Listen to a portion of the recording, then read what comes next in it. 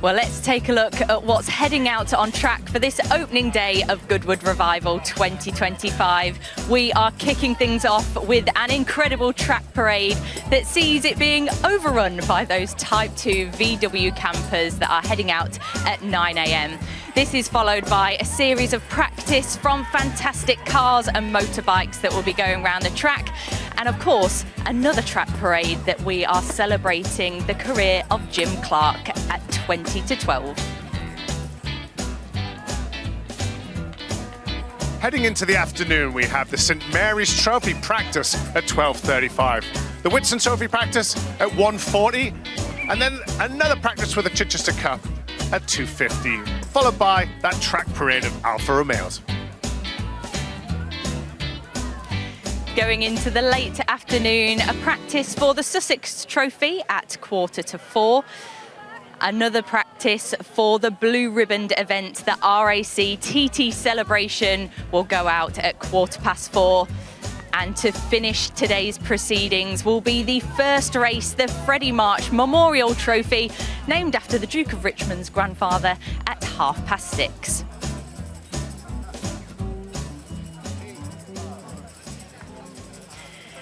Well, what a day we have in store for us, and that's just what's going out on track on that timetable. We've just come in, David, and we are met by a rainbow of colours, the sounds of the swinging 60s from the band behind us, and plenty of bubbles as well.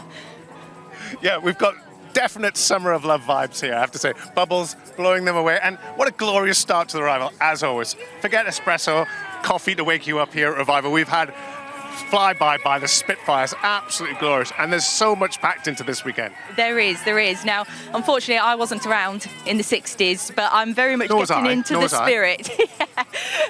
We're getting into the spirit, though. I think we need to put a colour scarf around you, I think, though. I know, I didn't get the vibe for this area. I should have the flares on, but you're fitting right in. I want to see some dancing. Thanks, yeah. The guitars noodling in the background there.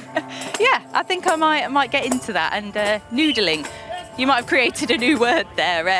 And someone else that we think is noodling, maybe down on the track, is our Ed Foster. It's looking a bit more packed down there, Ed, as those VW camper vans take to the line. What's it like down there? Well, Grace, thank you so much.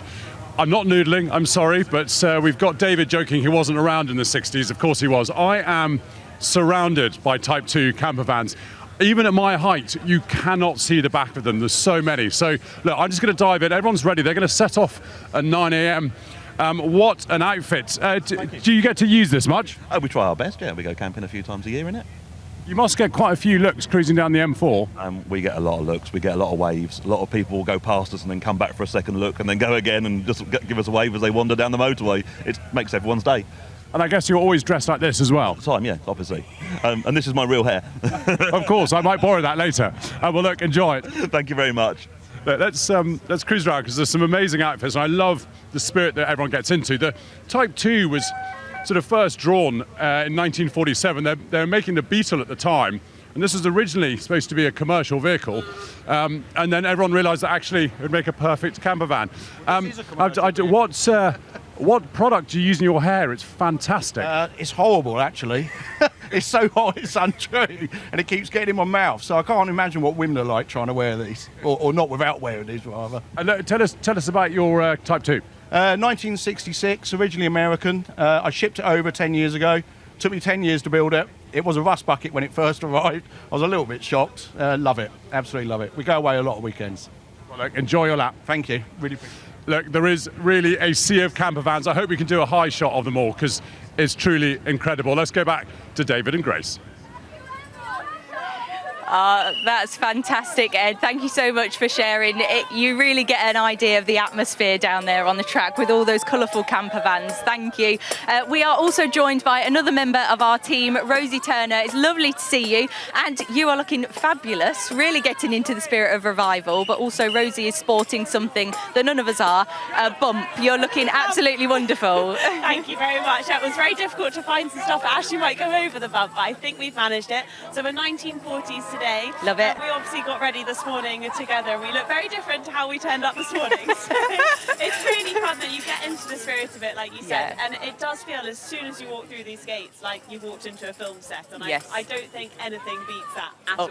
yes, certainly. Sorry, I think we're just swapping microphones there for you. Yeah, definitely. And even in those camper vans, it was great to see all the drivers really getting into the spirit of it there. They look fantastic. I love these parades. I mean, over 120 of those Type 2s, and we've had Fiat 500s before, Minis, Dune buggies, iconic cars, and, you know, deservedly, we're looking at the Type 2 this weekend, and it's just great to see all the different variants, I think, of those vans, camper vans, motorhomes. Yeah, they are going to look fantastic when they start up their engines and go around the track. And I guess style, Rosie, is all about what you're covering this weekend. You will be over the road. Tell us a bit more about what your role is this weekend. Yeah, absolutely. This is my area for this weekend. I'm going to be in the Revival style village where there's so much going on, including the Revive and Thrive stage is back again. Dandy Wellington will be hosting that stage. Lots of talks, lots of amazing talks from loads of different sort of influencers and people that really love their vintage wear and their style, and they're really wonderful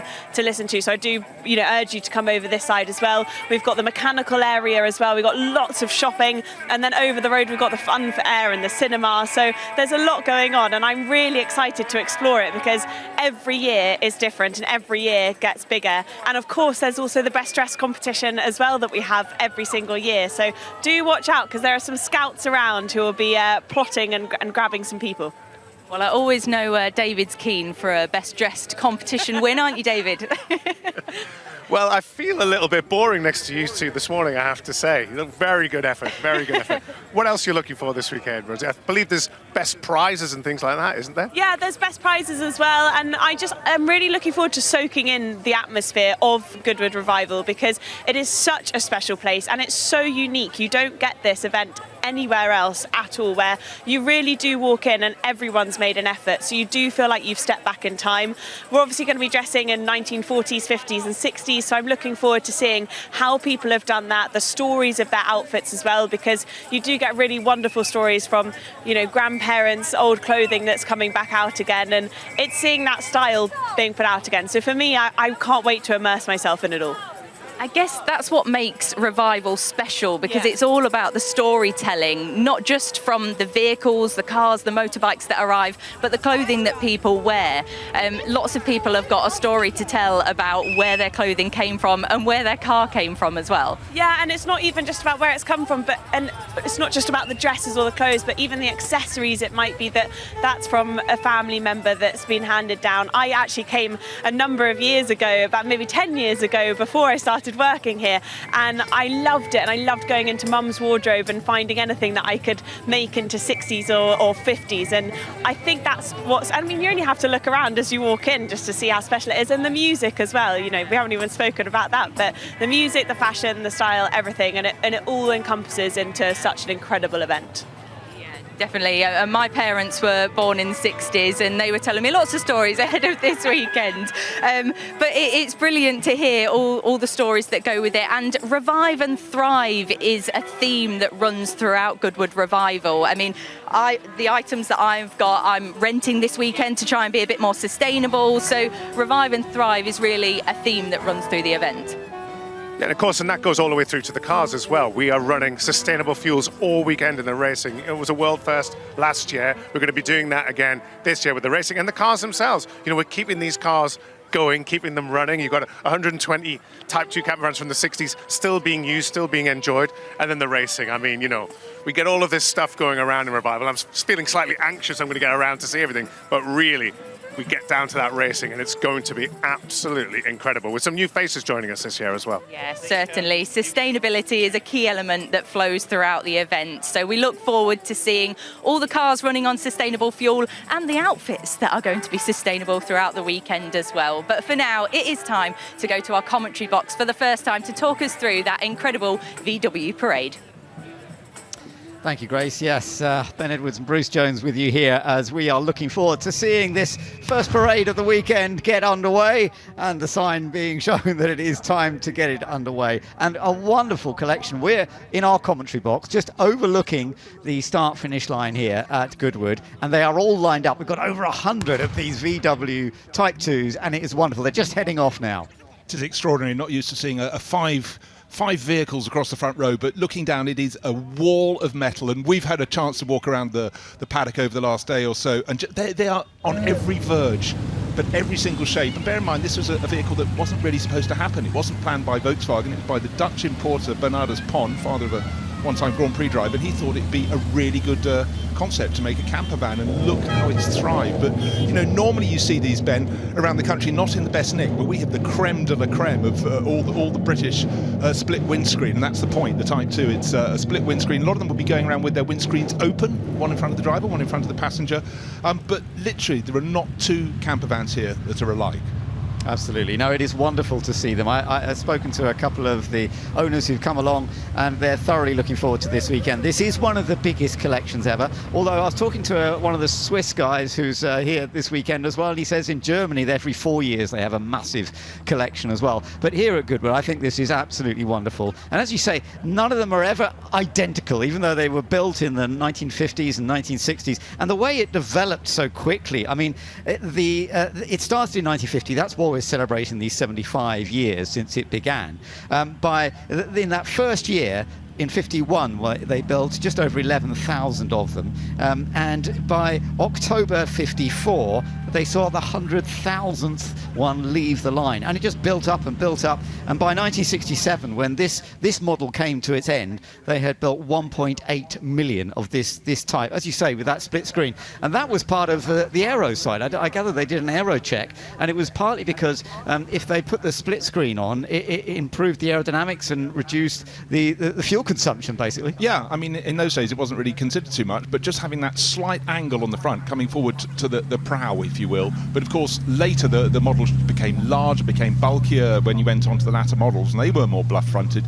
But looking at these, I mean, you know, they do effectively have the not far off the aerodynamics of a brick, so any little help by that slightly pointed front just gave an advantage. It gave a super stylistic look. But of course, when the next generation of camper vans came in for VW, these got sort of put aside, and a lot of them have probably been aside for 40 years until gradually they're coming back. And so an event like this will have encouraged people in the owners club to get their vehicles ready. Look, you know, going around with bunting, everyone has a different twist. Some you're seeing with the picnic campers on the roof, some with the very popular ones with the peel back roof. We're hoping that maybe we'll get one of our very own in those to go around for a ride on tomorrow morning. But you know, here you are, Goodwood, on a sunny Friday morning. You're not at the office, you're going around in your beloved van with fellow people. Now, the vehicle behind the one with the cream flanks, we need to look at that one because that one's rather special. You can just see Sweden on the front of it and another name in the middle as well. Ben, explain about that one. Well, it did a massive distance, Ceylon, Sweden, 58,000 kilometres completed by that machine, and you can see it's still in a very original condition, which is rather lovely. It hasn't been fully restored, and that's of course a modern thing now with seeing vehicles as they were in the day, and to do such an amazing trip like that, it's lovely to see it being here. I was actually looking up one of the great authors of classic stuff, Chris Wise, author of VW Campers for Beginners, and Giles Chapman, who's done a VW camper. Giles does a lovely job as well, and basically saying VW camper represents freedom and spirit in life, and I get that feeling from the people I've been speaking to today, who are so happy to be here, but they love these machines and that they are part of their life. They are, and you know what? They make you smile whenever you see them, because you think someone has made a lot of them. As we heard from one of the drivers on the grid, you know, when he bought his, it was a wall of rust, but you know, these would have rusted, but the restorations on some of them. But again, I'm quite a fan of things not looking particularly smart. And by the way, for younger viewers, Sweden Ceylon, of course, is now Sri Lanka. Think about that as a trip. That is absolutely mighty. So must have been pretty dependable too. But of course, one thing we haven't mentioned yet is there's not much space for the engine in the front. So being VW, you can see the venting on the side. The engine is at the rear. And talking to people who've been driving the pickup version of this, the really bizarre thing, particularly you're used to that thrub of a VW motor, it's in the back. you can't hear it. Absolutely. So it's quite disconcerting. Of course, if you've got the regular shape one, you can hear it coming up through the cockpit. But just a thought, to drive something where you can't hear the engine is always a little bit unnerving. Absolutely, and of course in the original days they were built with an 1100 cc engine, the VW engine. That built up a little bit, upgraded to 1200, and then up into a lot of the ones that we'll be seeing out here actually have 1500 cc or even up to 17. But there are others with Porsche engines and all sorts of specials, aren't there? Yeah, and just spotting, they're very well caught there. There's a Mini-Me version on top. I don't know if that's going the Setchington Cup race alongside the Austin J4Cs, but that shows the level of passion and dedication, and certainly catching the eye around the circuit. But it's not just the vehicle, is it? It's the lifestyle that goes with it. It's the events they go to, and everyone trying to customise the flowers along the front bumper of FSU 642, their vehicle on the top. You can be sure they didn't just push it out and polish it to come to this meeting at Goodwood. It's been something they've been planning for a very long time, and isn't it great to see? It is absolutely lovely to see, and you know, it became the first sort of machine that so many people got into, the transporter vans initially, but then becoming camper versions, and in the 50s and 60s that was a real opportunity for people to go travelling at a time when, you know, flying was a bit expensive in those days still. Now of course it's something that more people do, but this was a way that many people went travelling initially.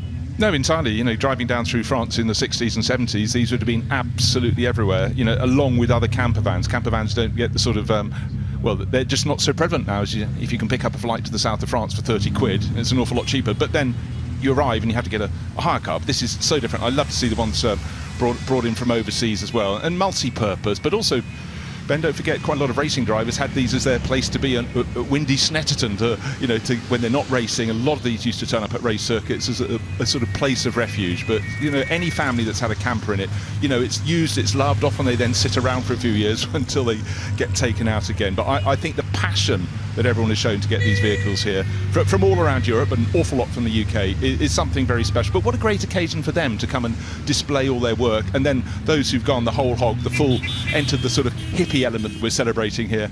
That's something special too, even though the nylon wigs do look a little uncomfortable. Absolutely. You'll see quite a few left-hand drive ones. Quite a few actually came from America and been brought back to the UK. So you'll see quite a lot of left-hand drive. That very flat steering wheel, and I was chatting to somebody, the original steering with these is actually quite hard work if you're not moving. You need to be moving along, and you've got to turn the wheel quite a lot to actually do a decent turn. No, exactly, but it's when you discover the sort of idiosyncrasies of these things. But they've always been quite reliable though, haven't they? And that's always been a major factor as to why it's sold so many. Yeah, I think so. You don't want to set off on your family holiday and find you haven't even got to Dover to get on the ferry. So, you know, other ports of egress are available. But no, it's really something. And the fact that a lot of them got used for sort of 20, 30 years and then gradually got put to the side. But I think it's fantastic they're coming back. And also, can you imagine if you had a business that customised these?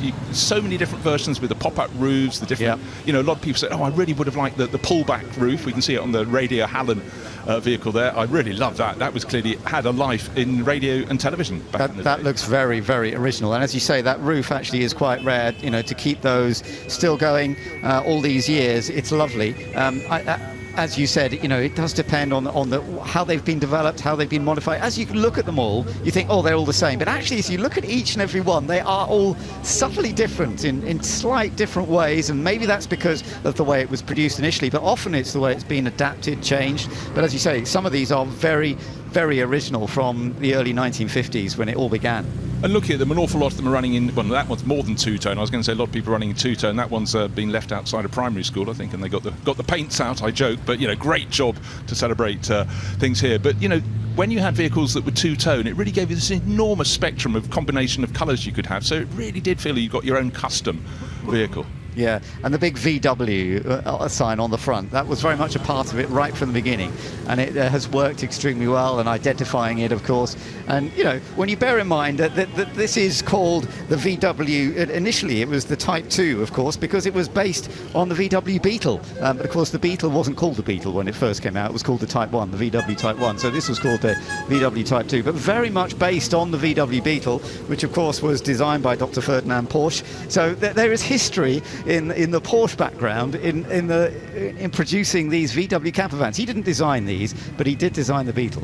No, I know. The bloodline is in there somewhere, scratch a little. But, you know, to me, it's just a celebration of the freedom these vehicles provided. And also, don't forget, in those days, you didn't have Airbnb. So if you wanted to stay somewhere, it was probably going to be a hotel or possibly a little gîte if you're travelling down through France. But these afforded the ability to, you know, sleep en route, or perhaps this is what you're going to sleep in the whole time you're there. And some are slightly taller. Look at this one. This is on Danish number plates, and that's a much higher roofline on that one. So that already was created as something you were going to have a little more space to sort of go and play in.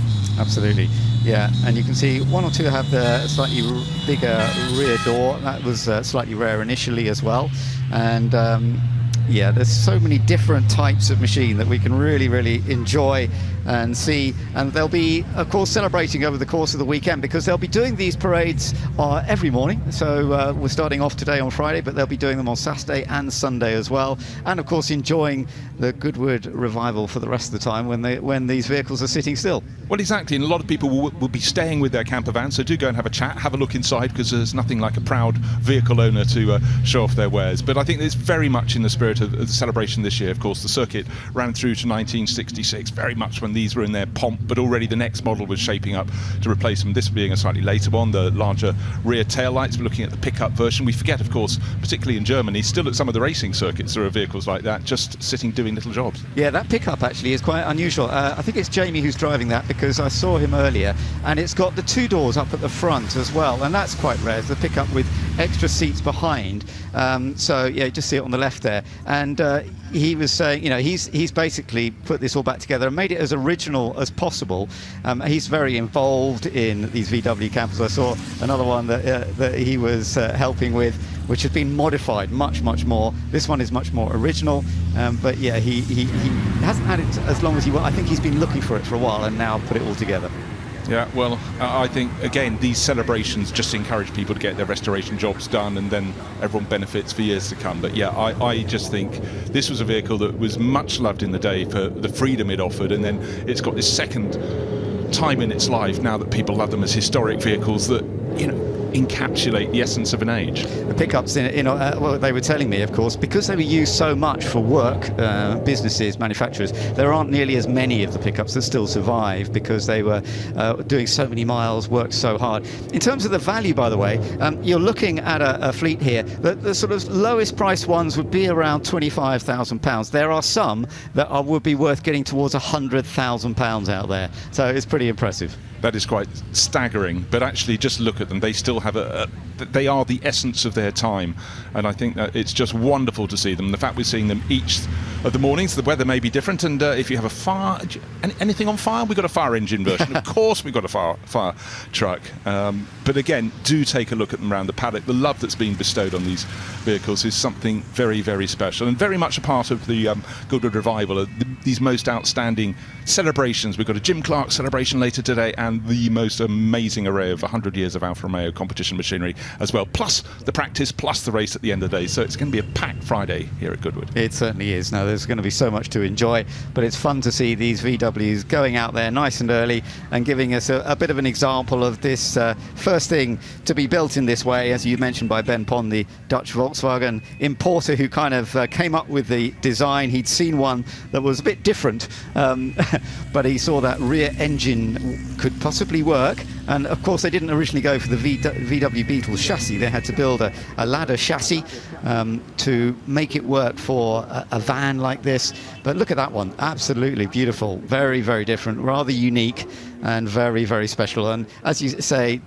Bruce, you can always wander around, have a look at these and learn a bit more if you need to. Yeah, it's exactly the same as all the competition cars and bikes. People with them have them, love them, and can explain all about them. But for a lot of people in this VW camper van display, it's probably could very well be their first time at Goodwood, and suddenly they've landed in this sort of crucible, this cradle of fashion, but particularly celebrating this year the sort of hippie world in which these became really popular. That's why in the States they sold so many. It was sort of alternative culture latched on early days. But bear in mind, of course, we had the ambulance versions, we're seeing one now, we had the fire version, we had the pickup version.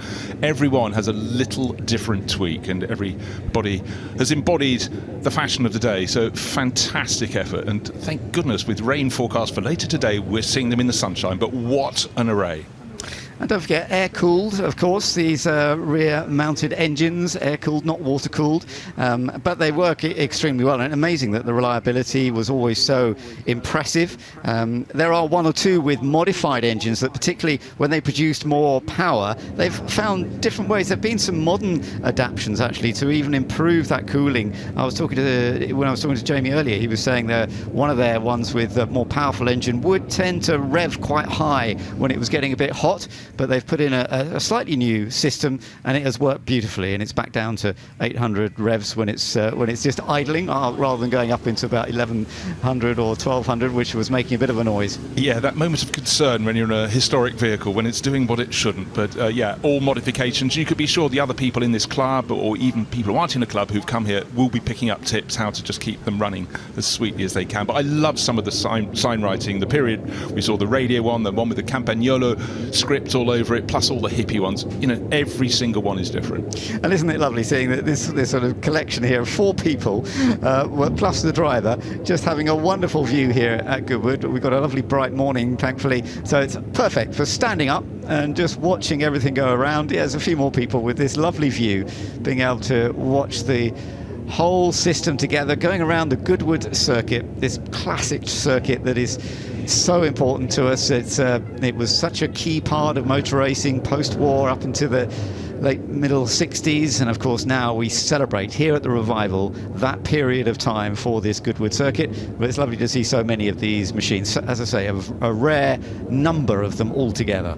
And they're sort of taking a split formation as they exit the chicane. Some are turning right to be parked around the paddock, and the others are going to the outfield of the circuit, and they will be pretty much everywhere. So do go and take a look. But around 120 of these Type 2 VWs. The VW, it was a utility vehicle, and it was an idea that turned into the camper van that was latched onto. But what a phenomenal array. I don't know how Goodwood does it every year. Just find these amazing displays to add to the racing. You know, I come here looking for the racing, but it's the extras that really sort of make me smile and just add something different. And I think for an awful lot of people around here, they will look down and go, I went in one of those as a child, we had one, we sold one, or we always wanted one. And I think that's very much, Ben, the essence of Goodwood. You see an awful lot of things that you wanted to have in period. Absolutely right. So let's have a little look back at some of the highlights of seeing these machines heading around the Goodwood circuit. Such an incredible collection, all sitting on the grid, ready to go. And then we got the sign to say, right, you're off.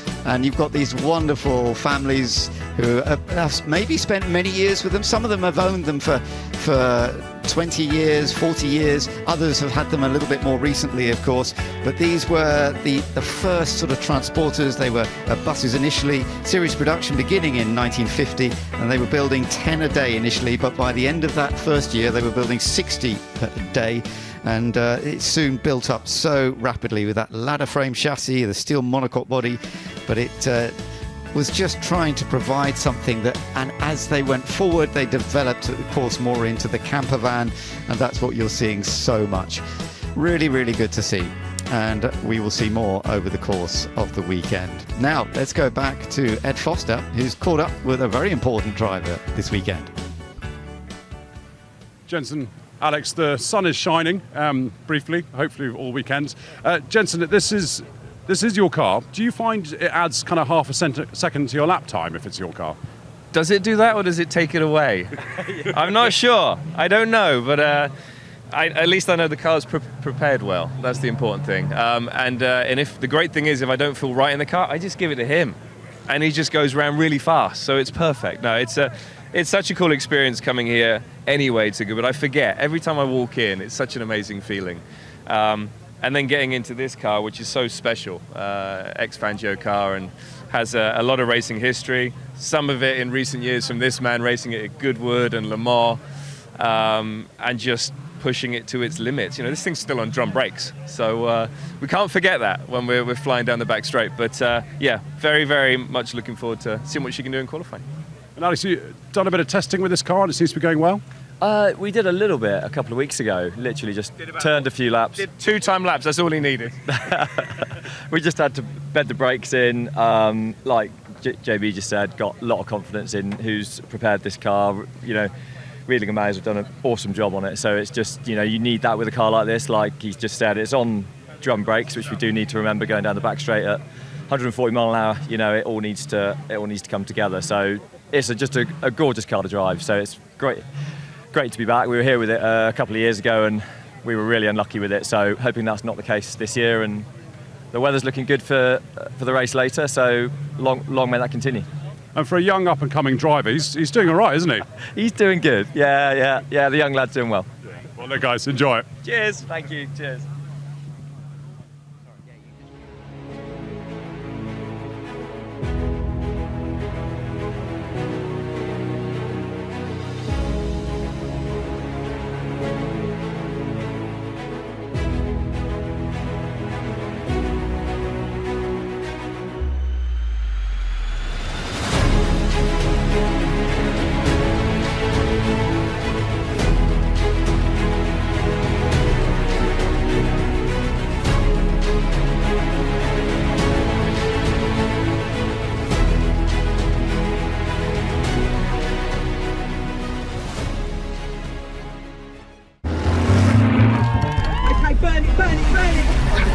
Everyone's in vintage clothes, there's cars. If you're a petrol head, you're going to absolutely love it. The whole atmosphere is amazing, and people really do throw their heart and soul into dressing the part.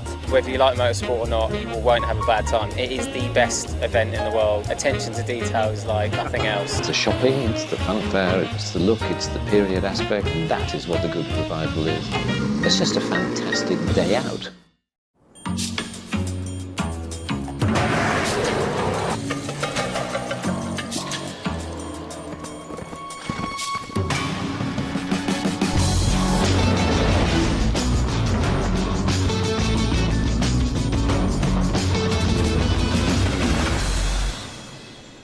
You found it then? Of course I did. Good boy.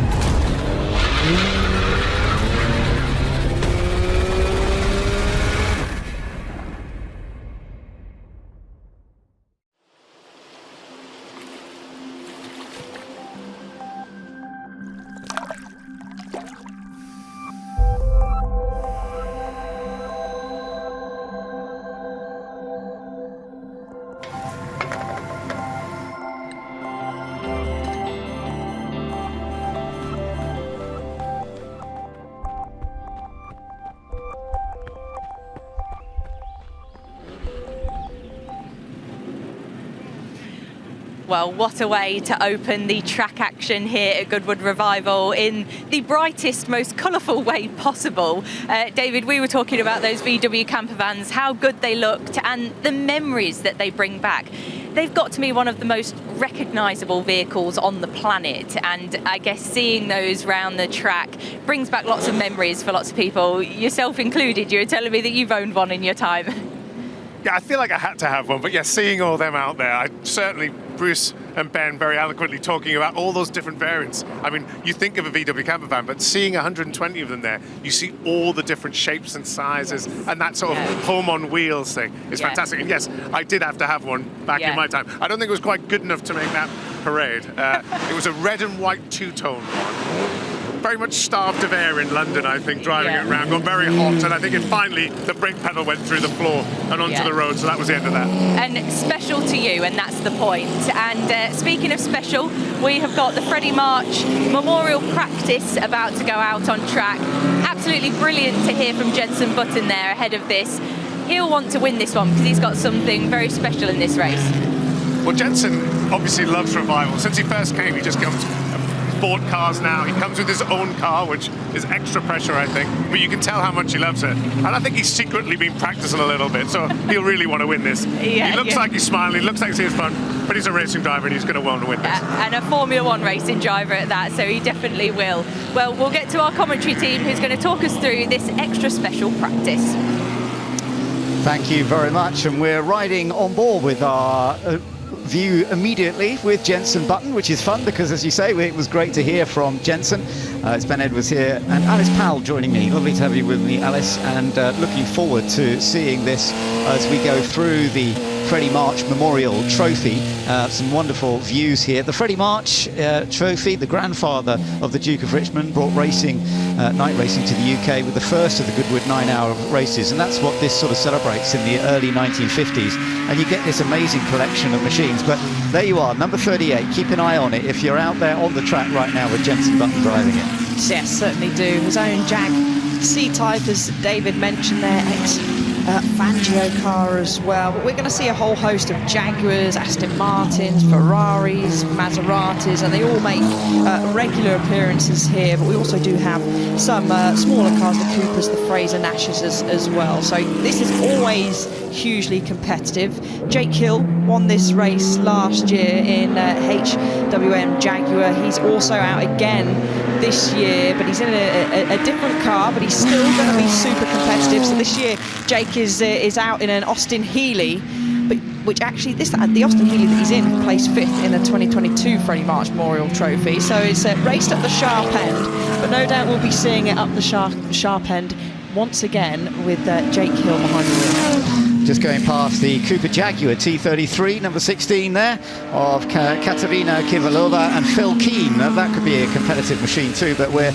great to be riding on board with Jenson Button. Really is lovely to be a part of it all through, and we shall see how this goes. They've got good weather for the start of today. We've got the chance of a bit of rain over the course of the weekend, but certainly got a nice dry track on which to get going. And here we are, just looking at a little bit of view. Jenson making the most of the car through Madgwick, one of the various double apex right-handers. It's a rapid corner and he's doing that very neatly, and you're riding back on board with him again. He is already making his C-type dance as he goes through the wonderful corners that we have here. But we have got some perfect weather for the Freddie March Memorial Trophy. It will be a 1-hour race, which later on today at 6:30, a 2-driver race as well. So we'll often see some of the faster drivers take part earlier on, and then we'll have some of those, but maybe say not as quick, to take to the track a little bit later on. So we have 26 minutes remaining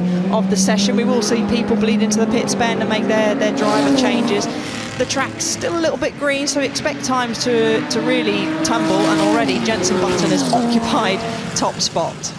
Yeah, Jenson has set the pace initially, 1:33.0. You were just looking at that Cooper Jaguar T33, but Jenson is fastest at this stage. That's quite a margin initially. There's the number 16, as I say, Katerina Kivalova and Phil Keane. This Cooper Jaguar, one of 3 created and still around, built for 1955, and it competed in the Goodwood 9 hours back in that day, interestingly. So there's real history to so many of these machines. Number 74, that's the Sam Hancock Martin Hunt HWM Jaguar, and that, of course, we've got fewer of the HWMs, but it's lovely, as you say, because we had a win last year for the HWM Jaguar, and Jake Hill was driving it, but there's a slight difference this year in which ones they're out in.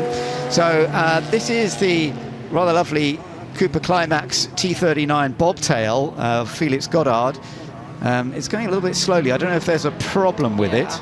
He's raised his hand, so I think could be a problem. He's coming round Woodcote now. That looks like pulled over to the side, and he's not far from pit lane. He's going to navigate the chicane, so hopefully this won't be a stoppage during this session. I'm just checking out the commentary box window, filtering through the chicane, so he should make it back into the pits.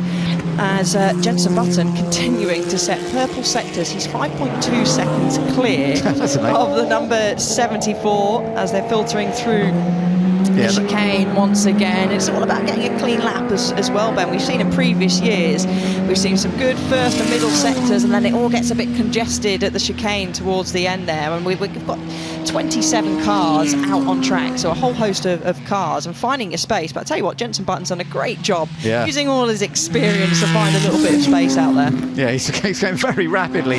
Lovely to watch. You're going through St Mary's, through the right and then the left. And look at the online action with the control on the steering wheel. It's so wonderful to watch a top driver, a Formula One world champion, but getting very much into historic racing. And no downforce, of course. You know, as a Formula One driver, you live with downforce. That's a major part. But racing an older car like this, it's not about downforce. And the tyres they have to run here at Goodwood, the same tyres. Everybody has to run the same tyres. Quite narrow.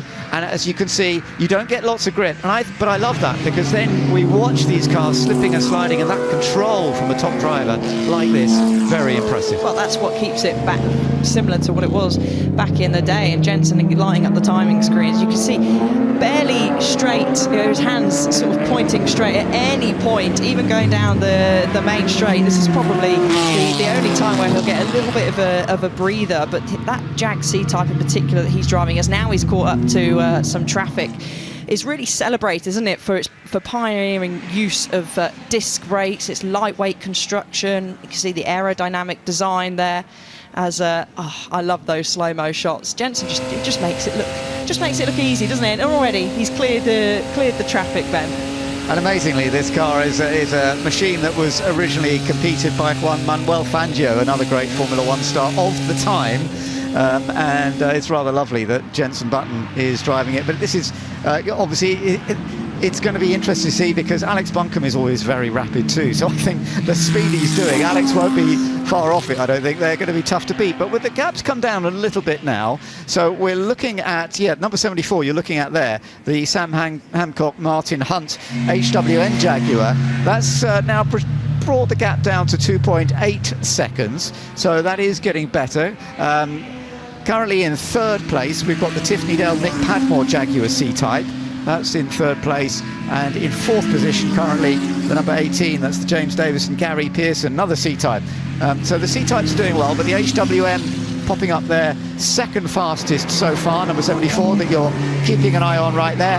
And this car developed from an original HWM F2 car, raced as a sports car by Tony Gaze from 1954. At events at Reims and Crystal Palace. It was a winner at Crystal Palace back in 1954, this car.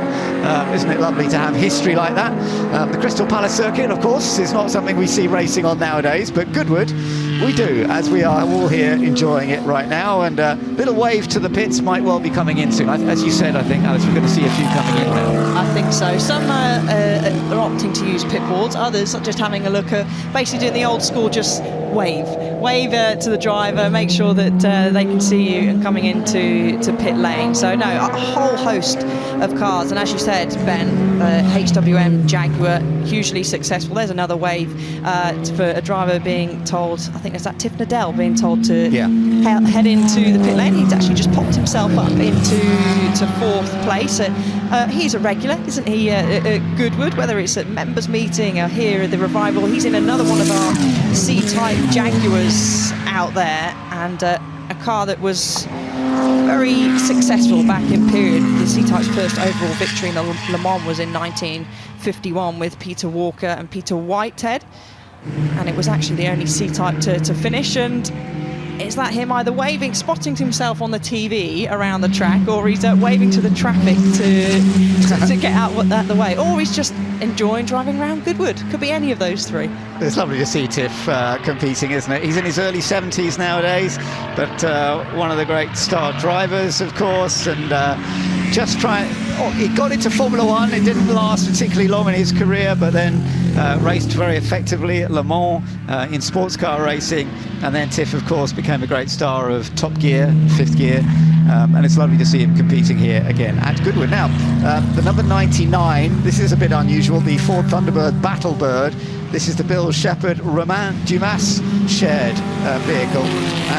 So we'll see how this goes. Where is it on the pace at the moment? not particularly far up the ladder, is it? Oh, no, it's... Oh, yeah, it is. Oh, yeah, it's moved up to third. Sorry, yeah, it has moved up to third. That's good. Okay, I was expecting it to be going pretty rapid because it's very powerful. It's got a 5.1 litre V8 supercharged engine. The braking doesn't always last around this Goodwood circuit, and it is coming in this time. So we shall see how it goes. I think Romain Dumas will be taking it on next. So we'll see how this goes. It could we know he can move. Yeah, Romain absolutely. Dumas can move, can't he? And actually, this car can move on sand. Yes, sand. I am saying that correctly. At Daytona Beach, it clocked 200 mile an hour on some sand. So it can certainly shift, and it will when Romain Dumas gets behind the car again. Another one of our star drivers here this weekend, a regular and the fastest driver at festival speed as well, up the hill. Yeah, it's been amazing, isn't he, going up that hill? Yeah, well, it's great to see. We're getting some of the drivers swapping around now, as you can see. Number 84, that's currently 9th fastest. And that's the Rick Wilmot, Tarek Mahmoud Jaguar XK 140 GOM Special, as it is called. So a bit of an unusual one. It was reconstructed by Maurice Gom from an XK 140 chassis, in period, in fact. And so it came up with a rather unique look to it. Now, we're back on board the Jaguar C-Type. Now, is Alex on board? I think he might be now. Not quite sure if we've seen Jensen come in yet, or... It does look like the... I think yeah, it does actually, you're right, yeah. On the onboard before, no purple sectors or purple... Yeah, still Jensen. At this moment in time. 1.8 seconds is the gap now between first and second. Jensen still occupying that. He'll come now up the straight, feeding through the traffic. We've got 22 seconds between our final running car up to Jensen, who's in first place, but some people are just purely out to enjoy driving these historic cars and being at this hugely special event. And Jensen will keep an eye. He's coming into the chicane now, whether he'll bleed into pit lane to swap over, but still plenty of personal best being set throughout the field. He continues on across the line. This won't improve his time at the moment. But Romain Dumas, we'll keep an eye on him. He's back out on track in his Ford now, and I expect we'll see him challenge. There we go, on screen, on cue, and already making the Ford dance as he goes through the back section of the circuit. Yeah, let's see how this goes for a multiple Le Mans winner and very much a Goodwood specialist in all forms of machinery over the years. He's won so many different events here, and he's worked with the Shepherd family regularly, with Bill Shepherd, for example, as well. You know, they're racing together this weekend, which is lovely to see. So this is an impressive machine. Whether it will now go on to take that pace, it's possible. We shall see, because the pace to chase is the 1:29.011 that Jensen Button has set so far. And remember, this is going to be our first race of the weekend coming up this evening. So at 6:30, this Freddie March Memorial Trophy will be the first race of the weekend. A 1-hour race with the two drivers, and it's going to be absolutely fascinating to see how our first race goes with this combination of machines, this super powerful Ford Thunderbird Battlebird. But is it going to have that consistency it's going to need? But I think there's going to be a good chance for it to set an extremely good grid time. Now, here comes Jensen, as we thought he would be coming in fairly soon. They're just around the half point, actually, during this qualifying session, or practice, actually, this practice session, and we shall see how it all comes together. Prime example from the onboard here, how congested, how tight this old school pit lane is here at Goodwood as Jensen climbs out now. And it's actually really hard to spot your team when there's plenty of drivers are coming in to do pit stop changes. That was Jensen there signaling to the mechanic. It's a bit loose on the rear end, and probably letting Alex Bunker know that as well. But he's, again, a hugely experienced driver, so as soon as he goes out on track, we'll get a good feel for the car. So great team working together. Romain Dumas now, he is out there setting personal best. Nothing that's going to challenge Jensen Button at the moment at the top of the times, as we we have several cars still making improvements throughout, but quite a few hopping into the pits to hand over to the second driver. You're looking at the Avery Baker, Alex Reed, Cooper Climax T39, the number 19. That is currently running 4th fastest at this stage, so that is looking pretty competitive. We've got several of the Cooper Climax T39 bobtails with that rather unique look. So single-seater, but very much a sort of sports car body design, and that is part and parcel of this racing theme that we have here this weekend, which is great to see. And of course up against the Jaguar C-types, which we are already seeing setting very good pace. We've got the HWM, which has been setting good pace as well.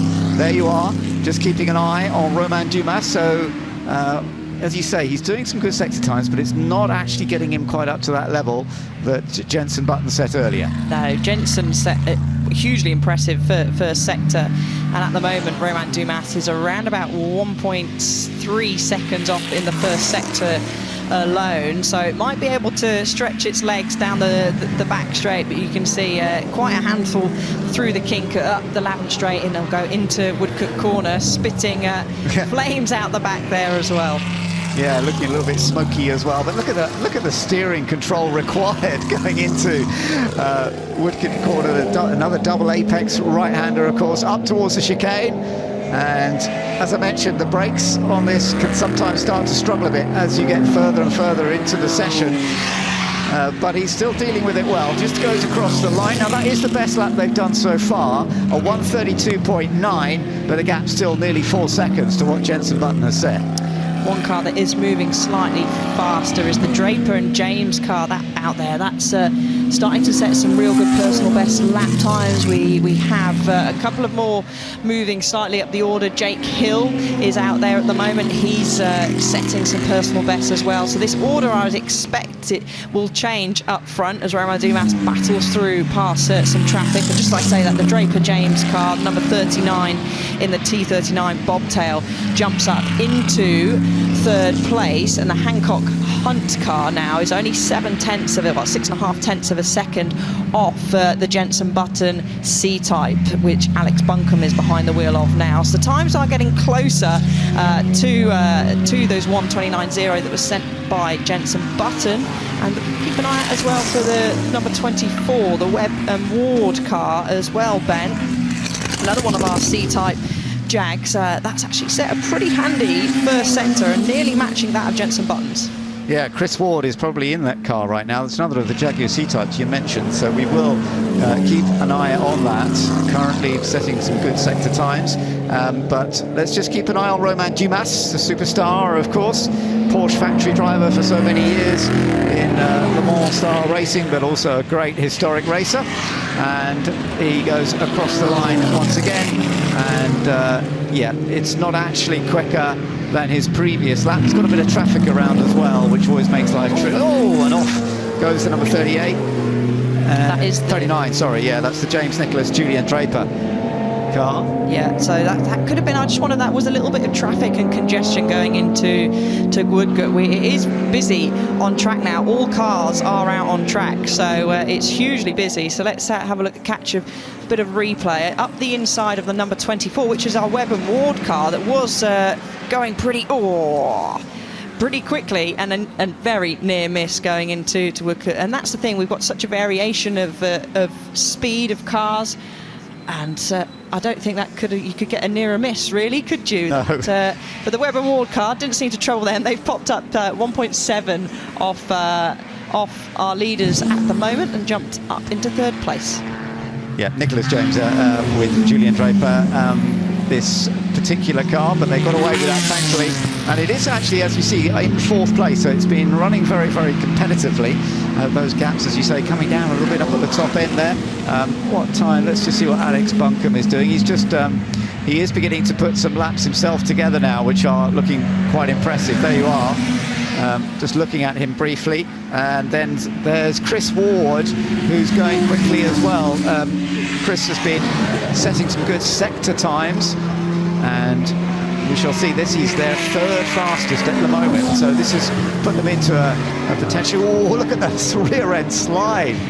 Yeah, we've seen Jenson Button getting the tail out of the C-type, and there's another example there from Chris Ward using all the road available on the exit well as well.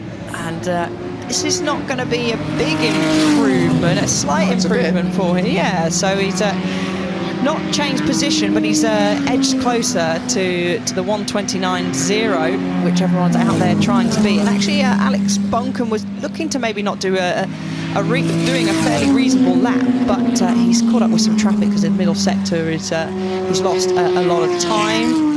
So plenty of drivers still further down the order as well, continuing to improve. Oh, that's a shame. The HWM Jaguar, which is running well, second fastest at this stage, just 6/10 away from the fastest lap, but running a bit wide, but thankfully they have got it back on track once again. Let's just have another look and see what actually... it was already going backwards. It was. Rear entry into the corner, maybe a lock-up of those rear brakes, or touch the grass. There we go. Touch the grass on the outside on the approach. A bit too greedy on the way in, but luckily there's plenty of space out there.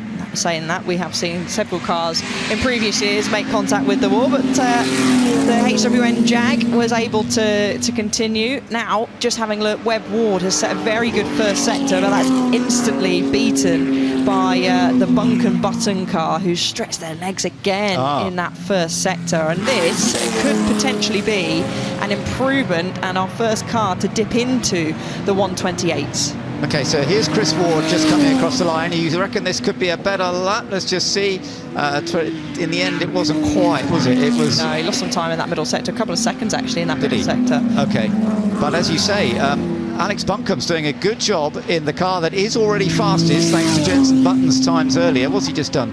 28.6. He has gone a bit quicker, hasn't he? Yes, so he's dipped into the 128s, 6s, so more time for others to find out there. And another decent sector for the car that we are following now, which makes its way through first part of St Mary's, then through the second part, and it's going to go up that slight crest into Lavant Corner, apexing just after the head of the curb. There we go. Get a bit of opposite lock on, chasing at that throttle before you go slightly uphill up the Lavant Straight, and then another heavy braking zone into Woodgut Corner. Yeah, and Chris Ward here is flying along, doing a great job. This is the earliest existing C-Type Jaguar, amazingly. This one, 1952 machine. It was the first privately owned C-Type, sold to the great late Duncan Hamilton in 1952. So this has great history to it. And the Jaguar C-Type, let's just see if this is an even better lap. That was very impressive coming out of the chicane without going too wide. Over the line, yes. And it goes second fastest, 128.65, missing out by 0.02 of a second to that pole position. Wow. That final sector, Ben, was hugely impressive, because actually he was half a second off the Button Buncombe car in the first sector, and then 0.4 in the middle sector. But absolutely found a huge chunk of time in that final one. But this won't be an improvement by the looks of it this lap, because just trying to filter through some of the traffic there. The Buncombe and Button car is not making any improvements at the moment, but the Dumas and Shepherd car, they've dipped into the 27 seconds in the first sector, so they could potentially make a move further up the order at the moment. Yeah, but we are, as you say, working our way down. 6 minutes to go, but let's see if there are going to be any more changes. It's I'm surprised. It always surprises me that you can put so many laps together and still go quicker and quicker. Sometimes you get a bit of a tow from some of the other cars that are out there, but these tyres hold on well, don't they? It's a bit different to watching qualifying in so many modern categories where the tyres will last, if it's Formula 1, about a lap. In some categories a bit longer, but these keep on going. They do keep on going, and sometimes you will often get the drivers that take the opportunity to take a cool lap, a little bit like a professional racing, really, when you do have some traffic there. Just allow to bring those pressures down a little bit. I mean, so close was Chris Ward to the chicane, so this will be a slow lap due to the traffic. So this won't be an improvement at all as we go across the line. So actually it was about 6 to 7 seconds slower than his previous lap. So he has got time to go again. 5 minutes of the session remaining. There's our car that's leading the charge at the moment, and a nice drift round Woodcote Corner. You're not going to see too many cars go through there without having some opposite lock, and same with the exit of the chicane. Yeah, talk about opposite lock, there was plenty of it there. That was quite impressive. It is lovely to ride on board with Alex Buncombe. What was the time? 1:27. That final sector has just gained a whole chunk of time. So the first car to dip into the 1:20 seconds. So just when the Webb Ward car has snuck up on the timing sheets to the back of the number 38, they stretch their legs. So they're making big improvements in that final sector. That seems to be the sector that's improving the most at the moment out on track. Just look at that correction on the steering, remarkable. But Alex Buncombe dealt with it very, very well, as you say. So he's now improved that pole position. They're still on target for that, no doubt about it. Romain Dumas, meanwhile, is currently 4th fastest on a reasonable lap right now. Let's just see if this goes any quicker. Yes, he does go quicker, but he stays in 4th place. So look, there's a bit of a damage on the front. Yes, I had a lug tap somewhere along the line during this session, or just happened to make its way slightly loose. But that's not going to say, well, we won't even know that he's got a bit of damage on the front there. But he's continuing up through. We'll cut the timing beam through sector 1. Still improvements in the first sector for at least our 2nd place and 3rd place car, and actually a good improvement in that first sector from Romain Dumas. And he's got a nice bit of cleared track ahead of him, Ben. So we're heading into the final 3 minutes really of the session. We'll be dipping into the 2 minutes shortly. So this will be the crunch time for those that do want to make gains further up the order. Not too many personal bests being set out there. Most of the personal bests actually are from those that are in the top 6. This Ford Thunderbird really is a bizarre machine in some ways, with that massive V8 engine in the front. It's quite high, isn't it? You know, the ride height, you would think you'd want to be low, but that's how it was made at the time. So loads of power, but keeping the balance through the corners with this high ride height. I'm surprised actually the balance is better than you might have thought. They've developed it very, very well. Turns in well, a little bit of oversteer on exit as you would imagine, and Romain Dumas is dealing with it. But can they find any more pace? They're down on that 2nd row, 4th place at the moment.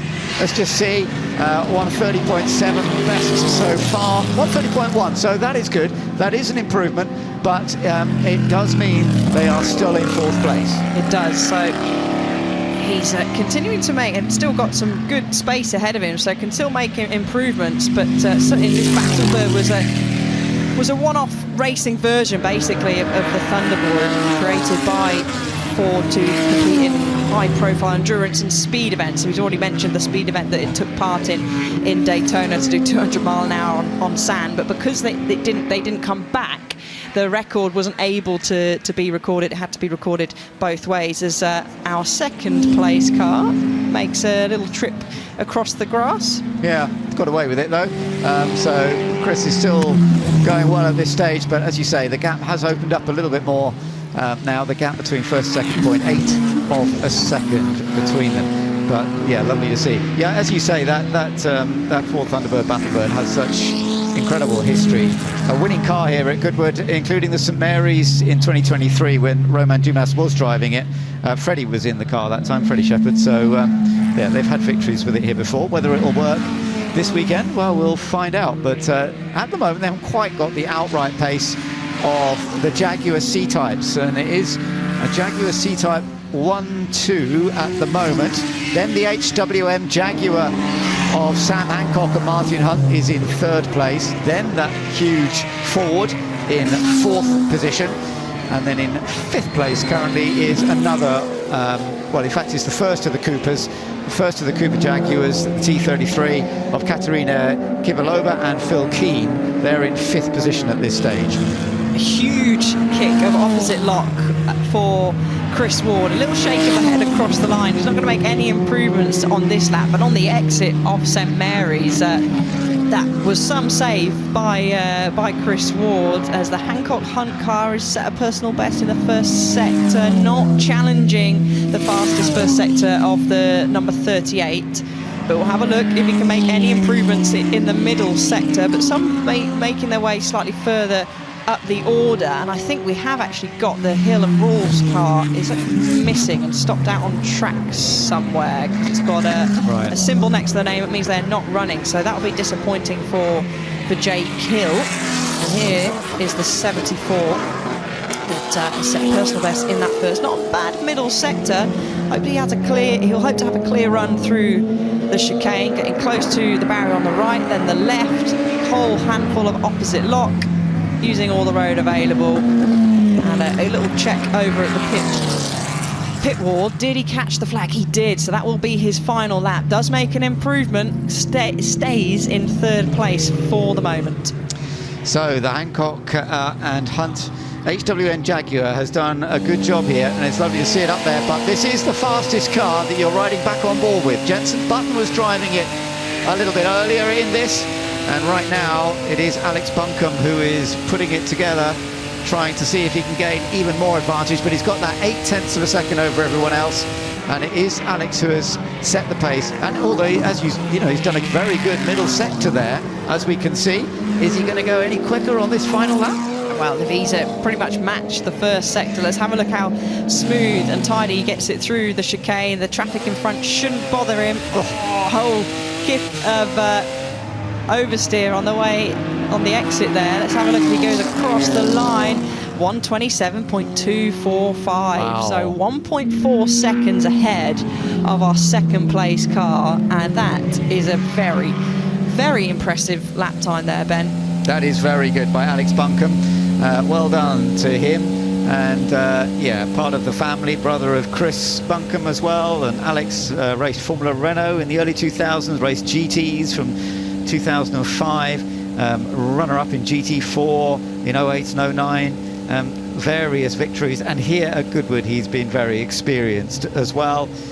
He led the first part of the Freddie March in Jenson Button's in this car in 2023, but then Jenson had a non-finish with it, and they were second in the Graham Hill Trophy in the members meeting. So are they going to be able to make it into a win? That would be such a special thing, but we shall find out. They've certainly got the pace to do that, haven't they? And last year was a bit of mixed weather on the Friday when the Freddie March Memorial Trophy took place. So it was Jake Hill that won the race last year, but in qualifying it was a 1:53. So we can't really compare the times because it was a bit damp. I remember the circuit being fairly damp, but they've got the pace and a great driver lineup. But I'm sure there'll be plenty of those behind that want to certainly give it a go, give them a challenge. Absolutely, yeah. No, I agree with that. So it's been a fantastic session, and we are going to be enjoying the race later on today. So if you've been enjoying that with some of the machinery, we'll see more later. Let's just look back at some of the highlights of these cars coming out onto the circuit for the Freddie March Memorial Trophy. The sports cars built between 1952 and 1955, a time where this Goodwood circuit produced some of the most classic sports car racing events, incredibly important. Aston Martin were very, very strong here in those days, but right today, there's no doubt that the Jaguars in particular are looking good. We've got the HWM up there, and we've got the big Ford as well. Jenson Button and his teammate Alex Buncombe, though, doing a great job with the number 38 car. We also caught a glimpse there of the Ferrari 500 TRC, which is a rare and significant model in Ferrari's history.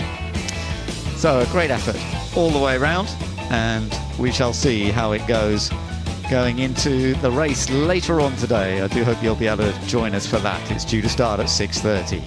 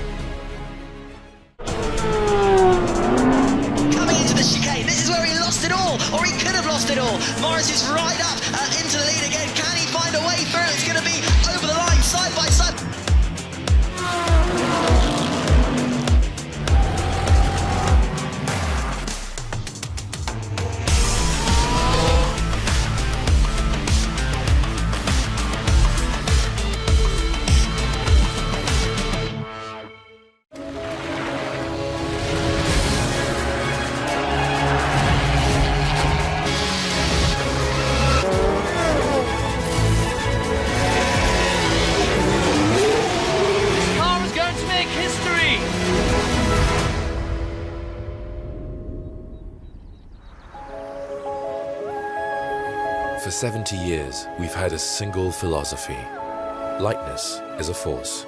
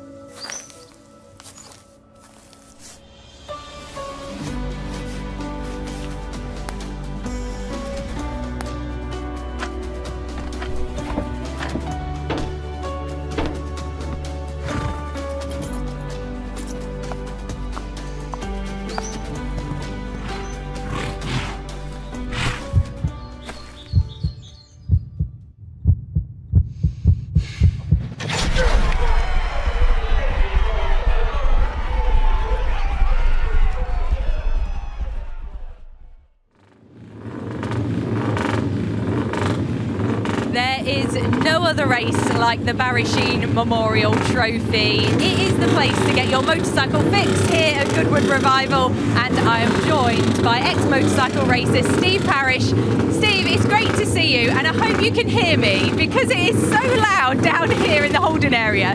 It is interesting. One interesting factor is Lord March has said if you're going to bring your bike here, you can't have a silencer on. It's got to be as loud as possible, and you can hear how loud they are. Yeah. But now we've got a 30-minute practice session. Obviously the format is 2 riders, 2 races, Saturday, Sunday. This is the practice session, and they'll go out there, and each rider has to do a minimum of 3 laps, and then the fastest time from any of the riders will set the grid for tomorrow's Saturday race. And I can tell you, even though there's so many professional riders here, they are nervous. This means a great deal to them. The prestige of winning at Goodwood, not just for the owner, not just for the rider, but the bike's value and everything else. It really is very, very important. Yeah, like you say, we've got loads of professional riders in this one. Thank you for giving us a bit of context, because even for them, like you say, they're a bit nervous, but we have got so many TT wins, British Superbike wins, world champions in this class. It's going to be fierce. It's unreal. I mean, when this started, which I think was 15, 16 years ago, it was the old boy that owned the bike, getting maybe a Sheene, a Damon Hill Road, you know, famous people. Now it seems like it's a full grid of TT British Superbike riders and some excellent and very fast classic team riders. So it's got so much faster, and as I say, the preparation that goes into the bike, they're very valuable bikes. Produce about 50 brake horsepower. Down the straights, 115, 120, but there's a headwind today, so times might be a little bit slower. But you're right, 93 TT wins from one of these guys around here. You've got Tom Sykes here, Carlos Checa here, world champions. It's quite incredible, really. I think, in my opinion, obviously I'm biased, better than the cars. Yeah, well, I'd have to agree. But I'd love to take a look at some of the bikes, Steve. Can we have a walk down? You can show us some of the machinery that will be included. They're warming them up now. They've got, this year, there's 70% sustainable fuel. It's affected the performance just a tiny bit, but not a great deal. And everyone last-minute checks on the bikes going on now, all getting their gear on. The other rider will have to run off and be waiting in the pit lane for when the first rider comes back in. They practice their changeover because that's as important as being fast. Changing riders is absolutely imperative to get it right. And sometimes it's quite funny. Bikes get dropped, riders trip over, all sorts of chaos goes on. And the other important thing is you have to finish both races. If you break down in one race, you don't get an overall result. It's a combined 2 races. And so that's very important for reliability as well. It really is all about teamwork as well. Yeah, oh yeah, very much so. And you'll notice some of the riders have nice black leathers made for this event because that's what they would have run in the 1960s. You've got Doc Bush there, who's a Harley Street surgeon. He owns a bike. I mean, can you imagine a Harley Street surgeon riding here at Goodwood? There's so many people from different walks in life. You've got Lee Johnson. He's riding the bike that I normally ride. And interestingly, he's running number 66. He was riding number 6, which was my number from last year, but Michael Dunlop wanted it, so it got changed. And so Michael, with 33 TT wins, he deserved to have his own number. But I've told Lee, be careful with that bike, because it's sort of part of my history as well. Dean Ash, we've got Dino here just walking past. They're all getting ready. Lee! He's gone. That shows how loud it is. Just want to give him last minute instructions. But I'm sure he'll be fast. Because they're only kind of low horsepower, they need a light rider. So Lee, who's only this tall, he'll go pretty fast, I'm sure about that. Thank you so much for that, Steve. We'll stay down here in the paddock to see if we can get a word with some of these riders. We're excited to see them go out on the track. We're going to stay down here and enjoy this one. Thanks so much, Steve. Pleasure. See you later. We're going watch. Goodwood sets the standard. On September 18th, 1948, Goodwood Motor Circuit hosts Britain's first professionally organised post-war motor race meeting. At the 2023 Goodwood Revival, the Ford Water Trophy was the first historic race in the world to run on sustainable fuel. And now, all cars will race on sustainable fuel. Another significant achievement for the Goodwood Motor Circuit. Goodwood, racing green.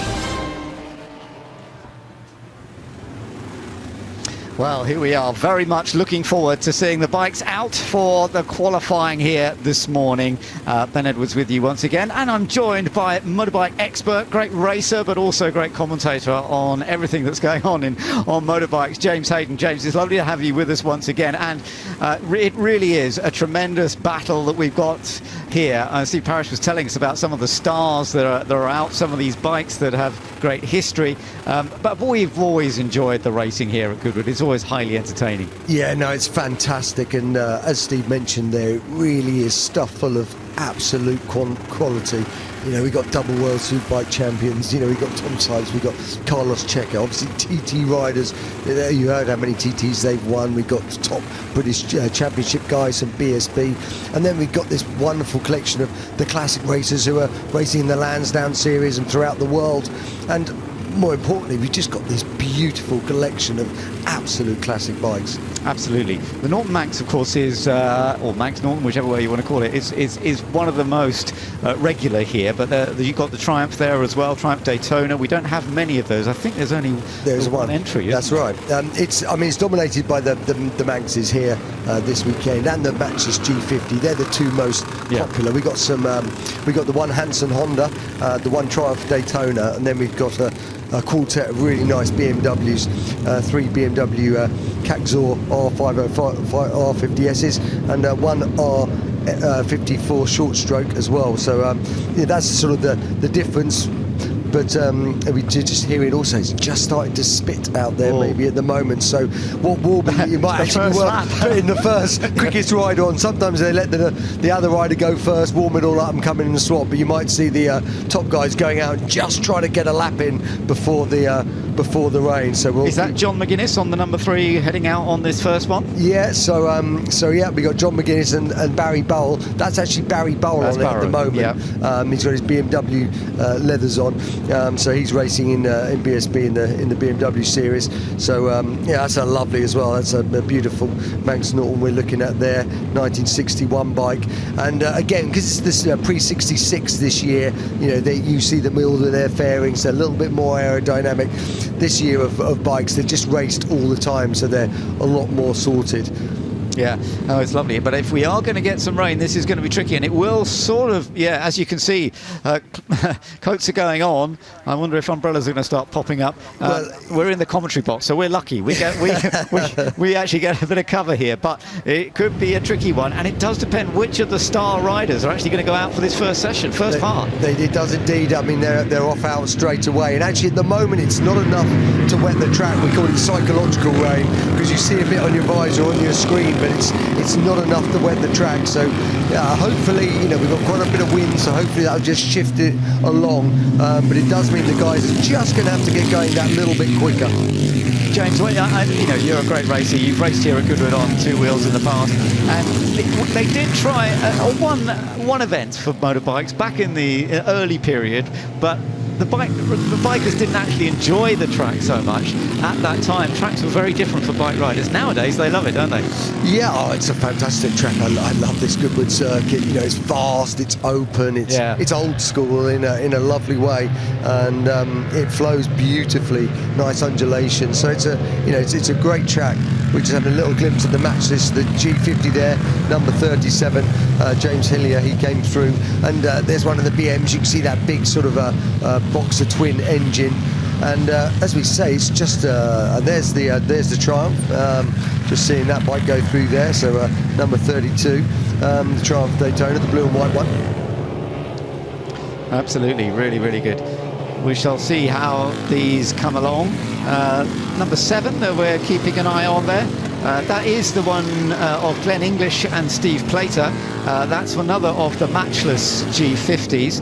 The matchless motorcycles manufactured in Plumstead 1899 to 1969. And that, of course, a very important racing success. The G50 single cylinder created in 1959. But we're looking at a real mixture of them here. You're looking at a Norton Manx there. That's the Andrew Astley, Leo Haslam bike, number 82, but number 37 just up ahead, the James Hillier, Dan Jackson, Norton Manx. And we've seen Dan Jackson go very well in the past here. Exactly, and he won the members meeting earlier in the year on the TZ350, so he is definitely a man to look out for. And that's a really quick pairing, James Hillier as well alongside him, so we'll keep an eye on him. And he, as we say, he knows the track, he's got a good flow, and behind him, number 82, that's, as you say, Leon Haslam and his teammate Andrew Astley. It's interesting, as you say, because Dan Jackson and James Hillier in the match on the match list were second on combination last year in 2024. So are they going to be able to try and take it? Of course, it was Michael Russell and Michael Rutter together. Yeah, took the victory. What a duo they've been over the years. The Russells, anyway. It's they've been fantastic, and you've always got to keep an eye out for those guys because they're always knocking on the door. But how's it going to work this time with Michael Russell teaming up with a car racer, Emanuele Pirro? I mean, we'll keep an eye on number 68 when we get a chance. Yes, we will. And I don't know whether Emanuele's out. Well, it's probably Michael who's probably out first. I don't know, but we shall see. But it's a combination. Lovely. It is, yeah, great to see him. And as we just looked through there, you saw a little bit of rain on the camera, sort of coming out. But again, that wind sort of pushed it on. As I say, it's just enough to get in your head. 26 minutes remaining. Remember, both riders have to have ridden in this session to qualify. Both have to put at least 3 laps in. You were right about these being competitive. Look, they've set first and second fastest times. I know we're still waiting for plenty more to come round, but getting out first when the track was still dry, that has helped 82 and 37. They are first and second riding together. Yeah, they are, and exactly that. They're getting the earliest laps, they're getting the most laps being out in front, and just behind them as well, number 77. That's really interesting because Ben Birchall and Jake Detloff are riding that bike, and Ben Birchall obviously 4 times world's sidecar champion. I've actually never seen him ride on 2 wheels, so this is a first for me. That's the man we're talking about. That is actually that's his teammate Jake Detloff, but it'd be interesting to see them going in there. We've seen Ben do a star job in sidecars here too in the past. Absolutely, and just looking through through the charts, at the moment it is the number 82 bike of Taylor and Haslam out front, Hillier second, and then that's Russell Pirro in third, so that's good. But just look at these names: Plater, McConnell, Laverty, McGuinness, Sykes, Barrier. Barrier's a 2-time world champion in World Supersport. Ian Hutchinson, it's just racked full. Davey Todd, obviously Michael Dunlop. It really is a wonderful display of top riders and top classic machines.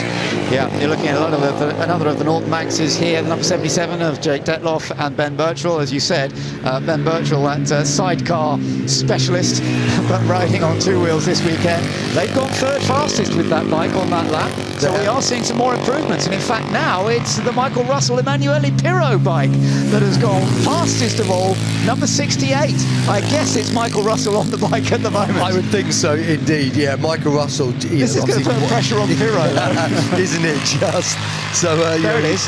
Number 68. You can see it there. Yep. So that's Russell on board. As you say, they've won this event many times. Again, a really good fast pairing. Obviously, Sally, his mum, is like helps here. His father Gordon races as well. They're a real racing family, and they love to be here. And then number 3, that's Barry Burrell. Just he's going past there, the outside of Barry Burrell, second in the British Championship at the moment, and he's about to just slip up the inside here, nice and smooth and neat. Barry Burrell, number 3, will try and tuck in, no doubt. So yeah, both of these guys on Manx Norton's obviously, and the Manx Norton was the bike, and 62 was the last year of the Manx Norton, so most of these guys are riding the 62 machines. And then at number 7 we've got a problem here. Number 100. That's one of the BMWs. That's the Klaus Clausen Roland Resch machine. Yep, so that looks like it's gone bang. You can see the BMWs with that sort of boxer engine, so they have their own look with the cylinders coming out the side, and that looks probably terminal. I think the boxer engine is ended, yes. Yeah. Unfortunately, as you say. So this is the fastest man so far. He's just waved just to say he's coming on this lap. 130.9. Yeah. No one else is in the 130s yet. So Michael Russell really finding form and looking really good once again. Yeah, as you say, always very impressive to see Michael Russell. But I want to see what Emanuele Pirro can do, because they will be sharing this bike. Yeah, they will indeed. And it's all about with these, you've got to keep your momentum, keep your speed up, get tucked in. And you can see he's very economical on the bike, just keeping it neat, keeping it tidy. And one of the other things that modern riders have to be very careful of is you've got to be sympathetic on these motorcycles. You can't just hammer down the box. You know, you've got to match the revs really nicely coming in the turns, keep the bike settled, keep it neat. And watching Michael, you know, he's doing that as good as anybody out there. Oh, it's beautiful to watch, and he's, as you say, doing a lovely job. 0.6 faster than anybody else so far, but how many more laps? We've still got a bit of time, as you can see, nearly 22.5 minutes still to go, but they will be swapping riders at some point, and it may well be that he wants to get Pirro on the bike fairly early, because... he did wave on that last lap, so I think he might be sort of coming in now. You know, he's sort of quite happy with that. So and the rain's not getting worse. You know, it doesn't. It seems like we've got a little bit of sun coming out now, which is ideal.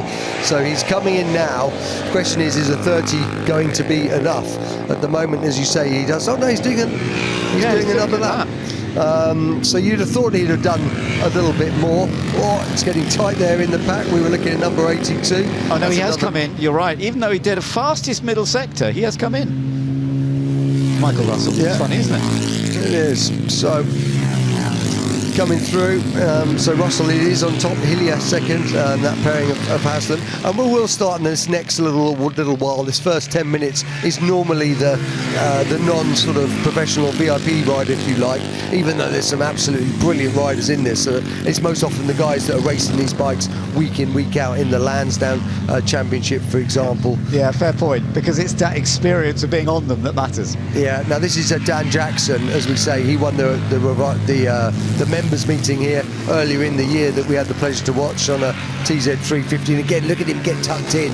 He's quite a big chap, but he tucks in superbly, and you know, he's going to just be working on it. And again, it's all about pinching time, so you just creep a little bit. A lot of the guys, you don't come here a lot, so it's just about reacquainting yourself and then just building, and he's really sort of neat and tidy. And yeah, that Maxxis G50 looks like it's working nicely for him at the moment. It does. The guy just get held up a little bit here. He's going to have to try and square it off or run around the outside. Actually, I think he made it. I'm not sure it cost him too much. We'll have a little look when he crosses the line, see where he is. So he's currently second. Can't improve on that lap. Cost him a little bit of time. That was a 132.3. It's immaculately presented, isn't it? I mean, they all are. I mean, everybody does such great work on these bikes. I know you go down and have a look at them in detail, but beautifully presented. Yeah, no, I do. And I tell you what, you got Taylor there, number 82, who's going to be Haslam's teammate. He's just slipped by, and he's still setting a really good pace, these guys. You know, these guys are second and third at the moment. You see sort of just the Manx Norton. So the Manx Norton's got a little hit. This is the Manx versus the G50.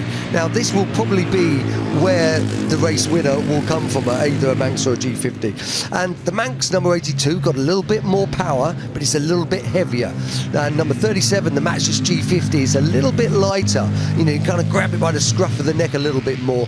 I always used to race the G50 when I was racing here. You know, for over 10 years for Ian Garbutt's team, who, by the way, away are in 8th, and that's Sinclair and Sykes. And the matches, but they handle beautifully.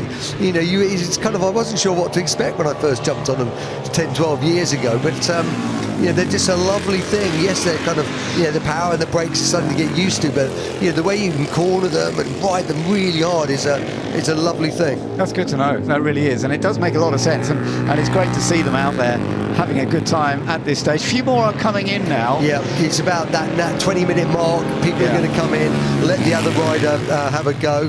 So let's have a look. So he's just improved a fraction to jump into second then. So Taylor there, he's just got ahead of Jackson and Hillier. So Jackson's pulled in, he'll be swapping. He's put his arm up as well, just to warn them that he'll be coming in. So this is when we're going to see the all the sort of the ex-pro riders or pro riders starting to swap over. Absolutely. Michael Russell has still set that pace, but Emanuele Pirro is out on the track right now. He's only just beginning to get going. He's just going through the first sector at this stage on a timed lap, and he will pick up the pace a little bit. But this is the second fastest bike. Taylor doing a great job so far, as you say, just 6/10 off, but it's virtually the same time as the number 37, the James Hillier, Dan Jackson, Norton Manx as well, and that's obviously going to be coming in. Another sign to say I'm getting out of the way, and keeping a close eye on what's going on behind. The tuck down you have to do down this long straight always makes a big difference. It does. It's so important on these, and just to get tucked in, and like any bike, when it doesn't have the torque or the power, it's all about just those little bits, so everything counts. Tucking in, rolling around just 1 mile an hour quicker, just to kind of keep it flowing. And he'll be coming in and out the way, and he'll be swapping over with Leon Haslam. So Leon Haslam, obviously an ex-superbike star himself, ex-British champion, and it'd be great to see sort of Leon riding around here today. Leon, he's finished second in the world superbikes. He's been BSB champion. He's won Suzuka 8 Hours, which is a massive event in motorcycle racing 3 times, and son of the great Ron Haslam. And there's the swap. That's the man we're talking about. He's currently racing the Moto Rapido Ducati in British superbikes, and away he goes. And how calm he looks, just getting onto the bike. He's all that experience you've been saying, and all his fantastic talent, and just looks very calm. Right, okay, my turn. And you see some people when they get into a racing situation quite fired up and buzzed. He's just calm, but he will go out and go quick. We know that. He's very talented. Yeah, he is very, very talented. We're looking at Glenn English there. So Glenn English, where are they? They're in 4th at the moment. So they're in 4th. He's teammates with Steve Plater, and there's again this matches G50 there, and he's a very, very fast classic racer. Yeah, second. They were second here in 2023 on the combination. They actually won the first race. Second race didn't go quite so perfectly for them. So yeah, that's going to be interesting to see whether they're going to be able to be fully competitive. I think they can be. We shall see. Yeah, I think they will be, as you say. It's just a good pairing, because it is about pairings as well here, because you've got to swap. You've got to swap with your partner. So it's no good being the quickest guy and then having a huge gap. And as we just glimpsed, we're back with Glenn English, looking smooth, neat. Yeah, on board the Matchless, this single-cylinder machine, and so the top speed of these is about 135. Yeah, exactly, 135, 140 with a downwind.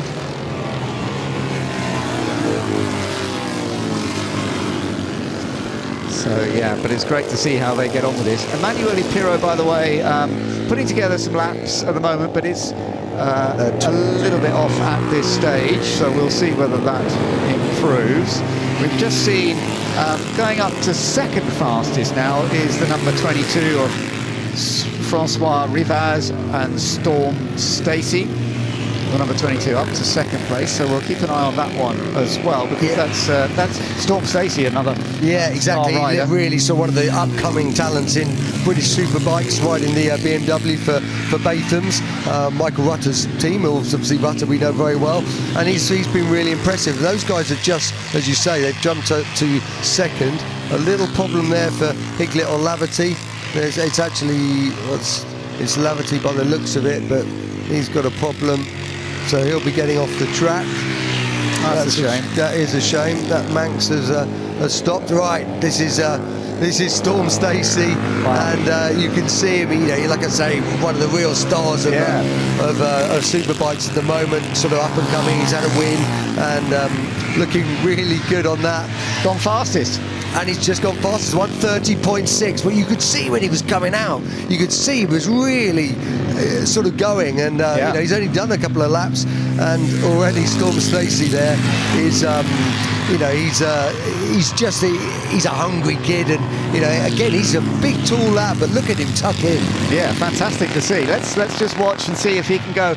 His style, the way he tucks himself is brilliant, and then round the outside into St Mary's. Yeah, that's sort of flat in 5th, and then it's down to 4th as you come in here. That big bump you saw, he just stuck on the front, and then you sort of got to get it back to the other side of the track as you come into Levant. And Storm Stacey looking really fast here. So as we say, he's just pipped Russell and Pirro there. He's on the 1:30.6, and it looks like he might even be taking it a bit again. Hilliard's improved a little bit as well, so it's sort of bunching up. That top 5 are separated by less than a second. It's great stuff to see. His first sector wasn't quite as quick because he had a bit of traffic, but he's just done a personal best in the second sector. So this is going to be, I think, a very similar time. He may not go quicker because that first sector cost him a bit, and this might too. Yes, he's a brave lad, so he's straight round the outside there. And we'll have a little look as he crosses the line. The best is a 1:30.6 as he comes to the line. It's going to be quite close, not quite. No, actually, yeah. So 1:31.0, so it was 0.4 off, but as you say, he had to pass 2 people in just slightly awkward positions, which definitely cost him some time. I do have to tell you that Emanuele Pirro is taking things a little bit easy at the moment. Of course, he's a car racer, not a bike racer. The lap times he's doing are somewhat slower. We'll see, he may pick it up a bit more. It was Michael Russell who set the pace for second fastest. You're keeping an eye on the new fastest machine, the number 22. Now, can he get a clearer lap here? Yeah, I mean, let's hope so. He's just got a fraction maybe early there, but you saw some flags out, but he's gone through there beautifully. Knee on the deck, he's sort of often you see the guy's just a little bit more gentle, but he's kind of, you can really see his speed, can't you? He's quite sort of brutal with it. Yeah, absolutely. There's been an improvement for the Lee Johnson, Richard Parker, Norton Manx, number 66. That's come up to 8th now, so that's on its way up a little bit. But this is the one setting the pace, and we'll see whether there's going to be more. It was a good first sector, personal best in the first sector, but it could be a bit tricky. But that's the fastest middle sector. Can he keep it clear in this last one? Well, I think so. It's all going to depend. I think he might be lucky and not quite hit them. Or let's have a look. No, I think he's just going to be able to get through. He's going to have to really just work hard to sweep it. No, that's been fine. And in fact, he might be able to use the slipstream of these guys. As he comes to the line, let's have a little look. Is he going to beat it? Yes, he does. First man in the 29s, 1:29.5 for Storm Stacey. And also behind him, Billy McConnell's on now. He's come up to 4th. He's another ex-British champion BSB rider this year, so he's moving up. Josh Brooks, he's just jumped to 3rd, number 45 as well. So the BSB guys just starting to come to the fore here. That's no surprise, is it? No, absolutely. The BSB stars are moving up the order, having swapped of riders in the pit lane. We're seeing some different pace, but that was very impressive by Storm Stacey. It's a great name too. Yeah, and that was Pirro. We just saw there actually, just past Pirro there, just as he sort of came through that section. Look at that, using every inch of the track. And you'll see behind him the number 3 Manx Norton of John McGuinness is just trying to sneak in there. So he's the bike with the grey fairy just behind. Yeah, and we may see some more changes. But Pirro at the moment, he's sort of lapping in the 1:37s, 1:38s. So it's quite a long way away from what we've now seen going into the 1:29s. But you are going to see a few more stars putting in some rapid laps here, I do believe. Yeah, number 12 just behind. That's Ian Hutchinson, obviously multiple TT winner and again a British Championship man. So he's coming in now. Number 45, that's Josh Brooks. He's just gone 3rd, and he looks like he's had to come through some traffic, but he's on the Matchless G50 as well. As he comes around here, is he going to get held up? Josh Brooks, a double British Superbike champion. He's won World Supersport races. He's been there, he's done it, and he's really riding well. He's going to get a nice nice little slipstream here as he comes to the line. Let's have a little look. 130.4. So again, he moves to second now, so overtaking Russell. That was impressive, yeah, as you say. So the gap now is 0.8 of a second between first and second. But Brooks doing an excellent job there. I wonder whether he can be able to find just that little bit more. As you say, there's such talent that he has shown in British Superbikes over the years. Double champion, 4 times runner-up. I mean, absolute top level. And now he's got to find about 0.8 of a second to try and take that absolute top spot. Well, Josh he'll be one of those guys that will just be picking away as we have a little glimpse at Storm Stacey in the pits, who's just coming in. Hopefully it means there's not a problem with the bike. Or just maybe he's parked it up, maybe he's all happy there. So he's certainly put in a good lap time. And maybe they just said, look, if you're happy, come in, bring them, because they are fragile things. You know, they are. You know, they're old motorcycles. So you can see Storm Stacey there. He's a big smile on his face. He'll be enjoying it. He just loves racing motorbikes, loves playing on motorbikes, and as we say, doing a really good job. Yeah, and he'll be having a chat with his teammate Francois Rivaz about how he's got that really rapid time. Yeah. But it is potential pole. We'll have to see with just over 8 minutes to go. Are any of the other stars going to shine? Well, James Hillier, that's the man we're looking at there. So Hillier, obviously, he's been great. He's won round here before as well. He's on the Matches G52. And, you know, he's... let's have a little eye on what he says. So at the moment, Hillier Jackson, they are in 4th. A 1:31.0 is their best time. And as we'll see, James Hillier just come through here, flick it right, flick it left, keep it neat and tidy, use every centimetre of the track, which he did. He nearly just clipping the grass there, comes across the line, and he improves. His fastest lap for him, a 1:30.7. So he improves in time, not in position at that point. No, but that is actually, no, he does, doesn't he? Because it's John Russell, sorry. Yeah. So that is, so Hillier, that man has just moved up. Here's Pirot here. So Emanuele Pirot out on the motorcycle and enjoying it. Absolutely, yeah. So we shall see how this all goes. 34. Now, I'm just wondering, have they swapped back again?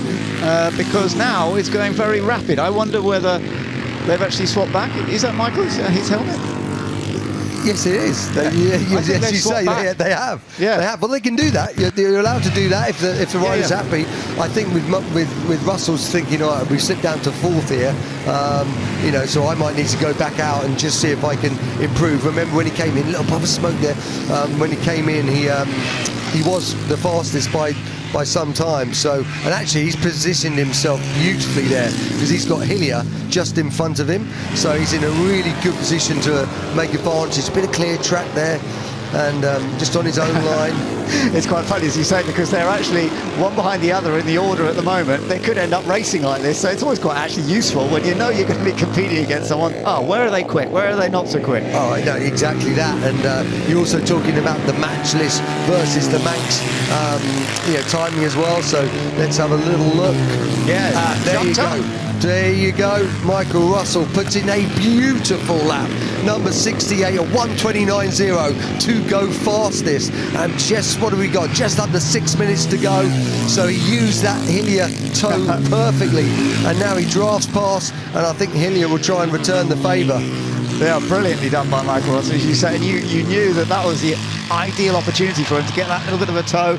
He's used it so well. 1:29.033, half a second faster now than the Storm Stacey lap. Then that is still in the pits, so they're not back out there at the moment. They're just watching to see how it develops. Yep, so it'll be interesting to see what they do there, whether they're going to go back out, or sometimes it's just if you don't want to put too many laps on if you're pretty happy, because you're thereabouts, in that sort of top 5, top 6. That's all you need for to get started here as they go past one of the BMWs there. Yeah, I was just looking at that. That's the Sebastian Gush Gordon Russell one. Yes, it is, and just a really lovely thing. That is the RS54 short stroke. Yep, that is a nice chill pairing of Stacey there having a chat. So those boys, they're definitely going to be in the hunt. Yeah, they are, but they don't look panicking that there's anything wrong with the bike. I think, as you said, they seem happy that they've done a good lap. They've set a good pace. They might not be worried about getting the fastest time of all, and that has been taken now by this machine of Michael Russell, but they're still looking at a decent front row start. Yeah, they are, as we look at Hillier, who's just still trailing Russell there. So I wasn't sure whether Russell was going to sort of back it off, but he's not. And it's interesting to see the two bikes again. You see the Manx has just got a little bit of top speed on the match list, so the number 68 bike, but that match is being a bit lighter. Most people think it handles a fraction better, and he's just sort of pulled it in a little bit on the brakes as we come into St Mary's. What a section this is on the motorcycle. It's gorgeous. Yeah, no, they are both doing some fantastic riding here and really pushing to the absolute limit of what you can do. So, and we're just seeing that Ian Hutchinson, he's moved up to 6th now, so just in front of Haslam. McGuinness 8th, Clayton 9th, and Hedger and O'Brien in 10th there. But your top 5 still is Russell Pirot, 2nd Fabry Stacey, 3rd Perez and Brooks. Yeah, Brooks still working away. 4th Jackson Hillier, 5th Perkin McConnell, 6th Bain and Hutchinson, and then we got the Haslam McGuinness Plater O'Brien. So that is your top 10. And Russell has really just stretched that pace in those last couple of laps. It's now it's 0.7 cover that those top 3 riders. But this might be a good lap from Hillier. It's kept in the hunt, and it is. It moves Hillier up, so Hillier jumps up, so he's gone 2nd now. 129.2, just a 1/10 of a second behind Russell, who did a 129.1 on that lap. So a 1/10 off his best, but he just pulled Hillier along with it. They're almost working together to set his pace, and it does mean that the Storm Stacey, who set the pace earlier and is now just standing in the pits with his teammate, they've dropped down to 3rd place now, but they're still obviously going to be in the mix. But yeah, maybe they are just protecting their bike and don't want any problems with it. Yes, you might well find that as Hillier continues on. Russell was pulling in, he's like, job done. Obviously he knew he could go quicker, number 68 Michael Russell, and he knew he could do it, so he kind of came back out, put that lap in, and he'll be happy. But with just 2 minutes and 15 seconds to go, there's not a lot of time now for the guys. A lot of these guys are just going to get one more flying lap in this last part of the session. The question is, can anyone dethrone these guys?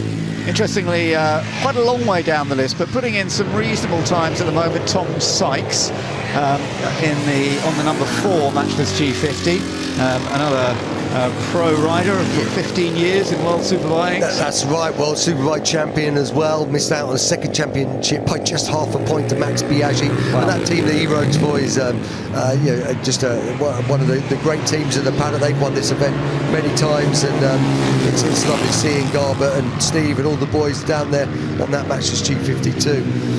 That's great. Yeah, it is great to see. But it's Hillier. No, it's Hillier just sort of just going around the outside of number 53, another Max. That one's being ridden by Michael Dunlop, of course, but it's not Dunlop on it at the moment.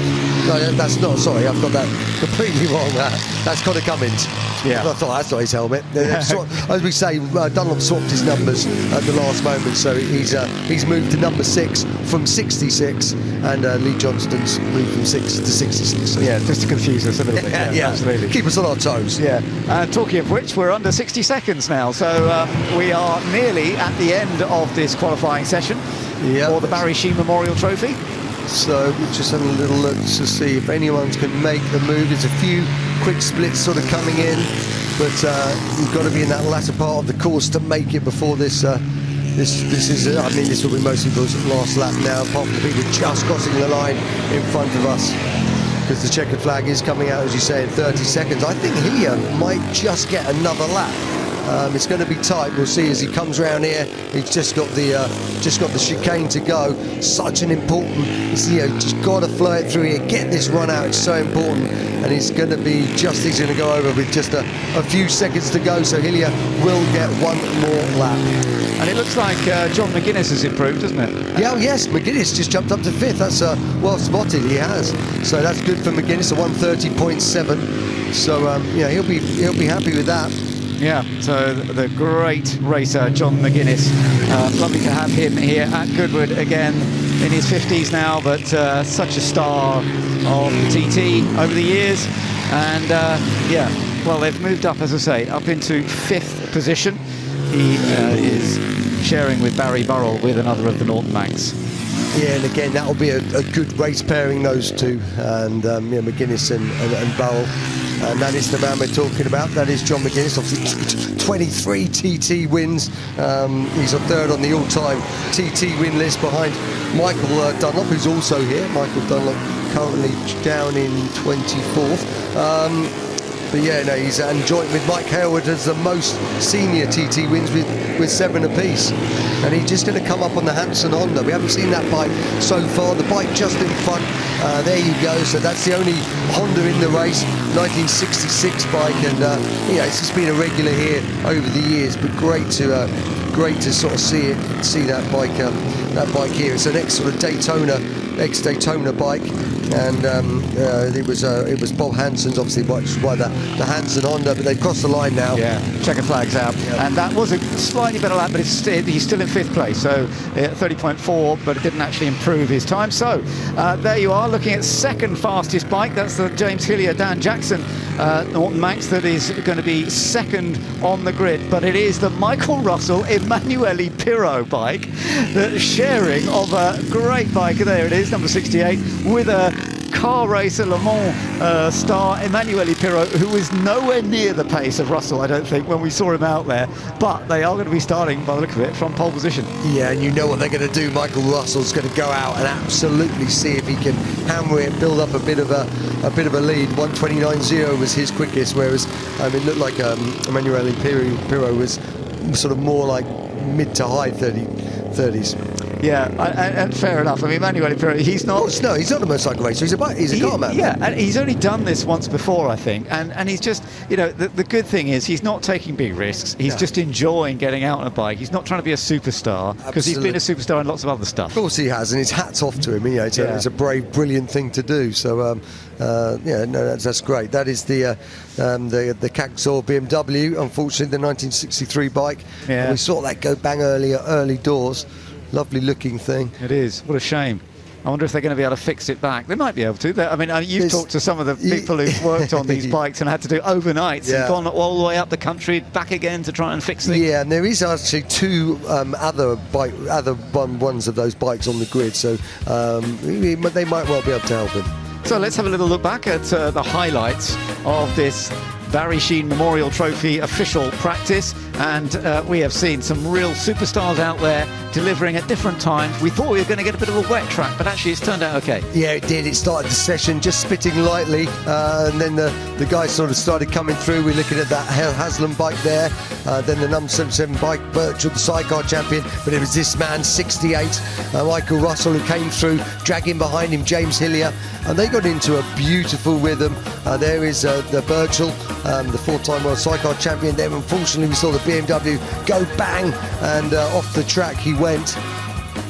And then we looked through also obviously the number 7 bike of Plater, but then we swapped over the riders, did a nice little change, but then this man came back out and he absolutely nailed it. Well done, Michael Russell.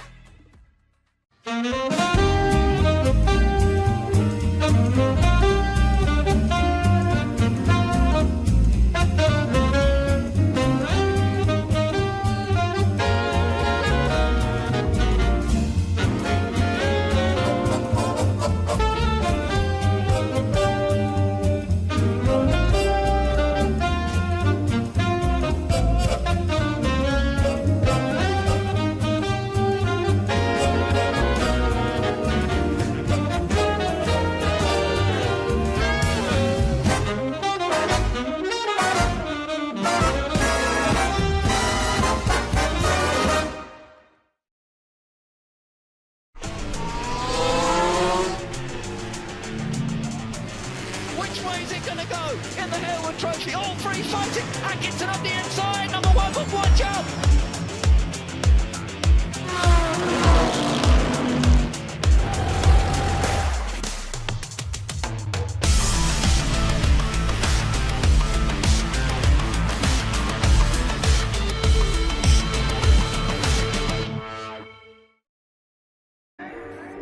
Goodwood is just absolutely fantastic, and if you guys have never been here, you've got to come here very soon. You can get close to the drivers, you can get close to the cars, you can really feel like you're involved in the action. Every form of motorsport here, from classic side all the way through to the most modern cars. You know, I see Goodwood just increasing and getting better each year. Lots of ideas spreading around, a lot of familiar faces. It's a fun fair, but with cars.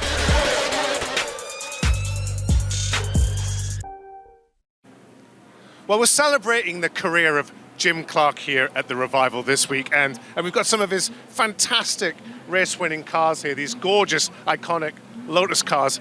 But actually, we've got something a little bit special as well. Normally on Goodwood Revival weekends, Bonhams are selling cars. We all seem to know about that, but they also sell a lot of memorabilia. And this is a particularly special piece of memorabilia. And I've got James here from Bonhams. Tell me more about this wonderful trophy.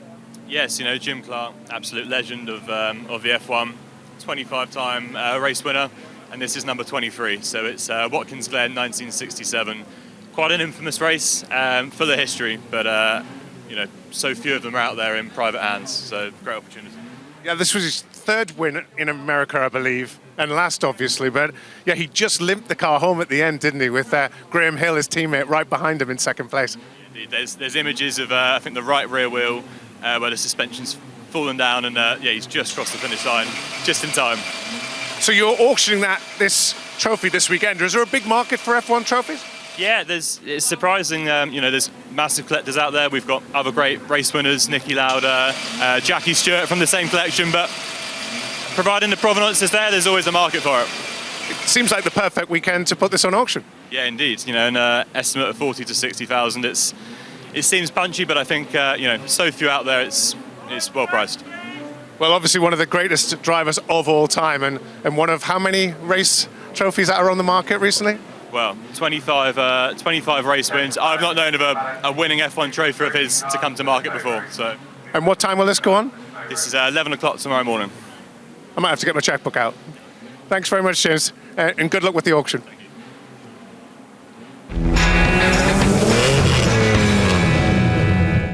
Well, as this year we are celebrating the theme of Summer of Love, I couldn't help but stop these two who look fabulous. Danny and Freddie alongside me now. Freddie, why were you here so early? Because there's a specific reason. Ooh, well, mostly because we wanted to get here nice and early to have a bit of breakfast, but also to see the 75 VW split screen camper vans, which we absolutely love. We've been advocates of those vans, those buses for years, and we have our own. Not quite in the same league as the split screen, but it's magical to see such a parade. So yeah, we're very lucky. And Danny, do you go camper vanning in your camper van? Yeah, definitely. We call it the adventure bus. We absolutely love our camper van, and we have a 3-year-old who's really into camper vans. He'll be completely gutted that he missed this today, but that is why we came here. We're really into camper vans. We love Revival, such a good vibe. We feel pretty groovy in our outfits. So yeah, we were just really excited to be here today and to see the camper vans. And tell us about your outfit, because you've actually adapted quite a lot of it. Yes, well, this top, which is a 70s dress, a 70s mini dress, probably for someone quite slimmer than me, only came up to here, and I didn't think that was quite appropriate, so I thought, what can I do to tailor it? So I thought some fringing, some wide leg trousers, a bandana, which actually you bought here a couple of years ago at Revival. So yeah, we just wanted to be a bit authentic, have some fun, feel groovy, and just, yeah, enjoy the camper vans. And that's what it's about, isn't it? And sustainability. You've got something that you've worn before, you've got something that you've adapted. Was this in your wardrobe already, Freddie? No, it wasn't, no. Yeah, much like Danny, you know, this was bought from local, and it's just brilliant. You know, there are so many great retro options and vintage options, and actually, Danny's pointed this out, and I just had to have it. It was so cool, and the glasses come with it as well, and it just fits the bill, I think, for today. Oh, you totally fit the bill for today and the rest of the week. Enjoy your time. I'm so glad you managed to get in time to catch the camper van parade. Danny and Freddie, enjoy the rest of your time and stay groovy. Yeah. Thank you so much. Peace and love. Peace and love. Staying groovy all throughout the day then. Welcome back to more action from earlier on. Actually, we had Spitfires and Hurricanes in action early doors this morning. Beautiful conditions for it. That rain holding off. And the Goodwood Aerodrome looking absolutely splendid. And seeing a true celebration of all things powered by an engine. With so much history here. Of course, built on the former RAF Westhampton site. Flying in formation to kickstart proceedings here for the 2025 Goodwood Revival. Absolutely splendid display of perfect flying precision. Every morning this happening as well, with a perfect landing as well. If you're here bright and early, 8 o'clock over the course of the next couple of days, you can see just some of the aeroplane in action. But we are soon to get back to more track action today. Next up will be the Goodwood Trophy action for Grand Prix and voiturette cars between 1930 and 1951. We'll then do the first tribute to Jim Clark with our track parade at 11:40. The stars are in action for the St Mary's Trophy just after 12:30, and then it is thick and fast throughout the afternoon. We'll have the Sterling Moss Memorial Trophy as well for closed cockpit Grand Prix later on, and of course many of the most famous and successful racing cars from Alfa Romeo being celebrated, with a track parade at 3:25 before more racing action. The RAC TT celebration at 4:15, and towards the end of the day, the Freddie March Memorial Trophy at 6:30 with those 50s sports cars in action. But more action to come in the form of Ed Foster. Patrick, there are some wonderful, wonderful cars on this grid, but it's hard to walk past this one. Just tell us a little bit about the Fane Monoposto. So this is the 1935 Fraser-Nash single-seater works car, driven in period mostly by Fane, who was an amazing British driver who just before the war had been offered a drive with Mercedes. Sadly, he was killed in the war in his Spitfire, and I've coveted this car since I was a young child. First saw it in the Donington collection when I was about 4, where, unbeknownst to me, one of the janitors walking past saw that I was fascinated with the car, but it was behind ropes, and he said, "Do you want to sit in it?" And of course, as a 5 or 6 year old child, that to me was, I spent 2 hours sitting in the car just living it and breathing it, and it was only maybe 4 or 5 years later that I saw the janitor at Donington, and it wasn't the janitor. It was Tom Wheatcroft who had seen it.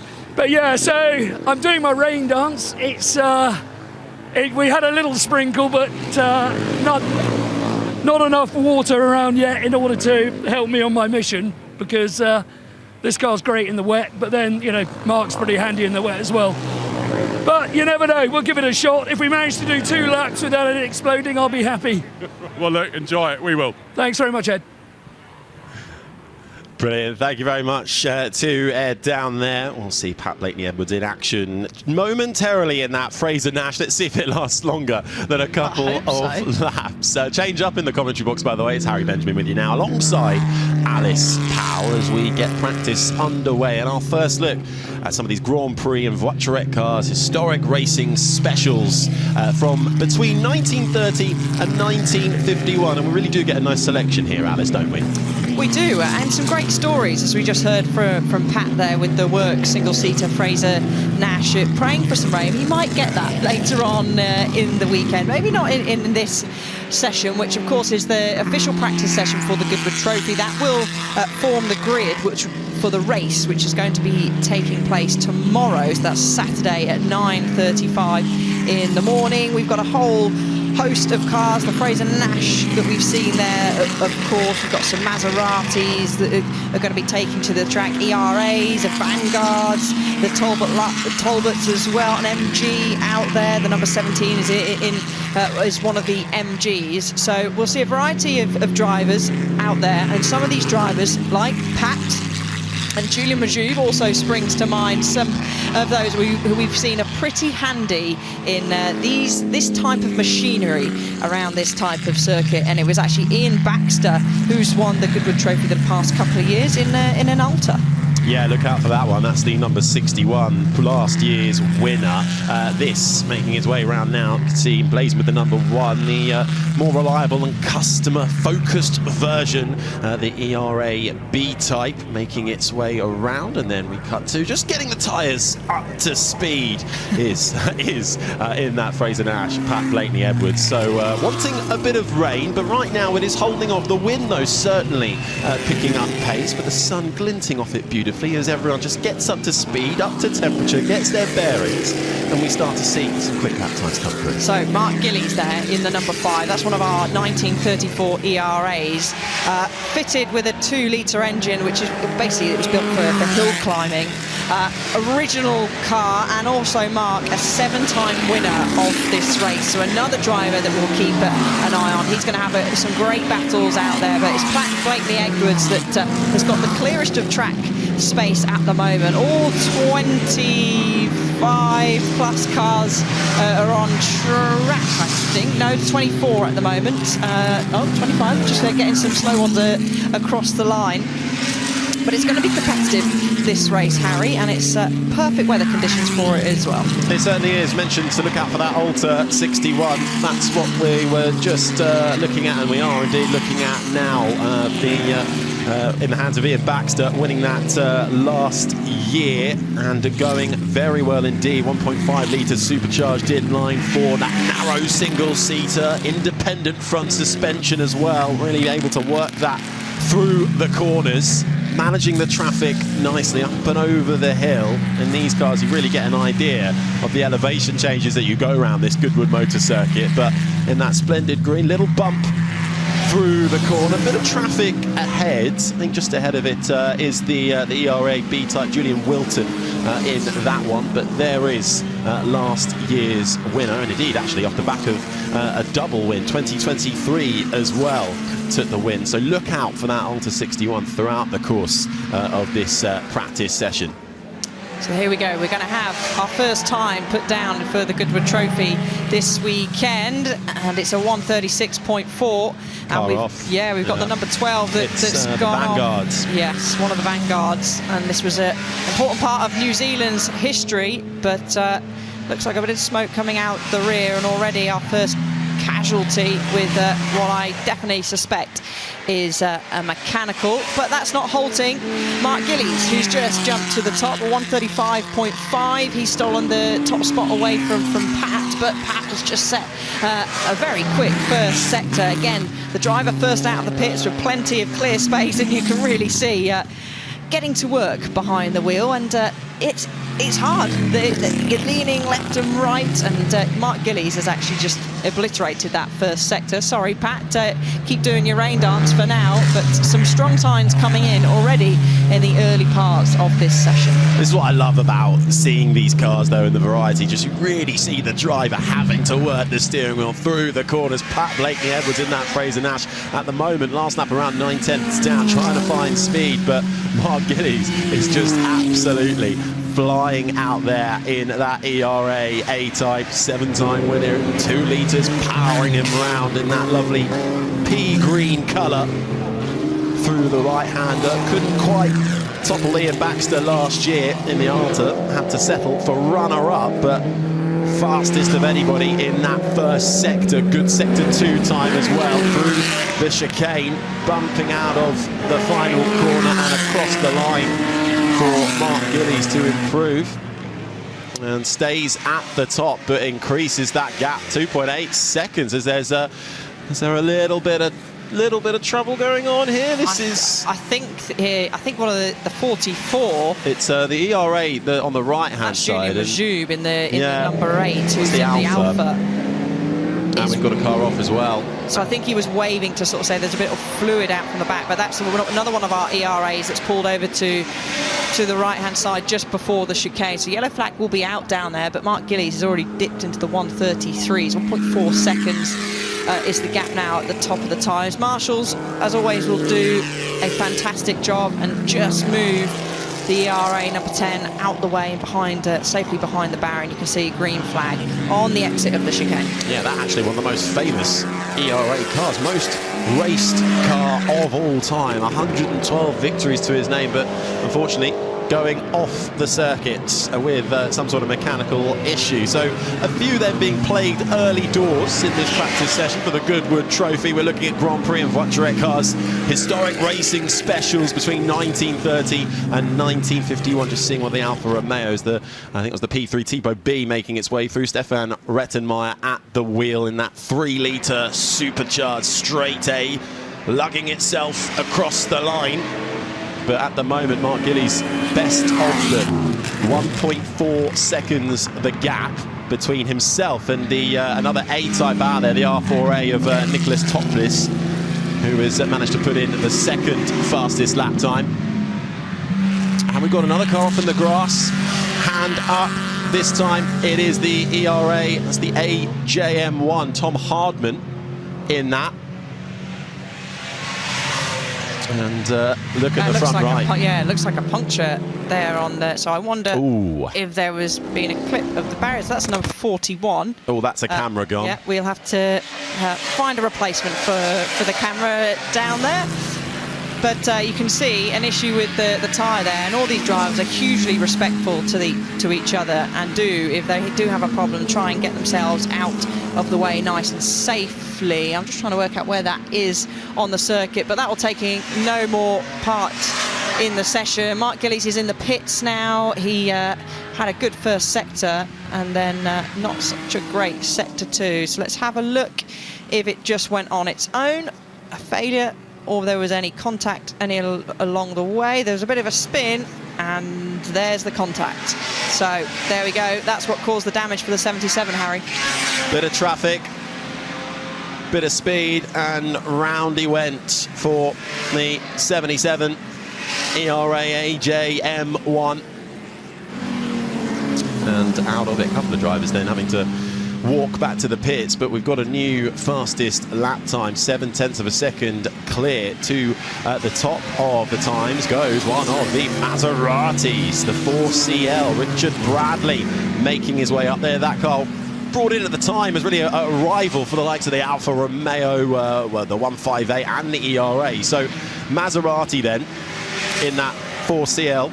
It was actually appropriate. We've got a fair few Maseratis in here. Reg Parnell won the first trophy race in 1948 at the wheel of a Maserati 4CLT. Yeah, it's built around a lightweight chassis with advanced independent front suspension. Another driver's off, that's the 41, but we just saw briefly on there our leader, which is Richard Bradley, and he's a hugely experienced racer. I raced with him in karting. I have to say he was very, very fast. And but you were faster, right? Well, not all the time. No, he was usually fast, and he'll be pleased for me for saying that. We've got some great stories between me and Richard, and he stick Richard in anything, and he drives it. He drives the wheels off it. He drives it fast, and he certainly is at the moment. 0.7 of a second. Mark Gillies is on an outlap, so he is back out there. There is Richard, who's racing in several of the classes over the course of the weekend, and I recognise that lean. He used to do that in karting. Get the weight on the inside there, and he's leaning in. And they're not strapped in here, so he's to be a new experience for him, but he's taken to it like a duck to water. Absolutely wrestling the steering wheel of that Maserati 4CL. Currently the fastest out there, only half a second though, between the Maserati of Richard Bradley, which is currently at the top of the times. Half a second clear though of the ERA B-type is up there. David Morris currently lying in second. Mark Gillies, having set the early pace to begin with, fallen back slightly to third. That Alta winning here at the Goodwood Trophy last couple of years. Ian Baxter in the Alta 61 down to fourth, as we've got a hand up in the air. Have we got an issue on board? We might do. He was having a look to the left-hand side, and he hadn't set personal bests in the first and second sector, so I think he might have an issue there. He's going to come into the pits by the looks of it, raises his hand to give the signal to those behind that he's coming in. Just over 8 minutes of the session remaining. We've got the number 9, that's David Morris, and another one of our many ERAs. Actually, that particular car has won the Goodwood Trophy twice. He's had a pretty handy first sector, so be looking to try and improve and challenge Richard at the top of the times. And another car, can't quite see the number on the side of that. One of our NGs that is out. Yeah, pulled off the side and having to get out fairly sharpish then. I think is that Steve McAvoy? I think it might well be in that MG, the Bellevue Special, having to pull off and get out of the car. So a couple of teething issues then, but still those going round. Richard Bradley's come back into the pits now to see if that issue can indeed be fixed, but he's got a little bit of time out in front. I say that, it was half a second, but hello, welcome to the club once more. Ian Baxter up there in the outer, puts himself up into second, just over 2.5 tenths of a second back now from Richard Bradley. Morris has fallen to third. Mark Gillies, the early pace setter in his ERA B-type, fallen down to third. And actually Ben Fiddler put in a decent time earlier on in the ERA D-type, falling down to 6th at the moment as we get a look at David Morris in his B-type, trying to find that little bit more time. A little bit of smoke still coming out the back of that, but Baxter's on a mission back to having a look at my sector times here. He's set a very challenging first sector, so can he steal away whilst David Morris is trying to filter his way through a little bit of traffic? Can Ian Baxter improve? Experience won the last 2, as we've said, of these Goodwood trophies. He's in the outer 61, which has independent all-round suspension with vertical sliders, coil springs, and it's great if you do get a chance to go down into the paddocks. You can get up close and personal and look at all the fine details on these machineries. But Mark Gillies, as I say that, has just set a fastest first sector of anyone. There is Ian Baxter on the screen. He's a fairly decent middle sector. Is it going to be an improvement on this lap?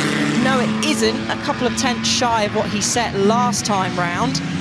But we'll have keep an eye on at least the screens. Mark Gillies, the number 5, who has clearly got some good track space out there in the ERA. I think Richard Bradley's back out there in the Maserati. We're looking at second place man at the moment, Ian Baxter, in that Alto. Originally commissioned for the 1937 Isle of Man Trophy race. Weaving its way through the traffic, and here is that pea green of Mark Gillies.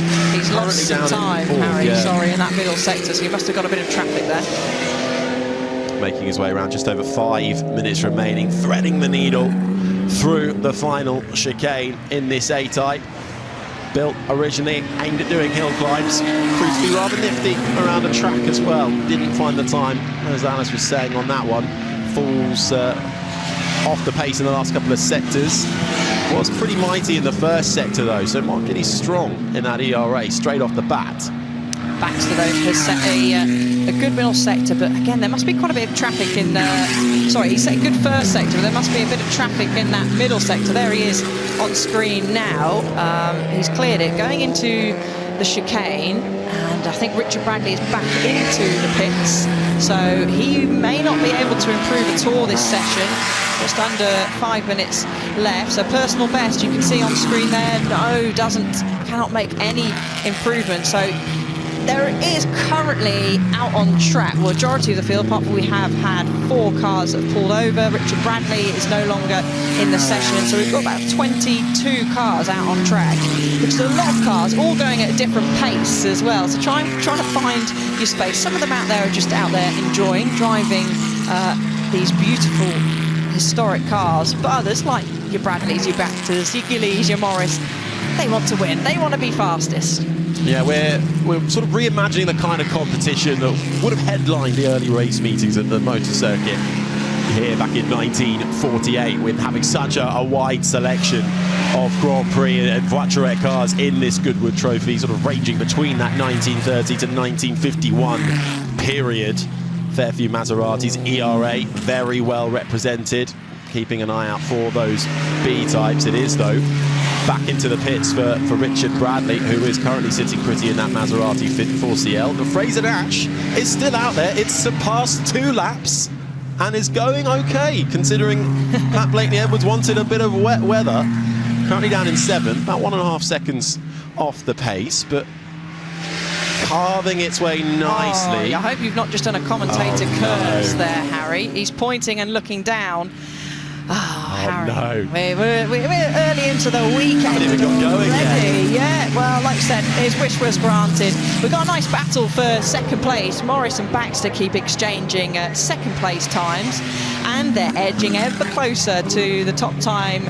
Richard Bradley is still in the pits, and I think Pat is doing a great job of keeping out the way for those behind him, but he will probably be coming into the pits at some point. There is Baxter making his way through again, getting that lean, making all different kinds of corrections, but he is going to come across some traffic. He's set an electric first sector, but he's going to get boxed in at the first part of St Mary's, and he's got the 49 in front, which is Andy Willis in the Maserati, so he just about manages to get through, but I think he probably would have lost quite a bit of time there, Harry.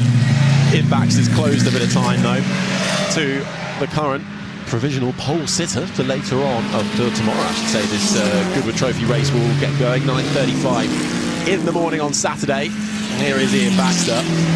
Nothing between the Maserati and the Alta right now, just less than 0.2 of a second. Good first sector for Ian Baxter. He's lost time in that middle sector. 2 seconds to himself. He's the fastest in that middle sector, but he needs to pull something out of the bag in this last sector. He will get, when he crosses the line, one more lap. He might actually get 2 more laps if he's lucky, which he should, with crossing the line with 1 minute 40 left on the clock, providing he doesn't get held up. And just as I say that, wow, that final sector has propelled him to the top of the times. With that clear track, he was really able to dig deep and find some time, so stolen the fastest lap time off Richard Bradley, but he's going to have a challenge from Mark Gillies, who's pretty much matched his fastest sector in that first sector. So again, another driver that'll be hoping for a clean run through the middle of the course. Yeah, Richard Bradley, though, running out of time to get out there and do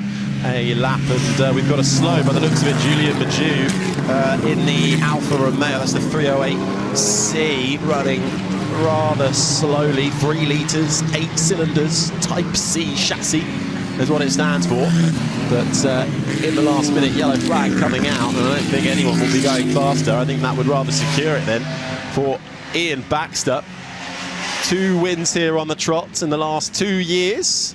We'll have the best view in the house by the looks of it for tomorrow's Goodwood Trophy. Just pipping that Maserati, but that Alfa pulls up on the side. The 1938 Alfa Romeo works car, used by them again as well in 1939. Are we seeing it slide across the grass, or we're getting a bit of a lock-up first? As oh no, it's not a lock-up, it's just smoke coming out. Bit of a leaky exhaust somewhere along the line. They're putting the... Has that laid down a bit of oil, perhaps? And we've seen... we had a couple of yellow flags on circuit, and of course it was in that middle sector in particular, so you have to lift, you can't improve in that sector. So it is with the checkered flag out and everyone having to sort of slow down in that mid sector, it's going to be Ian Baxter that takes the fastest time with a 1:32.606, as he has a little check left and right, all in one piece still. Richard Bradley, what potentially could he have done, Harry, because he was looking the early pace setter in his Maserati, but issues for that. They have got time, as you mentioned, Harry. Race is not until tomorrow morning, so any issues with the cars that they may have had, with several of them pulled up on circuit, they've got plenty of time to get them fixed up and sorted.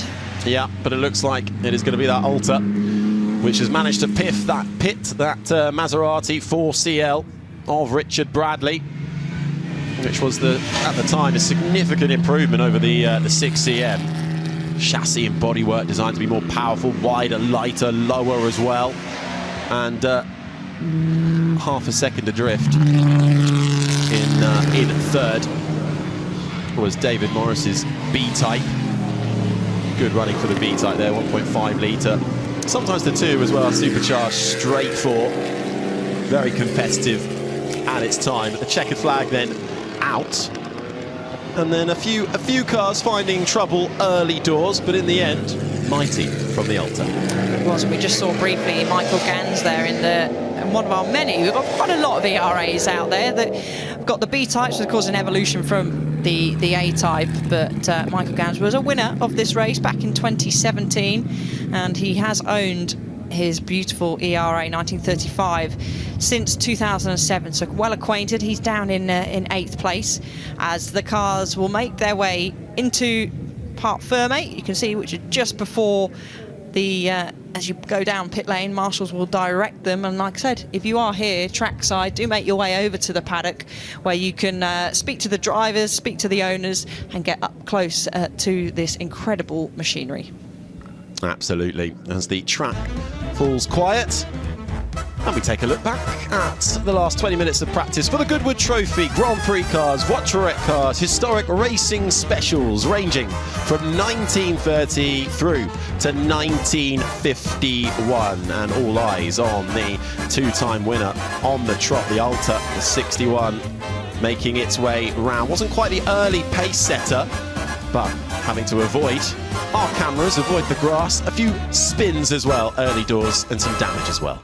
There was a few drivers out, but plenty of drivers still out on track. We had that great battle between the number 2 there, Richard Bradley, who did have to come into the pits, and between him and Baxter, who eventually took the honours, Harry, and will be leading the beautiful field off the grid tomorrow for the race. So make sure you do churn in, and we will have a new winner of the Goodwood Trophy.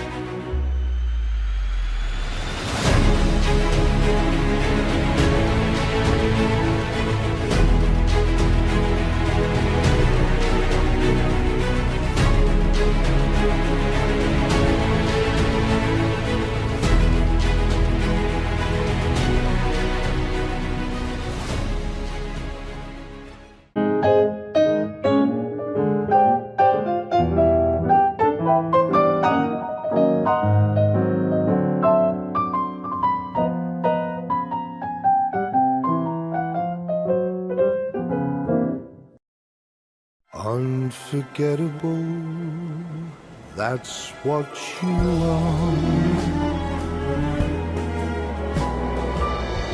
That's why, darling, it's incredible that someone so unforgettable thinks that I am unforgettable too.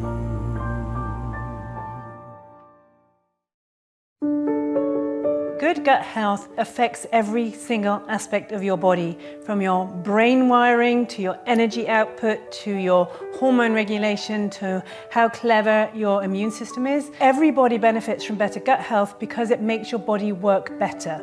I would thoroughly recommend Goodwood Gut Health Programme. It's been quite life-changing, really.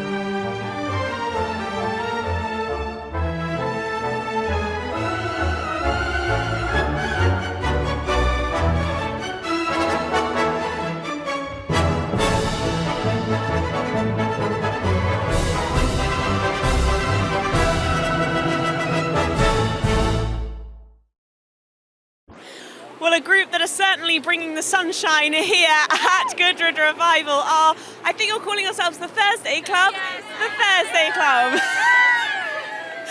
Club. This is very bold. Please tell me, what is this inspired by? Well, last year we had quite a bit of rain, and I thought, actually, what's the best costume? When it rains, swimwear, and if it's sunny, swimwear. I feel like everybody needs to be wearing swimwear more often because it's quite a universal outfit. And this is not just something you've done this year or last year. This has been going on for a while. We have for about 6 years now. We've been trying different themes, and we do like the comedy side of it because it's just so lovely to get smiles on everybody's faces. I mean, can you even get anywhere? Because it feels like you're being stopped every 5 seconds. We do. Everyone actually asks us, do we get paid for this? And when we say no, it's kind of like, are you okay? I just want to know what the journey was like this morning. Were you all on a train like this or in cars? No, we got taxis, luckily. Yeah, it helped with a 7 a.m. shot of a bit of alcohol. So. Well, you look fantastic, and it really is brilliant. What is it about Goodwood Revival that keeps you coming back? I just think it's like stepping back in time. Everyone makes such an effort. All the women just look absolutely gorgeous, and there's nothing else in this world like it. So. Who decides on the theme? I She's a bit responsible. She's very controlling what we wear. It has to be vintage. If it's not vintage, it's out. And I actually inspect them all beforehand. And also, when you're talking about this, was there anyone that was like, oh, maybe not? Yes. At the back, there's just one at the back. Well, listen, you all look fabulous. This is so much fun. I hope you're just here today. Yeah, I'm back on Sunday with my family. So dressed the same? No, more respectable. You're not making the family dress like this, though. I think it's wonderful. You all look fabulous and in vintage. Enjoy your day, and please, with these swimming costumes, keep the sun shining as well. We will do. Thank you. Darrow, we know you're a Jim Clark fan. It doesn't get any better than this, does it? Not for me. I mean, obviously the Lotus 49, Lotus 25, all those great cars, 33 that he raced and won. But for me, with my connections to Indianapolis, the Lotus 38, the 65 winner, that is really, to me, that's where it's at. And I've been fortunate enough and almost shocked to get to drive it a number of times, and it is the most wonderful car. Just try and put into perspective what his 65 season was like. So he won the F1 World Championship and Indy 500, as an Indy 500 winner, and he went on to F2 championships, Tasman Series. I mean, it was unbelievable. He dominated Indy that year. It wasn't the sort of last lap thing. He led something over 160 laps of 200, and it was laps ahead. It was such an impressive performance, and I think it was one of those seasons that all came together for him, for the Lotus team, and the bad luck went away. If you look at his 63 race, his 64 race, it was just plagued with bad luck, really. And it finally all came together for him. And the fact that we've got the car here, there was a lot of work to get it here by the guys at Ford, the guys at the Henry Ford, guys at Goodwood. It's been quite a battle, and then Classic Team Lotus had to fix it, so get it ready to run. So the fact that it is here, for me to get to drive it, but for everybody to get to see it, it's a special day, and I'm really, really privileged and proud to get behind the wheel. And look, I'm loving the helmet, which just actually grab the helmet so we can see, and the overalls. Are these all specially made for the event? No, so in 2010 I drove the car at Indianapolis for the first time, and I was able to actually give it a proper exercising around the speedway. There was literally 10 of us in the speedway, just me doing laps, and I kept coming in and they said, do you want to go out again? I was like, yeah.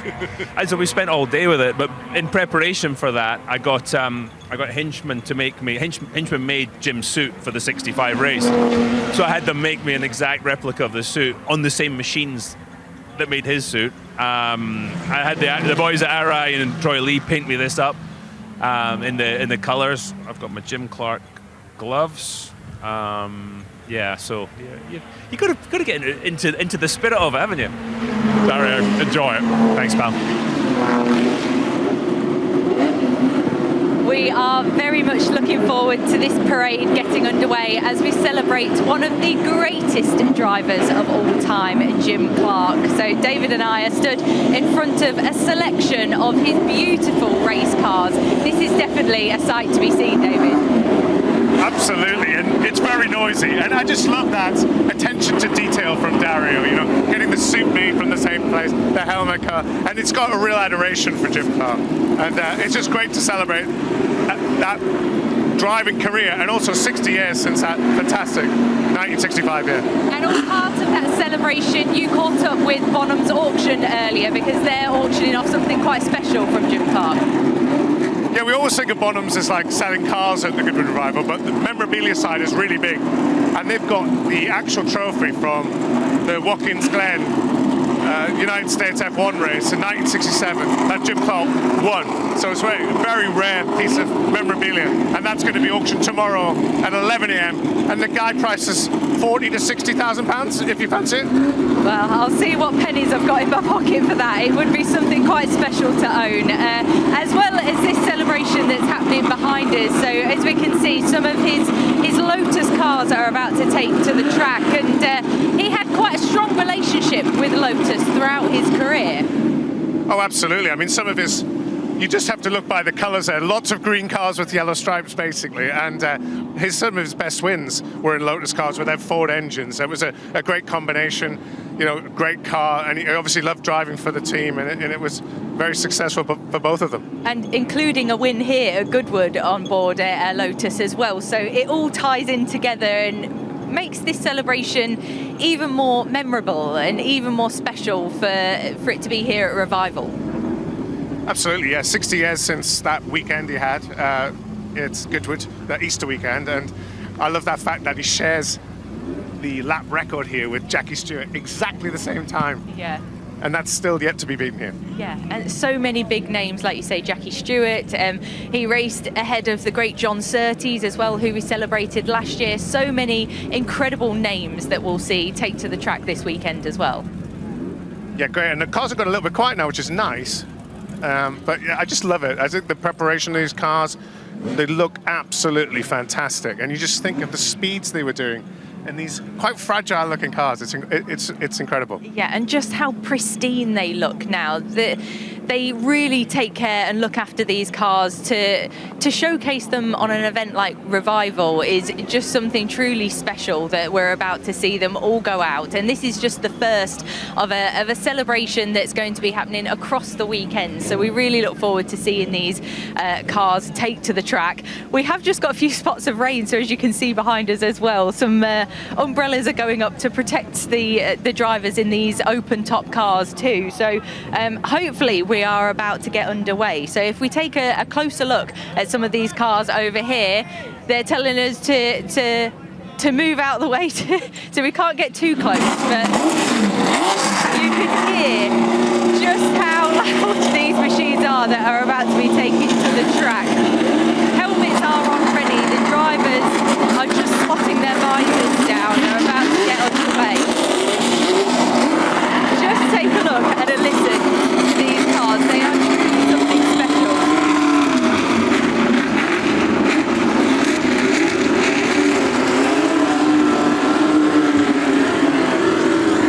That is absolutely fantastic. Well, the first car has got onto the track, so let's go to our commentary team to talk through this parade. Thank you very much. Yes, we are really looking forward to seeing these cars out on track, even though the weather is changing a little bit. Ben Edwards and Bruce Jones with you here to celebrate Jim Clark. And as we've been hearing, such a great hero of motorsport. The man who was born in 1936 in Kilmeny in Fife, moved very early in his life to another farm, actually, which he grew up, of course, very much a part of the farm. And that's something we'll be going into a bit more tomorrow on Saturday. Driving a tractor at a young age, about 10 years old, but then going on into a racing career. And what I love, Bruce, is this variation of cars that he not only raced, but won with. Yeah, I mean, that's the entirety of it. And then some of the vehicles that may or may not be at the back of the display go to prove that he started in very, very humble machinery, as most people did in the 1950s. But it's single-seaters, both Formula One and across Atlantic in the Indy 500. It's sports cars, it's touring cars. But 1965, 60 years ago was his year of years. It was. Second Formula 1 World Championship, Formula 2 Championship, just, odd weekends out.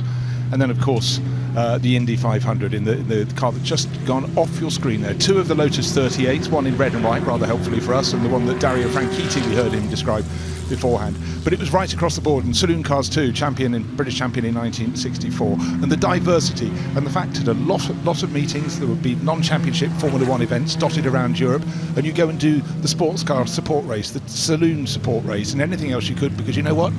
It was start money. It was prize money they needed to put in the pot. And there were times, even in a driver's career as supreme as Jim Clark, and naturally in everything, that he doubted it and thought, I've got to go back to the farm, I've got to go back to the farm. But people around him kept talking him back into driver's seats. They found seats for him, and he just delivered in everything. He did. I mean, the Lotus Cortina, of course, he was effectively a British touring car champion. I say British touring car, it used to be British Saloon Car Championship then, but what we call the British Touring Car Championship nowadays. So he was a winner in that as well as in Formula 1. 1965, which we are celebrating the 60 years since his second and final title, and all those other successes that you talked about. By the way, the Autosport magazine has just come out. Paul Fernley's done a lovely piece about all the victories and all the races that he did in that 1965 season. And just going through the number of them, I was just astonished how many entries. He did 3 here at Goodwood in one weekend, but he was doing nearly all weekend throughout the year, and he started on January the 1st of 1965 and won the first Grand Prix of the season. They used to have it on New Year's Day. Yeah, and they used to basically have a really strong South African season. They'd go down and have a lot of the races,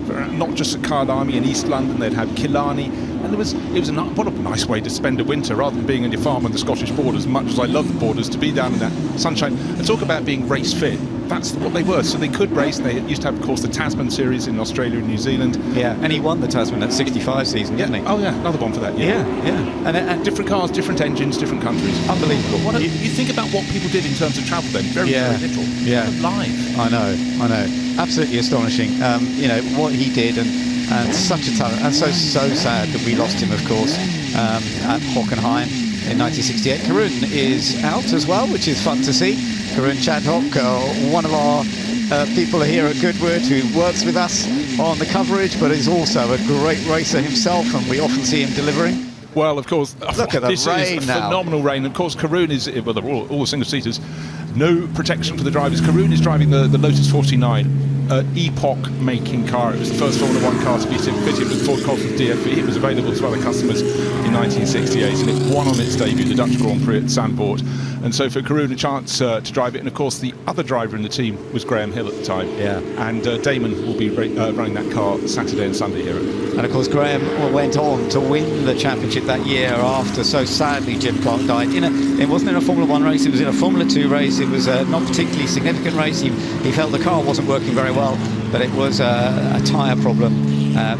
Part of what took him out at the Hockenheim circuit, and a day when the tracks was not so safe as they are nowadays. No, sure. Lined with trees, that long forest loop. There goes Karun out the bottom of the screen. But it was just a measure of the man. That was a massive sports car race at Brands Hatch that weekend, and when the news that Jim had been killed, they thought, what hope have the rest of us got? Because he was on another plane. Absolutely, he was. And with the Lotus Cortina, Bruce, he wasn't only a star, and there are some lovely pictures of him with 3 wheels on the track, on one wheel usually up in the air, because he had such talent with the Lotus Cortinas. But he also did a rally, and actually was doing really well. It didn't quite work out in the end, but he was showing some great talent with that as well in rallying. Look, I think we have to understand is back. Oh, now look, I'm an optimistic sort of guy. Look, we've got blue sky up ahead as long as you're facing towards that corner. So riding on board now in the Lotus 49. Of course, by the following year, suddenly the car looked rather different. Whoa, look at that. You see, he had a wheel spin. Yeah, that is, keep it up, Karun. Don't forget to smile, you're having fun.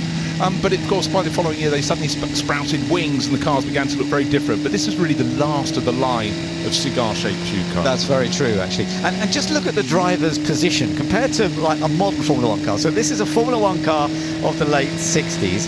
And look how you can see the driver, his shoulders almost above everything else on the car. Oh, look at Karun, entirely. And I mean, there was a phrase, all arms and elbows. That was, I think, Innes Ireland's autobiographical book that made everyone laugh. What a story. But you could see what they were doing. You could see if they were struggling. And not to put too fine a point, in the 50s and 60s, there were some slightly larger shaped drivers, and there was an awful lot of torso. You think Jose Froilan Gonzalez, known as the Pampas Bull for no small reason, apart from the fact he was exactly the same shape. But, you know, yes, you could see what they're doing so much more.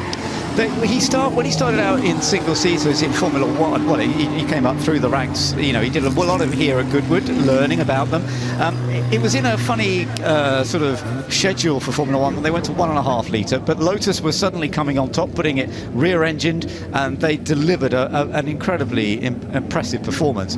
And a lot of people thought, oh, Jim Clark, you know, because he's got the small engine, he seems to be the star. But of course, when you did get the V8 in the back, he was just as incredibly impressive. Yeah, and they also chopped and changed back then. The Intercontinental Formula didn't go to 1.5 litres. It stayed at 2.5. So they'd started the season in non-championship events. Then they'd come and do the little 1.5 litre Formula races. Cars being peeled off the track. Yeah, I'm not surprised. You know, we've got to have these cars all 3 days. But, you know, just to cap the passage of Jim Clark to Lotus, as soon as they saw what they could do in a little demo run at Brands Hatch, they went, hello, we'll have some of that. And Colin Chapman and Jim Clark, it was one of the standout partnerships in motor racing. They seem to be completely on the same wavelength. And Colin Chapman, founder of Lotus, and a man with so many design ideas that created and shaped Formula One through the years. He had so much confidence in Jim and vice versa. A lot of other people didn't get on so well with Colin, but as long as it worked for Jim, Colin was happy, because what happened? You got a winner's trophy. Yeah, no, you're absolutely right. Their relationship was remarkably good. I think the loss of Jim Clark hit Colin very hard, and he was very different with drivers after that to a certain extent, but that was fully understandable. So you're seeing a real mixture, and some of the single seaters, of course, he raced were some of the juniors when he started to develop, and then going into the Formula One level. We're looking at Dario there, aren't we? No, that's Marino. Oh, sorry, that's Marino. Brother yes, Marino, I saw so. Yes, legging it up to the collection area to get in the cars, which is some distance away. But you're looking at how quickly Lotus changes from their first real single-seater, the Lotus 16, sit up and beg, and then you move to the 18, the 21, and by the time they got to the 25, that was a car that changed the face of Formula One, because it was the first monocoque. And if you understand what a monocoque is, it's much stronger and lighter, and therefore the car could be set up and it just performed so much better. Now Gogomobile. Yeah, that's fun to discuss. Small engines. These were cars produced in Germany when after the war, petrol rationing, etc. So a car, little egg cup pistons going up and down, and this would be a car that this isn't one that he did. This model itself wasn't this very car that Jim competed in periods, but for auto tests he drove very similar to one to this, and it just goes to show that even the greatest can start in something very humble. That certainly was the case in the 50s and early 60s. Yeah, there was one, as you say, it was owned by Ian Scott Watson, who of course was his main friend and who supplied various different cars, and Ian bought a Gogomobile T300. It's only a 250cc two-stroke rear engine, and actually, as you say, Jim didn't do a lot with it. He did an auto test run with it, but he didn't kind of compete with it as much as a lot of the other cars that we're seeing out. But it's great fun to see, isn't it? No, it really is, and it's the essence. But the fact that he could jump very quickly from that into the DKW, a little more powerful, but still below 1,000cc, and then in short order he was getting in the Porsche 356, and then he moved on to big sports cars. You know, the D-Type, the Tagero. But at that point, he was also just starting to dabble in single-seaters, getting into Formula Junior, and, you know, the rest is history. But what a diverse array. And for a lot of people, the sight of Jim Clark in one of these Lotus Cortinas, the red one, by the way, with the lights on the front, there's a bit of a clue. That was one he used for a rally recce to do the RAC rally. He did quite a few rallies. But, you know, the fact is they would drive anything that would put some money in their pocket. And of course, once Jim had a Ford contract, they wanted him to do a lot of advertising. You see him looking cheesy, standing in front of a Ford Transit in the advertisements of the day, or the Ford Cortinas. But yeah, I mean, he was a man of exquisite control, and almost couldn't explain. People almost couldn't explain why he was as fast as he was. He just had that natural feel that gives someone just the most amazing head start. Absolutely, yeah. He could do it in whatever kind of machinery, really. But the Lotus Cortina was so impressive. He used one as a road car a lot as well. Another Lotus sports car, of course, Elan. This one also important, and he took on so many different types of racing. This the 26R, and in 1964 they had the GT racing, Ian Walker racing with the Elan 26R, and it was given the livery known as Goldbug, which is rather fun. Jim Clark took some victories with this at Alton, Other drivers also competed. There's one of the Porsches you mentioned, very early in his career, wasn't it? Yeah, no, right at the sharp end. But again, Ian Scott Watson kept providing him with cars, and he did a lot of his races, obviously, in the Scottish borders. Chater Hall was the closest circuit, but some circuits, often on old World War II airfields, sounds familiar, Goodwood. But up in North Yorkshire, one called Long Sutton, he'd drive down, and in fact, he even drove one of the cars down there through a blizzard to the circuit, raced, and then went back north of the border again. So, you know, an enormous diversity in those early years. But with Border Reavers, the Scottish racing team, well, from the Scottish borders, you know, they rallied around and found cars for Jim to drive, and he sort of returned the favour. No, it's lovely, and we did have a quick glimpse of an Alfa Romeo, which you wouldn't expect him to have been racing, but he did compete that. He tested it, actually, didn't race it, but he tested it, ex-Border Reivers machine. So we're just having a look at the cars as they went out when it was a little drier. And then the rain started to fall. Didn't it just? The far side of but the Indy cars, a pair of the Lotus 38s already arriving on the lens. It was going to arrive on the track a lot more. But his early Formula One cars, small and neat for the Formula when it went to 1.5 litres. And it was just a chance to watch Karun Chandok driving a Lotus 49, having his morning face wash, and then the full torrent hitting the circuit out there. Luckily, it moved through quite quickly. But the array of cars driven by the Flying Scotsman were just vast, wonderful, but I mean neatly tied up with Lotus, but bookended by so many other manufacturers in the early days. I tell you what, Karun Chandok has driven probably more variety of Formula One cars over the years than almost anybody else. He really has a wonderful time, and and he looks after these cars extremely well.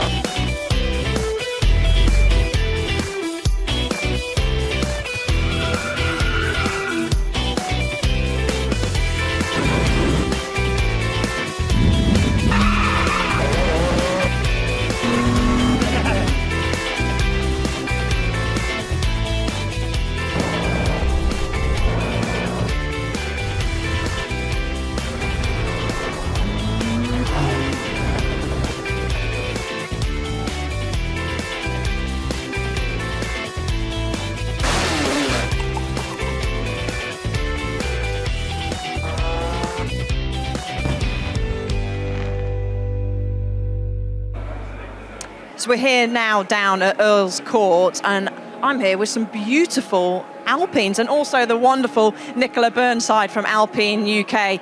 You've got 3 gorgeous Alpine cars. Tell us a little bit about the history, because they're all pretty relevant to female motorsport today. They are. So it's our 70th anniversary this year. and each of these cars has played a really important role in our racing history. This particular car, the A110 Berlinette, started our rallying heritage, and it was driven by Marianne Hopfner, which you can see on the side in the 1974 rally. She was really successful in the car, and this car was also the starting point for Michelle Mouton's career, probably the most famous rally driver, female rally driver of all time, before she moved on into Audi. So this tells such a story for us and the starting point of the brand. This particular car is one of 15 and was campaigned throughout its life, so it still is a rally car today and competes. And this one is so gorgeous. In particular, there's a name I want to focus on the side of the car there, Leila Lombardi, the first female to score points in Formula One. I mean, you've had some fantastic, you mentioned Michelle Mouton, but for Leila to be behind this car, I mean, it's just stunning. I mean, this car is iconic. It's one of only 4 A441 cars, and this is the only A441C driven by the 2 fastest women of the period in 1975. These cars were so successful, they entered 7 races in the 2-litre series, they got 7 poles, 7 wins, 7 brilliant. fastest laps, and these 2 women were successful even competing in Le Mans. And finishing in the top 10. So really such an iconic car, and it's so special to have it here today. And Alpine just has, as you've touched on, such great success with females in motorsport. But even in the modern day, obviously Abby Pulling was the F1 Academy champion for Alpine last year. Nina Gaven's been out, she was winning last time out at Zandvoort in F1 Academy. And Sukhmani Kira's having great success in karting as well. So Alpine are really helping the next generation of females in motorsport. I think that's what I find so inspiring, working for the brand and bringing that into the modern era. We continue that support for females and for up-and-coming talent. You've mentioned all of our successful recent drivers. I mean, Abby Pulling, you know, what she's achieved is incredible, and I'm sure she's going to go on to even bigger and better things now. And Alpine, to be a part of her story, is something we're all incredibly proud of. And even the modern cars now, there's testing that's done with female and male drivers, and even for me as a brand director of such a brand, it's female through and through. So it's something we're all incredibly proud of, and we wanted to talk about here at Goodwood Revival. And of course, we've got Sukhmani and Nina that are coming down this weekend, so the crowd can come and meet them. But Alpine, a special place in my heart, and great success with females in the past, but also in the future as well. Well, I've made my way to the Revive and Thrive workshop area, and I have to say it really is busy here down here. And I've got Dominic Chenier alongside me, expert craftsman, often seen on the repair shop as well. It's wonderful to see you back here again. And how busy has it been? It's incredible. Thank you so much, first of all, for coming over to the workshop. And I'm so pleased to see how busy it is here. It's incredible. It's so lovely to see kids from all different ages having a go at crafts. This is a unique situation here where we've got some talented people that are willing to let you have a go. Well, you were willing to let me have a go on certain things. We'll have a look in a minute. But what have you got going on in this area? So we've got, in this particular tent here, we've got gilding, sign writing, traditional crafts like that. Over the road there, we've got bead rolling, and there's all sorts of, throughout the day, there's lots of different crafts going on, from embroidery, leatherwork, pyrography, woodwork, and traditional upholstery with fox and fur down the end. So there's something for everyone. And what's wonderful is that if you are here, that you really can have a go at it. Let's have a look in here, because we were just having a look at how precise he's having to be. Tell me about this. Come and have a look. So this is Joby Carter. Hello, Joby. Traditional hand painted. I think the fascinating thing about what Joby does is this is all drawn by hand. There's no computer involved, no masking tape, which I know you'll be pleased that I've mentioned. And if you watch his work, it's just fascinating. We've had people come and just sit here for hours and just sit and watch him paint, and I mean, me being one of them, and it's fascinating. I have to ask though, how many times do you have to restart on any of this? Well, look, I put this apron on today, and that's me. I make a mistake, wipe it off. So that you can actually tell a fresh apron how many mistakes I make. You do make mistakes, and I just made a mistake then. And but it's very fluid. It is by hand. If it looks right, it is right. But that's, if someone asks how long this sign took to paint, I might say, well, when I finish, it'll be 6 hours and 33 years. Yes, it takes a lot of skill and a lot of precision to do that. Thank you for letting us have a look. I'm looking forward to seeing how that progresses across the weekend. I do want to meet Dave. Dave, we met a couple of years ago as well, and you very kindly said that I can have a little go here, but tell us about this skill. So this is reverse glass gilding. It's Victorian techniques, literally from, even 1890s right the way back. And it's a beautiful craft. Everything's done in reverse, painted in reverse, and, I love to teach this and keep it alive. You can see this is all from the background. It's all like transparent, but it goes really dense once we finish. And you can see, just by turning it around, you can see here the gild and the gold leaf all shining. You can see it all like, if I keep it about there, you can probably see it a little bit better there. So this is all etched, and there's abalone, and this is 23 karat gold. And this is the stuff they used to do. These techniques used to do back in the day, back in the day, really, wasn't it, Dom, sort of thing? So, Dave, when you said to me you can have a go on the back of it, I thought you were being kind to make sure that no one's going to see it, but everyone will. So I tell you what, let's have a go at this and see how badly I can do at this. Backed up. So this is at the early stages, really. This has been painted, but once you back it up, it goes dense, and then we've got to put all the colours into here. You can have a go. Listen, I'm gonna have a go at this and see if I can actually. You hold the mic, Dominic. You can commentate on just how badly I do this. Have a go. I'm also a lefty, that's never a good thing. So you can paint over the gold here, doesn't matter. You can come all over that. I can paint over the gold and then no one will see what I'm doing. Keeping the lines. Keeping the lines. I'm not kidding, keeping in the lines. I'm a lefty. That's actually a very specific brush as well for sign writing. So. And then if I go, do you know what? I'm going to do a tiny bit here, and hopefully colour in that. Paint on your finger already. That's perfect. That's what we're meant to do. We're gonna get involved with all this. But listen, it's wonderful to come down here and see people getting involved. Thank you for letting me have a go. I might stay here and learn. We've got a whole sign to finish. Yeah, we've got a whole sign to finish. I'm going to stay here and learn how these guys do this. But it really is a fantastic area and so much to get involved with. There really is a lot to get involved with. Harry Benjamin and Bruce Jones up in the commentary box with you now. Look out for the maps dotted around the motor circuit to tell you where you need to go. I think we're going to do a bit of hand drawing next, aren't we, Bruce? I think we're better off in the commentary box, Harry. Speak for yourself. We've had the dousing of rain in the last 20 minutes or so, but it looks to have passed over us. The track, though, slightly damp, but the blue skies re-emerged. Bit of sunshine as well, glinting off the beautiful cars and bikes we have on display, and we're not too far away from our next bit of track action. Yeah, great to see people moving around. There is so much to see and do, not just the on-track action over the roads, the bridge to take you, but this year it's full-on hippie alongside tweed and cravat. It's the real mixture, but go inside Gate 2 and you're at Hayton Asbury. It may not be San Francisco, but it jolly well feels like it. Bandanas galore, and also then we go back in time, of course, throughout the generations, all the way from the 30s to the 60s on offer here. And if you get the chance, do have a look at some of the Spitfires, the Hurricanes on offer as well at the Aerodrome, flying every day at 8 a.m.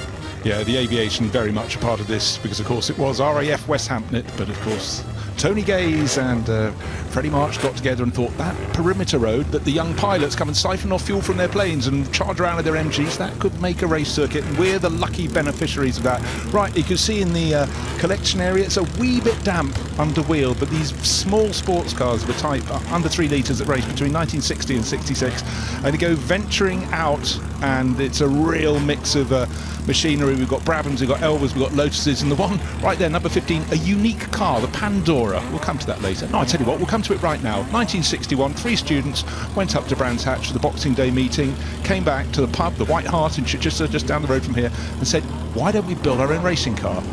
And that was the fruit of their labours. Came out in 1963, and it's called the Pandora because a very nice lady called Pandora lent them a garage to build the car in. There we are. I love Talk that about story. a cottage industry. I love that story. Very much as we go along, we'll figure it out mentality too. Fabulous. Yeah, and they even have, echoing the sharp-nosed Ferraris that won the Formula 1 World Championship in 1961, there's a sort of echo of that and the proboscis of that white and green number 15 Pandora. But by and large, among them, it's Merlins, Elvers, Brabhams, the Piper in there, lots of Lotuses, Crossleys too. So plus a couple of others, but small, nimble, and again, I was talking in the Jim Clark parade about how you see what the drivers were doing. And of course, being a sports car, it had to have the scope for 2 seats. And I hear engines revving up. The car's now starting to leave the collection area. And as you can see, the track has little patches of damp, and coming out of the chicane there are puddles on the circuit, but there is quite a breeze. So hopefully, as you can see, the Union flags behind the pits really blowing away. Hopefully this will dry quite quickly. Yeah, so this practice session then underway, setting the fastest lap times they can to line up for the race for this Madgwick Cup, which is going to get going on Saturday from 12:30. So that's when the racing action will get going. But right now we are seeing very much inspiration for sports car races that took place during the 60th and the 64th members meeting under 3 litres, all heading out into the sunshine, which has rejoined us once more. Bruce, you were saying the mixture of manufacturers that we have on now. I'll add a Alfa Romeo in there as well, which you'll see that's got the number 60 on the side of it, that light advanced design. Some of these built on that tubular space frame as well, and then widen out to incorporate that second seater, deriving as a sports car.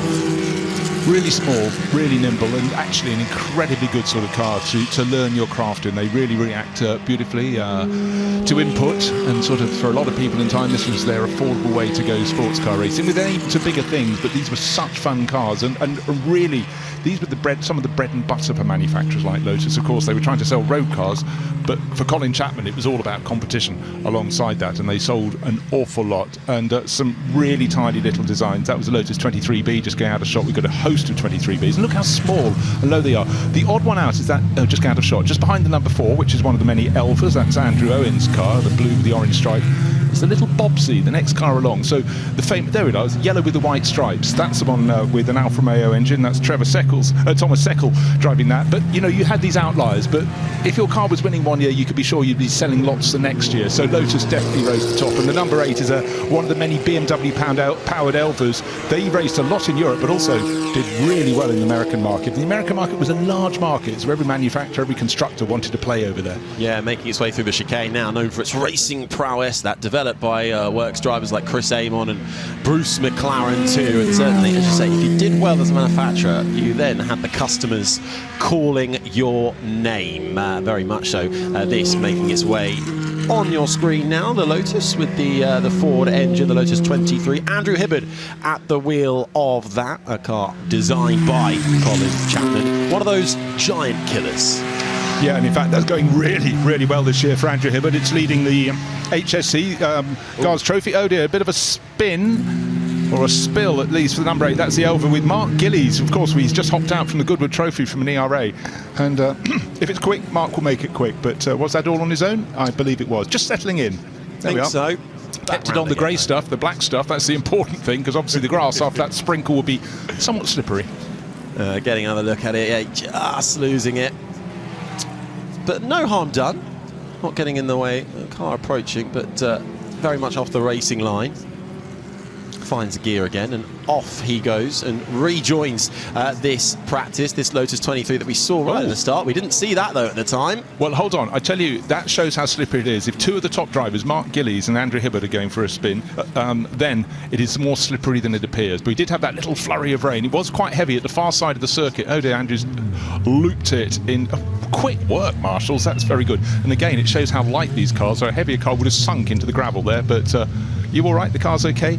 Obviously, they'll find a space to get him back onto the circuit. So that's good, because when it went into the gravel, I thought, oh, we're going to have a red flag and a stoppage, but they will dictate when it's clear. Obviously, a whole bunch of cars, they all came out, 2 laps ago from the collection area. So there'll be a big gaggle, and once there's a clear space, they'll push Andrew back on board. And you know what? Knowing Andrew, he'll get back out and set a very quick time, I'm sure. Yeah, and Marshall's doing a superb job, as always, to allow the green flag racing to continue as the Lotus 25 gets back on its way. Bit of gravel as well, just being dropped off the racing line. Back to it on the track though. This Lotus, I think that was the BMW powered 23B that was just making its way through. Just see the differences in design as well, as we really get a look at the different methods that the manufacturers were taking throughout this era of sports cars. But in so many ways, Harry, it's about the fact that they needed to be small and light, and look how low they are. They're all trying to reduce that frontal area. For a taller driver, they'd be sitting up fully in the wind. You or I would be absolutely done for. Now we've got, with Mark Gillies, a link back to ERA, but also Ken Dowling here. Of course, the Dowling family Paddins races in ERA, and it's good to see them spreading their wings and trying some more modern stuff as well. So these cars from the early to mid-60s, just small, nimble. It looks like the bodywork's a little bit loose on the back of Ken. Maybe one of the clips on the other side has come a little bit loose, but it's these cars are so light. No, it's fine. It's just my impression. Very, very twitchy in the second part of Madgwick. Of course, we saw Mark Gillies going round, and I think at the moment the drivers are just seat of their pants, trying to feel what level of grip they've got at various parts of this circuit. But just remember, Goodwood is all about flow. It's a very quick circuit, so you've got to build up your confidence. Quickest time so far, well, we've seen that name at the top before, and it's Will Nuttall. He's in an Elva, one of the BMW Mark 7s. But the times at the moment, actually, there's a big difference because, of course, we had the waved yellow flag with the Andrew Hibbard car off, so that probably spiked the guns. But you know what, I think a lot of the drivers are just feeling their way in, and they're going to start building up their pace. This is the car that is currently quickest in the times, but as you say, expecting to see those times come down. This Elva, the Mark 7S, William Nuttall at the wheel. Revised chassis, had larger brakes, wider wheels as well compared to the earlier editions of it, and widely campaigned still today throughout historic motorsport. 2-litre BMW engine in that one, and Will Nuttall currently making his way through. And just, this is what I love about this Goodwood motor circuit, is seeing, especially when you've got a few damp patches on the track still in various different places. Sometimes you've got to go offline as well. If you're on a slow lap, there's a quicker car coming through. All it takes is one small nudge of the steering wheel and you could be heading for the grass, and as a result you just see the intensity and the skill that is demanded from a driver in the car. And most particularly at the part of the circuit, St Mary's, where we're seeing the pace setting Will Nuttall at the moment. And you can see, oh, someone else has gone off. That's car number 4. We saw that earlier. That's Andrew Owen, but off circuit he put up a real splash of water on the outside. So it was a short flurry, but it was quite intense. And with these treaded tyres, even on the bits of track that look dry, you can see the spraking up. The start and finish straight is really quite wet. And so, yeah, have we got a bit of flame out at the back? Yeah, brilliantly picked up by the camera crews there. Yeah, we have a small flame out the back for Charlie Best in the Lotus 23C, one of only 6 in existence and the only one currently racing in the UK. So we'll expect him to maybe have a little gander back to the pits to check that one out. Just over 12 minutes remaining. We were talking, well, let's have a look at someone getting something. Okay, someone's hit look like a mark boat. Okay, bit of steam coming. Oh no, it's a lot larger than we initially thought it was. Yeah, so we were looking at the number 4 Elva coming back on the circuit, but really the possible story was in number 17 tucked in behind, which is the Charlie Best car. That's the one with the wider wheel arches being a C. And all at sea, I suppose you could say. There is the Piper, yeah, Chris Atkinson.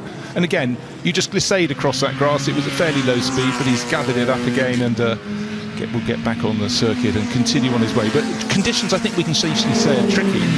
But we can also safely say for the moment, he says, looking around from the commentary box, it ought to be dry to the end of the session. So the quick times will come at the end because they will gradually move the water off the circuit. But when you see the cars as we are now, coming down the Lavant Straight, well, it's very difficult. I was talking about the Pandora. Here it is. That's the one-off car by the 3 students built right down here in Chichester. Great looking car.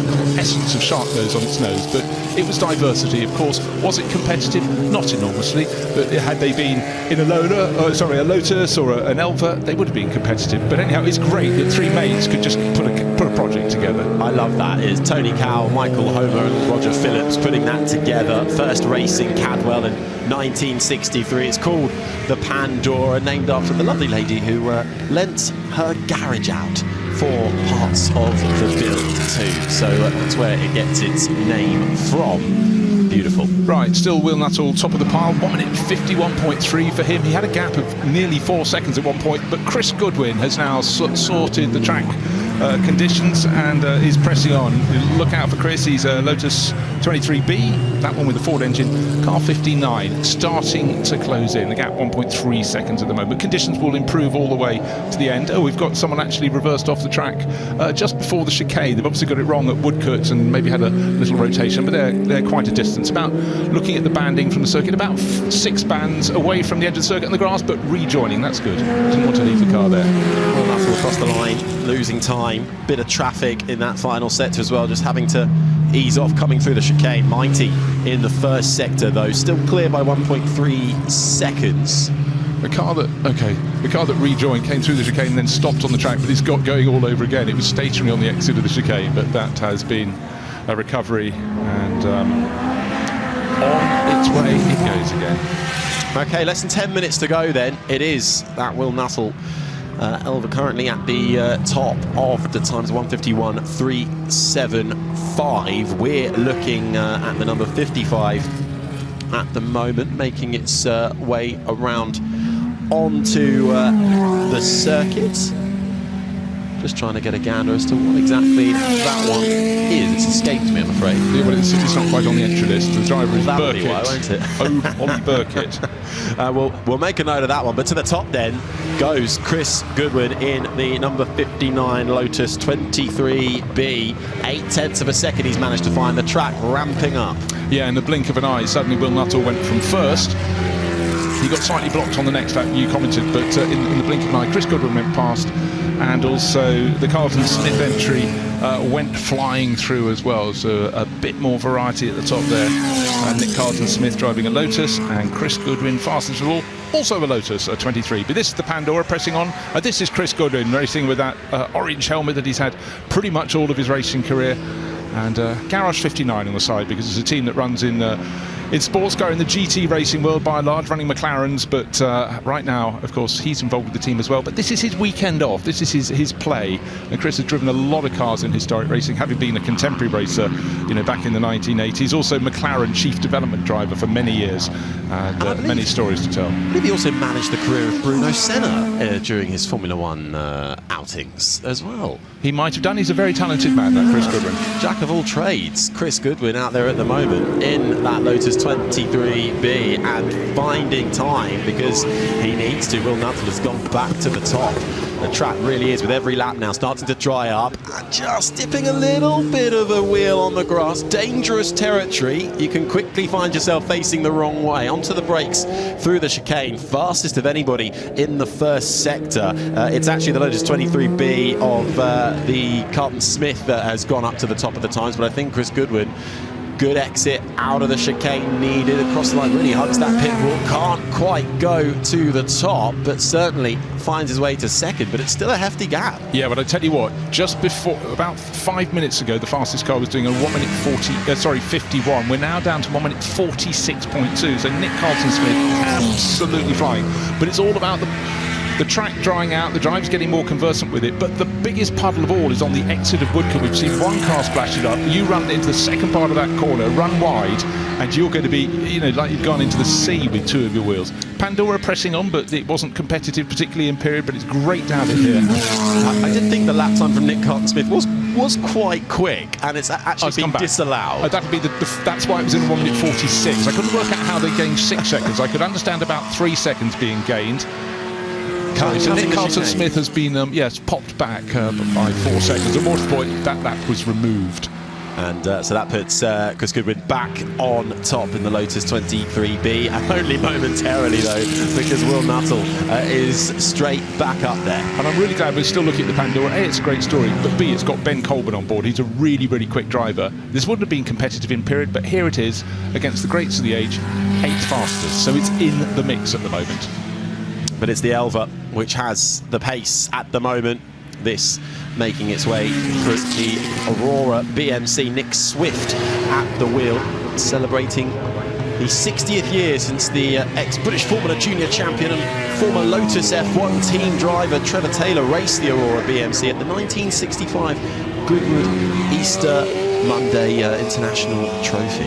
Yeah, and it's a really nice story that Anita, who was a racing driver herself, very good racing driver, who was Trevor's sister, and his son Nick will be reunited with this car this weekend here. That's rather nice. You don't always own what you race for other people, but a chance to get reunited, well, that's very cool indeed.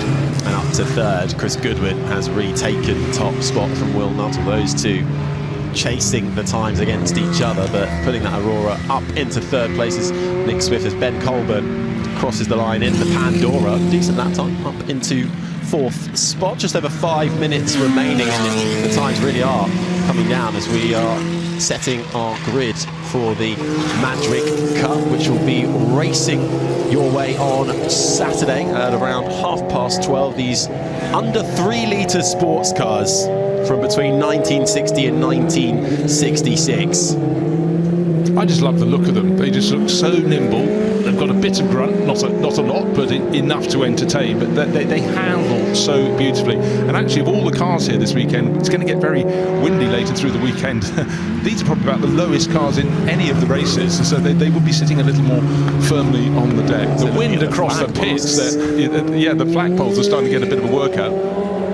Right, Nick Carlton-Smith's tumbled down the order. Remember, he was fleetingly fastest. That time was taken away. He will suddenly move up, but he's dropped down to 10th position, comes across the start-finish line in number 39 and goes fastest. Hold on, did he cut the chicane? 1 minute 44. He's gone fastest by 3 seconds. Well, yeah, very briefly, Max Bartel made it up there in the Elva, but very swiftly moved down to third already, as we have Burkett up there in second in the 55, but still 3 seconds the gap. So, mighty job from the 39 Lotus 23B with Nick Carlton-Smith at the wheel of it. This is another one of the Elvas. This is the fourth placed Elva at the moment. Yeah, this is Max Bartel running in the original Radio London livery. I like it when a racing livery is kept on board. But again, the combination of Elva and BMW, you know, it really, really works in period. It's looking pretty good now. But that time from Nick Carlton-Smith, 1:44. That is absolutely flying on a track that still in certain places is very slippery indeed. Chris Goodwin closes in slightly, but it's still 2.3 seconds. Chris Goodwin's Lotus 23B is behind this Elba, the BMW engine powering it through. And that's one way to go through the chicane. It's probably not the quickest way, though. The Pandora finds its way facing the wrong way, but very quickly gets back going again. Ben Colburn has fallen down the order slightly over the last few laps or so. Andrew Hibbins pops himself up into third as Will Nuttall gets himself in that Elva back up into second. The gap closing 1.3 seconds. Bit of traffic as Max Bartel comes through, really having to work the steering wheel. The rear end stepping out on him, nicely controlled. Not the quickest way though. Finds a bit of time, pops himself up into third, still nearly 3 seconds away. And that phrase, meanwhile, word meanwhile, Nick Carlton-Smith there, 1 minute 44, and I'll do a 1 minute 42.7. So every time Burkett, Nuttall, Bartel and Goodwin try and close in, Carlton-Smith is just slaying them at the moment. What's left on the clock? Just over 2 minutes. One of the Pipers, or the Piper, just making his way in the foreground, and then the rear end, just every little bump, you can see how much of an effect it has on these really small, nimble sports cars. Chris Goodwin's getting closer. He pops himself up into second, 8/10 adrift. The time is coming now. This could really go down to the final minute. Last car across the line. Set your fastest lap if you dare. Give yourself your best chance of a good starting spot for the race tomorrow at around 12:30. This Madrid Cup. Will Nuttall is fighting back though. He slipped down to fifth in the Elva, but he's fastest of anybody in the middle sector. It's Nick Carlton-Smith in the Lotus 23B that has the edge on the field at the moment. Few puddles for Will Nuttall to get to grips with. One more chicane, nice and tidy, gets oh so close to the inside wall. Nothing spared for Will Nuttall. Andrew Hibbard pops himself up into fifth. What's this going to be for Nuttall? Can he challenge Carlton-Smith to the top? He absolutely can, by over 2.5 tenths of a second. Wow, that was a gain of 2 and a bit seconds. This is the last chance now. The checkered flag will come out in a minute. So next time Will Nuttall comes around, he'll be greeted by the checkered flag. But they're going faster and faster and faster. But at the moment, we've got the first two cars covered by, hey, let's call it quarter of a second. The further second back was Chris Goodwin. But you know what? The target's moved again. Nick Carlton-Smith has just gone on 1 minute 41.1. He was a quarter of a second behind. He's just gained 1.6 seconds. Wow. That Lotus 23B, what are they feeding it? As Burkett pops up into second, still over a second adrift though. This is the 55 that we're looking at the moment, making its way neat and tidily. Chris Goodwin will want to go again to slip down to fourth now in the 59 Lotus 23B. All these sports cars between 1960 and 1966, so that early 60s era, with engines smaller than 3 litres is the category you're currently seeing make their way around this Goodwood Motor Circuit. Ollie Burkett in the Elva BMW powered Mark 8, currently best of the rest. Right, the checkered flag will fall on the end of the session on all the drivers. Down it goes. Right, 20 minutes of practice complete, but no, it's not complete because people are still flying around this final lap. Nick Carlton-Smith, his target, 1 minute 41.1 seconds. There he is, being chased by Ollie Burkett. Here's Ollie in the metallic green car with the white stripe. That's an Elva Mark 8, again BMW powered, but looking to see if he can redeem himself, get to the top. Is Will Nuttall. Will this be faster than anything before? Yes, it will. Does he go top? No, he goes second. He's down by 3/4 of a second. What a mark has been set. Now, a lot of the cars have taken the checkered flag, but still some of the quick charges are coming through. One who we haven't talked about at all, car number 48, Stuart Tilley, a Lotus 23, has put in the fastest first sector of anyone. He's got 2 more sectors to do, and he's sitting down at the moment in 6th place. It's chopping and changing. And I think we've also, just to the top of the times, Nick Carlton-Smith has been toppled. He will not start from the pole, 7/10 of a second, because Bartel has managed to get up there in the Elva Mark 7. Has taken the time, a 1:42.82, 7/10 of a second. Checkered flag is out and waiting, and I don't think we're going to get any more improvements now. Hands up in the air, slow car coming into the pits. Yeah, Chris Goodwin had backed out of it, so he's going to end up starting, oh gosh, in the 4th row of the grid perhaps, but car number 48 is pushing and shoving and trying to make his way around, going faster and faster, but for Tilley, that was the driver who suddenly could have got to the top, Ben Tilley, but I'm afraid I think traffic has somewhat hampered him. Yeah, the Aurora just in front as well, maybe, through the chicane. So quick in that first sector, can he improve a little bit? He can. Ben Tilley up to 5th spots in the 48, so nicely done. But you have to say, Nick Carlton-Smith, who had the edge for some time in the closing stages, 7/10 of a second pipped by.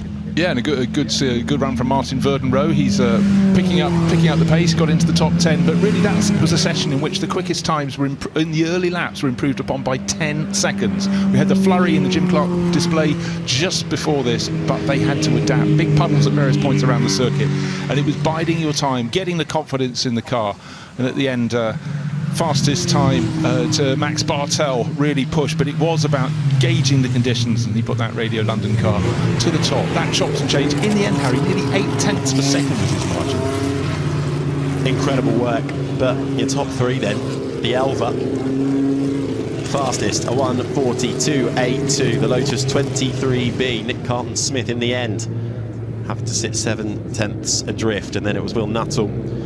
Never rule him out, who managed to weave his way up into 3rd spot in another one of the Elvas with the BMW engine, the Mark 7S. But that is the same car, but in the hands of a different driver, Max Bartel. I think he'll have a smile on his face after that one. Challenging conditions to begin with, all throughout really. You had to keep on your toes for that one. You did, and I think we had probably 6 different drivers who had a turn at the top of the timesheets as the times came down. They didn't come down in moments, they came down in great chunks. Let's take a look back. It was sunny conditions, but the drivers knew when they were assembling.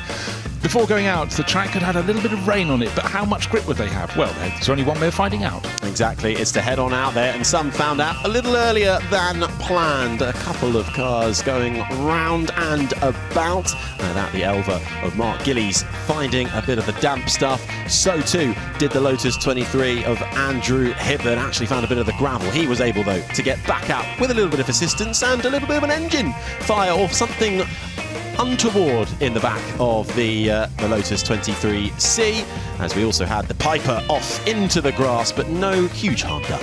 No, if you're going to go off at some areas, go off onto the grass. Chris Goodwin was one of the names that rose to the top, as expected, in his Garage 59 livery car, pushing and looking and gauging what were the conditions going to be. He knew they were improving, but where were the puddles still going to lie? Which parts of the track were going to dry out the most? The grass, that didn't dry out at all. Neither did some of the puddles just on the edge as well. And we had the Pandora, 3 student mates coming together to put that one together. Round it went, but back on its way. Pandora having a decent run in this practice session for the Madgwick Cup with those sports cars under 3 litres from the early 60s. But in the end, it was Max Bartel and the Elva which had the top of the times.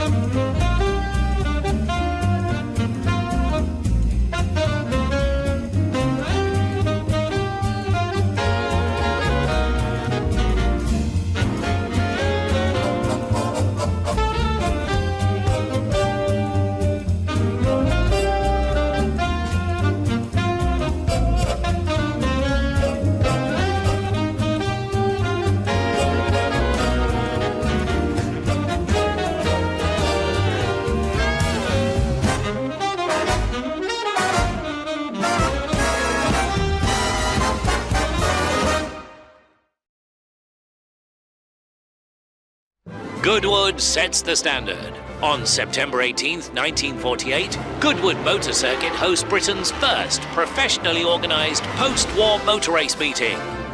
At the 2023 Goodwood Revival, the Ford Water Trophy was the first historic race in the world to run on sustainable fuel.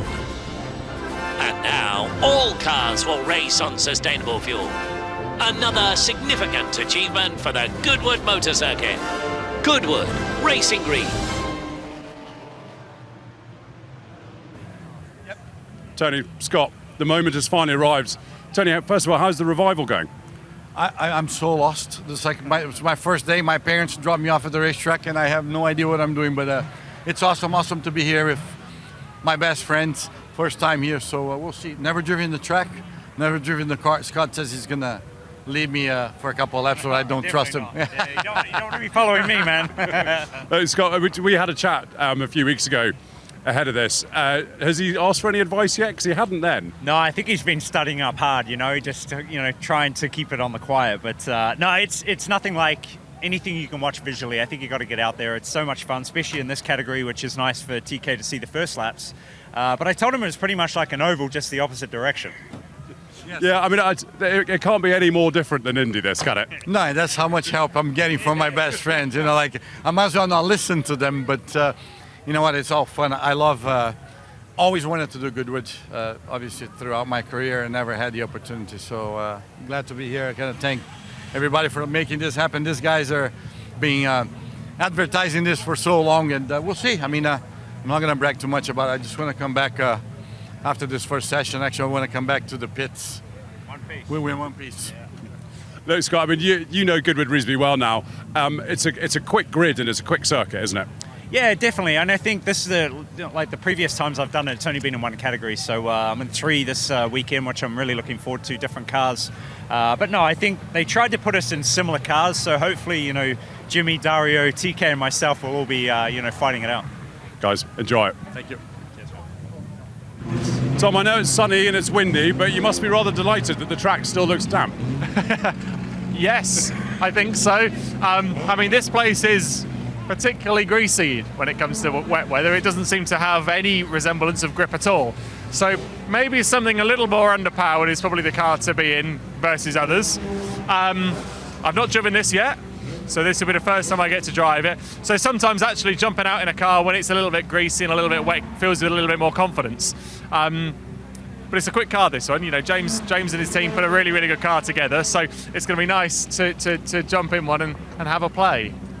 Any advice for this? I guess that you just try not to lose any speed. Well, I've been told to hang on, which, I'll be honest, is never something that fills you with a huge amount of enthusiasm. Just drive it as fast as you can, which is also some strange kind of advice, because I would have thought that applies to anything, really, any race car. Have you considered driving it faster? No. Well, maybe you should. It's kind of that logic. So yes, I don't know what to expect. I expect that it's going to be lively in the wet. It might even dry out a little bit because the wind's up. There's a current bun shining on us. So yeah, it's going to be a little bit changeable. But have I got any more excuses? I don't think I've got any more excuses, really. I think I'm all out of them. I haven't driven it yet. There's one. I've got. So there was that famous comment from Patrick Head, so I think Jarno Trulli, who said, "Whatever you're doing, Jarno, do it better." Do it better. Yeah, that's been said to me many a time as well. Have you considered doing everything you're doing better? I've never considered that. Turns out it's great advice. Well, today's the day. Enjoy it. I'll put it into action. I'll see what I can do.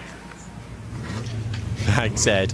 Where else on the planet would you find British touring car champions, IndyCar winners and title champions, NASCAR, Formula One champions and Le Mans winners as well? I'll tell you where. It's over the course of the next 20 minutes, right here on the Goodwood Motor Circuit. We're getting ready for the St Mary's Trophy Part 1 production-based saloon cars from the 1950s. Alice Powell rejoins me up in the commentary box, and this really is an all-star lineup.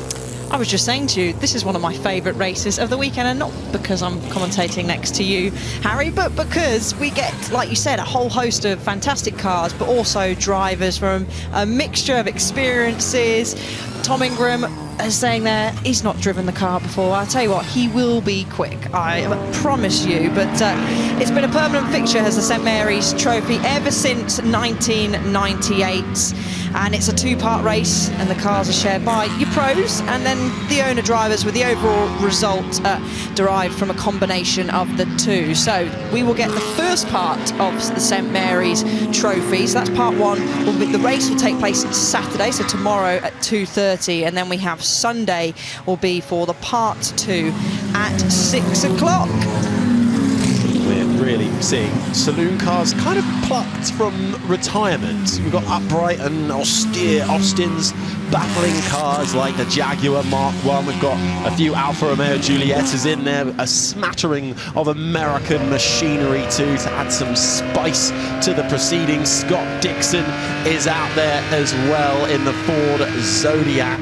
Looking rather resplendent as the 6-time IndyCar champion, an Indy 500 winner as well, making his way round on the track. Just looking out, I think we'll be okay for a bit of weather-wise, although some of the clouds look a little bit foreboding. Like there's maybe a bit of rain there on Tony Kanaan's windscreen there, and oh look, our camera's going to move as well. Copy, there is a bit of rain, or could it just be a little bit of spray off the back? But certainly the windscreen wipers not quite engaged for the 2004 IndyCar They don't champion. race in the rain, do they, in IndyCar? So he's probably like, what on earth is this falling from the sky? But he's forming behind the queue of cars that are just going into Woodcote Corner now. He's of course in one of our Ford Zodiacs.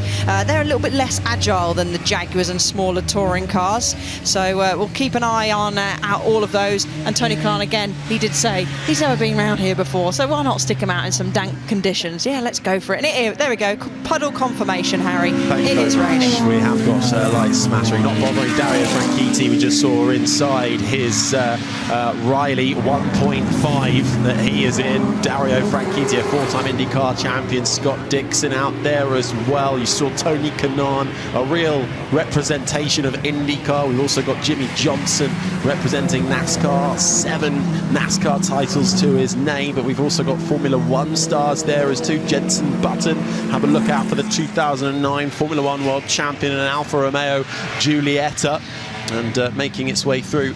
At the moment, we're looking at the 72. This is the Austin A40. This is Jake Hill at the wheel, reigning British touring car champion, and pretty nifty in any car you put him in, especially around this Goodwood motor circuit. He is.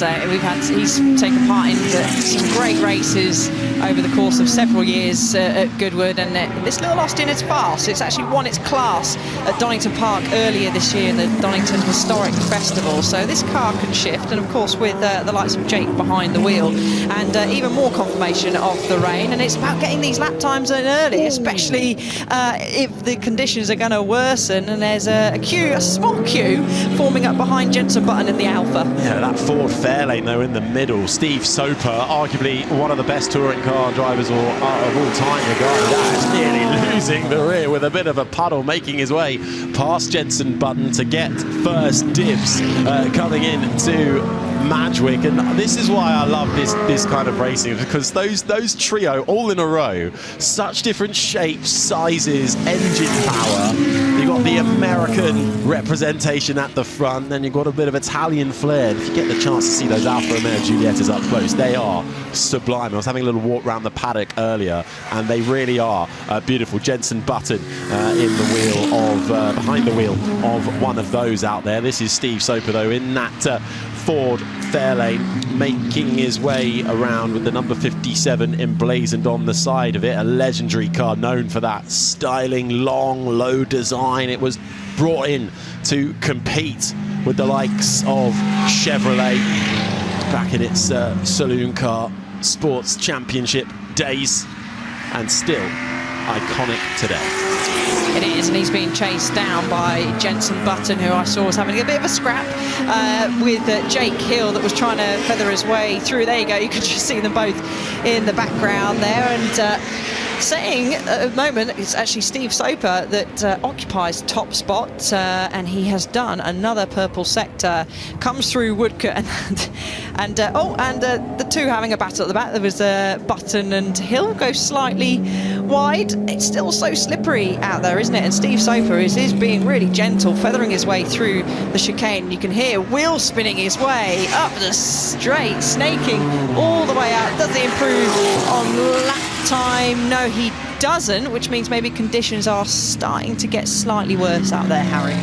Fastest of anybody in that middle sector, though. Now, what have we got here? Have we got a little bit of suspension damage, jumping up and down? There's a few parts I just saw escaping to the side. Yeah, that doesn't look like that doesn't look very healthy to me. No, it doesn't. Making its way through. It's Tom Christensen, I think, isn't it? In the 73, that was the Ford Thunderbird, the Bill Shepherd Automotive, which is a very popular car that takes part in events at Goodwood. Andy Prio was behind the wheel of that last year, I believe. But back to Andrew Jordan, the 77, and another one of our Austin A40s. He's trying to get through some traffic. Wipers are going, so some feeling the rain more than others. But again, Andrew Jordan, touring car champion, and he will be one that will be fighting up at the sharp end. I am sure about that. We have indeed the 2013 British Touring Car Championship in what was brought into the world as a small two-box body economy car designed by Pininfarina, replaced the 835 Austin. Andrew Jordan at the wheel of it at the moment. I mean, look at some of the names that are popping up on the timing screen, though. Steve Soper currently fastest. Emanuele Pirro has just popped up into second as well out there in the 101 Jaguar Mark 1, a 5-time Le Mans winner, a 2-time Sebring winner, and making his way through just behind, I think, Andrew Jordan's behind one of the Alfa Romeos. Just making its way to the line. Tom Ingram up inside the top four. Max Chilton, a former Formula One driver, a man who also holds the Goodwood Festival of Speed hill climb record in his McMurtry, which I think is a little bit more modern, a bit quicker than what we're seeing out there at the moment. And there's Karun. You would say he gets about at Goodwood Revival, and he certainly does. He's popped in from one of Jim Clark's cars into a lovely little Mini now. He likes to get about in the races, and a 1959 Austin Mini, followed by quite swiftly by another one. Let's just have a look. That's the trying to see. That's the 59. Yeah, that's I was going to say Turner. like Darren Turner's helmet. But to be fair, if you want the best chance of finding Karun Chandok, head to a Goodwood event and you'll most likely spot him within 5 minutes. But Darren Turner at the wheel of that one, just making its way through. This is the number 19, which has Karun Chandok at the wheel, making his way out through the chicane in the Austin Mini, supplied by Austin Cars, built to replicate the 1959 early production 850 model. Groundbreaking small car, really. Still fastest out there though, Steve Soper. Jake Hill's going to have another go at it in his Austin A40. Decent first two sectors. Towards the back, we should try and see if we can get a spot of. We've got the likes of. We've got Rowan Atkinson out there in the number 7. He's currently down in towards the back, but in a Mark 7 Jaguar, Rowan Atkinson, who has a penchant for racing cars, even has a lorry license as well, did you? No, I did not. There you go. Plenty of information. A few people moving up. Jake Hill, Gordon Shedden, as well as there just on screen in the 1R2, in the number 102. One of several of the Jaguar Mark 1s, which of course dominated the British Saloon Car Championship between 1958 and 1963.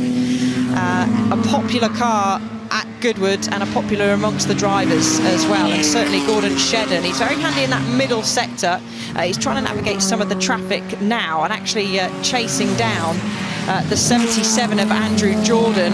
And we'll often see plenty of these old cars take lots of curb and a bit of grass, and you always know, well, that's got to be a touring car driver behind the wheel of that. As we're going to catch a replay of Gordon Shedden, probably get sideways. Yeah, and there's your standard classic Goodwood shot, and rain falling all at the same time. That's down at turn 1. Yeah, one of 2 original 1959 Equipe Endeavour cars. Gordon Shedden in the 3-time British Touring Car Championship. All the windscreen wipers are going now on Tony Kanaan's Ford Zodiac, making his way through the chicane. Tony Kanaan at the moment a little further down the timing screens, down in 27th at the moment. But he said he's never been to this track, never raced it. Felt like a kid being dropped off at school for the first time.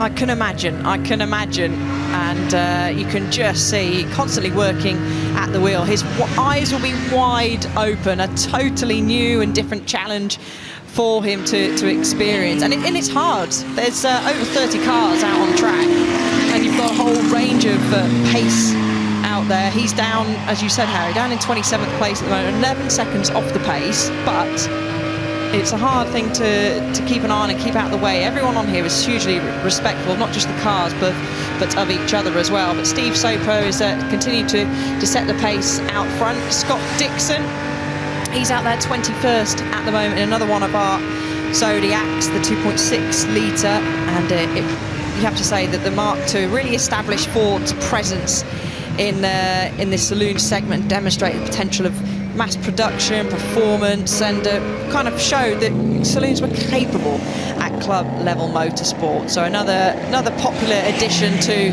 the St Mary's Trophy entry. British touring cars, though, the order of the day, top 5, all occupied by touring car champions and winners of the series. Steve Soper still fastest out there at the moment in that powerful Ford Fairlane.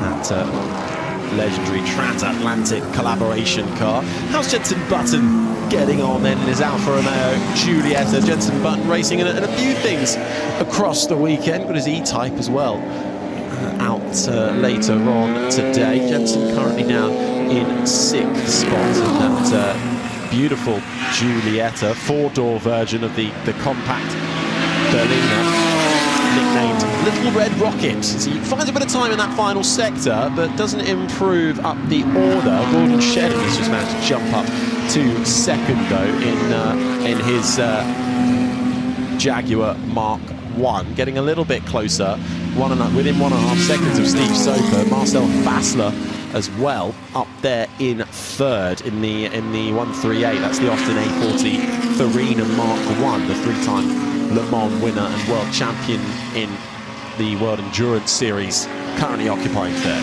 Manueli Pirro's just made his way slightly further up, another one of our Jaguar Mark I's. He's still got the wipers going, but I don't think it doesn't seem like there's much rain out, at least through that part of the track that he's on. He's just turned them off, but he's looking pretty quick at the moment. Another personal best in the first sector, and a handy car is the Mark I. Shedden's currently in one of them in P2, again with a very strong first sector, so seems to be strong in that first sector. Apart from Shedden's in amongst some of the traffic, and so is Manueli Pirro, and there's Shedden on the screen now. And with this first sector, he is able, Harry, to navigate through some of this traffic quite nicely, which looks like he has done, just past Jenson Button in the 34 there. This could really challenge for the lap time that's been set currently by Steve Soper as it wiggles its way out of Woodcote Corner, stamps on the brakes into the chicane. A nice clean run here, and we could see him, Harry, jump to the top of the times. Yeah, nice drive out of the chicane for Gordon Shedden in the Jaguar Mark I. The target to beat a 1:38.5. He's not going to do it. Gordon Shedden still 1.4 seconds or 0.4, half a second off, but was second. Now his second 0.4 adrift. Andrew Jordan, I should say, has just popped himself up into 3rd. Emanuele Pirro in the other Jaguar Mark I, the 2 original Mark 1 Jags out there. First time they've been on a track together since 1959 at the Goodwood Motor Circuit. So certainly history as well. And the stories up and down the field being showcased. We're getting into the final 5 minutes. Steve Soper's time now starting to become reachable. Jake Hill pops himself up into 4th. But still about a second adrift, but just manages to get ahead of Emanuele Pirro. Who else have we got out there? We've got some big names still. There's Steve Soper still making his way through as a very strong first sector. We have Jimmy Johnson out there in one of the Austin A105 Westminsters, of course a 7-time NASCAR Cup champion, and he was teammate to Jenson Button here at the Revival in previous years. Tom Christensen, He's just popped himself up into second. Who's just popped himself up, as you said, second place, most wins at the 24-hour of Le Mans, 9 wins to be exact. So we've got a whole host. Andy Prio, Daniel Franchitti, Alex Brundle is out there circulating as well. So it's competitive. Oh, and skidding his way through the grass is the Austin A105 Westminster of Jimmy Johnson, the NASCAR champion. Making a few wheel tracks on the grass, but back underway at the moment. Jimmy Johnson down in 13th at the moment.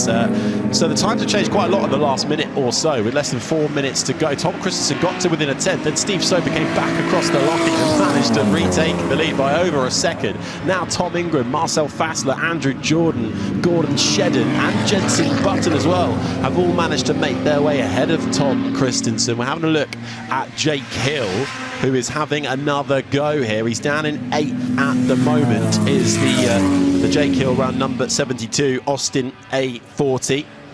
Nimble, the box top, slightly elongated at the back, was quite an affordable family car back in the day. And now on the racetrack.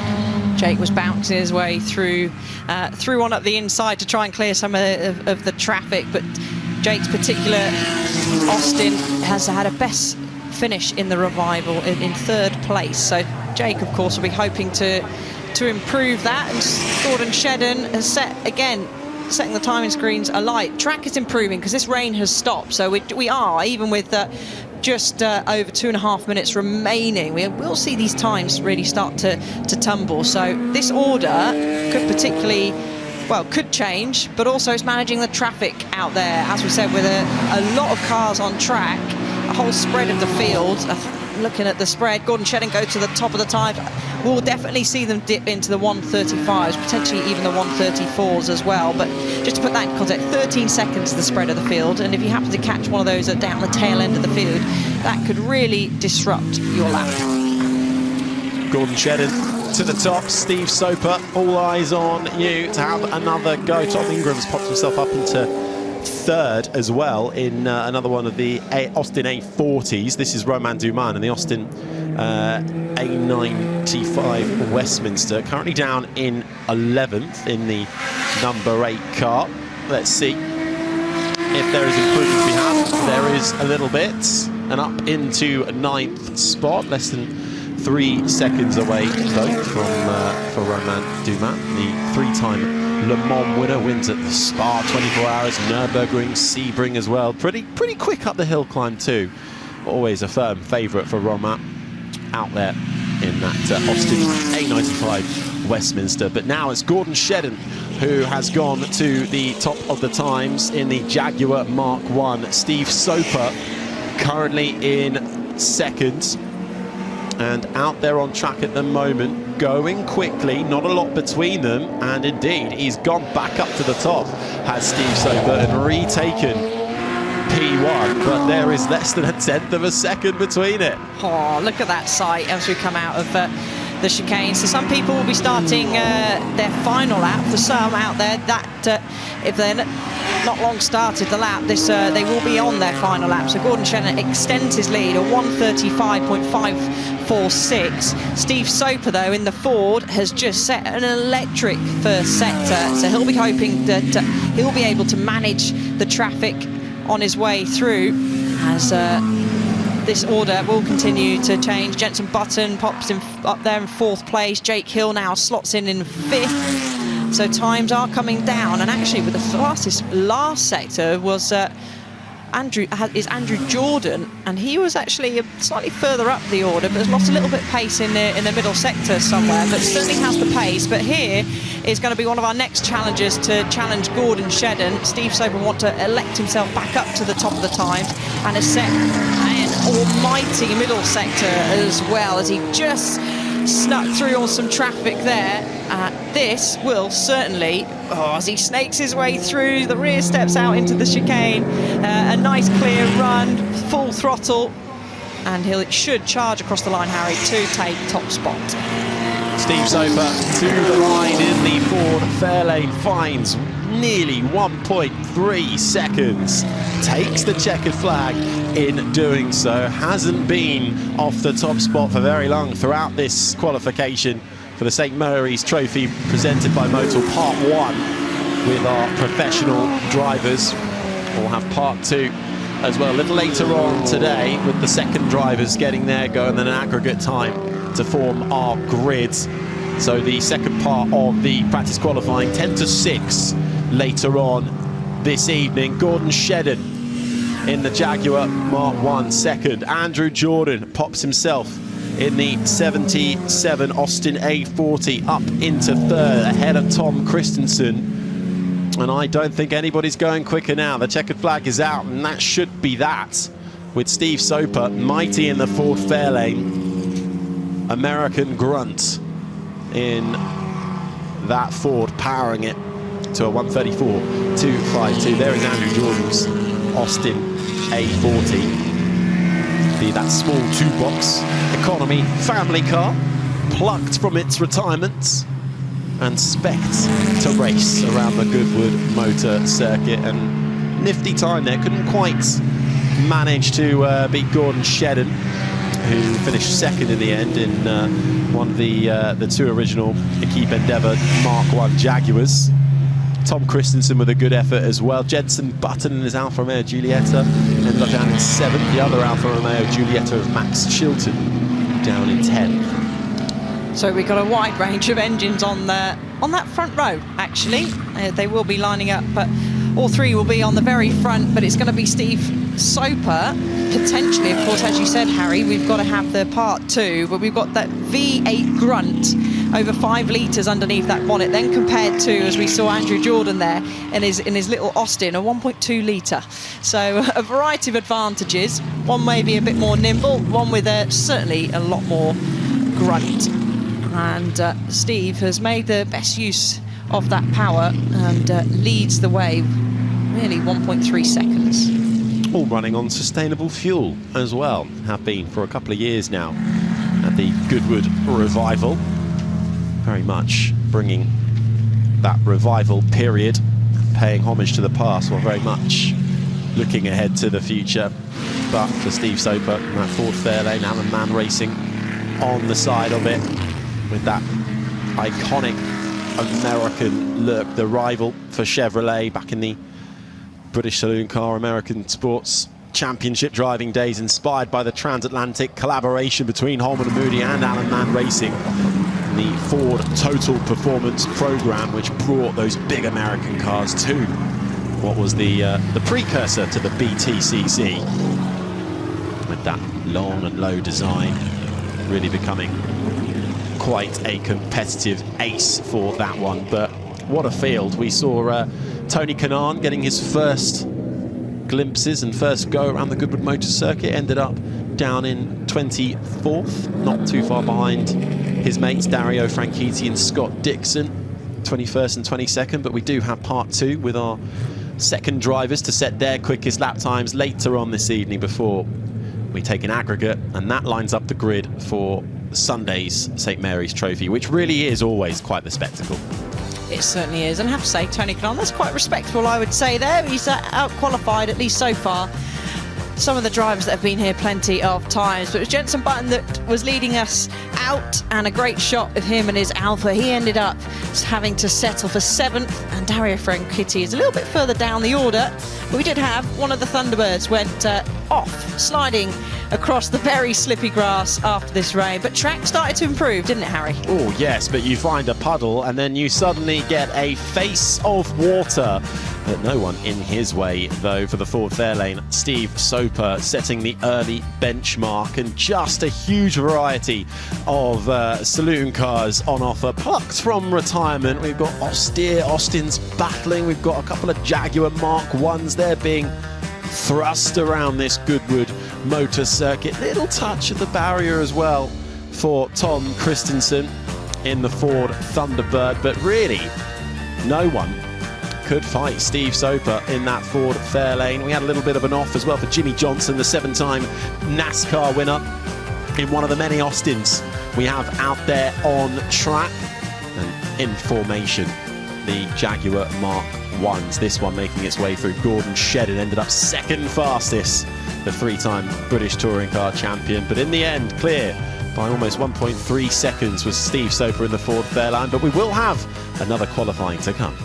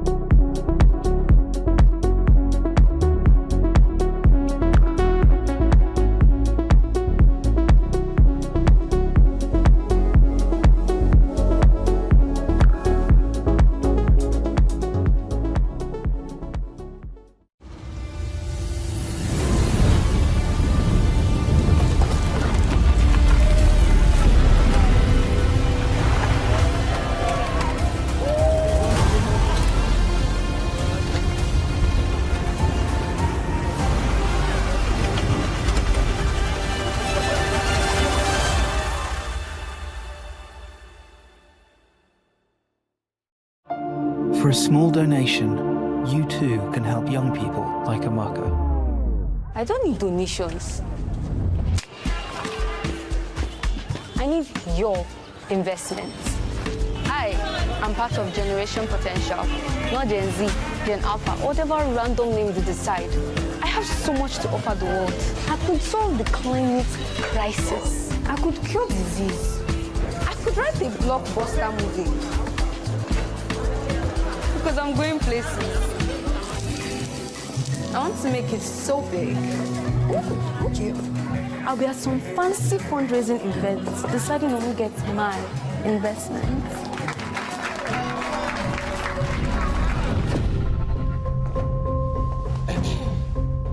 Today, I am here looking for your investment into our future. I want to learn skills, to gain confidence, to find opportunities, to change the world for the better. Invest in us. Invest in generation potential. It shouldn't matter how we start, it's what we do next that counts. Hey! Guys!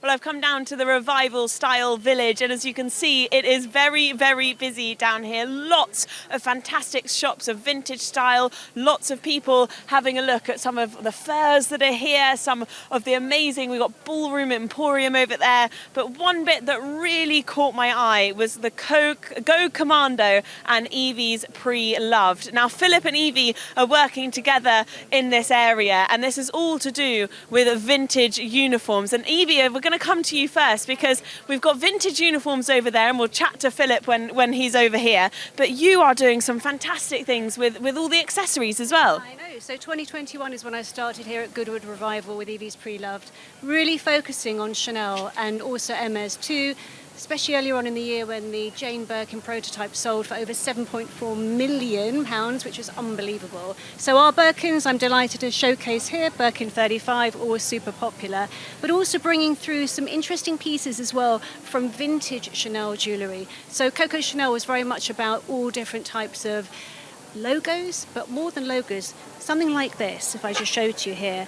She was obsessed with anything that sort of was a motive. This is wheat, so this is all about harvesting. So a lot of the vintage Chanel pieces that we bring to Evie's Pre-Loved will have some type of motif which is very unique for her collection. And also if you see the tone of the gold tone hardware, it's incredibly warm as well. It's so special to see all of these pieces still have life in them, and they look so special and actually almost new, but with that wonderful vintage style with them. So we always like to say, let your pre-loved be reloved. And every piece for me has got a unique story. So I'm always really, really touched whenever something's consigned to me, and I can also share the story of that piece and how it came to find its purpose again. Well, listen, Evie, thank you. I'm going to grab Philip as well.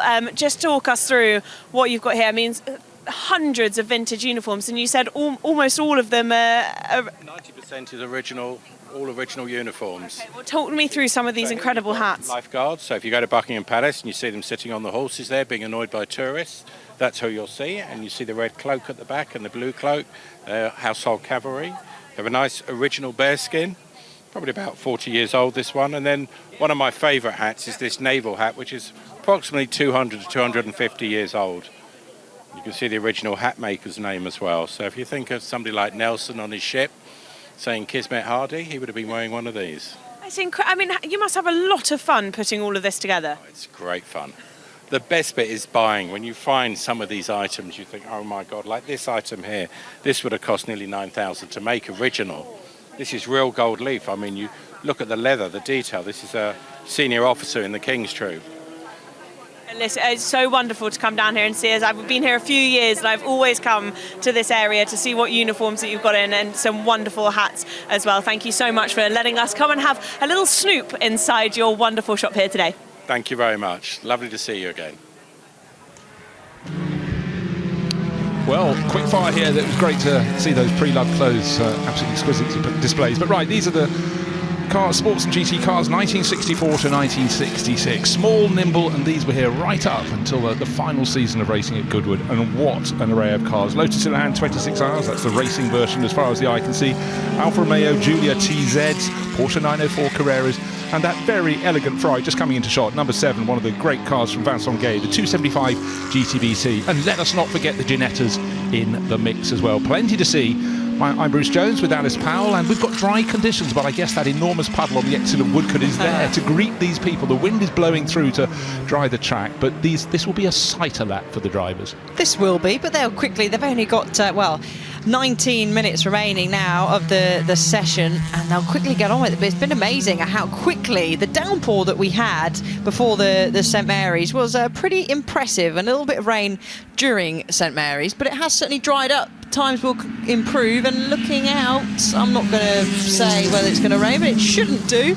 But like you said, we've got a whole host of fantastic cars out on track, in particular the Lotus Elans, who are going to be at the front. We have quite a few of those on the grid. We've got the beautiful Ferrari 275, the Ginettas, as you mentioned, and also some Alphas out there as well. So a great host here in the Ford Water.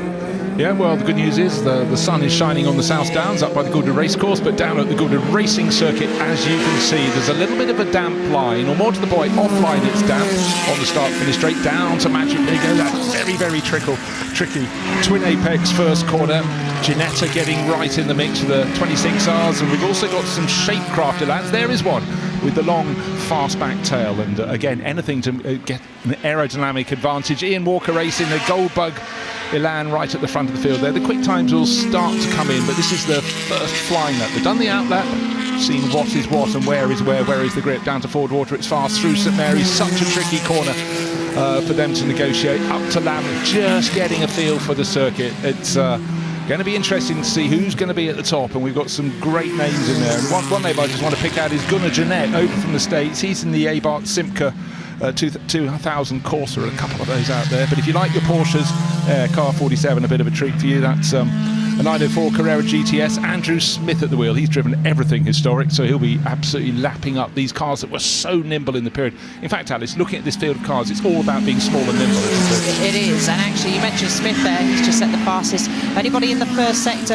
Another driver I want to point out is in the 267, Michael O'Brien, who's had huge experience in GT racing. He's tops, say, the times at the moment. Nothing has really been set, but he has actually just gone across the line and set a time. There you go.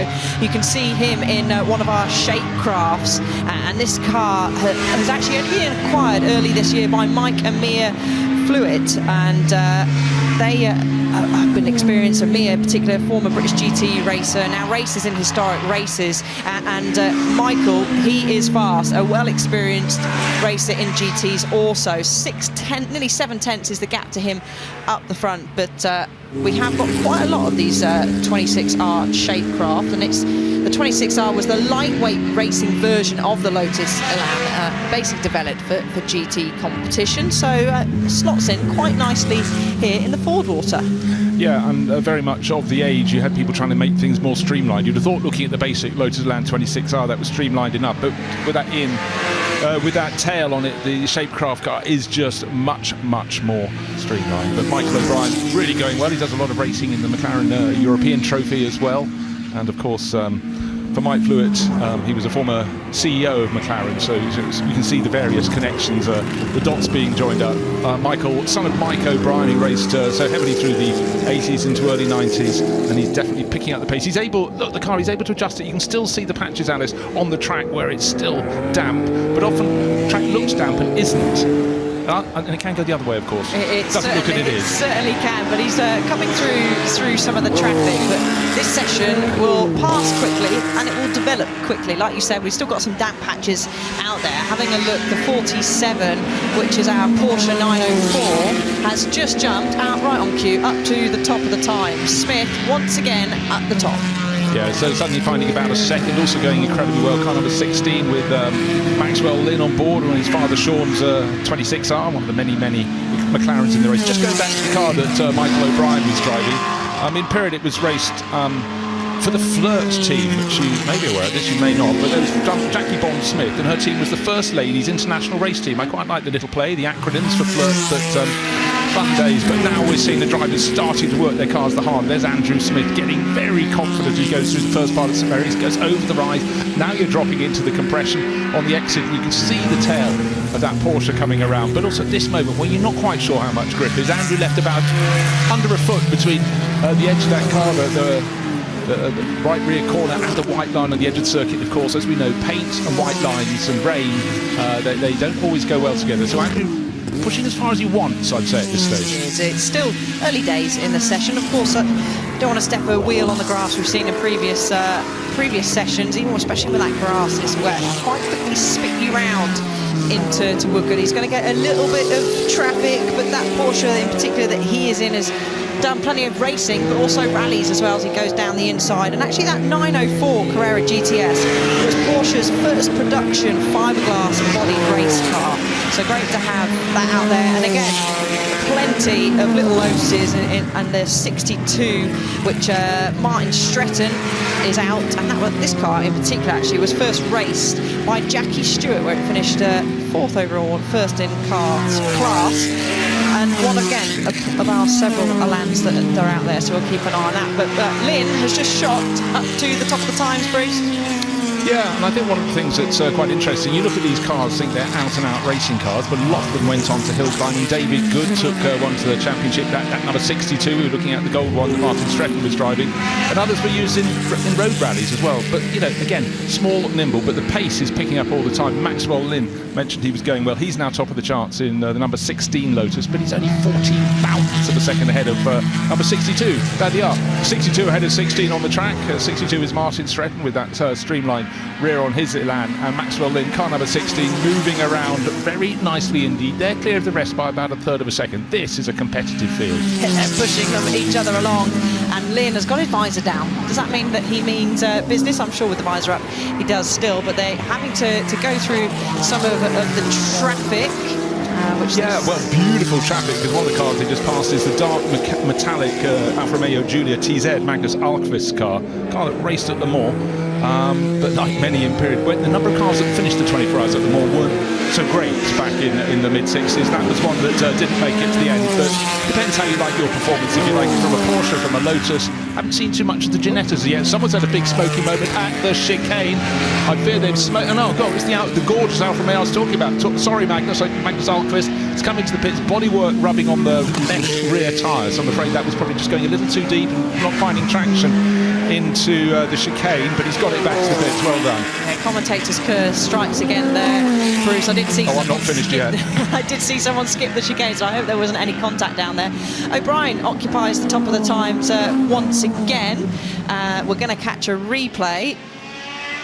And that is no contact, just looks like you said, a bit of bodywork rubbing potentially. Well, I thought it was, but actually... Is it? No, it's coming out of the exhaust pipe, so I'm afraid it's not body. I thought he'd just gone in too deep and maybe hit the left rear corner of the car, but clearly rather more than that. So hopefully that's just a pipe coming loose and they can get going again. But at the moment, Magnus Alkvist way off the pace after just a couple of flying laps. So really effectively one flying lap. But at the moment, we're sitting at Michael O'Brien, back to the top of the charts, in number 267, which is one of the Shapecraft Lotus Elans, Mike and Mia Fluitt's car, and he's clear by just under 0.2 of a second from Maxwell Lynn. So it's Lotus, the top 3 positions, and Porsche number 47 is 4th overall. And I'm expecting... he is flying. Andrew Smith, fastest first sector, fastest second sector of all coming through. He's got to get below 1 minute 28.5 seconds to go to the top of the chart if he can. He does 1 minute 27.5. He's clear by a second. He is. So yeah, I was expecting him to jump up, and let's have a look if he's got anyone else that's really going to challenge him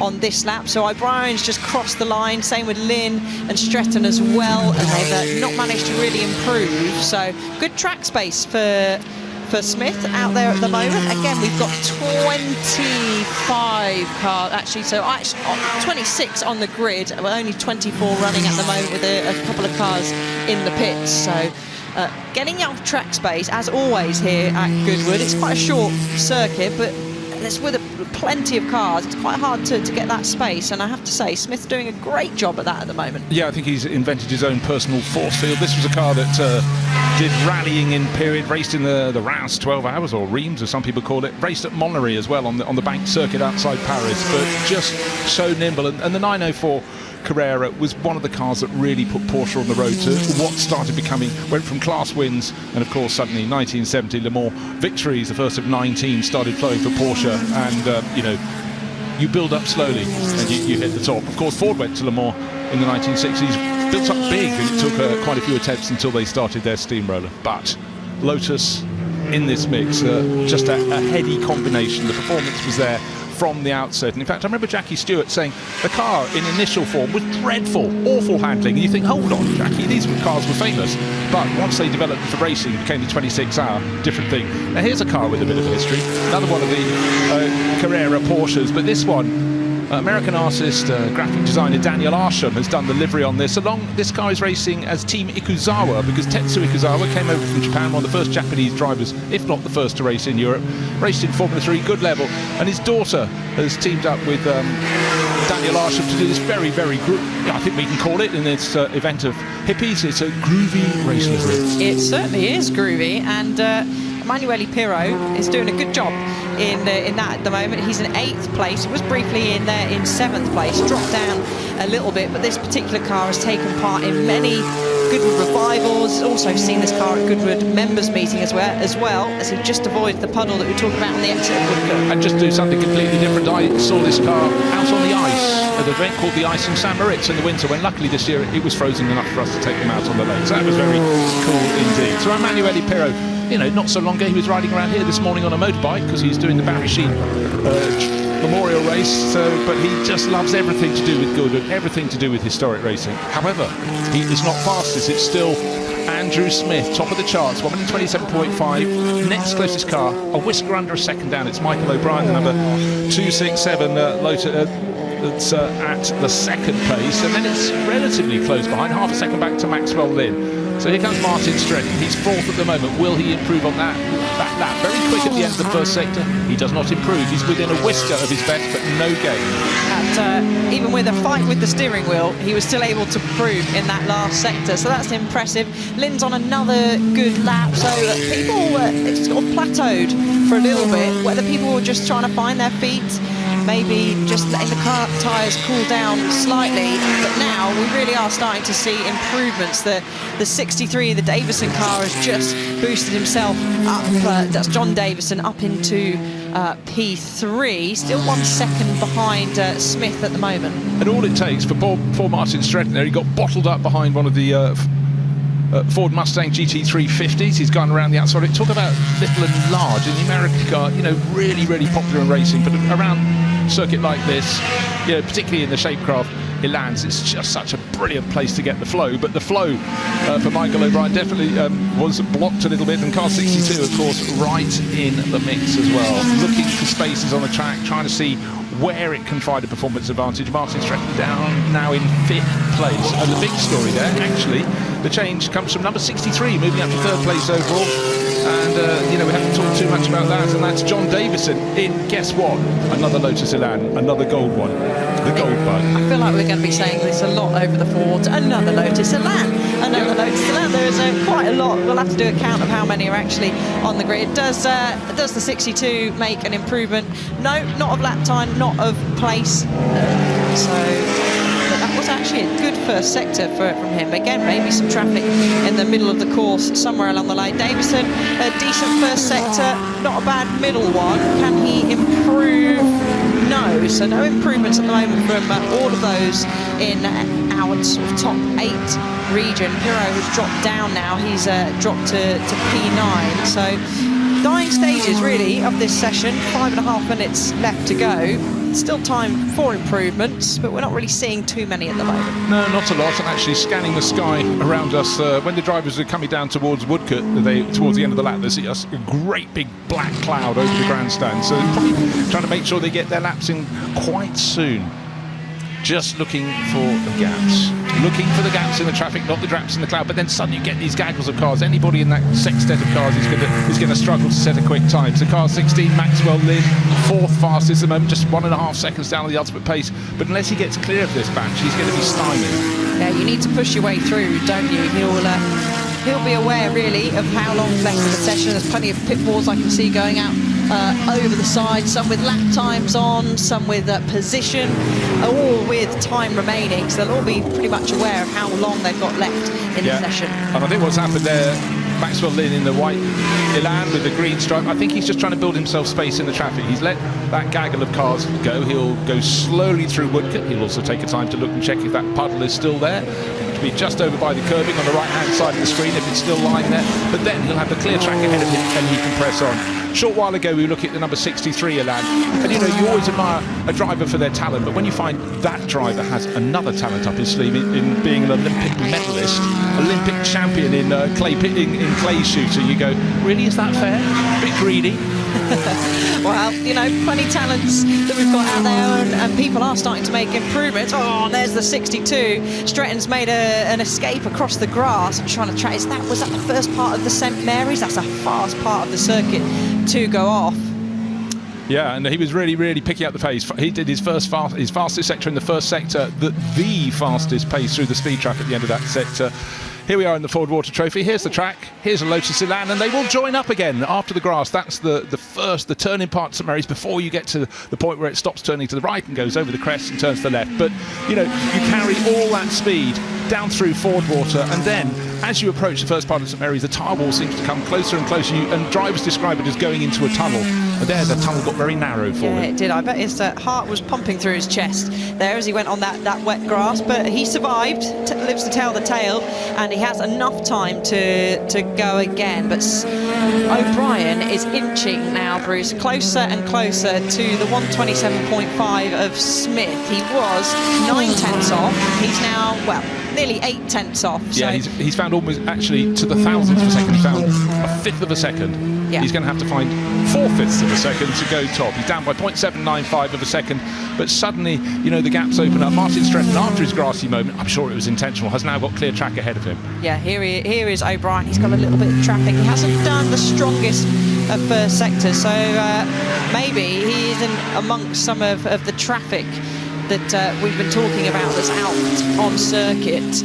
A gaggle of cars, you approach him, he's got Emanuele Pirro in front of him, who has now dropped outside of the top 10 and has actually been not been setting any personal bests for the past couple of laps. So either he's got a problem, brakes are squeaking as the heads into Woodcote, hits the apex nicely. Let's do the puddle check, still there, Bruce, but manages to avoid it down into the chicane. This at the moment's not going to really be any major improvement on time, but Stretton and Lynn, and as I say that, Stretton has just set a very impressive middle sector, Bruce, so could this be the challenge for the top of the times? Well, be the last crack at the whip, and they might just squeak in one more. Another person who's suddenly gone well, we've got two Hyats together. Ross was sitting in 6th place overall in his Ginetta G4.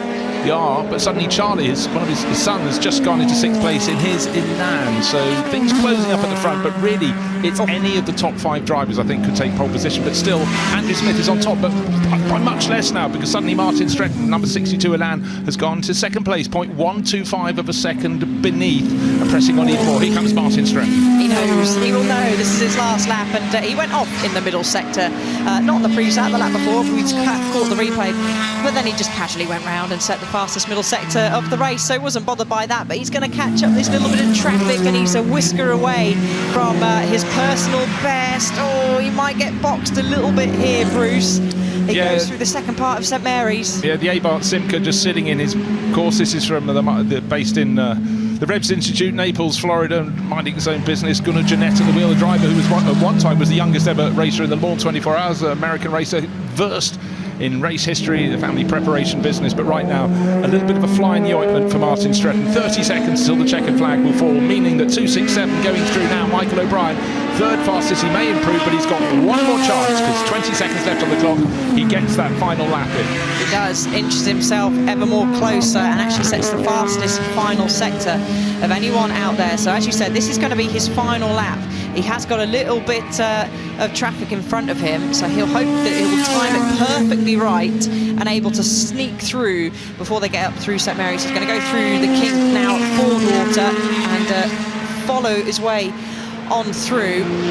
You just rely, don't you, on the marshals waving the blue flags to let you know a faster driver's coming through. And I must say the marshals are very good here, but when the rain starts coming down and when it gets darker, it's a little bit harder, but they work really nicely there. So Michael O'Brien would have been very pleased indeed. Before he got to St Mary's, he wasn't impeded. The yellow Alfa Romeo just slid out of its way. That was very well done indeed. But going out of Lavant, he's got traffic up ahead. Can he improve? Target time still 1 minute 27.59 seconds. He's hoping number 42, the Elan, stays out of the way.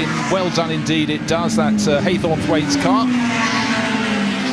we're just going to wait then for him to cut the beam. Oh, it's an okay first sector, but he's got to pull something mighty out of the bag. In this final sector, he wants to have any chance of improving his lap time. The target, a 1:27.590. Those in front of him have taken the checker flag, and those immediately behind him. So he's the last driver really of this bunch can make himself further up the order. Can he do it? No, he doesn't. Stays in third place. Yeah, he lost a little bit of a time on the run between Fordwater. We saw him getting past the Alfa Romeo, but he was on the wrong line. It then compromised his St Mary's. So at the end, Andrew Smith set that time pretty much mid-session. He did 13 laps in all. It was on his 6th lap, so the track was still gradually drying out. But the sun then shone. It carried on drying, but none of the Elan drivers could get up with the flying number 747 Porsche. That's top of the charts. The last cars coming through. One car, I think, has stopped out on the track, which is the Morgan +4 SLR. That's the streamlined.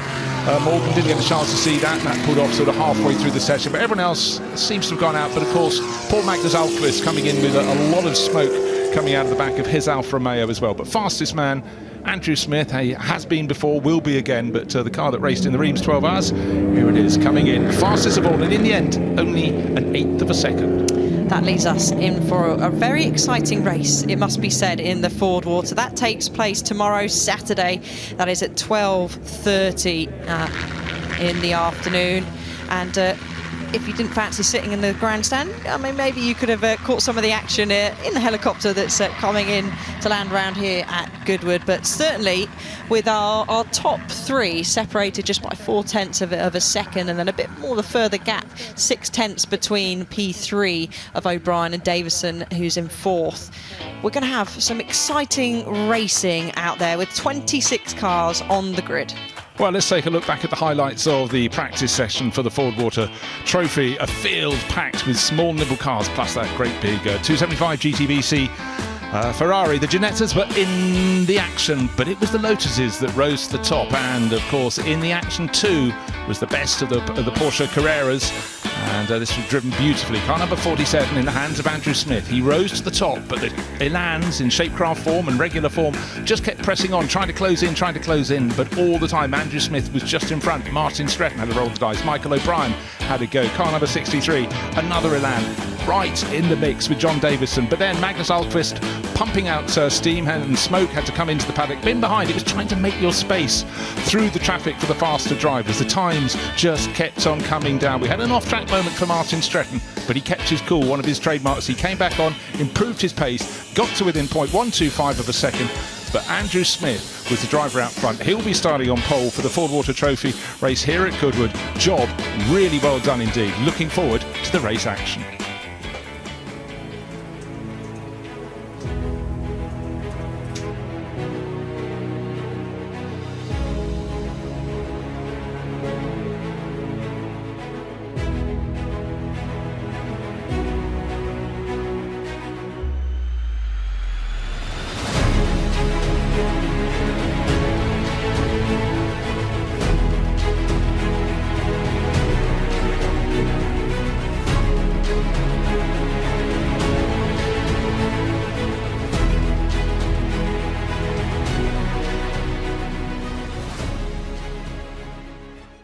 This is an event like no other.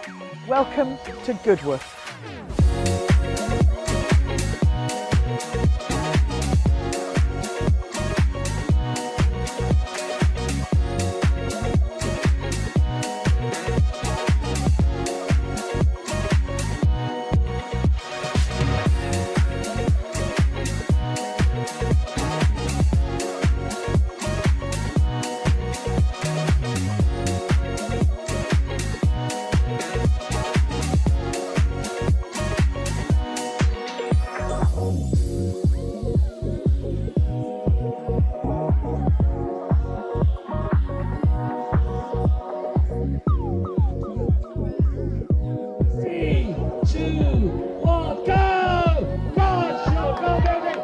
That is it from Goodwood. It's been amazing, hasn't it? Wonderful time.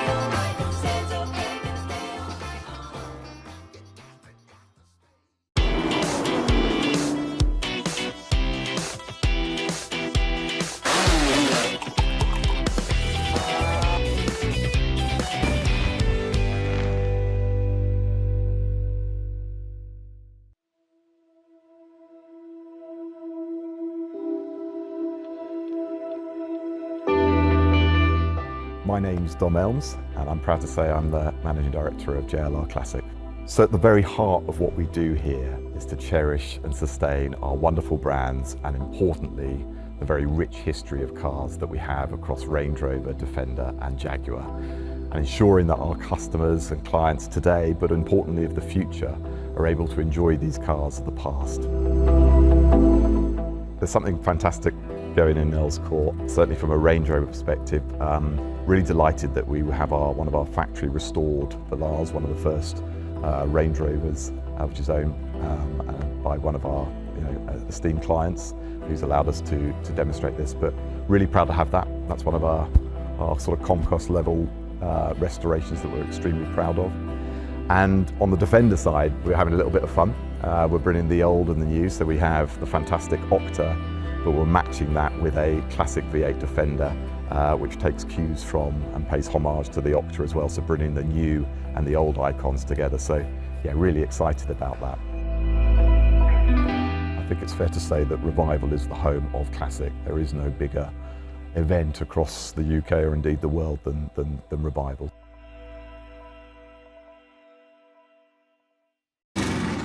Alex, slightly damp track, but I guess you and a T70 aren't too worried about that. Yeah, no, not worried about it at all. It's only the 500 and something brake horsepower. It'll be fine. I think it's dry, mate, to be honest. Just came back round after losing power in that Jag, and it looks dry enough out there, thank goodness. Those clouds can go away, though. Those clouds can go away because, as you can hear, they're not very welcome. Look, I guess this grid, you're looking at all the other T70s as your competitors. Yeah, I think so. Almost anything well-driven can win this grid. You know, they're more or less just V8 missiles, aren't they? So we'll see. Second year that I've been behind the wheel of this one. The first year it'd just been newly rebuilt. So this is the first time where I think it'll be behaving. So we'll see what we can do. Good luck.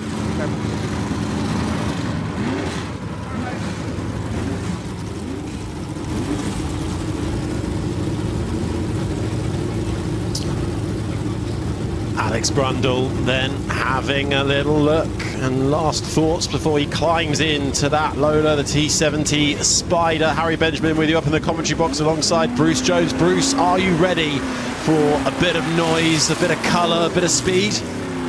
As ever, Harry, of course I'm ready. I absolutely love these cars, and sound in motor racing, noise if you want to call it, it's such a visceral and such an important element, and this Whitson Trophy field supplies it in spadefuls. The cars look brilliant, but the combination of the cars in view and making that roar as they go past, I simply love it. Yeah, so we're looking at sports racing prototypes of a type that raced between 1960 and 1966. It was a bit of an era really of experimentation when sports cars and the prototypes first moved to the mid-engined format. Powerful machines actually led to Freddie March in period deeming that the racing at the motor circuit here was actually becoming too fast. So we're about to go back in time and see just how fast they can really go. We've got a field where really no two cars look alike. We've got things thundering Lola T70, a nimble Ford GT40 in there as well. And if you are along the Lavant Straight, you really will be able to see the machines in full glory, getting up to speeds of 170 miles per hour if you dare. But a really nice selection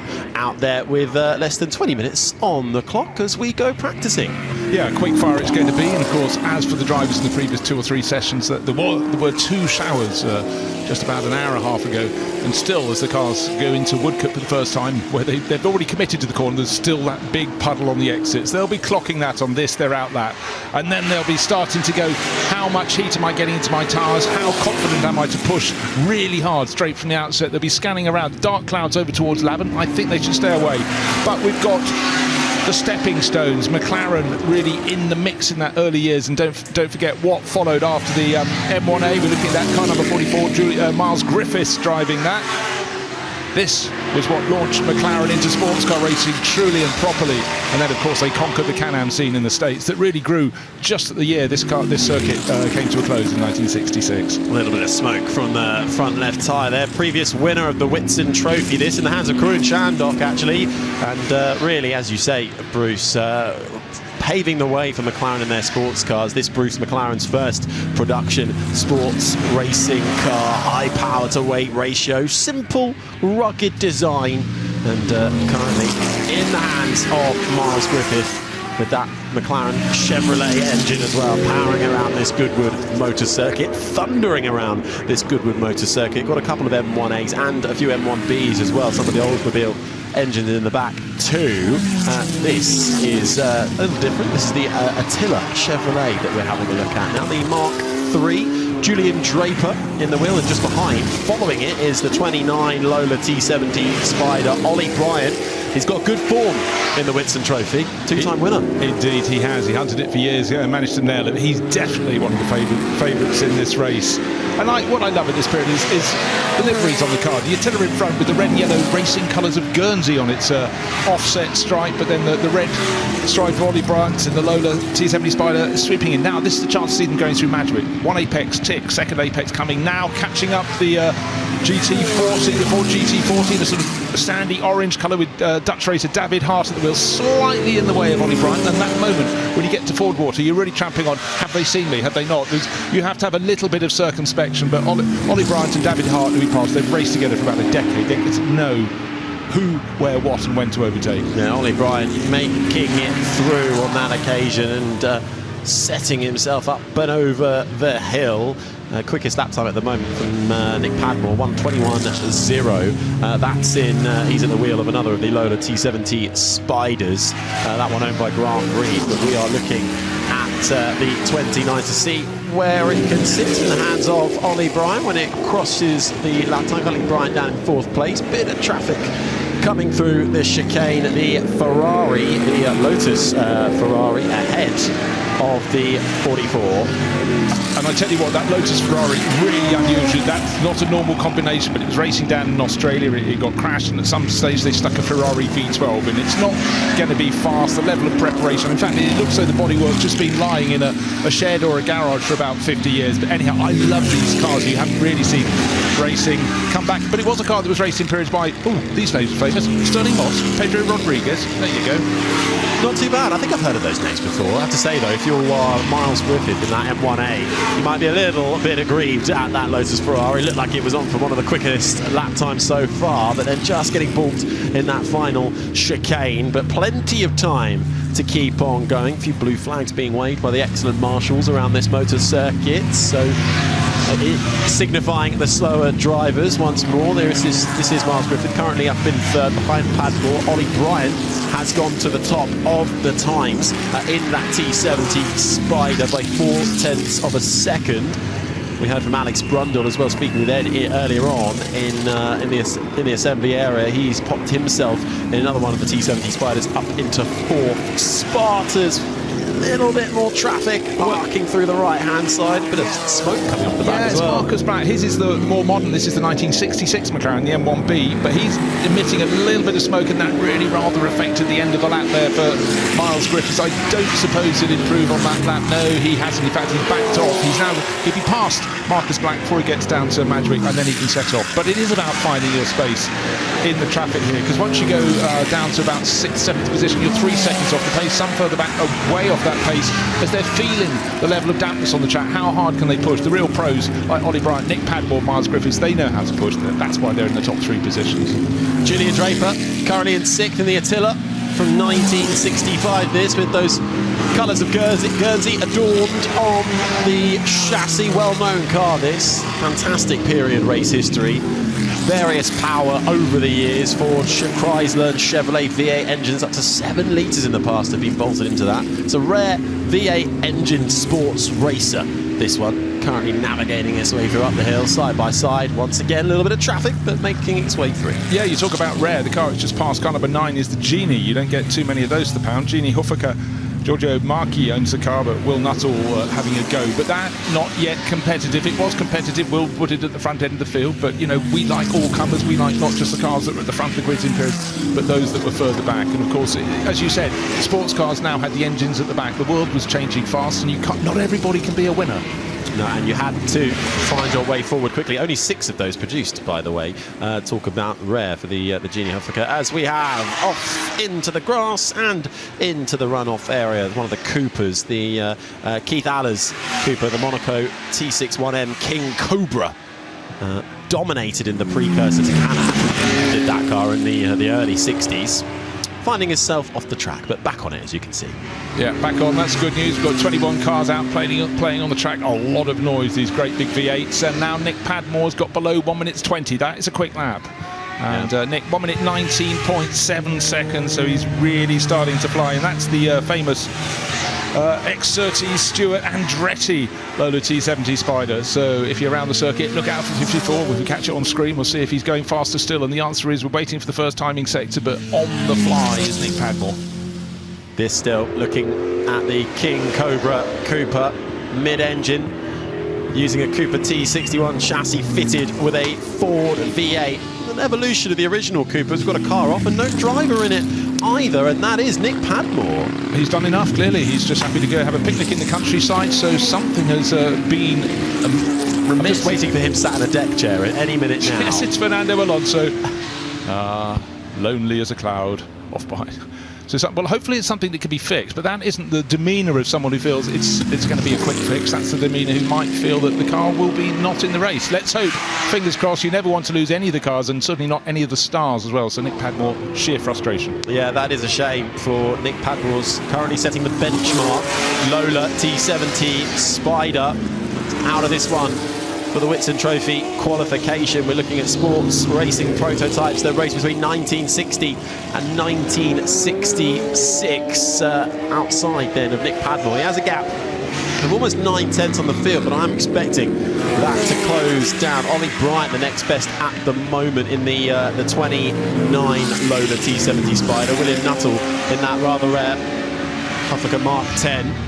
Currently a little bit further down at the times, down at 18, 21 in this, now down to 20 with a bit of action in the pits. Yeah, there's Miles Griffiths. Remember, he was the initial pace setter before Nick Padmore got up to speed, but a little bit of inspection. Driver's still on board, though, so expect Miles to go out. And he knows his cars. He prepares them for other people as well. Was down at the Peter Auto Classic last weekend in Paul Ricard, and you just get a chance to, to understand cars right across the board. Something somewhere will help you with whatever you're driving yourself, that level of preparation too. And the good news, that McLaren M1A underway. Time left on the clock, but he's still got 10 minutes to go out. The track conditions could, of course, Harry, be improving all the time. Yeah, absolutely. We've seen that throughout the course of the different machinery that is on track. Sometimes it really is.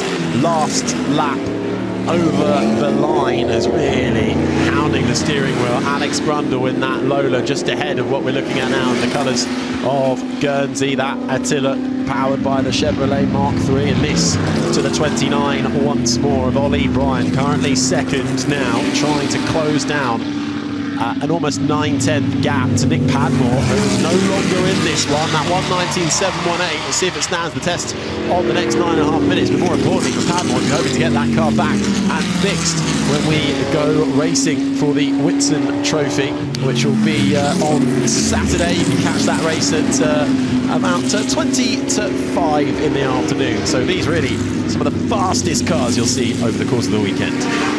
Yeah, Ollie Bryant, just noticing his sector times, they're not the best because obviously Nick Padmore has those, but his speed trap times at the end of each of the sectors are the best of the lot. So clearly got lots of grunt, maybe not quite got the handling that Nick Padmore had in his T70 Spider, but still pressing on, whereas of course Nick Padmore is standing behind the straw stacks out the back of the circuit over towards St Mary. But traffic could get in the way, but now it looks like Ollie Bryant's got a clear run. I think he sort of backed it off in this lap. Yet he still managed to pass the cars to get a clear track ahead of him. What's on the clock? 8.5 minutes still to play. So time of plenty. Avoiding that puddle. Drivers now know full well they can't slide on the exit of Woodcote, or they would be across the grass and into the tyre wall. So a little bit of caution required where normally they'd be diving deeper into the corner. Winner of the 2022 and 2024 Whitsun Trophy indeed did not improve on that one, both times winning in the Lola T70 Spider. Nick Padmore's time still standing at the moment. Nick Padmore, the man who actually has the lap record around this Goodwood motor circuit in a slightly different machinery, an Arrows from the A11, I think it was, from 2020, a 109.9 he managed to go around here. At the moment though, his benchmark lap time, a 119.7. with his now sadly stricken Lola T70 Spider. As we have a look at this, one of the Porsches. This is the 910. Phil Keane at the wheel. This really evolved from the Porsche 906. Once again, that mid-engine layout. It's got a removable Targa roof. Took significant victories actually. Targa Florio, Nürburgring. Just 28 of these built for factory and privateer run as well. And I tell you what, well, Ollie Bryant's going faster and faster at the 910 we were looking at with Phil Keane at the wheel. You can see he's working really hard, so that's going to move up the charts. I'm sure it's down in 7th overall, but Ollie Bryant is sitting in 2nd place. He's got to improve by 9/10 of a second to take pole. And again, he's not been quickest in sector time, but he's been the fastest at the end of the first sector and the second. They're waiting to see the third, not this time. So he's got really good straight line speed, but at the moment that was, well, he was down by 2/10 on his very best, but unfortunately that's still 9/10 down on the best by Nick Padmore. Nick, of course, who cannot respond. His car at the side of the circuit. He's pretty comfortable in second, though, is Ollie Bryant at the moment. 2 seconds back is Miles Griffith in the McLaren M1A. Who's back in the pits again. So he's in the pits, he went back out, and unfortunately for him, he's in. Probably safe in 3rd position, but if Alex Brundle can get a bit of a move on, he may yet catch up. Yeah, just a couple of tenths separating Alex Brundles. We've got a couple of cars off, and well, the one currently making its way backwards is another Lola T70 Spider, Tony Seller. Tony Seller's car, yeah. So I think it probably took 2 to tangle, and the Marshall Bailey car sitting sideways. That's the Cambridge Cigarettes car. So just looking to see where on the circuit it is. I think it's down the chicane. Yes, it is, because the drivers have been told to go straight through the chicane, not around in the normal route. So let's take a look at what happened.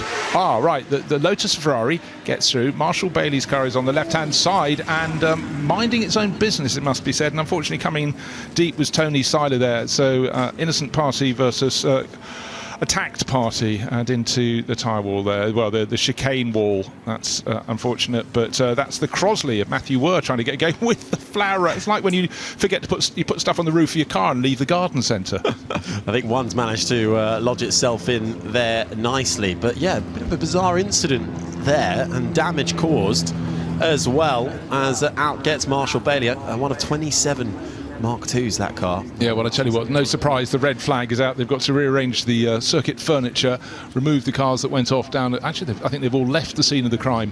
I can't quite see all of them actually up at the chicane. This one a little bit damaged. This is number 15, the green T70 Spider, Tony Seiler. There are the plant plots, still with the prices attached, so we can nip down the garden centre and get some more. But the chicane doing its job, but you know, spectacular moment there, and the clear up.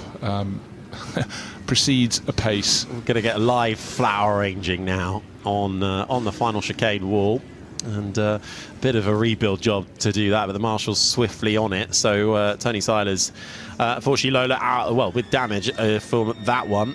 That Lola actually chassis number 7, just one of the few remaining T70 Mark 1s, which really started the line of them back in 1965. But these things do happen. They do, and that car was actually raced by Smart at the time, the Stirling Moss racing team. Let's take another look. Here's life, a beautiful, beautiful day. Matthew Were getting it wrong in his Crosley and going into the chicane, and it may have been because of that the others became distracted, but contact coming up, and unfortunately Well, that's the moment in where it's, you know what, I think he might have got quite close to that puddle on the outside we were talking about during the session, and then adapted his line, and that left him out of position. And in behind came 129, the King Cobra Cooper. That manages to get through. The plant pots are scattered, and contact further around the circuit as well, of course. So red flag for now. We've got 6.25 minutes remaining. We may get a restart, we may not, because we want to keep the day running. But at the moment, we're sitting with a 9/10 of a second advantage to a driver who's not even running around the circuit at the moment. Nick Padmore, his Lola T70, parked out at the back of the circuit. Ollie Bryant trying his best to sort of close in, but unfortunately traffic hasn't been his friend, and nor's that red flag. A fresh delivery of some more flowers then. How good is your flower knowledge, Bruce? Oh, I think they're dealing with begonias at the moment. I have no idea. But they are doing a magnificent arrangement once more, straight on with it, and it'll be like it never even happened. There, though, is one of the stricken cars from the last few moments, Marshall Bailey's Lola T70 Spider. And as he has a bit of work on, we can head down to the pit lane with Ed Foster. Well, thanks very much, Harry. This is the sort of worst time for racing drivers, sat in the pit lane, waiting to go out. You don't know how long it's going to be, so let's annoy them even more and have a bit of a chat. Graham, how's the circuit out there? Is it 100% dry? 100% dry, yeah. Staying off the curbs. You definitely don't want to touch the grass. Yes. Yeah, it's pretty good. Yeah. And how's the car going? Very well indeed, thank you. It's a treat to drive it. Fantastic. All right, enjoy the rest of the session. Let's have a wander down, and we can see who we've got here. I love it. The mechanics always jump out the way. Any things you're giving to the mechanics? Yeah, it's so slippy out there. There's oil down as well as the sort of water and grease from the rain earlier. And there's a lot of T7. Well, I spotted 4 T70s at various parts of the track that have either pulled in with mechanical issues or have run out of talent. So it's quite scary out there. Right. Well, good luck at the rest of the session. Let's head on down. I can see Ollie Bryant there, the Union Jack helmet. Let's have a chat to Ollie. He's always up at the sharp end. Ollie, sorry to jump in. Visor problems, but apart from that, is everything all right? Yeah, it's all fine. Someone was putting some oil down, so it got very slippery, so I kind of missed the boat to get the time in before the oil went down. So I was about to come in anyway and clean the visor, but someone had a bit of a spin and then someone hit the chicane, I think, so they red flagged it. Whereabouts is the oil? Everywhere. He was going around. I went alongside him and ushered him to stop, and I think he stopped the next lap, which was good. So, yeah, I think the damage was already done to the track conditions. But it wasn't too bad at the end then. But in terms of actually improving, it was pretty tricky. All right, Ollie. Best of luck for the rest of the session. Thanks.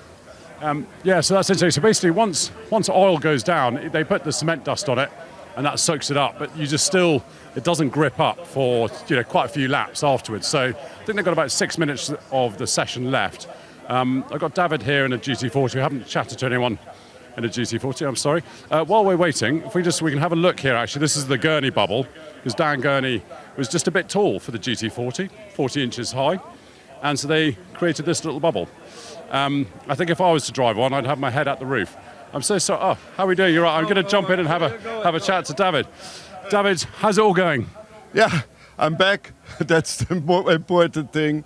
You have to learn again, but we have the gearbox on the car from Spa, 6 hours in 2 weeks. So it's a little bit too long on the straight, but I'm really enjoying myself. And apart from the gearbox, I guess the car's going all right? Yeah, perfect. I guess you just lack a bit of power compared to these T70s. Yeah, it has no sense. I know that in the past I drove also with Lola. But yeah, it's a completely different car. This car's GT40, it's like this. Those cars are so high as my hood. So yeah, we will see. Good luck. Right, let's. Oh God, nearly took the door off. Sorry, guys. Let's cruise on. Actually, we've got Alex Brundle here. Sorry, we're going to go this way. Alex set a pretty good lap time straight away. His eyes wide. Alex, car seems to be going all right. Yeah, it's going okay. We've got a few little bits and bobs to iron out still, I think, in the braking zones. And we fitted this gurney before the event. I've got quite a lot of understeer. So we'll take that out of it. But otherwise, mechanically great, everything working well. We put ourselves in a decent position for the race. So I'm really happy with it. You were right in a Jaguar in the saloon car race. Do you have to do a complete master reset when you leave the pits in this? Absolutely. Well, firstly, it's a rack, not a box, right, in terms of steering. So the first few little bits of steering change everything in this, whereas in the Jag, it basically, changes which way the headlights point ever so slightly. So it's a total master reset. But both really enjoyable bits of kit. This feels quick round here, though, blimey. Right, Alex, enjoy the rest of the session. So you'd think that a T70 was obviously a huge handful, but all the racing drivers do say, well, they were built as racing cars, whereas a Jaguar, a saloon car, wasn't. So, of course, they're nicer to drive. I still don't think I'd have the confidence to do it. I've got Miles sat here. Miles, how's everything going? We've been having a few problems with a misfire, so been in and out the pits a couple of times, but the guys think they've found something now, so we'll see what we can do in the last 6 minutes. Electrical, fuel? Electrical, yeah. Oh dear, well that's you and I out, isn't it? Yeah, absolutely, yeah. So what kind of lap time should you be doing then if with no misfire? I don't know, we aim for a 20, I think. I think Michael is a bit too far up the road for us. Right, Miles, have a good rest of the session. We've got a few more cars here, so let's cruise down, see who we've got. We seem to be missing a few cars, which are all pulling up. I love this, the Lotus Ferrari, V12 on the back, and I love the paintwork. Now, I saw this car in the paddock yesterday, and so far it is my favourite car of the meeting. But a Lotus with a Ferrari engine. I think an American guy needed some more power than what the Climax could provide back in period, so they thought, why not try and match the two? But still a little underpowered today, but it's fun. What is it, a 3-litre V12? Yeah, 3-litre V12. I think we are at 650 kilos against 350 horsepower. Right, okay, so the engine, although more powerful, has more weight. It only has 30 kilos more than the Climax setup. Well, it looks brilliant. And so what's the history of this car then? The history is that it was a UDT lay-stall car that raced a couple of years as a 4-cylinder, sold to Tom Connor of Rosebud Racing. I'm sorry, we've got cars starting up, so let's go back to the commentary team. Thanks, Ed. Quickly, get out of the way. Quick. We're going to get this back up and running, actually. Green flag going to be waved. And looking at our time in screens, I think we're going to get about 5.5 minutes. Yeah, and I think effectively those at the front should get 2 flying laps in. Those at the back may just miss out. But what they have to do is not run really close to each other. They have to be mature enough.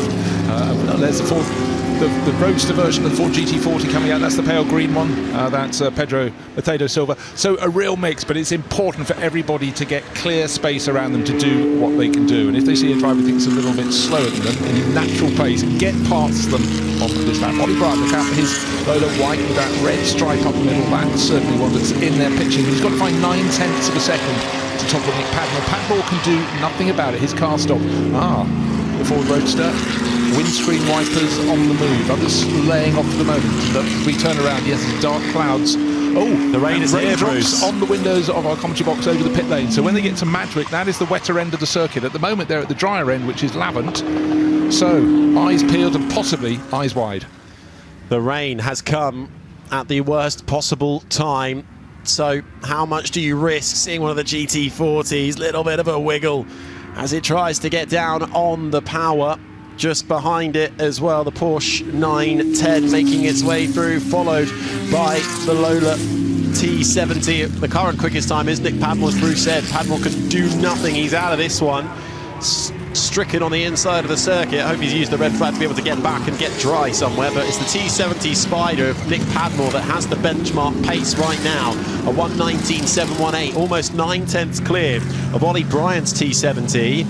And then it's Miles Griffith in the McLaren M1A, which is the 3rd quickest time, but I'm not sure we're going to get any faster lap times in these last few minutes now with the rain coming down. And yet, there's Marshall's Bailey's Lola. That was assaulted a short while ago. That's in bright sunshine at the opening part of the lap. So I think it was a tiny little flurry. I think the track's going to be fine, but I think it's all going to come down as we look at the Scuderia Monwich Ford GT40 to having space on the track. I don't think that was enough to really quite wet the track to cause a problem. But what do I know? We're sitting in the dry commentary box. I'll go with your positive optimism, Bruce. Let's do that. As you it's my modus operandi. The sun is peeking out, and we are looking at the Ford GT40.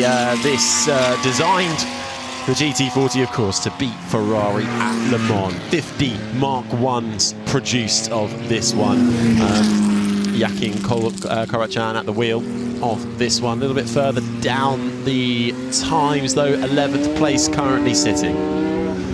Yeah, a few of the cars sitting in the pits instead of going out. We saw Matthew Crosley backwards in the chicane wall that rearranged the flower pots, but that's being worked on. But for everyone else, pretty much they're out of the track. But we're not seeing quick times coming in yet. But this is their sighter lap. Now they're setting out onto what will be their first flyer. Still, the wind blowing over the pit lane, sunny in parts, grey in parts, dry in parts, but possibly wet in parts too. That's what the drivers have to understand and dictate. It was dry when they came in, when the red flag was thrown. Conditions different and changing all the time. So pressing on already, trying to impress, is the Porsche 910. Relatively rare car, had a short time in racing, but Phil Keane is starting to make that work. He's inside the top 10, he's 7th overall, but still no quick times coming in. Marshall Bailey about to retire, so well, he has to get through the chicane. So the Porsche 910 a little bit blocked, but the clock continues to count down. 2 minutes left, so that won't be a quick lap for the Porsche number 56, but this one might be.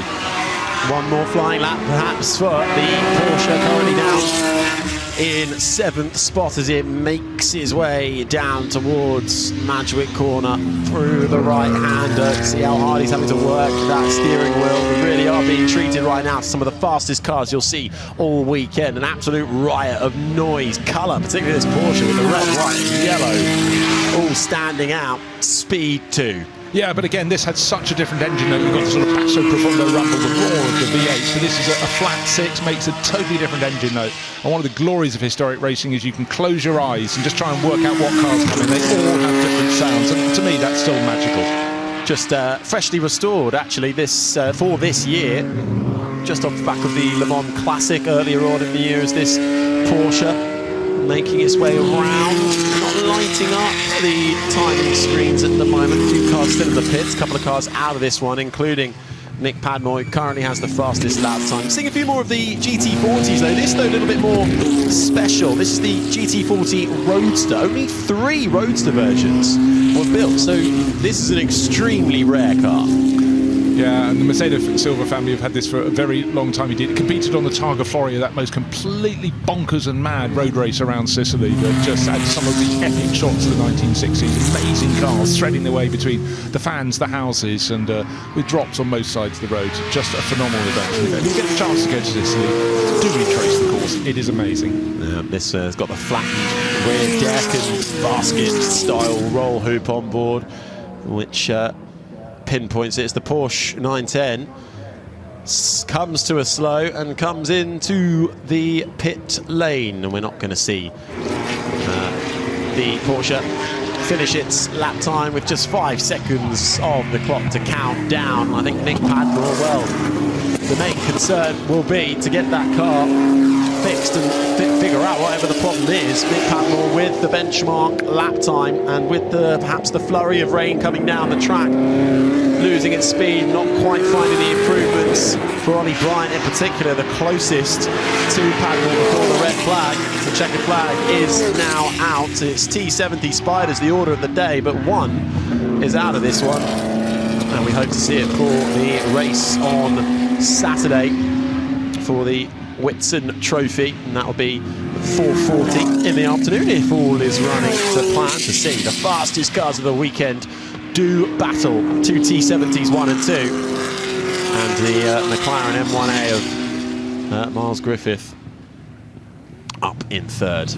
Yeah, there will be no further improvement. The checkered flag has fallen and not a soul found a faster sector apart from John Spears, who picked up the pace a little bit, but he didn't improve across the course of the lap. But Nick Padmore cleared by 9/10 of a second. Well, there it is. So looking out from a commentary box window, it looks dry all around, but it clearly wasn't for those drivers when they went out with, 6 minutes remaining. There'd been that flurry of rain. Sometimes it might have reached the track, it might have reached their mind. Therein lies the conundrum. But nobody found an improvement, but we have no idea if our fastest driver in this qualifying session for the Whitsun Trophy will even take part in the race, because his car, Nick Padmore's car, is parked out halfway around the circuit. Hopefully it'll be a quick fix and it'll come out to play. You never want to lose your front runners. No, previous winner of the Whitsun Trophy as well as Nick Padmore, as is the Lola Chevrolet T70 Spider. But we've got rivals, the McLaren M1A, the first of them, with Miles Griffith's piloting that to third. Alex Brundle finishing in fourth. Looked like there might have been maybe a couple more tenths if he could have found it up to third, but that last flurry paying put to that.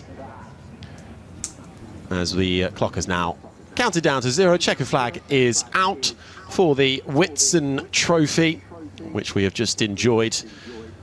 21 cars heading out there, but wasn't exactly smooth sailing for some of them, but a powerful collection of machines out there celebrating sports racing prototypes from 1960 to 1966. It was always going to be a question of grunt. It was going to be a battle between the Lolas and the McLarens, and that's exactly how it proved to be, with Ollie Bryant setting early pace in his number 29 Spider. Fantastic low shots as the cars threading the eye of the needle to go through the chicane onto the start-finish straight. We did a few, a collection of cars out there, and a few finding the speed and finding a bit too much of it. One of the Coopers, the King Cobra, finding the grass, and how's that for a sight? Set the benchmark pace, did Nick Padmore, and then had to pull up on the side and out of the car for the rest of the session. That was before the red flag came out. Others still trying to vie and improve and get close to Padmore. The Porsche 910 being one of them, but couldn't quite find the pace. And then a bit of a bizarre incident, and that was a little bit of damage. Yeah, hand up, but unfortunately Marshall Bailey's hand was not seen, and contact Tony Seiler clipping him, spinning around. Then Matthew Were getting it wrong at the chicane and reversing into the undergrowth. Well, no, they're potted plants, but that brought out the red flag. The chicane had to be rebuilt, the begonias put back into position, and then we went out to qualify all over again. But nobody could do anything about the pace of Nick Padmore, and he will start, hopefully tomorrow, on pole position for the Whitsun Trophy.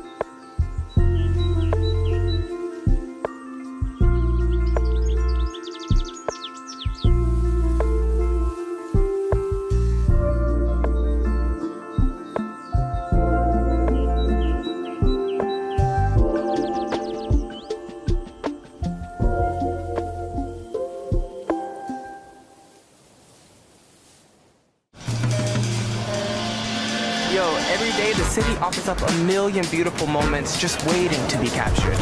The streets are just paved with inspiration. Ideas around every corner. It's the scale, the characters. The buzz, the color, the energy. You never know what you're gonna see that day. It's crazy. It's a different place every day.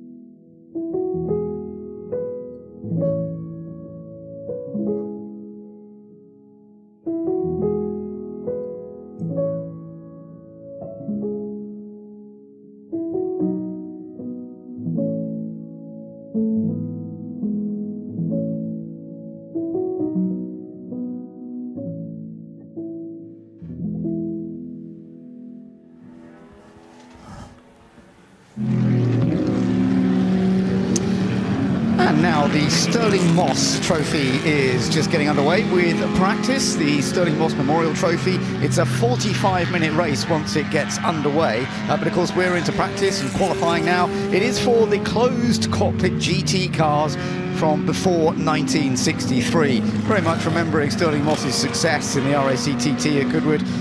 We've got Ferraris, Aston Martins, E-Types particularly. You see several of those already out on the circuit, and AC Cobras, part of the mix. We've got others as well, but it is a lovely mixture of machinery that would have raced here. Now, last year we did see Dario Franchitti and Jimmy Johnson take the win with one of the Aston Martins, the DB4 GT. Nigel Greensall and John Spears was second with an AC Cobra, and we're going to see some sort of similar partnerships, there's no doubt. I saw Nigel Greensall turning up in the paddock earlier. I didn't get to chat to him, but he will be out during this session. But we've got some very rapid drivers to keep an eye on as well, haven't we, Bruce? Yeah, we have, and while they were in the collection area waiting their turn to go out to practice, they will have observed the little flurries of rain coming through, so definitely it's a lap of exploration as they go around in the full sunshine here, but there are points on the circuit where there are still puddles, but there's no way to place it better than to drive round. And just on the exit of Woodcote, if the camera pans down, there may still be a puddle just coming into view as the Cobras go past. No, it appears, no, there it is, right at the end of the curbing. That is still there to greet them, Ben, on the exit of the corner if they go in a little deep. Cars, wet grass, puddles, they don't always mix. No, they've got to be a little bit wary, but it is lovely to see some of these E-Types that we've got. You're looking at the number 24, that's the Katerina Kivalova and John Minshaw, 1961 E-Type.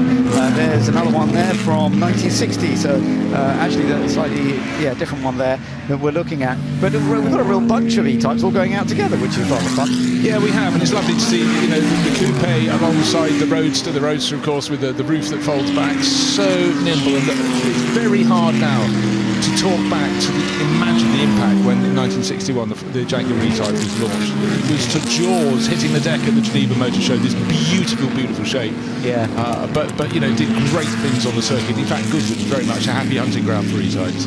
So it's actually the William Paul Rory Butcher car, the red number 5 we were looking at there. But we are looking at now, as I mentioned, the Katerina Kivalova, John Minshaw, 1961 Jaguar E-Type. And as you say, they're sliding around a bit, but there's one of the Ferraris as well. And this is the 250 GT SWBC, one of 18 lightweight alloy competition Berlinettas built in 1961. Known as the Comp 61 version, so that's rather lovely to see. But the E-Type, of course, was always a great classic for so many people, such an important vehicle, and it did have success in its time. It didn't sort of dominate a certain form of sports car racing, but it was actually a competitive machine in more of the sort of national racing. No, exactly. I mean, when you look through the record books, it's the ones that are sort of one level below international that often are quite hard to find. But the shape here, the chance we've had since the revival, since the motor circuit opened again, to see these cars racing on a regular basis has been gratefully received. And when you walk around the paddock and hear people talking, they do all still point at E-Types and go, isn't that beautiful? Yeah, and we've got one that has pulled over, the one I was just talking about a moment ago, the number 5, although it's going again. Okay, thumbs up from, I think that's Rory Butcher on board, or is it William Paul? Can't tell until the helmet comes past. But, you know, obviously this session is about both drivers getting a go, so neither set of drivers is going to have a long time in the car, so you don't want to spend time off the circuit. Absolutely, but that's good news that it's got going once again. We've got the initial times just being set at the moment to 1:31.593. The John Young Gordon Shedden E-Type has set the initial pace so far, number 4, but the number 5 car back out onto the track, which is great news. The number 88 Jaguar E-Type also going very well at this stage. The Richard Kent Chris Ward E-Type, that is currently second quickest. You're looking in here at the number 146, and that is lovely to see. That's the Austin Healey 3000 Mark 1. Tak Jassam and Richard Woolmer are sharing this, and already they're doing a decent pace. They're in the top 10. They're currently 9th fastest. This was actually one of 5 works cars built for rallying originally, funnily enough. It took on an outright win in an international event, the 1961 Alpine Rally, and it's been competing forever, owned for 40 years, and it's lovely to see it competing with the lights on in beautiful condition. So the Austin Healey 3000 Mark 1. Yeah, I mean, it was a car that was people look at its history as a rally car. It had prodigious success in rallying, but very popular on the circuits as well. It was the muscle car of its age in so many ways. Big, strong engine at the front, and they handle so beautifully. You wouldn't always expect that from an Austin Healey, but of course after 60 odd years they're being raced, almost continuously as they drifted into historic racing. Well, drifting is the operative word. They're beautifully controlled out of the chicane there. Of course, why is it important to be quick out of the chicane? Because you've then got the straight that takes you all the way down to Madrid. You've got to be onto it as fast as you can. Yeah, that was a good effort. They're 9th quickest at the moment, but as you say, you can see the balance in the car. Now, there's one of the AC coverage, which is lovely. The Tom Hartley, Jimmy Johnson machine. So we've got Jimmy Johnson again, a superstar from NASCAR racing. As we just have a little look at... Was there? Oh, door open on the Simon Watts, Alex Buncombe E-Type. Yeah, that's a little bit unfortunate. Presumably that's going to have to come back into the pit. So they've got time during this session to get that sorted out, and hopefully it's not going to get hit. This was a factory car raced by Bruce Larson, a multiple USA champion and a record holder through the 1960s. So it certainly has a very distinct look to it, doesn't it? Understated in almost no ways whatsoever. And of course the showmanship, because he was racing largely in NHRA events, National Hot Rod Association, so it was all about straight line speed. And of course the very essence of the Cobra, even these early ones, was power. It was that British chassis with a big Ford engine in, and of course they became larger and larger. These earlier ones are slightly more in check, but later, once they got the 7-litre lump in, the 427, they became really, really hairy.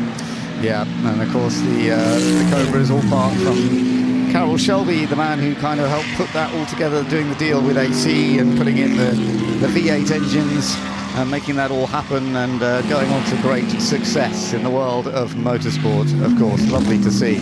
So the Brian Cottingham car, number 66, is fastest already, and nearly 2 seconds faster on that last lap. That's very, very impressive. You're looking at a bit of the action. Ollie Bryant's already been going well today. I think he's probably in the car right now. James Cottingham's quick too. So they're both very rapid. I mean, that is a good combination, isn't it? Yeah, it really is. I would think it's probably James Cottingham on board, because Ollie was out in the Whitson Trophy practice, so already these cars would have been in the collection area. But James competing in the World Endurance Championship in the GT3 class, so he's just getting better and better. He's certainly moved up from the world of historic racing, but dips back as soon as he can. This car owned by the family DK Engineering enterprise that brought it over from States 2019. And again, with historic racing, what you get to learn is the cars travel an awful lot. They move ownership all around the world, but when a lot of cars came back from the States, particularly the XKE, as it was called over there, the E-Type to us, hugely popular in the 1960s. So the race, and you had East Coast scene, you had the West Coast scene. Oh, look at this. Well, that's tight. Yeah, that's a little bit tight. Not being given a huge amount of space, hopefully being spotted now as he goes through on the inside. That's the Gregor Fiskin, Dario Franchitti Shelby Cobra. I imagine that's Gregor in the car at the moment, because it almost looks as though he hadn't seen the E-Type coming up of James Cottingham, but that is the fastest car so far, a 1:29.007. Excellent, very, very impressive. But Gordon Shetton has put in a good pace as well in another of the E-Types, currently second fastest, although as you said the cap is 1.9. The Alex Brundle car shared with Eric Pearson, that is also running well, another E-Type, that's running third fastest at this stage. So seeing the fastest car on the track at the moment, 66 E-Type, just going past the really, really unusual to us, the Mercedes 300 SL Gullwing, Hans Kleisel's car. Yeah. And he is the preparer of the SL model range. And take a look at that in the paddock. That German engineering is absolutely fantastic.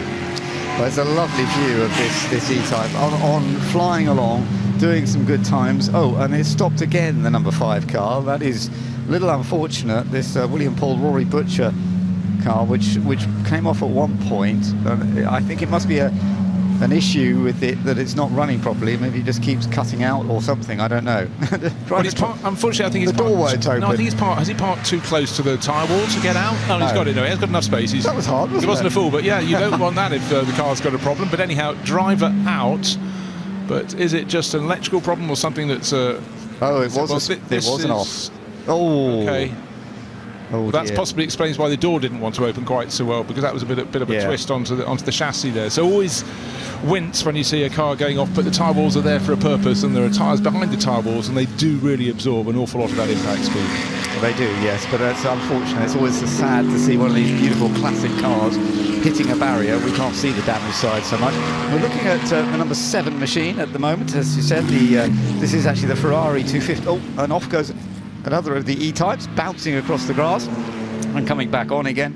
The Kivalova John Minshaw E-type shared between them. Looks like John on board at the moment with the sort of orange stripes on his helmet, but you know, just remember it was raining not too long ago, so the grass offering very little in the way of grip, so you just have to try and stay as calm as possible. Easier said than done, but just hearing the red flag, and it's on our timing screen, so clearly cars do need to be cleared up, and again, that just shows if you're running a little. There's the red flag. Session is stopping with just under 20 minutes remaining, and in this session it was getting towards the point where the more confident drivers who went out first were going to come in and let their teammates have a go on this circuit. So hopefully the stoppage will be a short one in the Sterling Moss Memorial Trophy practice session, but we know for a fact one of the cars at the side of the track, and that was the one William Paul, we think, was at the wheel of the E-Type, number 5, beached out on the circuit. Yeah, that was unfortunate, a great shame, but they do need to bring the cars in so that they can rescue it and get it out of the way, so I do understand that.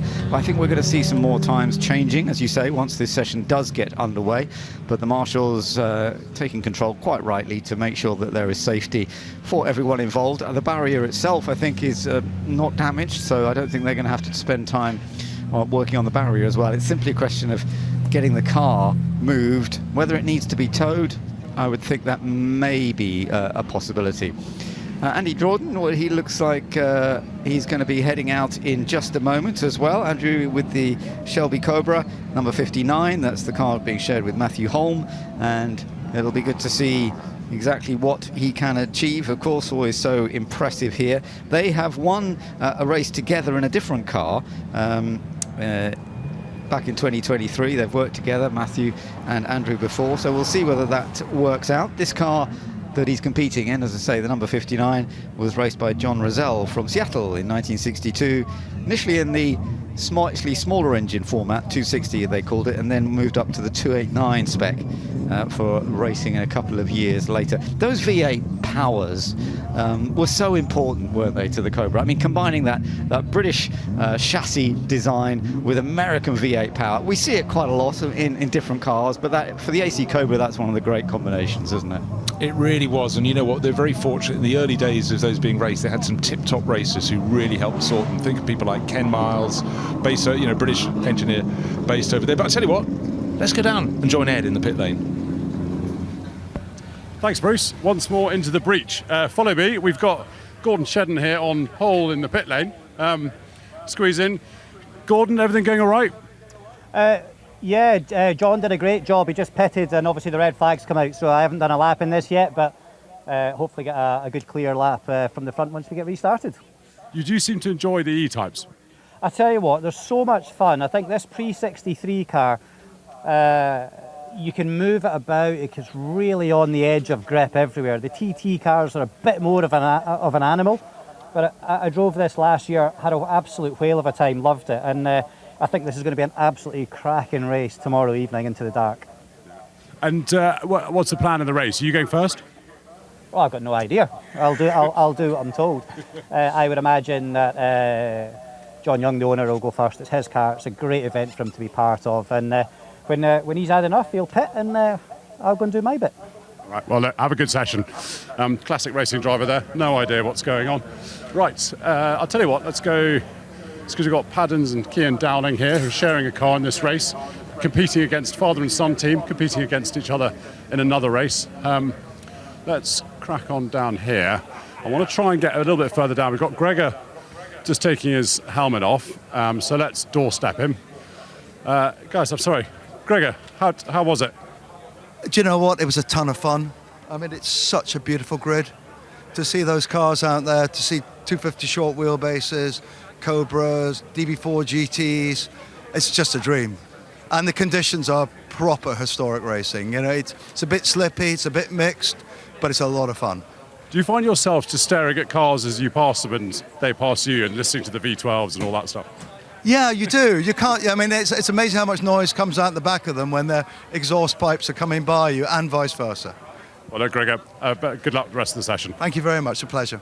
Right, let's. There's nothing like being doorstepped as a driver. Let's go this way. And they're all busy staring at their lap times to see where they've got to. And let's get down here. We've got car number 16. Let's see who's got into this. It's quite hard to see with all the roofs on. Sorry, guys, just going to jump in. What wise words of wisdom were you giving him? Nothing, just keeping him entertained. Right, so nothing to offer the driver? No, absolutely not. Right, well, have you literally just jumped in? Yeah, just got in, so haven't been out yet. Looking forward to it. Yeah. But you've driven similar cars, you sort of know the circuit now? Yeah, luckily a couple of years ago with Gregor, I drove his E-Type, and that was a ton of fun. So this one's really cool with Nick, and hopefully we'll see how it goes. Hopefully it's going to be good. It should be dry, so that's nice. Right, enjoy it. Thanks, man. Cheers. Right, never know who you're going to find in a car, do you? You pass that door. Right, got Jimmy in here, who's probably just jumped in. So let's have a chat to Tom, because Tom's been out. Tom, how was it? I was starting to get a lot of fun. Felt like I was getting into a rhythm, and then unfortunately we saw a red flag. The car going well? Car was fantastic. The team's done a good job of setting it up, and my job was just to hand it over to the main man as soon as possible. Yeah, he's got a bright future, this guy, doesn't he? Yeah, he is. Yeah, I think he's got good potential. Right, Tom. That's obviously Jimmy Johnson in the car at the moment. Car number 6, we've got a Piro in here. This is a Goodwood first here. So, Michael, have you just been out? Yes. So I'll just be saying Goodwood first, because you guys are sharing a motorcycle and sharing this, 2 and 4 wheels. How were the 4 wheels? A bit short, but I mean, lovely. I mean, the car's great. Track is in good condition, a little bit slippery in places, but I really enjoyed it. It felt a bit weird, though, jumping from 2 to 4. They're quite wide compared to a bike. But you can't fall off them. No, but you can follow a 250 short wheelbase. Yes. Well, I mean, that's quite up there as things to want to do. So, yeah, it was amazing. Yeah, I really enjoyed it. Fantastic. I'm sorry to interrupt your chat. I'll have a quick chat with Emanuele. Emanuele, you seem to have all your children as pit crew. Yes, hello there, and just I would like to say hi to all the people here and the spectators. It's just great to be here, so I just want to share my happiness. Yeah, we are a family package. The Duke knows, so we come as a package, wife and 2 boys, and we are part of the event. And has Marlene started enjoying you on a motorcycle yet? No, she has been, I have to say, in a very grumpy mood, because Goofy, our son, is also racing, and me on the bike, so it has been challenging for her and for me to deal with it. So in a way, it would be good to be on Sunday evening. In another way, it's a wonderful weekend. Yeah. Well, look, enjoy it. Thank you so much. Enjoy you all. Cheers, Emanuele. Right, what an absolute enthusiast. What a legend. Got Alex in here. Let's jump in. Why not? We haven't no signs of a green flag yet. Let's. Alex, have you literally just jumped in? Hello, now I'm in an E-Type. Yes. How many cars are you driving this weekend? I'm driving 4, but 2 of them are E-Types, so does it count as 3? Yeah, you're not allowed 2 E-Types. No, what I am, and I can and I will. Yeah. Look, what's the story with this E-Type? This is 1 PKL. This is Gary Pearson's lovely pre-63 car. We've been on pole with it here before, brilliantly prepared by Pearson's engineering. And I love driving it. I really like the pre-63 cars. They're a little bit steadier than the later car, like the TT car, but they're really nicely balanced and handle really well. So great. Look, I can hear a whistle. There'll be flags waving. I'll shut that. And let's go back to the commentary team. Thank you so much, Ed. It's really great to hear from some of the drivers as they were sitting in the pit lane. But now we get going with 20 minutes to go. This could be very interesting, Bruce, because we've got a lot of star drivers, as we've discovered, just going out. And it could all change. I mean, we've got the fastest at the moment, as we've mentioned, the number 66 of Ollie Bryant and James Cottingham. James, as we said, set a really good pace initially, nearly 2 seconds faster than anyone else. But Ollie Bryant also will be very, very fast. And we saw Gordon Shedden about to head out and do some laps. Really is going to be fun to see what they can all do. They've got time, but they will want to get on with it. Scott Dixon, as we see in number 16, let's see what he can get on with as well. Such experience from some of these drivers. It is. You know, the comments that really stood out for me, Ben, were the fact they were saying people who were driving E-types in this and E-types in the RSC Tourist Trophy liking these a little bit more. They're less developed, and I think they move around a bit more. And you know what? I think a lot of people come in historic racing, particularly those with really high skill quotient. Something that moves around is even more of a challenge, but I think they just feel it's very smooth in this. Yeah. So these cars, they're not benign, but relative to the really developed ones that are going to be in the Tourist Trophy. I was intrigued by that. Yeah, you're right, because Alex Brundle and Gordon Shedden both said exactly the same thing about these pre-63 ones being really well balanced, beautifully balanced, better than the TT versions in some ways. I mean, things always develop in life. Sometimes you get a faster car, but it's harder to drive. But as a driver, especially somewhere like Goodwood here, to have a car that's balanced beautifully and that you can chuck it around and feel totally in control, it's a lovely aspect. But racers being racers, teams being teams, they always want to lay on more power. But, you know, there are lots of really good road-going sports cars. The sweet spot is not the one with the largest engine. However, right now, it's all about, as they go around the circuit, they'll be looking, there are some dark clouds over towards Lavant, but I would presume pretty much every one of these crews has put their second driver on board to give them a good, clean run. There may still be some from the opening stint, but the thing for me was Gordon Shedd would say, well, John Young did a really good job. Remember, that was the first car to set a quick time. It's still sitting second in the time charts, but both those drivers know these cars. They're able to attack immediately, and that's why I think we're going to see them staying right at the top of the field. Others may come up, but don't forget, they're racing as a two-driver race. If you've got two really decent drivers, you know, well-balanced driver lineup, it may not be the fastest overall, but if your average is good and you've got good racecraft, then I think that's where you really want to be ahead of the race. Yeah, absolutely. You can see the registration number AH 600. It's actually an X-Scrag lightweight E-Type. There were not many lightweights originally made in the day, but they were very, very good. I think originally in 63, they built about 12 of them. There have been some modified ones over the years, of course, as well. Lightweight certainly made a difference.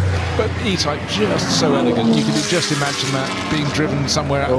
Hello, someone driving near the circuit, but eventually getting back on. That's the Shelby Cobra Matthew Holmes car. Isn't it? And Yeah. Andrew Jordan is showing that. Was that Andrew? Having the walk of shame. Yes, it does look like his helmet, perhaps. I wonder if there's a little bit of rain down there, actually. I'm not sure if there is yet. Well, he'll tell the team there is, but yeah, there is possibility. Suddenly there's a deep cloud over Woodford. Don't worry, it's a simply easy story. There was a little dent just at the bottom of the grille, or the opening there when the car was in the pits. I don't know if that's period damage or something that's happened already, but it was there before we had the red flag. Now, well, that's Andrew Jordan at the wheel then, hanging it out. But it's a very sideways Cobra, isn't it? I mean, actually, that is just seeing as he turned into Madgwick there, how quickly the back end steps out. You've got to be a little wary. You see, as soon as he turns, that back end is sliding, he's having to correct it. That is a little bit too oversteering, I would say. Yeah, and and you can see the wobble in it. Yeah, and actually there was a little moment where the front end didn't want to turn in, but he's decided the way to drive this car is to grab it by the scruff of the neck. You've got to be good to do this. And then here we are, St Mary's, over the crest, bit of sunshine, into the compression, going into a darker patch. What's going to greet this Cobra when it arrives at Lavant? Will there be grip? Will there be grass? Who knows? But anyhow, it looks like it's Andrew Jordan. He's certainly hurling it around. It's interesting how, yes, you expect it on exit, you know, this big V8 powered Cobras, and that you expect the oversteer on exit to spin the rear wheels, give you sideways, but it's sideways going in even when he's probably just off the throttle. It turns in amazingly, really, which is surprising it turns in that well with a fairly heavy front end, but that's obviously been developed over the years, and he's getting used to it now, and we're going to start seeing some lap times improving, I think. Yeah, I think within about the next minute, as long as these drivers can lick together 3 good sectors, so 2 good sectors in the bag for Andrew Jordan. Car number 59 at the moment, he's some way down the charts in 6th overall, but he needs to get below 1:29 to go to the top of the charts. I'm sure he's going to pick up a place, or am I wrong? Just waiting, it's taking a long time to come on the boards, but anyhow. There you go. Yes, it has. He's gone third. Okay, up. And it's changing, so it's 0.8 of a second down, within a few thousandths of a second of the E-Type of Shedden and Young, but it's Bryant and Cossingham, car number 66, that another E-Type, that's the one with the Huffaker number plate, James Cossingham showing that, and that is fastest of all, 1:29.007 seconds. Now this is the Richard Kent Chris Ward Jaguar E-Type, and we'll keep a little bit of an eye on this. Could be a very, very rapid machine. Currently it is 4th fastest, and we'll be looking at the sector times, and there you are, you see the purple coming up on the screen, so that shows you have the fastest first sector that we have seen so far. I think we'll see some more changes. It's probably Chris Ward who's in the car now. Red and yellow helmet, will be that unless they have identical helmets, will be Chris Ward, but what you see is the flow. Little lock up on the right front. And a lot, yeah, well, that's rather scuffing his lap, I feel. But yeah, he missed the apex. Yeah, when you look at the flow of the very top drivers, you think surely these cars with their narrow tyres have to be driven fairly much in a straight line. But when you've got a tip-top performer, but the way that the E-Type is different in its handling to the AC Cobra. The AC Cobra seems much more violent, but there's a much smoother transition process with the E-Type. Maybe it's just not having such a big heavy lump up the front that you've got to negotiate. Yeah, it's almost as if the track is providing a bit more oversteer than we might have expected. But if it is at all damp, as you say, that, you know, with the E-Types, they often have the advantage in the damp conditions. They can be up against the more powerful machinery and have a bit more balance to them. Well, are we going to see this car go to the top? It's sitting in 4th place. Best lap still 1 minute 29.007. No, not that lap, but almost. Well, he's improved, but he stays in 4th place. Just 9/10 of a second now, but it's still the number 66 Bryanton Cossingham car at the top of the pile. Yeah, but he did set that fastest first sector of anybody so far. No one is matching it just yet. They're getting a little closer, but that was a very impressive first sector. So we'll see how this continues. We've still got just under 13 minutes to go, so there's plenty more time for others to improve. You don't want to be caught up in too much traffic, but then obviously if you back off to find space, that can cost you a lap or two as well. The Aston Martin now beginning to make some ground. The Max and Tom Chilton shared car. This is owned by family, Aston Martin DB4 GT, and yeah, let's see how this goes on. Well, I just love looking at any DB4 GT. It's still, to me, one of the most exquisite cars out there, even if it's not in a race. This is in a race, though, but at the moment, Chilton's still getting a grip with the car. Max and Tom, I was talking to Tom last weekend, and he was showing me his car storage unit just down near Gatwick. Unbelievable. Look it up. Birch. It's the modern way to go and store all of your cars. You can put some of yours in there, Ben. I don't have many, mate. No, me neither. Yeah, unfortunately. But that's really interesting, and I can imagine that. So we're looking now at the Gordon Shedden car. And this is currently running second fastest, but there's some good sector times here. Let's just see, 29.4 the head car, and going over the line, 29.1. No, sorry, 29.4. No, it hasn't changed, sorry. Yes, so we've got a slight improvement from the Andrew Jordan car. That's up in second place, just a 1/10 of a second away now from Ollie Bryant, Cossingham 1. Yeah, well, we could see how hard he was pushing, and that was 2 quick laps. Remember the previous one, not the last one. He had that moment down at Lavant, so that scrubbed that. But he's within just under a 1/10 of a second away from the ultimate pace. But Shedden and Young will definitely be a factor in their number 4 E-Type. UPM 400 is the registration number. He's got a car just up ahead that may compromise him slightly, but the flow through the second part of St Mary's, absolutely brilliant. Historic cars, they travel around the track. You can see the suspension working. You can see the tyres going, give me a break. You're flogging me. But that's the whole point. That's why they're racing drivers. And look, booted it up as it was in period. Yeah, absolutely. Improving the airflow at the back of the car. Oh, that's the white line. Ooh, what's the grass like? It's wet. We know that it's green, but it's wet. But anyhow, that's when you've got Gordon Shedden. He's going to press right the way to the edge. He is, but he's doing a lovely job. Let's just keep an eye on this. So he's done a personal better in the middle sector. First sector wasn't his best, as you can see. But let's just see. He's certainly running it wide. You've got to be careful, especially when you get the oversteer. Look at that rear tyre smoking away now. He's got, a little bit more oversteer than perhaps is ideal. Gets on the power. He did tell us how much he loves the balance of it. Let's just see if this is any further improvement from a 129.4. Currently third, fastest over the line, and whoa.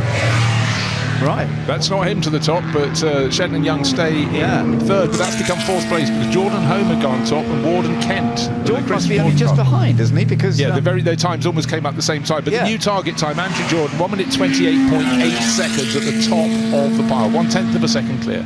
Yeah, there you are. In the background, I think, is Andrew Jordan. So that's the car that has just set another new fastest pace. So Andrew, who had that little bit of a moment earlier on, but he's really flying along now.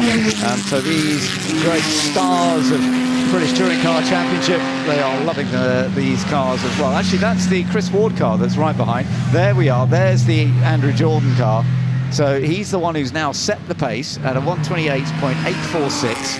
And an advantage, as I say, of 0.1 seconds is very close. I think we could see some more changes going forward. But Andrew, one of the great stars here at Goodwood, as we know. And obviously the way this Cobra will deliver its power relative to the E-Types is very different. There's much more grunt, a lot more horsepower, and a little bit on the overrun there. But it's about getting the car, as we said, balanced on the way in and out of true form, and then settle in the middle of the corner, and then steering it on the throttle at the exit. And also, how good is your exit speed coming out of the chicane? Very, very good indeed. Tucked behind one of the Aston Martin DB4 GTs, putting out alongside all the extra gun. Thank you very much. Well, absolutely, very, very impressive what he's been doing, and the way he controls it is fantastic. Now he seems to be getting absolutely to grips with the amount of oversteer in it, and now he's looking more and more confident. Chris Ward has just done a good lap as well, second fastest at this stage with the number 88 car, the E-Type. So we actually have a Cobra fastest at the moment, an E-Type in second position, and then another E-Type, the Ollie Bryant James Cottingham shared car, in third position. And you're looking at Dario Franchitti now, who is out in the car that Gregor was driving just a little bit earlier, Gregor Fiskin. So another of the Shelby Cobras. This is the 1962 version, and we'll see whether this is going to be able to improve a little bit more. That is currently sixth fastest, so can Dario find a little bit more pace? This is the second fastest, the fastest of the E-Types. Chris Ward is doing a great job at this stage, and we shall see how he's also going right out to the grass again. Okay, when you're a pro, when you drive historic cars for a living, you race them for a living, you can push that little bit harder. But at that moment, Chris Ward didn't really want those front left wheels. Front left wheel on the grass. It's slippery, it's been a little bit wet, a little bit of rain yesterday evening, but it was the two flurries this afternoon that have just kept the drivers on their toes. And the drivers are so good, the way they can bring the tail back onto the track rather than going that puddle right on the exit of Woodford Corner. That would really, really catch them out. And super, it's two sideways, one would suggest there, out of chicane. So that'll hamper this lap and the next one. But at the moment, in fact, that was his best lap, so it just cost him slightly at the end. He's now just a quarter of a second down. That's amazing, isn't it? Because he's really used the full width. So that's, yeah, he was touching the grass there, but didn't have to lift. And then through the chicane, as you say, let's just watch. So he tucks it in nice and tight, and then just lets it run free, because you go full throttle trying to get the exit speed out of that chicane. There, the wheel is actually on the grass, and I've seen so many people spin off by doing that. He dealt with that very well.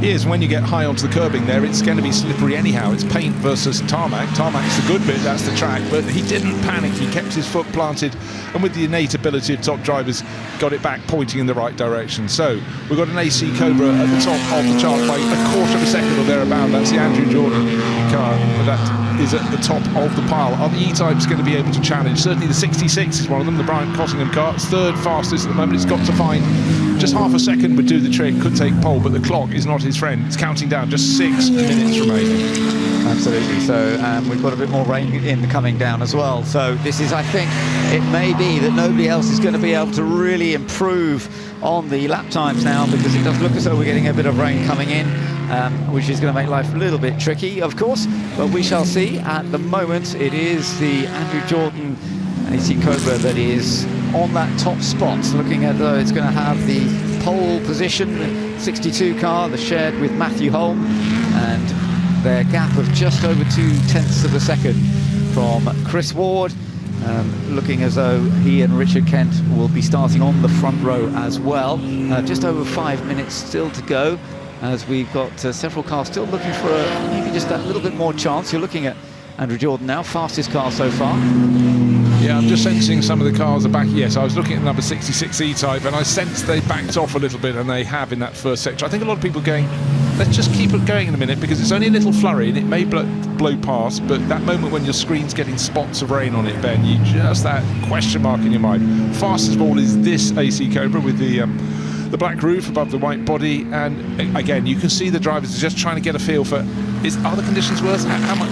Is it slippery? Is the rain only over at Lavant? Here is Lavant Corner as it happens, an Aston Martin DB4 GT going grass, gravel, keep it in a straight line, keep it in a straight line. Well done, back on grass, there is a chance to return. And hopefully you can shake the gravel off before you get back onto the circuit. That glorious metallic green car is shared by Max and Tom Chilton, family car prepared by the Jordans for them, but a little bit of fun, a little bit of learning. Yeah, but you can see there's a bit of rain on the camera there, and that obviously is making people a little bit wary now.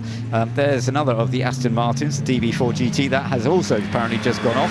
This is the Sam Hancock Nicholas Ditting car that is obviously the dampness out there. It can catch you out so easily, make you run off wide, and I do think that's why you're seeing everybody just ease off. There's no point in going mad at this stage. You're not going to go faster. You can't put a faster lap in. The grid is basically settled. I'm a little bit surprised that Emanuele Pirro, that car is still way down the list. Did it go back out? Because it's down in 21st position now.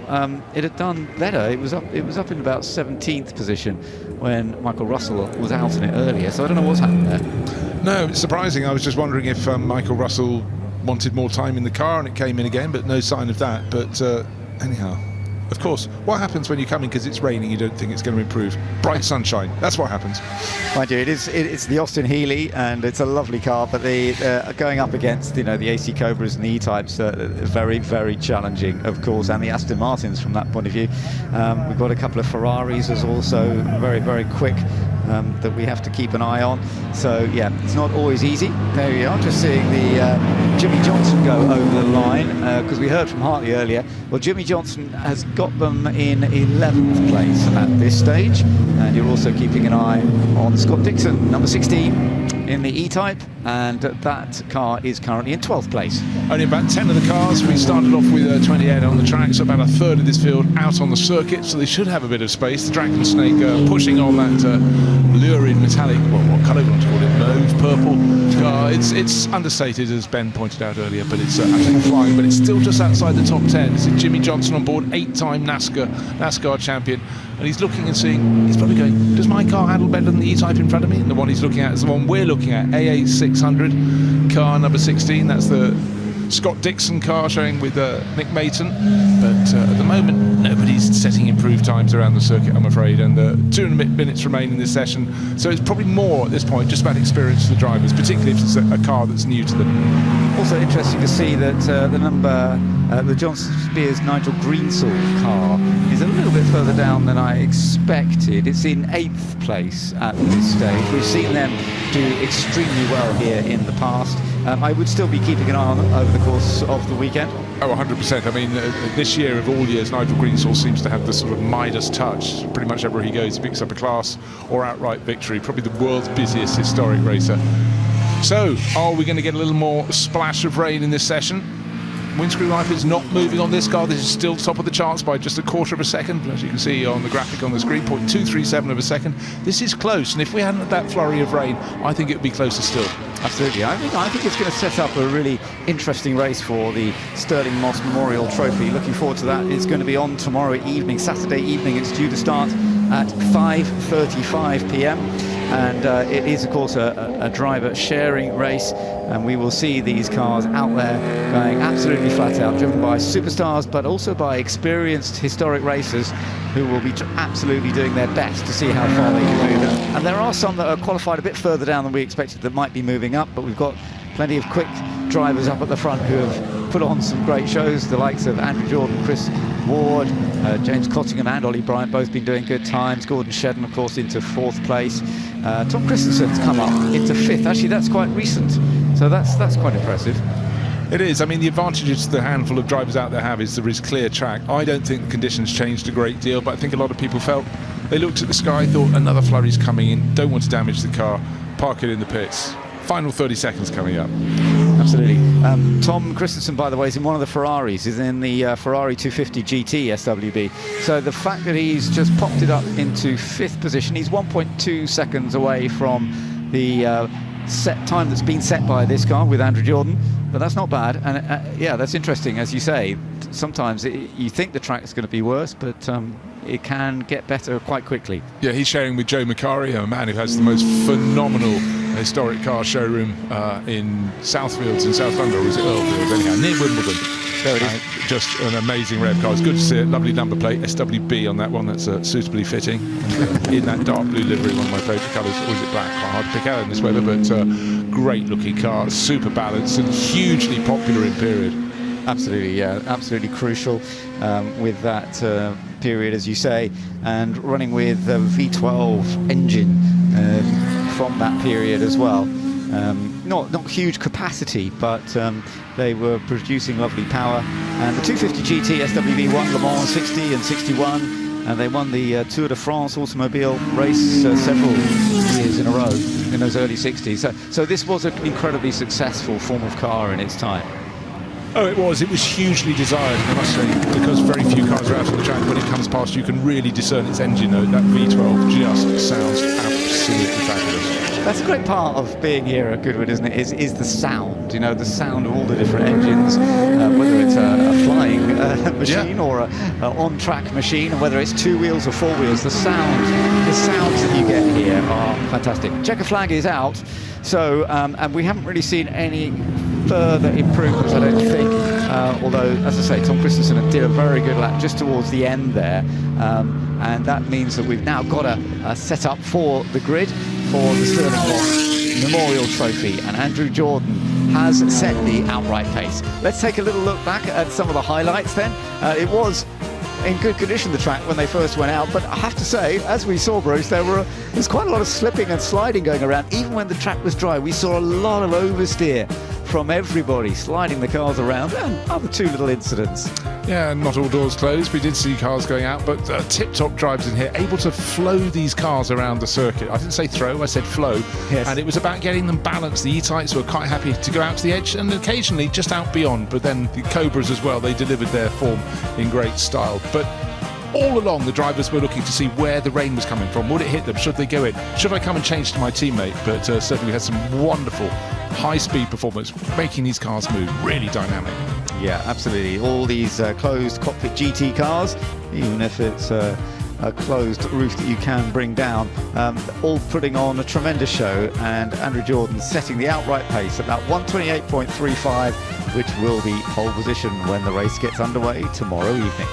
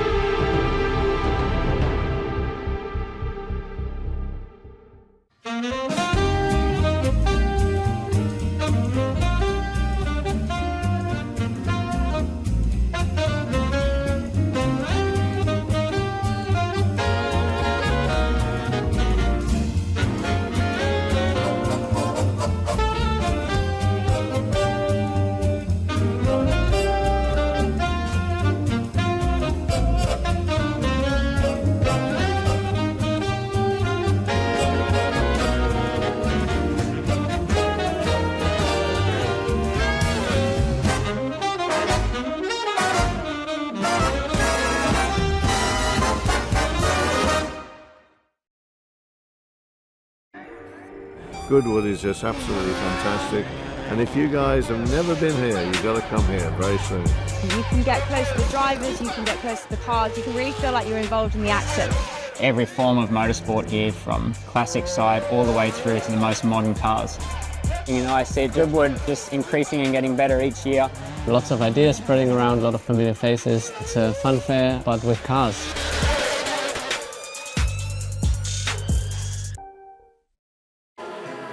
Well, I've made my way to the Revive and Thrive stage, and alongside me is Dandy Wellington, band leader, style activist, and our host for the stage this year as well. How's it been, Dandy? It's been incredible. I mean, every year Goodwood is better and better and better.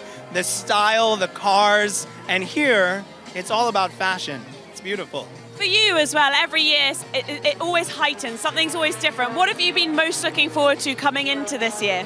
I mean, of course, it's seeing all my friends, you know, new and old, just coming together. But of course, talking with Dita Von Teese, I mean, there's nothing like it. It's got to be a dream, though. I mean, she is the queen of glamour, you know, so it's been great. But of course, I'm also looking forward to the best dressed and seeing how people strut their stuff. No matter what the weather does here at Goodwood, people show out. The sun's shining right now for us. Talk about your outfit then. We're talking about style. You love your vintage clothing. What are you wearing today? Today, it's, as I normally do, it's a mix between vintage and new things. So you have things like this Kenton Kerwin jacket, which is a new thing, as well as my shoes, which I designed for my Harlemology collection. So this is part of my collection. My vintage style, not vintage values badge. But then vintage things like this particular amazing waistcoat that I got here at Revival just a few years ago. What does vintage mean to you? What does the style at Revival mean to you? How would you describe it? I mean, it's clothing of the highest quality, you know? That's what vintage is. It's legacy, it's history that you wear, you know? It's you taking the stories of the past and you're adding to them with every wear, with every item, and, you know, bringing joy to the world. And how important do you think that is? Because I think Goodwood Revival is one of those places that you really see that come to life, but we want to see that more. Absolutely. I mean, this is a great first experience for people. If you don't wear vintage all the time, why not come to Goodwood and put on a little something and see how it can carry on into the rest of your life? And also, there are enough shops here to buy some vintage clothing as well. And it's wonderful to see so many people wearing stuff that, you know, their parents and grandparents have had too. Yeah, I mean, I was speaking to a gentleman the other day, and, you know, he has a jacket that his grandfather owns and an ascot that his father owned. They're not here with him, but they are here with him. You know, and that's important. That's what clothing can do. Those are the stories that we want more. Dandy, I know you've got a very busy day on the stage, so we'll let you go, but thank you for chatting to us, and I'm sure we'll see you in action very soon. Always a pleasure. Good to see you. Thank you. So we're down here in pit lane in the Alpine Hospitality, and I've found two Alpine Academy drivers, Nina Gaidman and Sukmani Kira. Guys, great to have you. Nina, first time at Goodwood? Yeah, first time here. I didn't really know what to expect, but I've been loving it so far. Excellent. Sugars, first time here? Yeah, first time. It's been really good to see all the cars going around. Excellent. And have you been over to Earl's Court and seen the three fantastic Alpine cars? Obviously, you're part of Alpine's Academy. How special is that to be part of, well, the Alpine family, but also the Academy, which has a strong history with females in motorsport? Yeah, well, I just sat in Lella Lombardi's old 24 Hours of Le Mans car, which was really special. It was a bit uncomfortable the cars back then, but yeah, really special to sit in the car of a woman that scored points in F1. Sukmani, you're still in karting, but you hope to be racing one day in F1 Academy like Nina is. What's it like having the support of a company and a Formula One team in particular like Alpine? Oh yeah, they've been really helpful, you know, all the behind the scenes work. They help me with everything. Even Jack comes to the track sometimes, gives me help as well, so they've been really good. Excellent. And Nina, you won at your home Grand Prix in F1 Academy the other weekend. How special was that for you, and to be standing up on the top step in Alpine colours? Well, for sure it was special because it was my home track. My mum was there, it was my birthday, and we've been waiting for that one for a long time, especially after the first race when I was leading the whole race and the car just broke down the last lap. I think the hard work is finally showing off as well with 2 podiums in Canada. So yeah, just very special, really happy with it. Excellent. And Sukmani, you're still battling at the front, at the sharp end with the boys. How do you see your steps? What were your next several steps? Obviously, you're still in junior karting. What are those next steps you're going to take to be up racing in cars one day? I think I'm going to stay in karting probably for another year or so, then hopefully do Ginetta and then single-seater hopefully.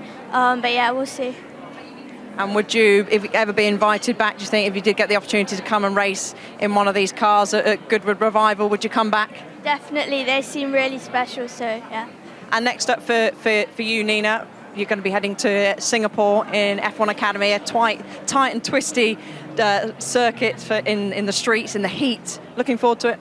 Yeah, I've done like 7 laps yesterday on the simulator to test the track. Really cool track, more stop and go, not really like suited for Formula cars, but definitely something different that we've had this year. Excellent. Well, ladies, thank you very much. And we're staying, looks like it's going to rain just yet, but we've been staying out of the rain. So thank you very much, guys, and enjoy the rest of your day. Thank you. Well, we're bursting straight into action for the Chichester Cup for Formula Juniors. These are the front engine ones. But Alice, if I can go back, you know, you're so involved with bringing on young drivers. It's interesting when they come and land at something like this and they've never been to the Revival before. You can see they just don't know where to look next. They were so excited, so happy to be here, and obviously working alongside Alpine, and both of them coming up through the junior ranks and winning in the classes that they are competing in. And Nicola, who we saw earlier on, she is so proud and pleased to be having such success with these females through the junior ranks. So it's fantastic to see, and fantastic to see them here enjoying themselves as well. Yeah, long may it continue. And even if they're not totally interested in historic racing, they'll look out, they'll listen, they'll go, the noises are quite something, and these are real streamers. But, you know, there's something to see. But it's just something that's a fun weekend for them. But they get to meet people. That's hugely important. Right, the most important thing now is who is going to end up fastest in this session. These are the front-engine Formula Juniors. Of course, we sometimes have the ones that look like Formula 1 cars when the engine went to the back. And then we have the wonderful U2 going around the circuit. U2 Ford, Ray Mallock driving the car, designed and produced by his father, Arthur Mallock. And it looks almost like a coffin on wheels in that sort of square format, but it handles absolutely brilliantly. I mean, Ray is a tip-top driver, and of course, his company, RML, Ray Mallock Limited, are making an amazing array of cars. They also really have a finger in the pie in so many levels of global competition in motorsport. But this is always going to be one of the quickest cars, and at the moment it's clear by just half a second at the moment, ahead of Joe Colosacco. So the U2's at the top, and car 23 is second fastest. It's the little Oscar Formula Junior, raced in the States, but as ever with Joe Colosacco, great American racer. It's owned by Lawrence Oriana, who just loves bringing his cars over to Goodwood. And in particular, this little 32 Ford that we see on screen is pretty handy in the wet, and it won at Nürburgring in August 1960. So if we do get the expected showers at any point for the Chichester Cup, let's keep an eye on this car particularly, because it's going quite fast, even in the dry. So Ray Mallock, experienced, knows where to put this piece of machinery as he just battles his way through some of the traffic. A slightly shorter session than the last one we saw out on track. This is only a 20-minute official practice session, and the cars will have their race on Sunday at 9:35 as Ray Mallock storms to the top of the times. And I was about to say 9/10 clear, but then quite quickly Roach in the number 12, who is behind the wheel of an Alexis Ford, just sneaks up behind, just under 0.2 of a second, separating our top two. Yeah, squint, and you could almost imagine these as junior Formula 1 cars. It's actually what they were, but the body shape there, engine up front. Now, hand up there's one of the Stangalini drivers acknowledging that another should go past, and that was Volpini, I beg your pardon. That was Roger Woodbridge. But again, awareness of where the others are. Often these cars have fairly small mirrors in the side, plenty of vibration, plenty going on, but we have an amazing array, and so many different constructors were competing at the time. This is a Tarashi Fiat. The cars that raced in the Italian Championship, which was very strong, used to generally be the ones with Fiat power. Well, makes sense, doesn't it? Offset driving position, so of course the transmission going down the wrong side of the driver to the drive from the rear. We do have a front-wheel drive car in this field as well to do things differently, but they were striving. The fields were big, and really it's so many ways the early days of junior single-seaters. A little bit of smoke coming. Looks like it. It looks like a touch of smoke. Hopefully nothing to worry about. And this particular car was the car of Colin Davis, who of course was a specialist in Formula Junior, and that is more smoke than we would like to see now, and I would expect this car will be backing right off and heading straight into pit lane. I'd like to hope anyway, because we won't want to see anything being dropped on circuit, or of course the car having to stop on circuit. But back to on-track action. We've got the number 24 on our screens. This is one of our Condor Fords, Bruce. Yeah, and I'm presuming the Adrian Russell on board is the Adrian Russell who used to race in the Aurora British Formula 1 series. I could be wrong, but anyhow, great to have a car, local car from Surrey.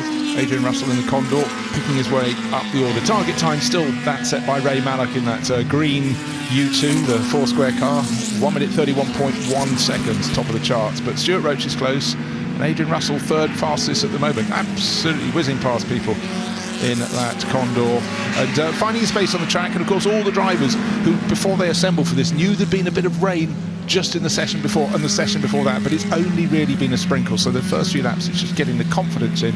Ray Mallock doesn't need the confidence. He already knows his U2 so well, knows this track well. He pressed on early days in the session, but the rest now beginning to close in, and the one who's making the greatest progress is the man we're looking at now, Adrian Russell in the Condor.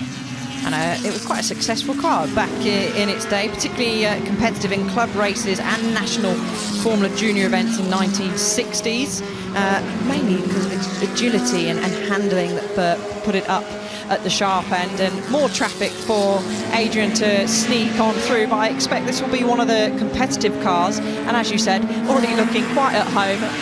11 minutes remaining of the session, and let's see if he makes any improvements. I doubt it because of the traffic. No, quite a bit off the time he set earlier on, and I wonder if we can sneak over and ask him a little bit later, see some of that footage. I see he's got an onboard camera on the right hand side for his personal use, maybe a little bit of driver coaching for himself. Now I just want to sort of focus the mind for a moment. There's a car out there where the gear lever is between the driver's legs. If you look out for the person who's very uncomfortable in the Nike, which is car number 117, I'm not sure I'd design it like that. However, anything they thought would produce a performance advantage, they'd go for it. Driver discomfort, well, oh dear, the Tarashi's still going around, and Daniel Saladini, I think, well, the exhaust pipe ain't quite where it should be. It seems to be sitting up high. Yes, he's got a black and orange flag out, so that basically means you've got mechanical. You need to pop into the pits within 3 laps, ideally as soon as possible. So I'm assuming he would have seen that and will be popping into the pits. Right, what we got is the 2 fastest cars nose to tail. The U2 is the fastest of all by just under 0.2 of a second.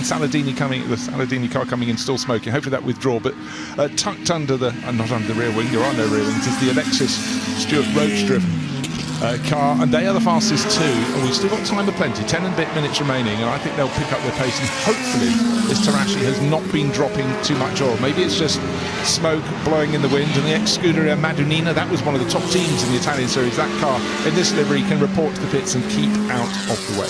Pretty much keeping off the racing line, which is what we like to see. So at the pace that that car is moving now, you'd expect they will be making a move into the pits. But great array of cars we have here, and this is this series really, and these single-seater cars, which saw the likes of John Surtees and Jing Clark take behind the wheel and sort of learn the tricks of the trades in these cars before making their way slightly further up the order, as most will say, slightly further up. But the Chichester Cup featured since the very first revival back in 1998, and 2025 marks the contest's first return to the race list after a 2-year absence. So great to have the Chichester Cup back here, as I said, after 2 years out.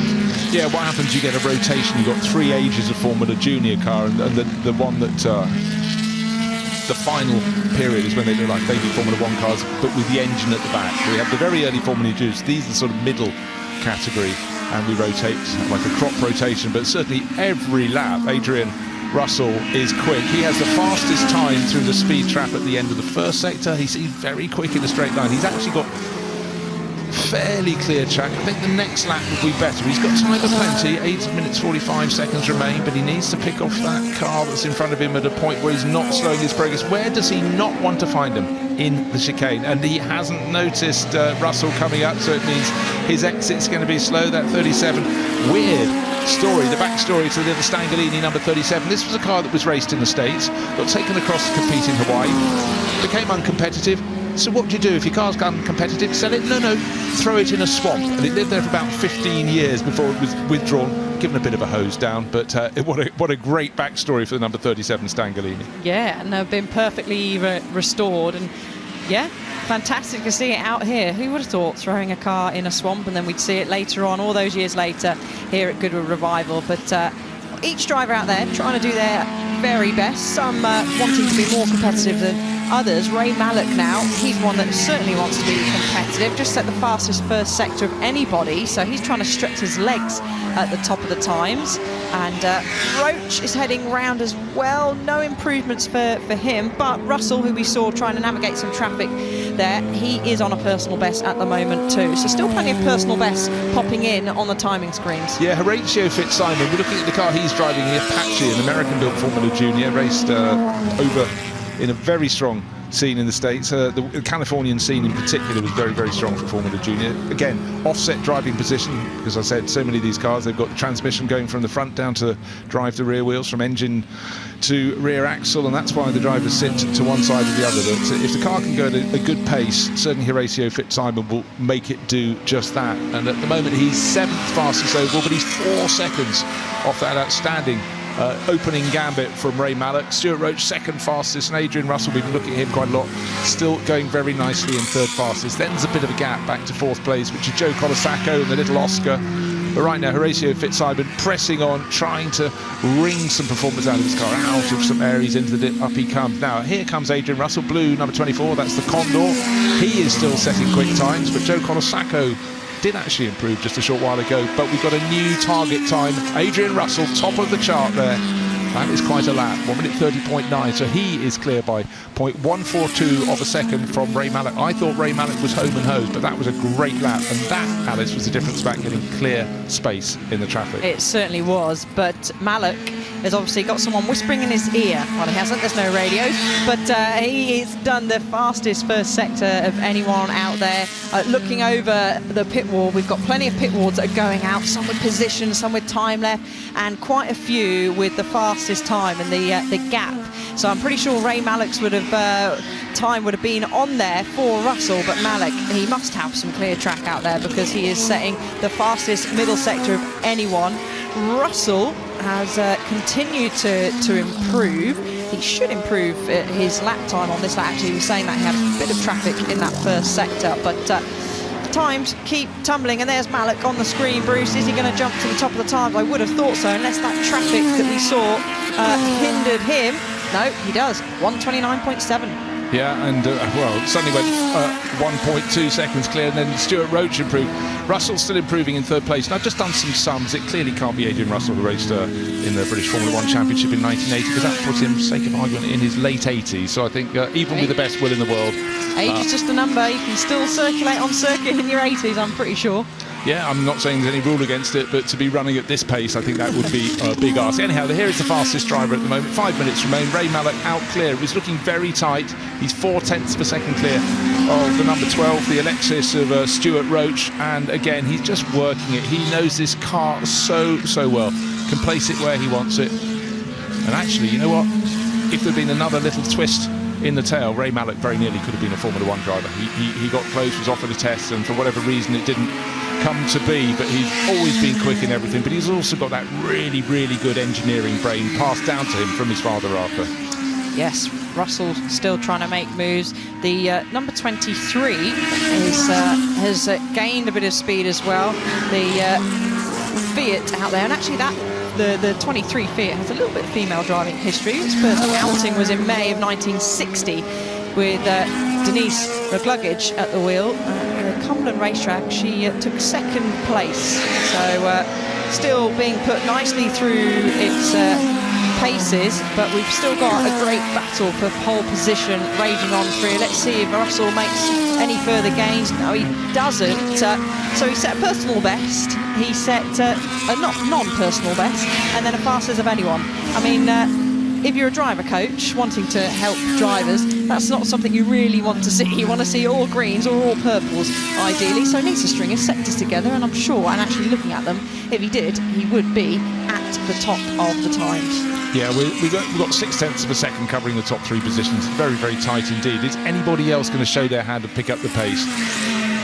But it is in these final moments, because we've got a lot of cars still out on the track. I think we've got 3 in the pits, but that means we've still got more than 25 other people around you out on the circuit. So, interesting thing about this Condor, built in Surrey, but it was built with a couple of engineers or mechanics who came down from nearby Connaught. Lots of teams based in Surrey back in the time. They helped put it together, but Adrian Russell driving absolutely superbly here this afternoon. He is, but Malik is going just as quickly, if not quicker. Again, as fastest of anyone in the first sector. Looks like he's had to navigate some traffic, though, this lap. Was a little bit slow in the middle sector. Russell still trying to push on, a personal best in the middle sector. So Roach still going, unable to get sector times, at least on our timing screen for him. So we'll have to just keep an eye if he makes any moves. So no one really making any major improvements. The number 18, Fitzsimon, has improved on that last lap. He's in another one of our Fiats, and not quite enough though to challenge the top 6. No, pole position is going to go to any of the top 3 drivers. Ray Mallett's got his nose in front, nearly 4 tenths per second clear. Stuart Roach right in the mix. Adrian Russell giving it his best shot, but I just think there's enough nous in Ray Mallett. He's going to look, can he improve? What's he got up ahead of him? He's got clear track, so if anybody is going to improve, it's likely to be Ray Mallett at this point. But you know what, his first timing sector, not the best. He's certainly carrying lots of lovely speed out of St Mary's into the dip, up to Lavant now. Then you've got to place the car for not just the first apex, but the second as well, because exit speed is absolutely vital. Fastest part of the circuit comes now. There's a kink to the left, and it's a straight that isn't straight, but bear with me on that one. And down to Woodcote they'll go. But again, Ray Mallett got clear track. He can place the car where he wants it. He won't get a tow from anyone, but he's just got what he wants. Can he improve? His second timing sector about to come through, fastest of anybody. So his best lap so far 1 minute 29.7, a bit of something in the air ahead of him. Was wondering if it was a little flurry of rain, but right now it really doesn't matter for Ray Mallett. Down to the chicane. Is there going to be someone going through slowly in front of him? No is the answer to that. So this is the opportunity. He's got time for one further flying lap as well, but I think this is the one where it really has to count. No traffic, surely going to an even better fastest lap. You would expect so. Let's wait and have a see. A 29.1, nearly dipping into the 28s, and at the moment there's no one really out there that can challenge that. No challenger put yet from Roach Russell, who finished and round out our top 3. They're still circulating. They will get another lap as well. So he has managed to get through that first part of that first piece of traffic as Malik, as he goes up now, as you said, through the crest into St Mary's. And I think again he might have another bit. Will have some clear space. Just like I say that there was a little bit of traffic there, but I think that's a strong time. I can't see anyone really at the moment challenging that. Look, I think the difference that lap to any previous lap he did was 0.6 of a second, and I think that all came from having clear track, not having to alter his line. This time he's going to catch some of the others. Can either of his rivals, Stuart Roach, Adrian Russell? Here's Stuart. Nice clear track for him in the Alexis, but I just don't think his first timing sector isn't going to be good enough, surely. The checkered flag is now out, so it will be every driver's last shot, but I think that lap from Ray Mallett has got the job done. Yeah, traffic right in front of Stuart Roach. He's second fastest, maybe going to come in danger from Adrian Russell. Adrian Russell in the background of the shot in that pale blue Condor. Luckily, number 25 kept out of the way. That was the Alpha Dana, the really rare car with Jack Nellerman. Famous Danish racer who's been racing that forever and a day, but that kept out of the way. But I fear for this driver, for Stuart Roach, it's too little, too late. It's not going to stick. Yes, I think it is, but we'll wait to see when he goes across the line, because the sectors aren't working for him. Can he go any faster? No. But that car, that Alexis Ford that he is in, a Goodwood members meeting winner back in 2024, took pole in the Chichester Cup in 2016, has had a podium positions as well in 2006 and in 2012. So with that driver aboard and that car combo, it certainly can be a winning combo. And actually he did dip into the 129.7s, but it wasn't quite close enough to match Ray Mallett. No, in fact, he managed to shave off about several thousandths of a second, so good consistency. Car 117, not at the sharpest end of the field, but overall, 7th place, not too bad. That's the little Nike. That's the car I said where you'd gear the lever between the driver's legs to focus the mind. Charles Crew coming through in that, so no late improvement for him.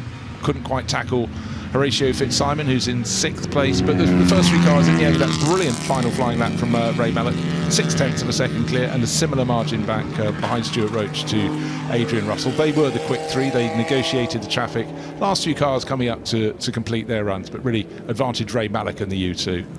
It is, and they've got a bit of downtime. Oh, the number 8 has pulled off to the side, I'm assuming. Oh no, looks like there might have been a bit of contact there, potentially with the wall. So that's Alex Morton in our 1960 Condor Ford. But I was just about to say they've got plenty of downtime now till these cars are next out on track, which will take place on Sunday, and plenty of time for the number 8 to hopefully all get fixed and patched back up. Yeah, hopefully so. It looks like there's a bit of a jaunty angle on the suspension of the car that was up against the tyre wall there. But a clean session, and for the driver who's at the back of that queue, the green car with the sort of bronze and white helmet livery, that's Ray Mallock, and unfortunately the one at the side of the track is the other Condor. Two in the event, but Alex Morton's car good for third, and this one good for nothing. You can see there's been a bit of a ding on that left rear suspension, so tyres hitting tyre wall and body modifying accordingly. But hopefully that could be flat-bedded back, and we'll get the next session underway ASAP on what is a windy, bright and occasionally cloudy afternoon here Friday at the Goodwood Revival. This is a day of practice, but we do go racing tonight into sunset, but it's always that flurry of rain. Let's take a look back at the highlights of the Chichester Cup race. The practice for the race coming up to Saturday at Goodwood, and it was a pace set by Ray Mallock very early on in his U2, looking very comfortable indeed. And it was a mixture of Geminis, Stangolinis, and unfortunately the smoking Tarashi that went round for a little too long.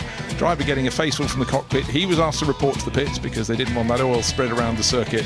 And then Adrian Russell pushing, probing and working his way up into third place overall. Stuart Roach was in the mix as well. Traffic was not everybody's friend, Alice. No, it certainly wasn't, but they all managed to keep out of each other's way in a sense of not making contact, which is good.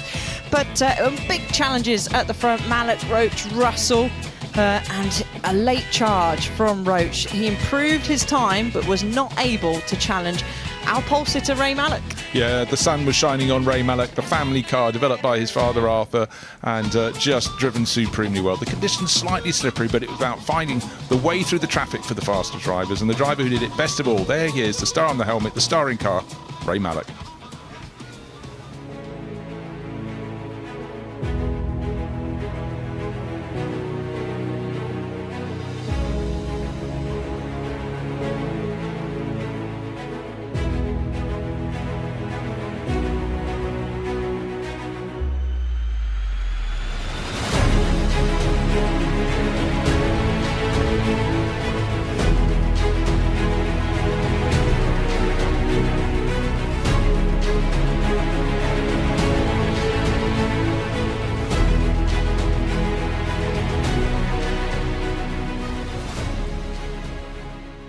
This was the first Easter handicap for sports cars, and Duke, driving car number 70, soon showed he was as much at home in the seat as in the saddle.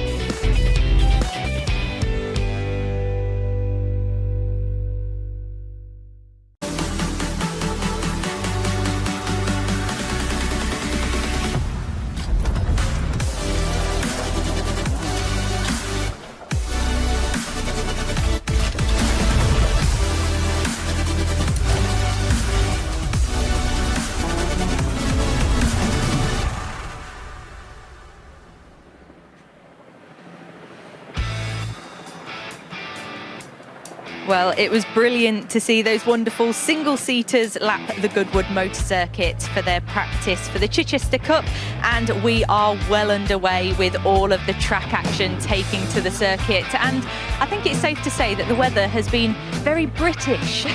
We've had all seasons and all types of weather going on here as the cars have been taken to the track. But I have to say, British but sunny. I think sunnier than we thought, and we've had more sun than rain, so I'll take that today.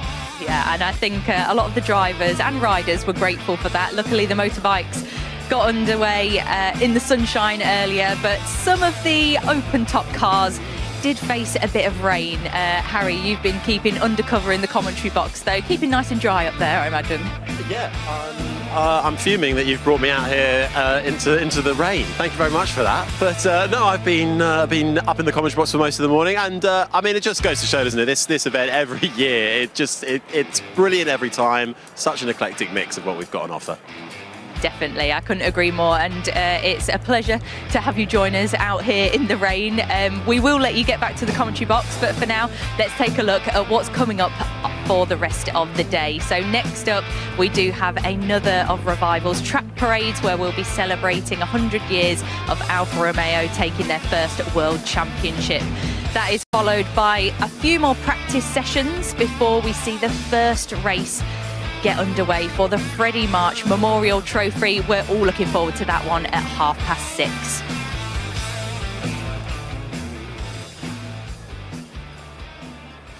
So, as I said, we are joined by one of our commentary team, Harry Benjamin. Harry, it's great to see you and have us out here. We have just taken cover as the rain has started once again. It's been a bit on and off today, but you've been in the bird's nest of the commentary box and you've been keeping a watchful eye on all the vehicles going out on track. What stood out to you?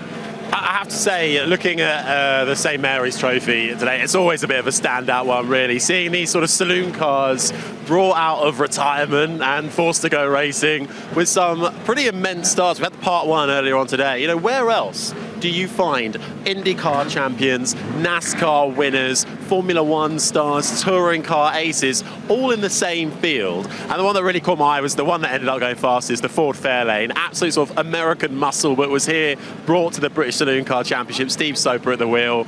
It's going to be a great race to watch on Sunday. We've got Part 2 qualifying later on today, though. Yeah, no other place like it other than Goodwood Revival. Like you say, those incredible cars matched with superlative drivers that are taken to the track. And David, we were talking earlier, I know you had your eye on the Sterling Moss Memorial Trophy practice as well. I guess known as one of the most beautiful races that goes around Goodwood with those really pretty, really expensive cars. And you had your eye on some of those. Absolutely. I mean, as you say, I'm a big fan of the St Mary's, but the Sterling Moss, you just see these cars, and not only the best looking, most gorgeous cars, pre-63 GT cars, but the most valuable cars, or some of the most valuable race cars in the world. You had DB4 GTs, there was this fantastic 300 SL Gullwing in like a satin grey colour.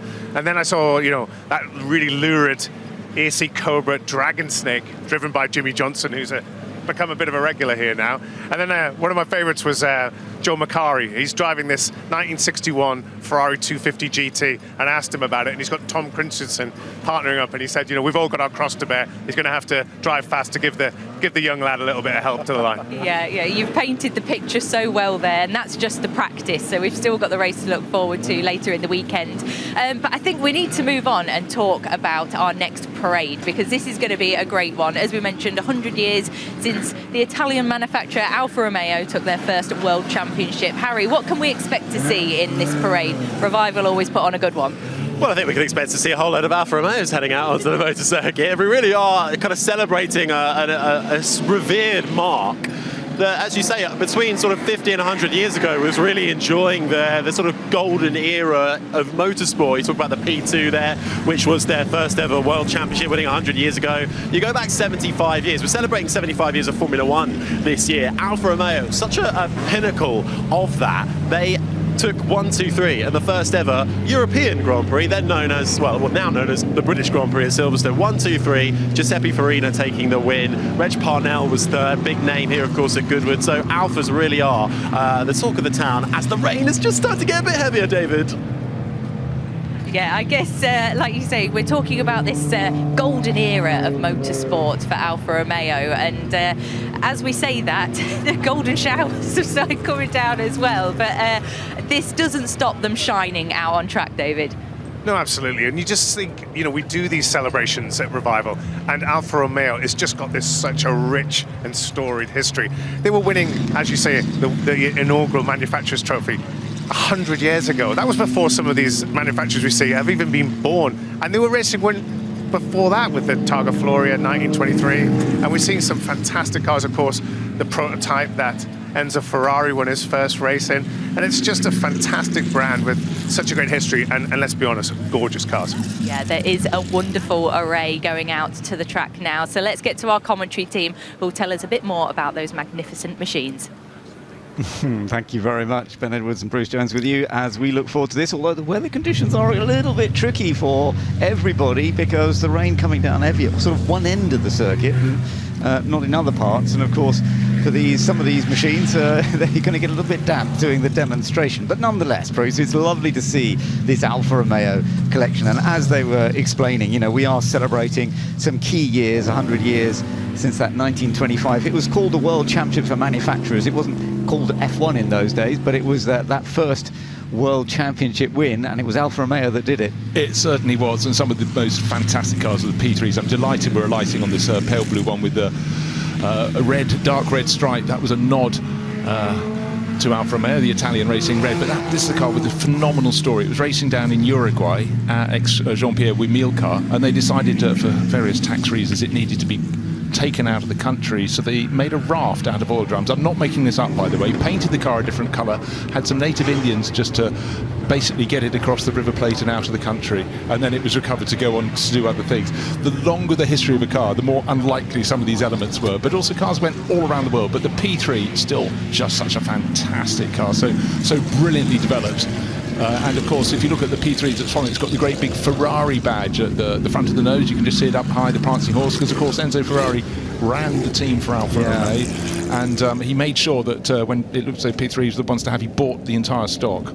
That's the way to beat the opposition. Absolutely. No, it's a very good point, because Enzo Ferrari was crucial to some of the success that Alfa Romeo took, particularly in the 1930s, because he was running his own team then. But of course, after World War II, he went separate. And ironically, of course, it was Alfa Romeo who then went on to win the World Championship, the first ever F1 World Championship in 1950. They'd already been winning lots of races in what they called Grand Prix racing, hadn't they, post-World War II. And based on a car that actually had been originated in the 1930s, the Alfa 158. Yeah, the Alfetta, absolutely brilliant. I mean, they were so far clear, but you think, hold on, that was effectively 4.5 years after the end of the Second World War. Surely some other stuff was made in the interim, but no is a simple answer, and they did very well to stash the cars away, keep them out of harm's way, and there is one of those Alfettas with 41 on the bonnet, on the nose of the car, and the team, obviously running in the days where you ran in your national colours, to run all the cars in the red for that opening Grand Prix at Silverstone would have been quite confusing to see which was which, so they did. Each driver had an identifying series of stripes around the nose of the car. Very, very clever tactic. Yeah, it was a clever. And it had a 1.5 litre supercharged engine, which in the 1930s, when they started building those, it had just under 200 brake horsepower. But I gather that, you know, by the time they got up into 1951, 51 was the last year that Alfa continued, they were getting up to about 400 brake horsepower, weren't they? They were, and wonderful rainbow. That also means the sun is coming back over Goodwood. We don't want this display, this celebration of Alfa Romeo's centenary of taking that first World Championship in 1925, to be spoilt by the rain. But you know, beautiful shots over here. But yeah, I mean, the full array of cars is the thing that really surprises me. You know, you often think you know a period of racing from a manufacturer, but the evolution and the fact that racing was far more global than we thought. As I was saying, that P3 that had to be got out of Uruguay for whatever reason. You know, you suddenly realise the global spread was there. Second World War was an interruption, and it took quite a long time to get everything back going again, didn't it? It did, yes, absolutely. And thankfully, Alfa Romeo were able to survive. And actually going into the 50s with Formula One, and then they decided to cut out of Formula One because the rules were changing going into Formula One.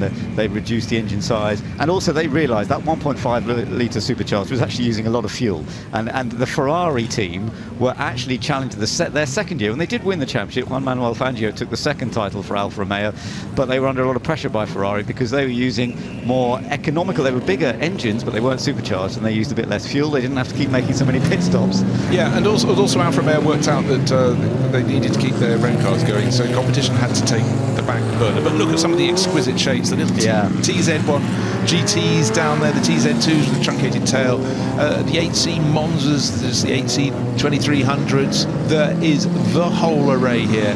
You get down towards the back of the ones I like almost the most, the little Giulia Sprint GTAs, just so exquisite in touring car racing across Europe in the mid-1960s. So something for everyone with Alfa Romeo, and it is a manufacturer that always has had competition at its heart. Absolutely, and it went right on into the 1970s, didn't it? Because 50 years ago, we're still sort of celebrating when Alfa Romeo dominated the World Sports Car Championship with the Tipo 33 TT12. I'm not sure if there are a couple of them here, or slightly earlier versions. I'm not sure I've seen any out on track. No, I think they're in the Monza pit lane. Yeah. That's the special pit lane. In fact, we could probably look out the commentary box window and see if they're still down there. They're in a wonderful display. Not all the cars are runner, but we've got the Disco Volante out there, and so many other things out there to enjoy. The little Giuliettas from the 50s. But the thing that always gets me when you go and look at these cars, each one, even though it's supposed to be the same model, has an evolution of some sort, and that very much is the story of the 20s and 30s.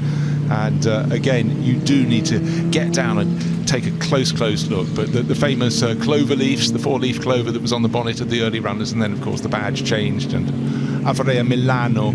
But also you get the development cars, the one with the white bonnet on the red bodywork. You know, that is one which was a muletto. It was for testing engines, it was for testing tyres, and that sort of became the accepted terms. But as we can see with the model with the 82 just going through, that's a very, very early one, and that's got the famous cloverleaf on board with the white triangle background. Absolutely, and of course what we're looking at is a mixture of the Alfa 8C 2300, which very much tells us what the engines were. 8C means 8-cylinder, 2300 means it's a 2.3 litre engine. That's how they named them. But so they were then named after Monza, for example, because they had so much success. For example, just in 1933, those type of cars won 14 major events. They were so dominant in that period. Yeah, they really were. But you know, when you trace back to the very, very early models, there's something rather special about them, and the fact we've got some here that have been in families, that the Mann family has owned one of the cars here since the 1950s. That's generations of being passed from hand to hand. Absolutely wonderful, yeah. Lots of Mille Miglia victories. Of course, that was one of the great Italian races pre-World War II, and again post-World War II, but pre-World War II, they were absolutely dominant. 10 victories, 1928 to 1938 with the 6C and the 8C.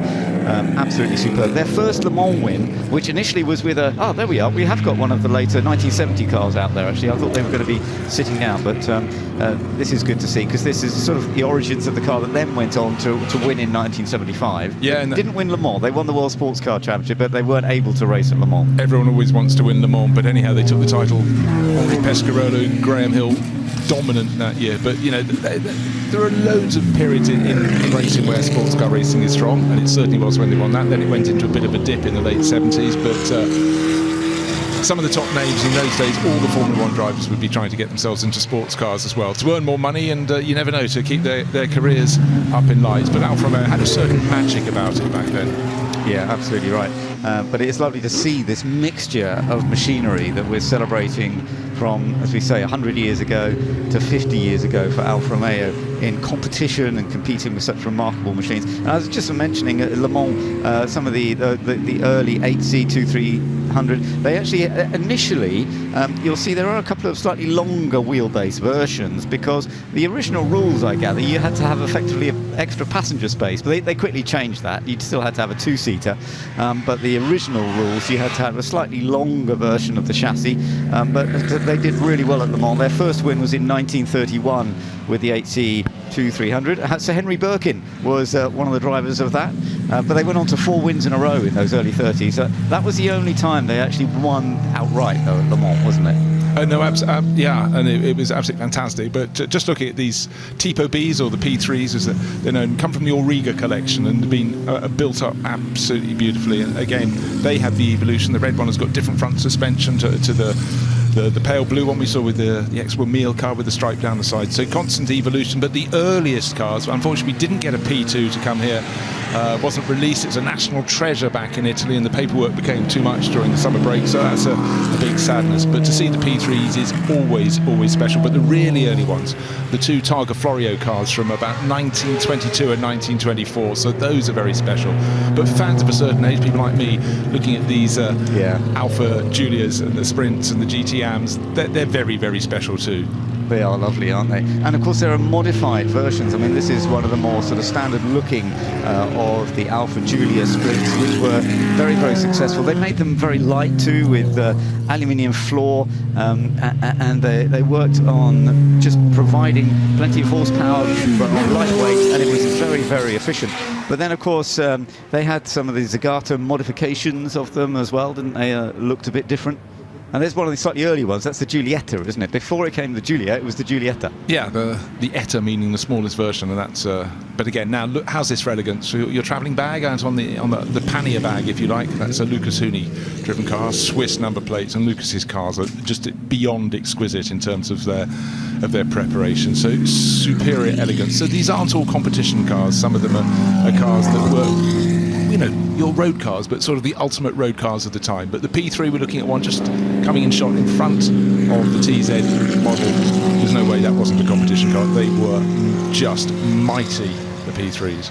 Yeah, but these TZs, these Alfa TZs based on the Giulia, but with very modified bodywork to make them compete very effectively in the fast tracks like Le Mans, for example. They would run in class in those days rather than sort of overall, but very effective, very beautiful machinery, and you can see this very stylish vision really from this particular version. Yeah, that wonderful truncated tail, effectively a cam back end on the car, but really beautiful. But I'm delighted the rain flurry that greeted the cars has passed away. We can see these cars in the sunshine. We'll see them each day through the Goodwood Revival, but a real treat. And if you're at the circuit, do walk out to see them. They're parked halfway down the Lavant Straight, and when you see the sheer assembly of cars that are here, it is something very special. Yeah, absolutely right. We shall see how it all goes as we go through the rest of the day as well. There's another of the more straightforward Giulias. That's the Jolly Club version there, the number 176, and so yeah, there was so many people racing these machines all over Europe, and in fact they also went into rallying, didn't they, in the 60s too? Rallying and hill climb. There's the checkered flag at the end, so the drivers going past. Yeah, I mean, cars had to be much more multi-purpose, and I think a little Giulio could have been race rally. That one with Garage 59 sign writing, that must be Alexander West. He's got quite an array of cars, but he's very much involved with the Garage 59 GT teams. But just sitting out, it is a windy day, but going around the circuit, smiles all around, and just great to see, particularly the 8C 2300s, wonderful cars, the long chassis 8C. But to me, the stars of the show have most definitely been those pair of P3s that we saw as the real representatives when Alfa Romeo got a grip on motor racing and really started winning. No, it was absolutely wonderful, as you say, pre-war, with the single-seater ability that they had to take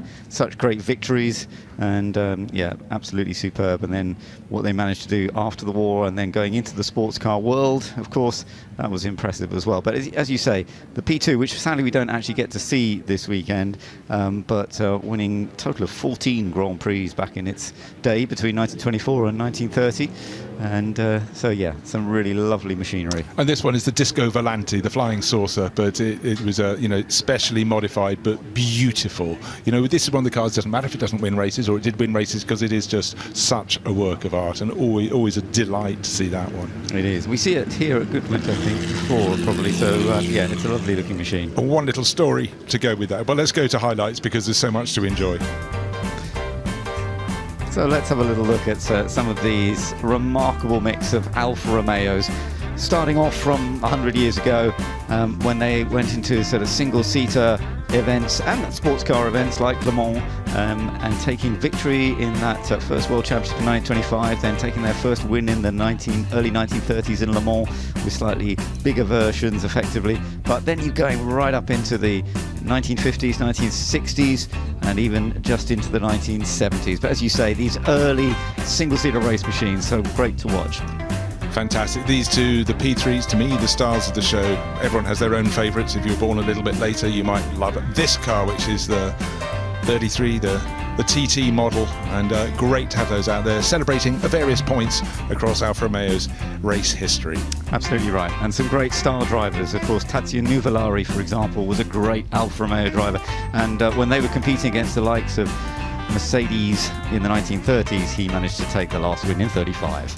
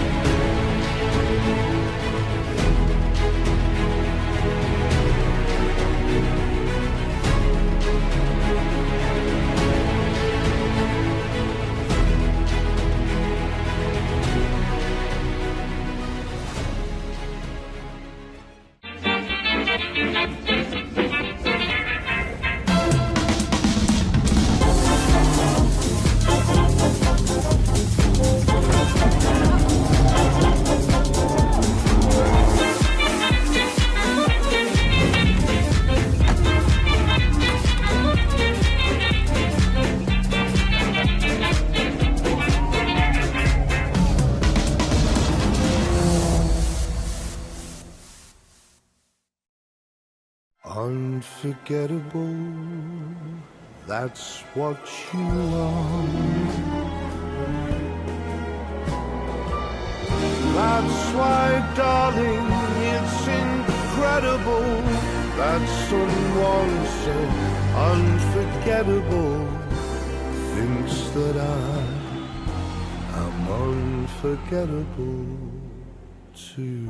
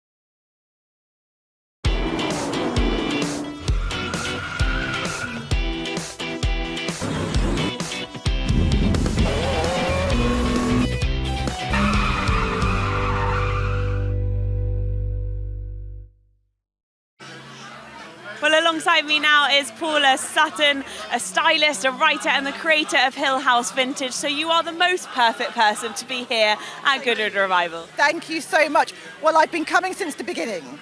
So it's not just about the clothes and how we look, but it's also about the cars for me. So I'm sort of like dual interest.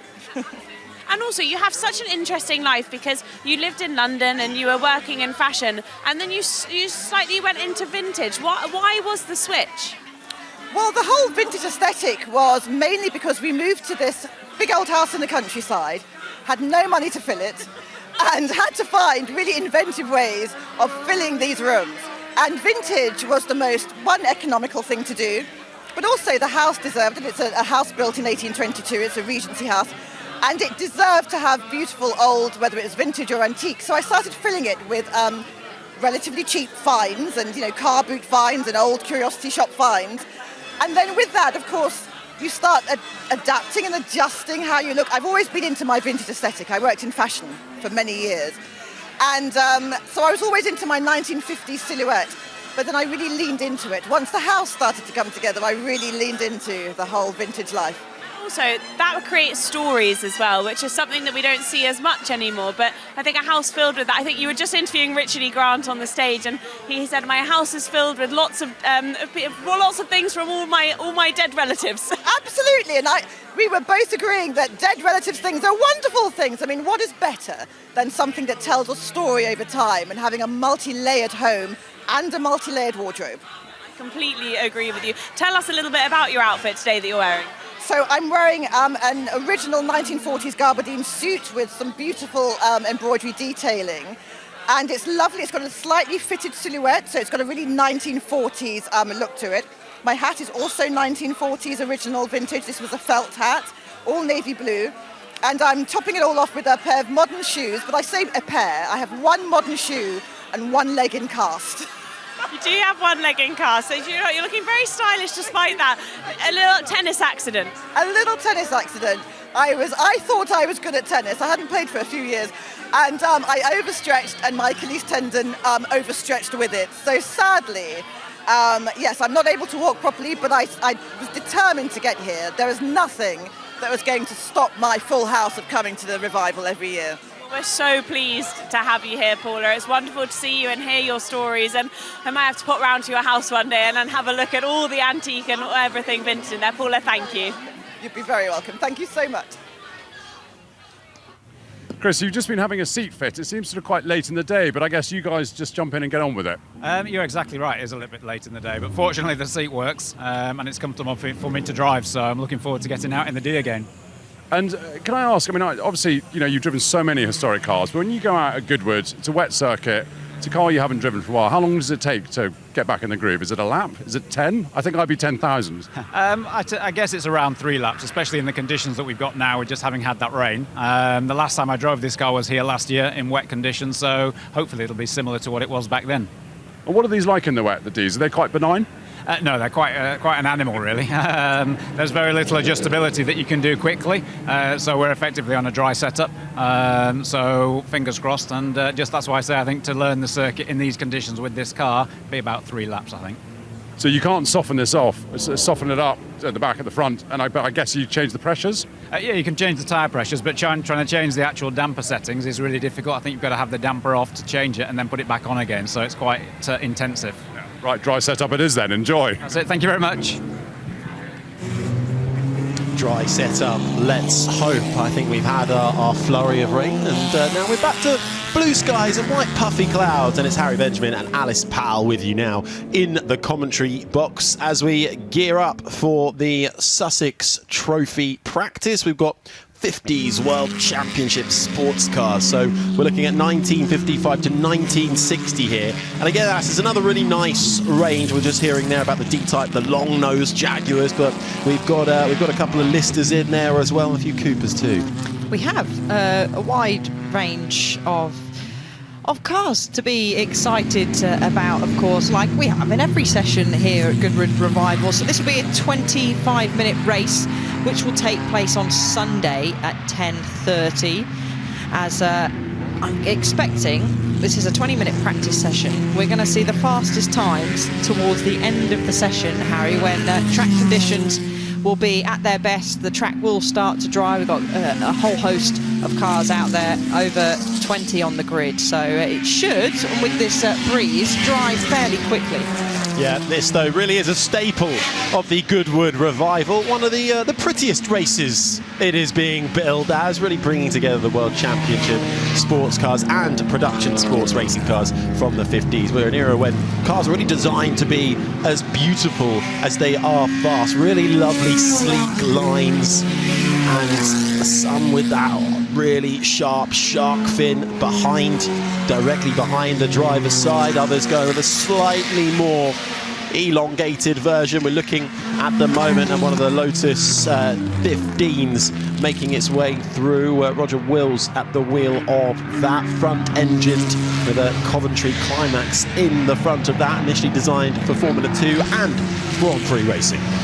Yes, and actually the cars that were pretty competitive are the Lotus Climax. The Lotus Climax 15 was the winner for the last two Sussex trophies that we had. That was Oliver Bryant won both of those. You then got a couple of Jaguars with James Cotting behind the wheel that won in 2022 and 2021. And it's always super competitive, this race. So I'm expecting we're going to have a close and exciting qualifying or official practice as the drivers just trying to make their way through, try and find a little bit of track space, and there we go.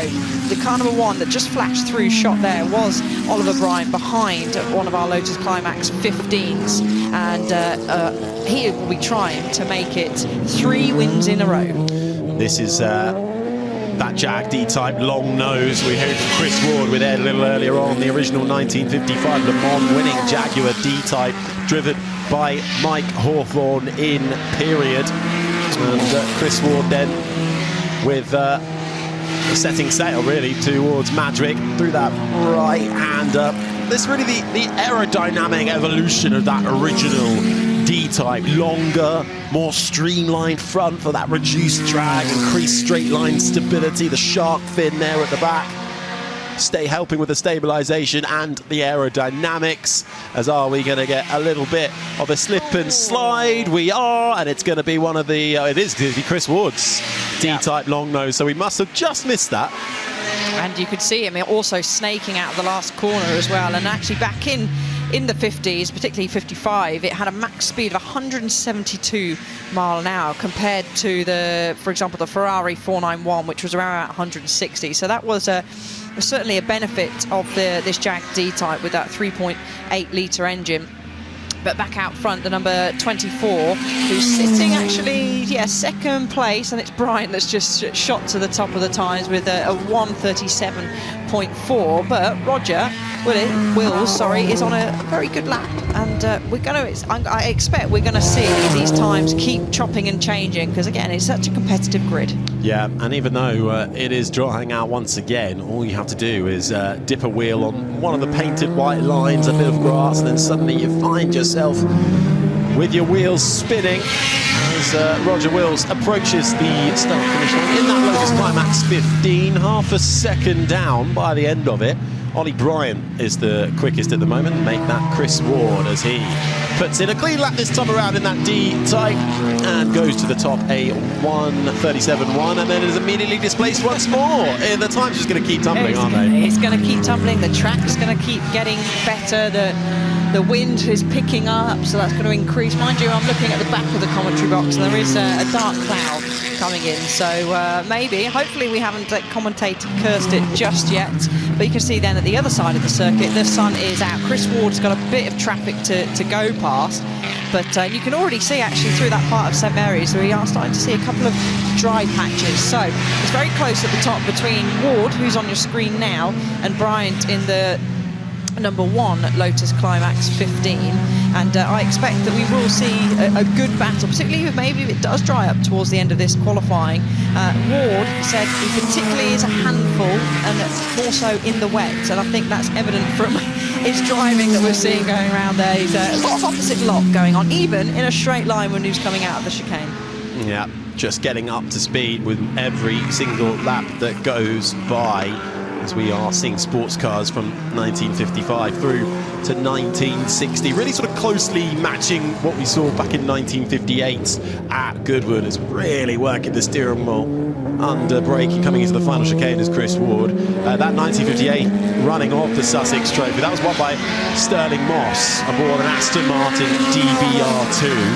And Chris Ward crossing the line and going fastest by 1.2 seconds, 1:35.8, and there's a whole gaggle of cars coming, but we've got these Jaguar D-Types making their way around. We've got Lister Nobblies, we've got Lola Mark 1s.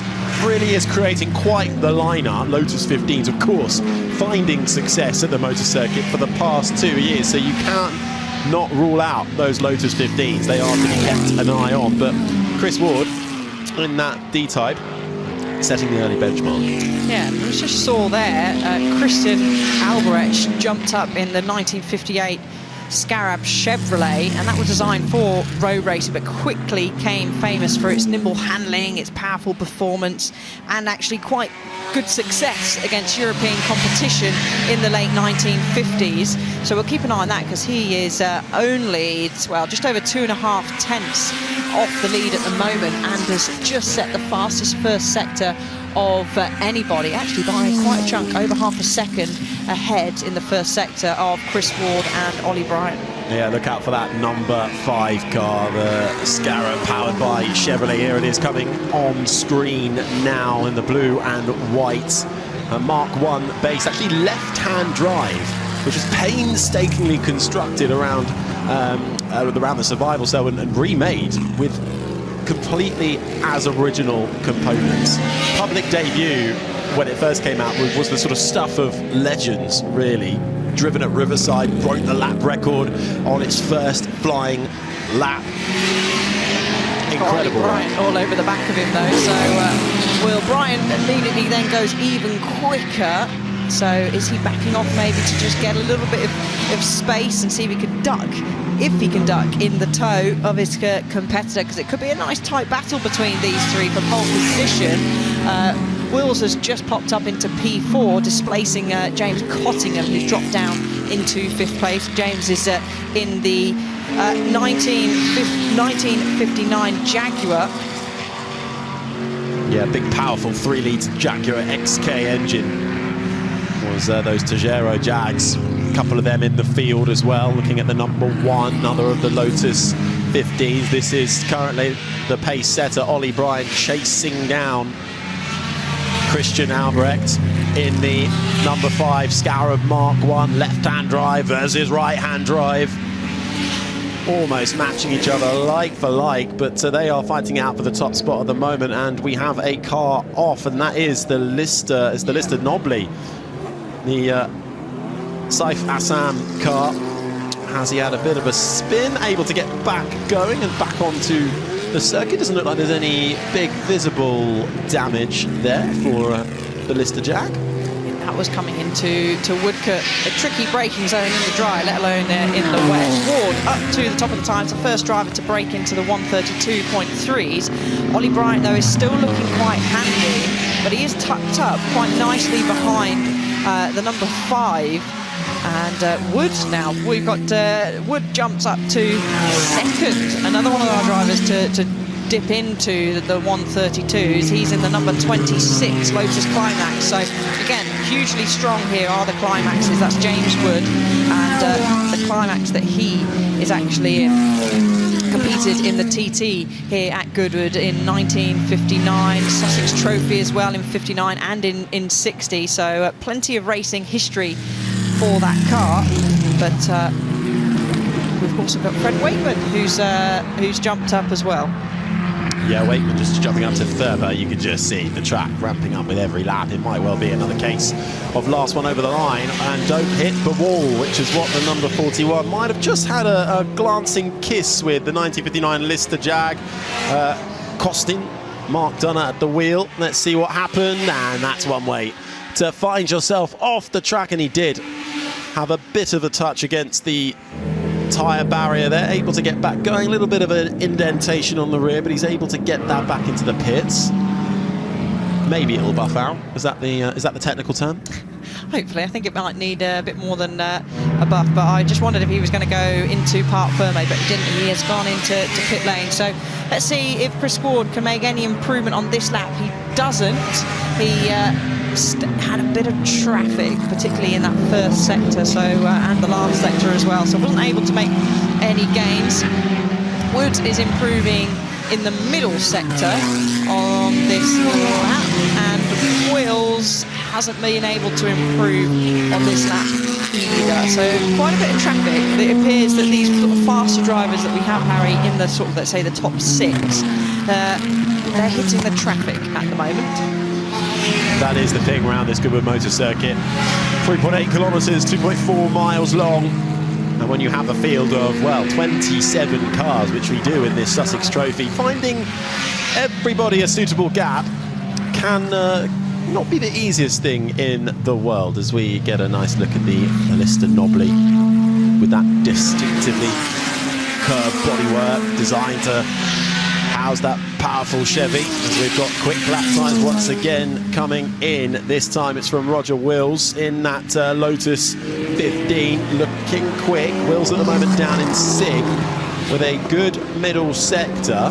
He's got some traffic though in front of him. Is he going to be able to navigate it through? It's actually Chris Ward that's getting all out of shape in the D-type through the exit of Woodcote Corner. This is going to look good for Roger. I expect that he will shoot up to the top of the times. Yeah, wow, straight into the 1:30. So this is, look how quickly, Harry, the track is dry, and we will see these times tumble even further into the 1:29s, potentially as well if it dries further out the back, the 1:28s, as they're just trying to make their way through past that looked like one of our Alton Jaguars. I think it is the number 15, John Burton, behind the wheel, and actually another one of the cars that raced in Goodwood period through from 1959 to 1964. Looking at your current top two making their way through the screen with the number 24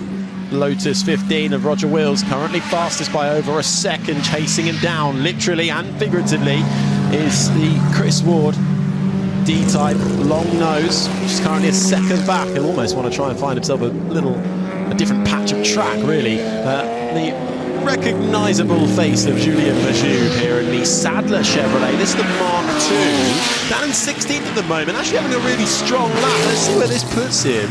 Up a few places, up into 13th in that Sadler Chevy, the first dedicated sports car built around a Chevrolet V8 engine.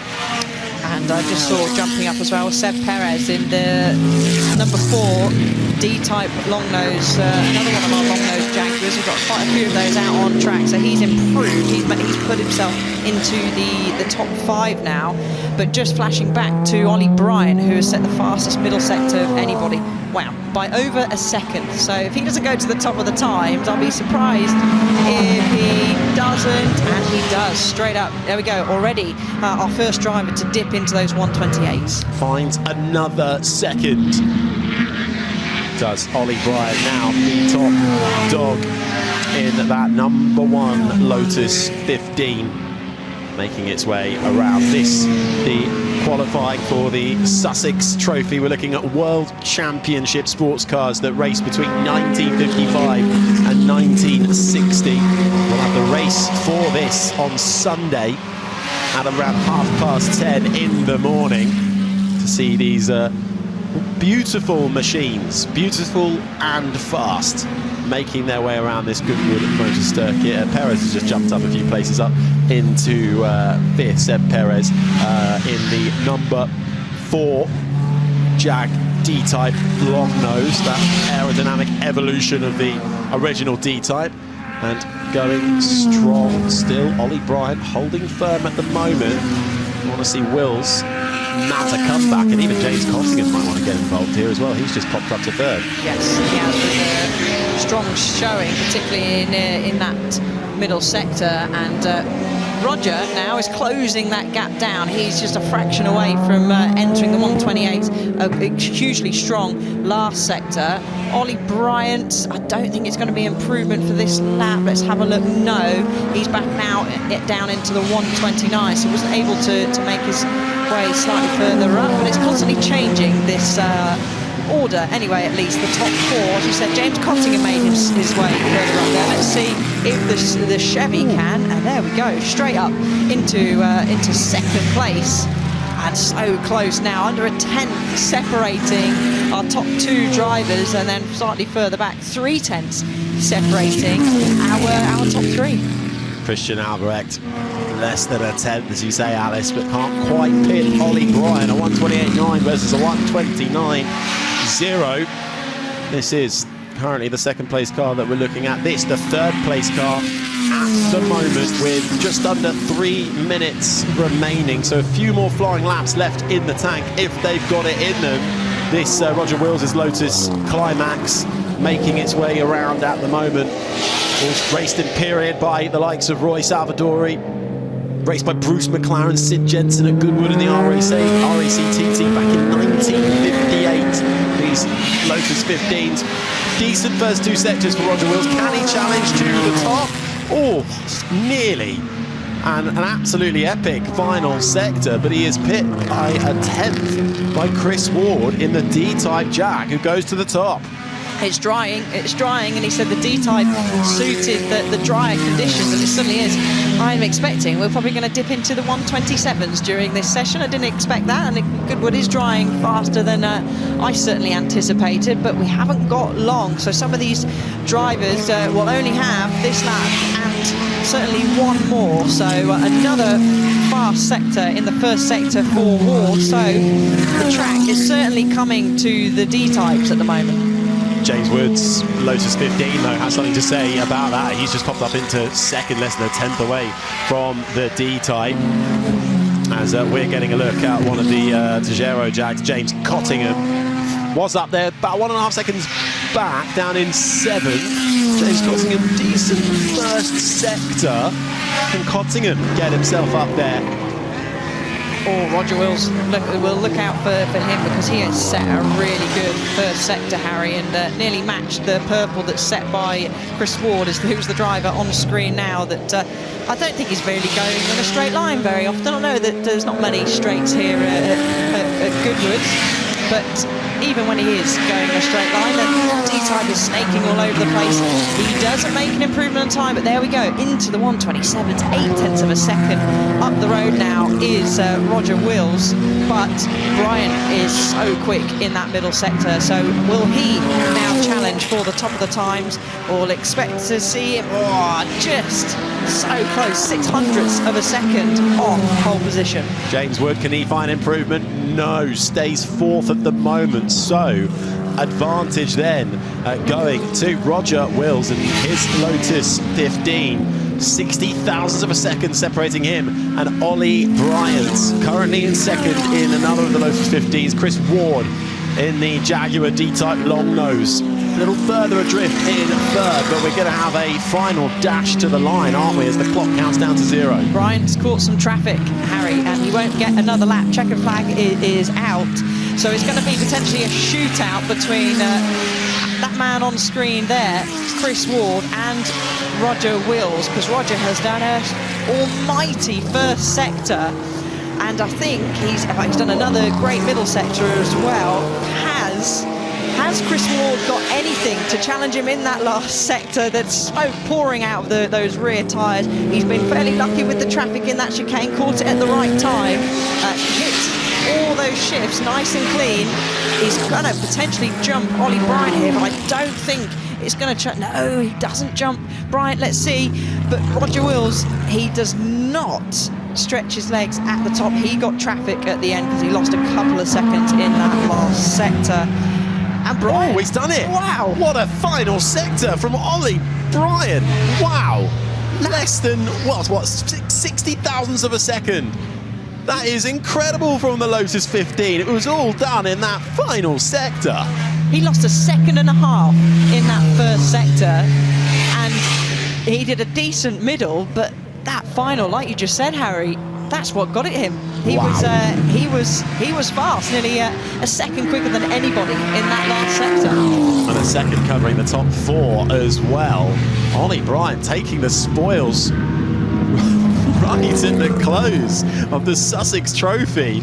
So Roger Wills' Lotus 15 will have to settle for second. Chris Ward's Jag D-Type in third, with the number 26 of James Wood. The other Lotus Climax 50 was a fair few in the field, but that one finishing third, or finishing fourth, I should say, just behind, and James Cottingham the top 5. But that's a round of applause, I think, for Ollie Bryant in the Lotus Climax 15, a 1:27.356, 0.059 seconds quicker than the second place driver. That he needed a good final sector to real challenge it. I thought it was all done because of that first sector, but Ollie said, no, I've got something to say about that. And again, he is looking for his 3rd win in a row in the Sussex Trophy, And Chris Ward will be hoping for dry conditions on Sunday, but I don't think he's going to get it with the forecast that we've seen. No, lap times though were increasing or getting quicker with every single lap that went by for these sports cars that raced between 1955 and 1960 out there for the Sussex Trophy. And Chris Ward really was off to a flying start, a little bit too quick at times as well in that D-type long nose. So too the Scarab Chevrolet Mark I, Christian Albrecht troubling the top of the times early doors. A few slight nudges into the wall for a couple of them. The Lister Jags finding their rear end suddenly facing the wrong way, but there was a lot of focus, particularly battling it out at front to the likes of Ollie Bryant's Lotus Climax 15. We know they're quick, we know they are the cars to watch out for as well in this eclectic field, but it was Bryant right at the close that nicked it.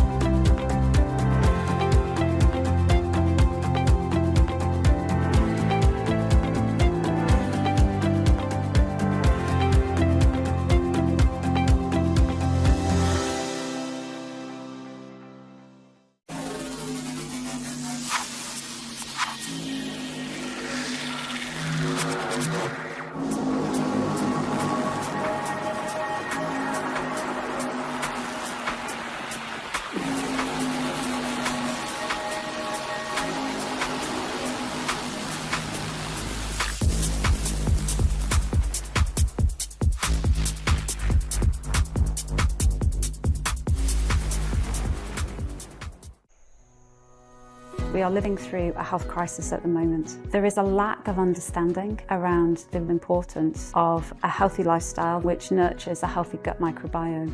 What I am passionate about is women and parents having actual choice. How people want to feed their kids is very much their business, but what we know is most women start out wanting to breastfeed and they are unable to do it because of the food environment created by the food industry. It's been exhilarating and exciting and passionate, and we have people in the audience from all walks of life at all ages. People need to understand about the gut microbiome because it is a fundamental determinant of not just health but also happiness. We are losing our internal biodiversity, and the way I describe it often is that we are effectively experiencing an internal climate crisis. I think this place is a beacon of influence.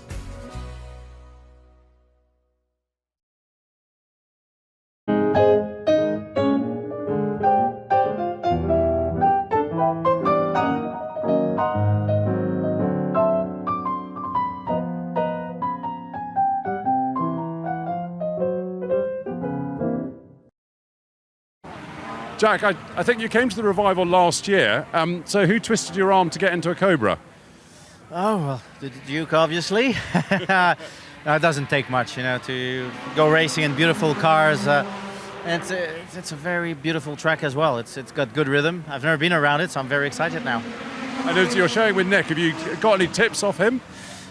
Yeah, how to drive it nice and easy and safe. The issue is he's a much bigger guy than I, so reaching for the pedals is a little bit tough. And Cobra's in the wet, I guess it's all about being smooth. Well, I need to learn the track. That's the first thing. I've never driven the track. I've never driven the car. That's the first thing. Take it easy. Figure out where the track goes. And there's a few other pretty big names on the grid. Have you asked them for any advice? Not really. We're just all here having fun, you know. So we've all had careers. So we're not here trying to make a big splash. Well, look, go out and enjoy, and we'll maybe have a chat when you come in. Thank you very much. Well, lovely to see Jacques Villeneuve heading out in just a moment, and of course it is a very important event. This is the RAC TT celebration, two-driver event, 1 hour race that will take place later on over the course of the weekend. Closed cockpit GTs, selected prototypes in spirit of RAC TTs, so lots to look forward to. Let's go back to Ed. Rob, E-Type, mixed conditions, all to play for. Wonderful, absolutely perfect. I have to thank the lords of the weather for this one. Yeah, E-Type in the TT, PV96, normally shared with Richard Mines, who owns the car. Richard unfortunately came a cropper on his road bike a couple of weeks ago and has broken his collarbone. So we have super sub Andrew Bentley in with us this weekend, which I think we're very excited about. So it wasn't like Montoya who fell off his tennis racket? No, and I didn't push him either. So, no, it's a shame. I love doing this event with Richard. He's very kindly let us keep the car in the race, which I think is very special. And, yeah, I mean, Goodwood in the wet and an E-Type on a lovely summer's day. Let's see what happens. And look, why are the E-Types better in the wet than the Cobras? Is it all down to the independent rear suspension? I think ultimately, just the E-Types handle better. The Cobras have got more grunt. And when it's slippery and wet conditions, they can't use all of that grunt. It wouldn't surprise me if a Cobra, if the Cobras are still up there. I think in this qualifying session, the track's going to dry a bit. Tomorrow, who knows what's going to happen. We're having these flash sort of rain floods at the moment. Makes it exciting, makes it interesting. But yeah, I'm happy with my E-Type. Enjoy it. Thank you very much. And Rob Huff is always one to keep an eye on here at Goodwood. Lovely to hear from him as well. As the cars are just heading out onto the circuit now for the RACT first qualifying. Alice Powell is with me. Alice, we're going to be enjoying two qualifying sessions over the course of the weekend, and then the big race itself taking place at 2:30 on Sunday. And actually John Watson will be joining us for you and I for that one as well. John will be part of our commentary team from tomorrow. But it's going to be lovely to look forward to, because there are some beautiful cars, some great drivers, as we've already seen from chatting to a couple of them. And at the moment, we've got good weather. Whether that'll be the case on Sunday, we'll have to wait and see. It sounded like Rob Huff might have wanted it to have been wet, but sadly not at this stage, early stages of the session. But as you said, fantastic cars that we've got, from the Cobras to Chevrolets to the Jags, and great drivers. Tony Kanan's going to be taking part, Button, Villeneuve, who we just saw there, Jimmy Johnson, Tom Christensen, and the list goes on and on and on. So another highlights will takes place today, which is of course seeing these fantastic cars on track, but their race will be 2:30 and on Sunday. And actually, if you throw back to last year, Ben, which we commentated on the TT together, we had that ever so exciting race and battle between Jake Hill and Tom Ingram. You usually see each other battling each other out in British touring cars. Well, they took it all the way to Goodwood in some historics, and it was a thrilling race. So this will certainly be one not to be missed from Sunday. I agree with that, absolutely. No, it was a fantastic race. Tom Ingram taking the victory from Jake by 0.4 of a second. So yes, it was a lovely one. We're going to have to see how this all goes. So lovely cars. You're looking at a Togero Ford just heading through ahead of the E-Type. So the number 100, the silver machine, that's Ashwin Fatemi and Jean-Eric Gaverne who will be competing with that. But also you've got some fascinating machinery. Further back you've got the Chevrolet Corvette Stingray, car number 4, and then more of the E-Types. And remember, these are the slightly later E-Types. There's the Jenson Button Chris Buncombe car, and this was the 1962 E-Type. So that will be fascinating to see how they get on with Jenson getting more and more into historic racing, which is so lovely to see here at Goodwood. The car that Andy Prio will be racing has just gone through, one of the Lister Jaguars there. You are looking at one of the AC Cobras from 1964. And this one's being driven by Saif Assam and Gordon Shedden this weekend. So left-hand drive, as you can see, and we'll be watching the pace with many of these cars. We're getting the first few times just coming in on the board at the moment. Prio and Wakeman have jumped up to the top, but at least for now they're behind one of our Lister Jaguar Costins car with the 3.8 litre straight 6. And that car actually competed in Le Mans in 1993, has been racing previous revivals, Amongst others, they've been Win Percy Trophy as well, and behind the wheel we've had a Mariello Pirro, we've had Justin Law, Andy Wallace, Christensen, and it won this race back in 2020. So that is occupying the top of the timesheets at the moment. No doubt these times will continue to tumble as it continues to dry, and it's dried very quickly, hasn't it, out there, Ben? Since at least the Sussex Trophy, it was drying quickly, but times will improve as drivers will acquaint themselves with these types of machinery, because I've actually seen plenty of these drivers out in other things, quite a few of them in the St Mary's Trophy as well. Absolutely. No, that's what's so wonderful, is seeing some of these top drivers jumping from one car to another and learning and adapting very quickly to their ability to go around this lovely circuit. Coming down the main long straight, there are slight curves in that straight, but it is flat out for a long way. But you're then into the double apex right-hander at Woodcote. Always a bit of a tricky braking area. You come out of that one, head up the next straight, and then into the chicane, the final corner. But you've got to get a good exit out of that corner to complete a lap, and also to start the next lap, because if you come out of that chicane slowly, you not only lose time on the lap you're on, but obviously on the next one. So fastest so far is that number 17 Lister Jaguar Costin of Andy Prio and Fred Wakeman.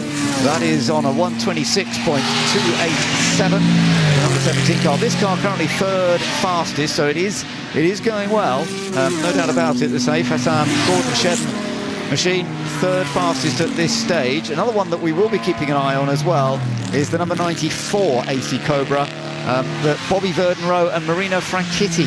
Oh, there it is. It's just gone through, actually, and it has a very distinctive view to it. And we're just looking down at the order slightly more at the AC Cobra, number 79. That's Dario Franchitti and Andrew Smith sharing that one.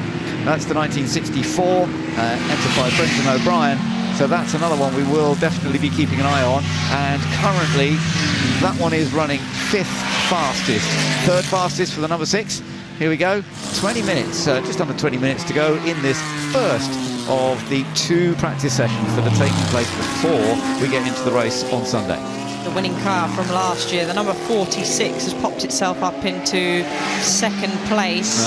That is our TVR Griffith 400 that was driven by, in that famous battle that we've touched on, and it was driven by Tom Ingram and Mike Whitaker. This year it has Mike Whitaker and Tom Christensen, and a great combo it seems to be at the moment. They've just dropped down into third place, and Brundle and Pearson in the 77, as I say that, jump up in one of our other Jaguars. We've got plenty of Jaguars out on circuit over the course of the weekend. But they're in the Jag E-Type lightweight, so the low drag coupe that we have out there, and that was basically to improve the high-speed performance of the Jaguar. They experimented with these low drags, and that was basically just making the bodywork a bit more aerodynamic.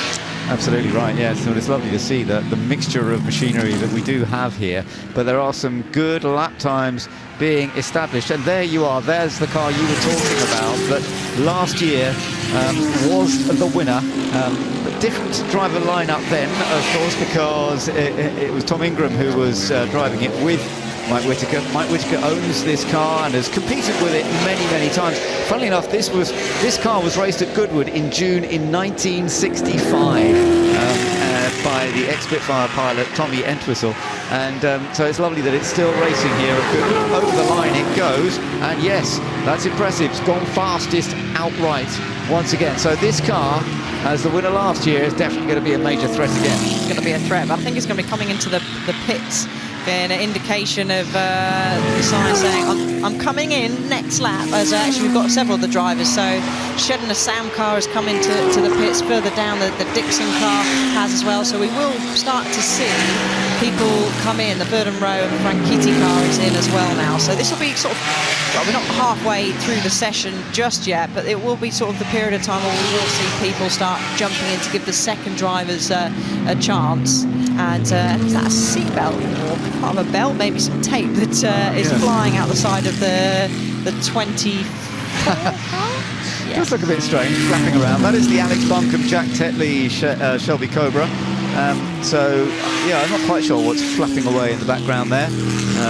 But whether I don't think that's going to cause too many problems, as long as it's not recognised to be dangerous by the marshals and the stewards, of course, in which case they will want it to come into the pit lane, but it doesn't look anything too serious, does it? No, it's not been in the pitch yet, so it might get fixed when they do their driver change. Prio, Wakeman, that vehicle that's occupied by them at the moment is moving pretty quickly, as fast as of anybody in that middle sector, so this could be the lap that they potentially jump up into top spot. We've got the 88 Jag E-Type, and it's an Ingram and Kent that are going to be behind the wheel this week. Richard Kent, I think, is behind at the moment, looking at the helmet and trying to make their way slightly further up the order. Let's have a look, sitting in 9th place at the moment. Yeah, so when Tom Ingram gets in that in a little while, that could be very, very interesting to see how it goes. It's already going, as you say, Richard's doing a good job already. This was the 4th fixed head right-hand drive made by Jaguar, raced in 1962. Looking at something a bit different here, though, this is the Porsche 906. So as you can see, we have quite a mixture of machines. This is from 1966, Porsche 906, number 80. And yeah, this one with a 2-litre flat 6-cylinder engine was created for the World Sports Car Championship then. In the 2-litre classes, it had some great success.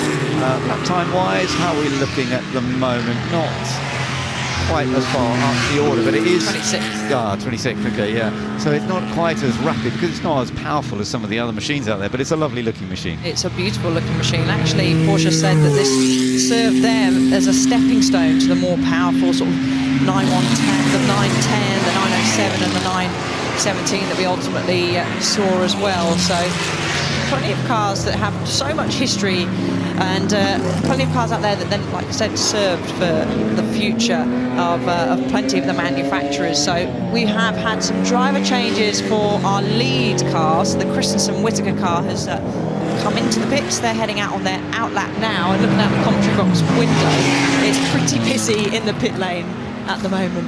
Yeah, there's quite a few cars down there, aren't there? So, but let's just wait and see how this all goes. At the moment, it is the Tom Christensen, Mike Whittaker car that is fastest by just 1/10 of a second. But the Andy Prio, Fred Wakeman, Lister Jaguar currently 2nd fastest, and then you're looking at the 3rd fastest car right now, the sort of cream-coloured AC Cobra from 1964 that's being shared by Dario Franchitti and Andrew Smith, and it's working very, very effectively at this stage. Now, Nick Sleep and Jacques Villeneuve are sharing this one, and as we were hearing from Jacques, he's still got to get used to the circuit because he's not actually raced here before, and it's lovely that Jacques is getting into that side of things.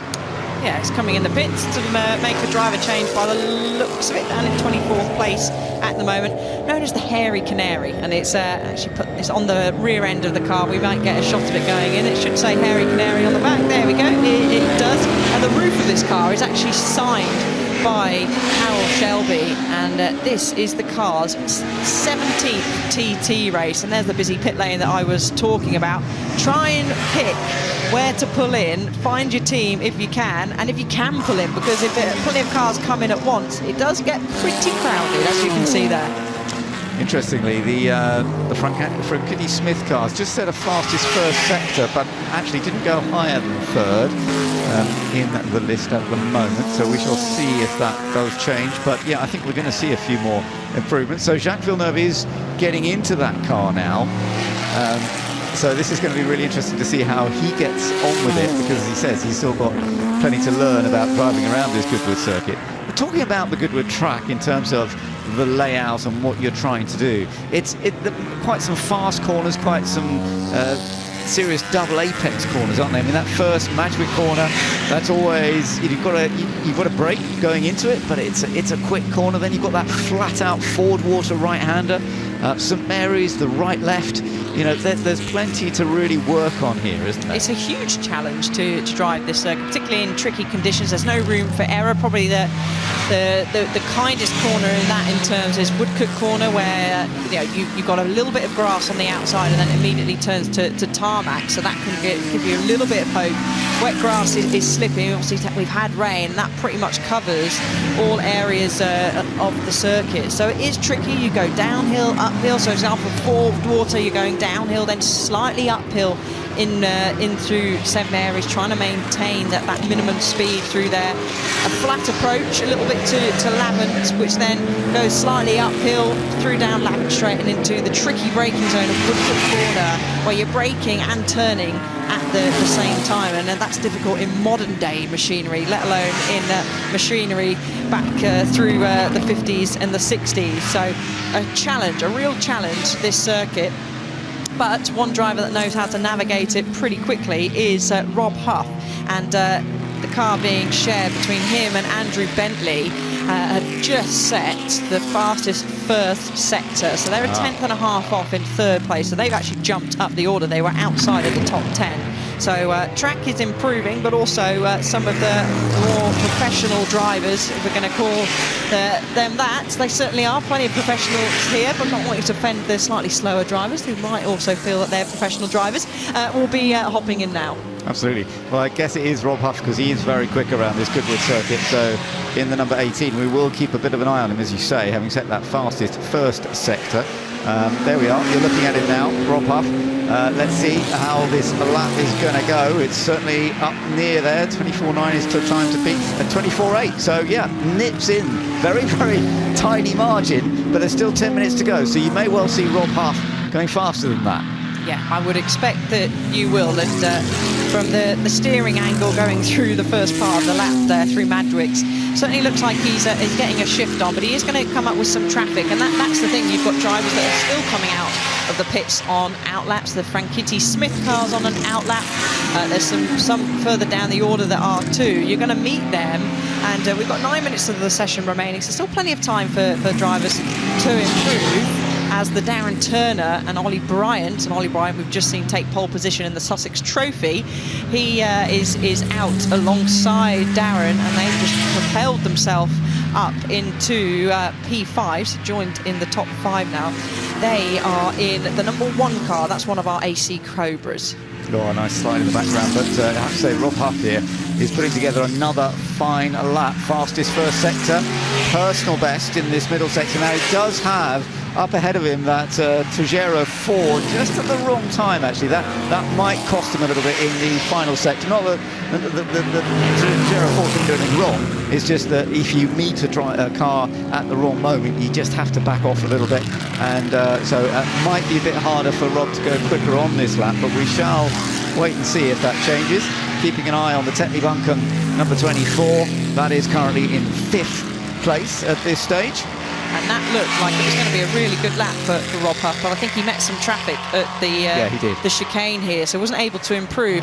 The Shedden Sam car was back into the pits momentarily, so I'm not sure whether they had some sort of issue, because they were challenging for the top of the times. Here's the car that could potentially steal top spot away. Bryant and Turner car. Let's have a look. Do they move? Oh no, 700 of a second away. A 1:04.9.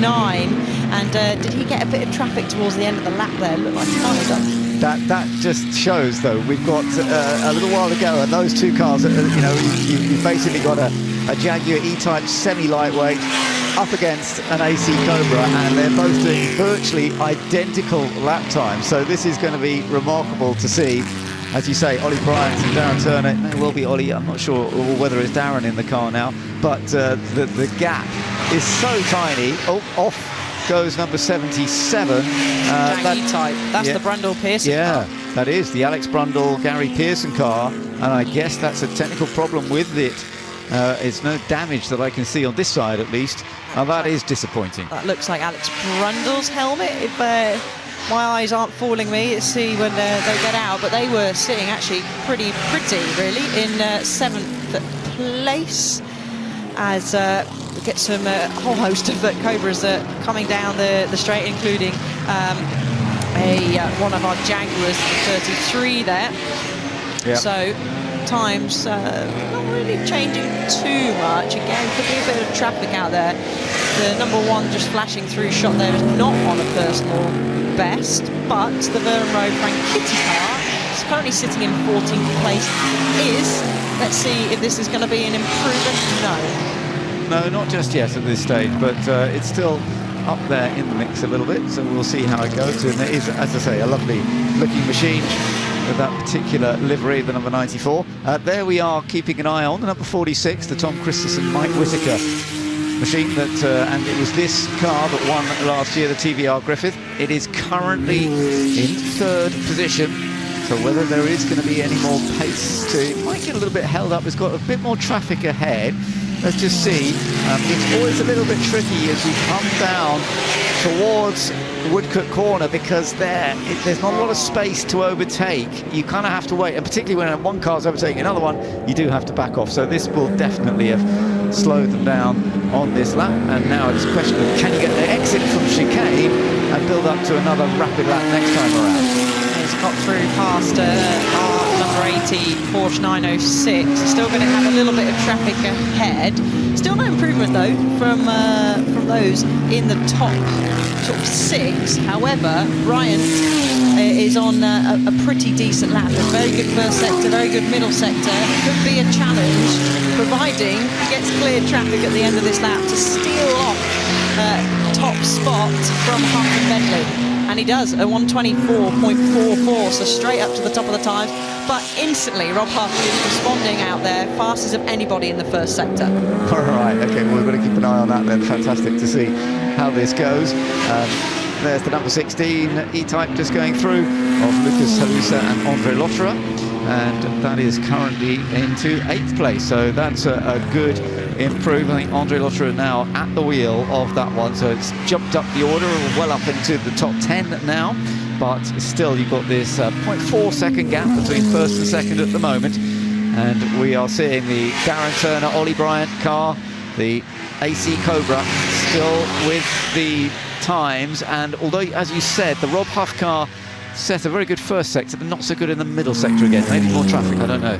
The Shedden Assam car is moving pretty quickly, the number 6, so we'll keep an eye on those times. So Huff goes across the line, isn't able to improve. Again, probably caught up with the traffic that we just saw in the background there, and is going to have not a great start to the first lap here as it goes past Villeneuve in the Hairy Canary. Shedden, though, and Assam, they jump up into P5. Then I think some traffic at the final corner because it was a slow last sector. So it could be potentially a bit of planning if you can, or luck of the draw when he comes across the traffic with all 29 cars. Well, actually it's 28 cars, isn't it now, because on track, because we've lost the Brundle and Pearson jam. And that was Gordon Shedden just, I think, making a little move up the insides.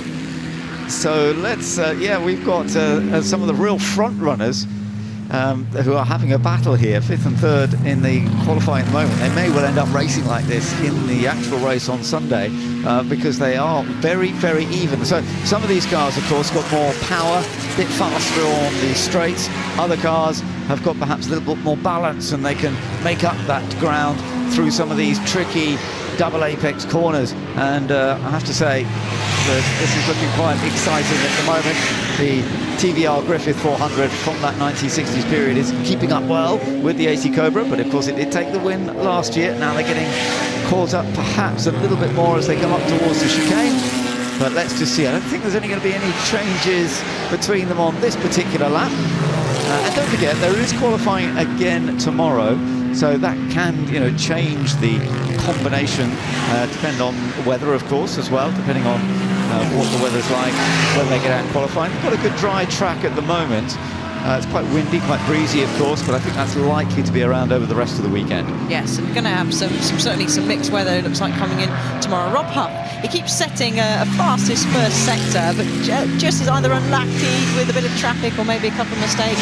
He set another fastest first sector, so we'll keep an eye on how he does that. Let's have a look. The Franchitti Smith car has moved up. We saw on the screen there momentarily, up into 7th place at the moment. There's the Huff car.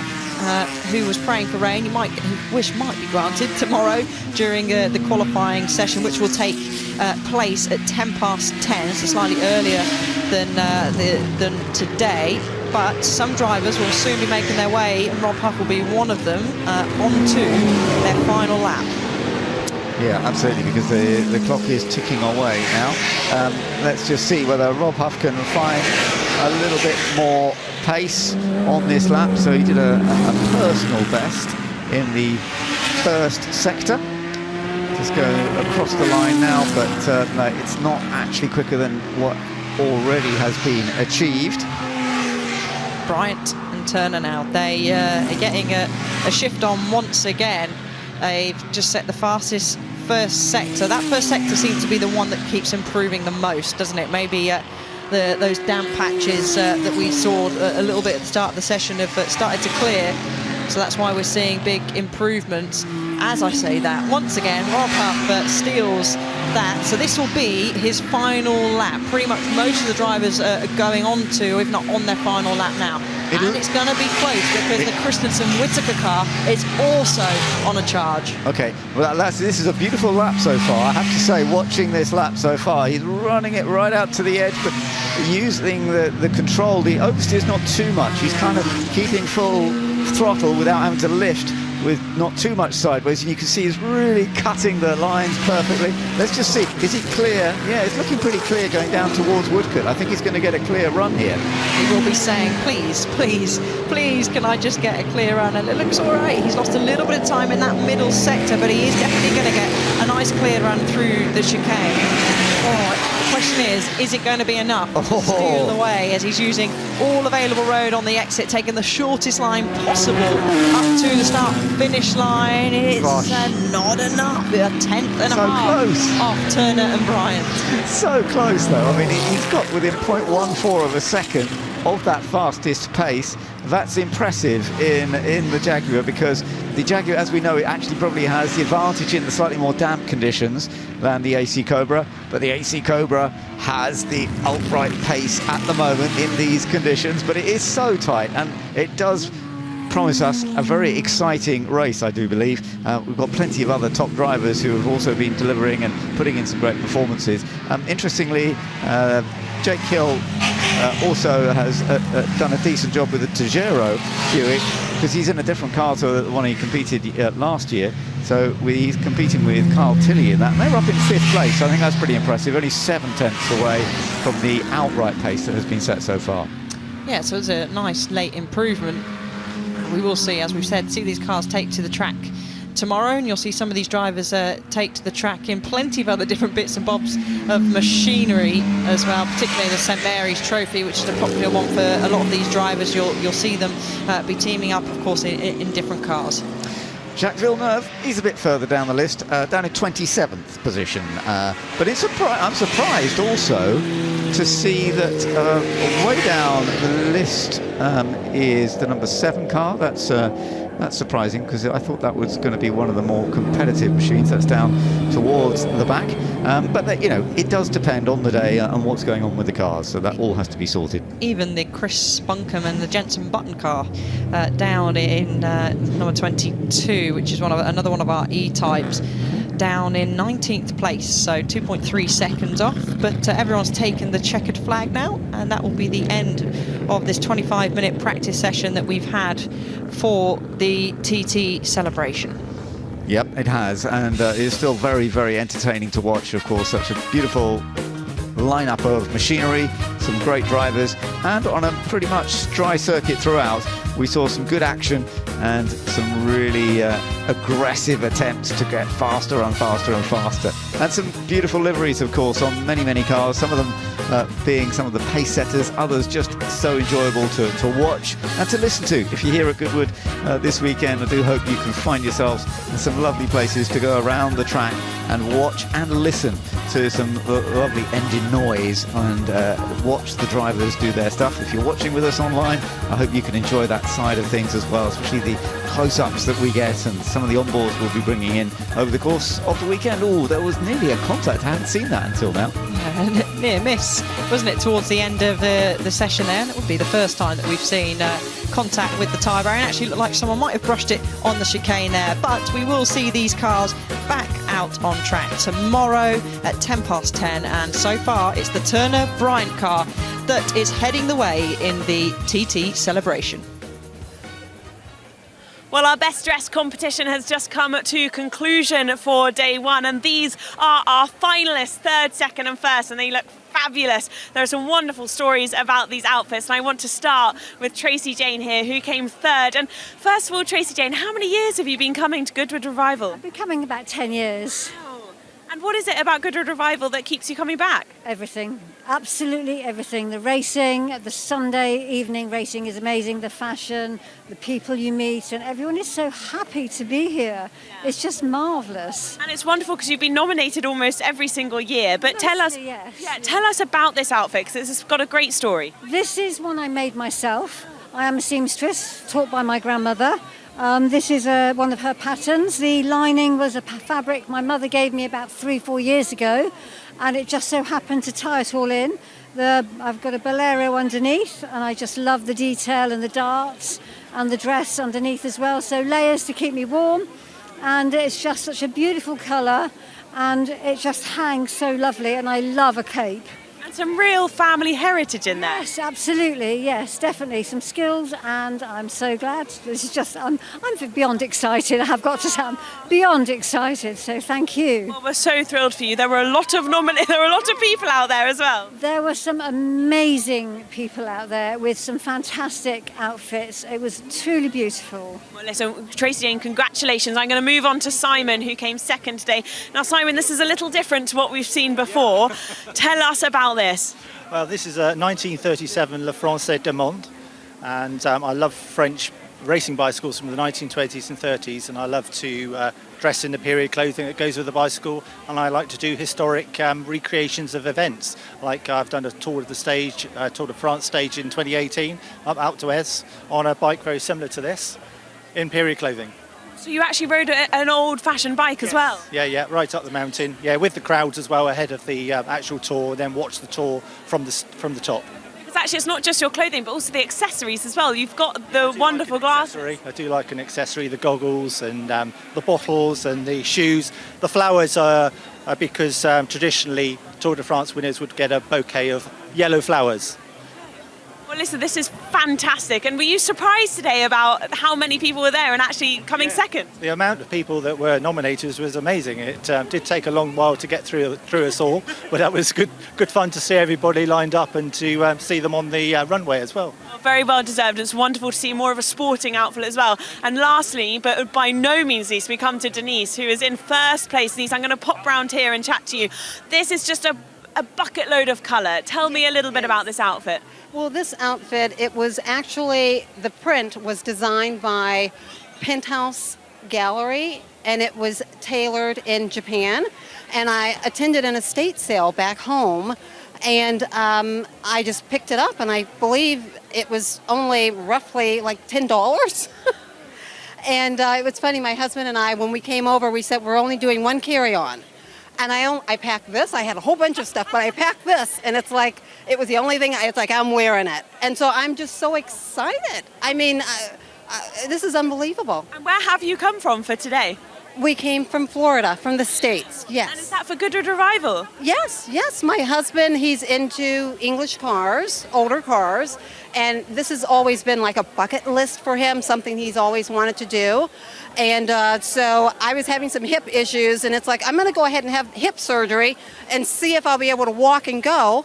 And by the grace of God, I'm able to walk and I'm able to win.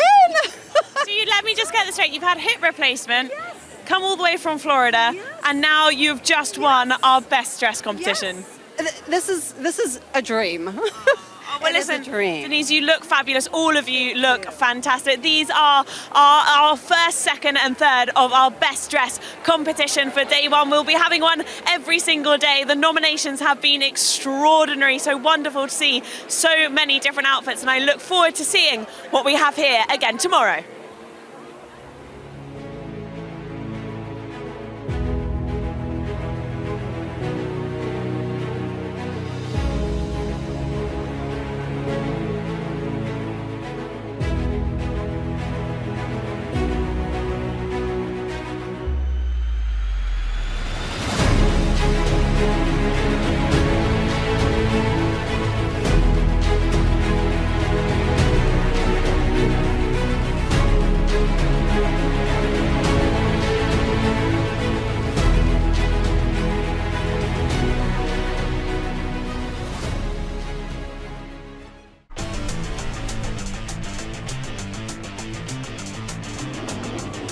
the inside, late on the brakes for Wilson in the Maserati. He gets the move done, but did he get on the grass? He does. The rear end steps out.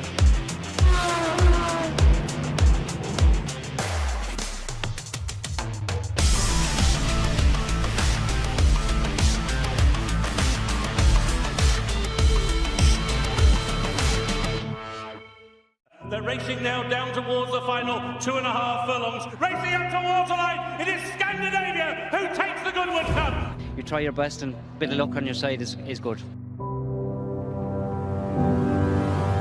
They're off. A furlong to go. It is Kirat who has got the lead. Rosalia now powering down the wide outside. Henri Matisse is running towards the inside. 100 yards to go. Kirat still has the lead, and it will be Kirat in a shot in the Sussex Stakes. Oh my God! And she's actually drawing further away. And what a great filly this is. And World wins the Nassau in fantastic style. Yeah, it's wonderful, absolutely wonderful. As I don't think I've missed a day's racing.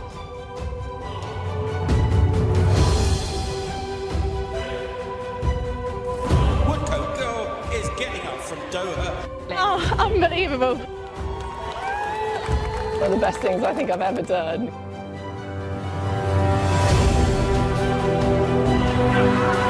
As they race the white, Giant Jungle has lifted the King George Qatar Stakes. The stand side, Two Tribes has come through the lead the way from his second run, Would Run Stripe Red. On the far side, bursting clear is in the white cap, Twilight Calls, but near side, Two Tribes wins.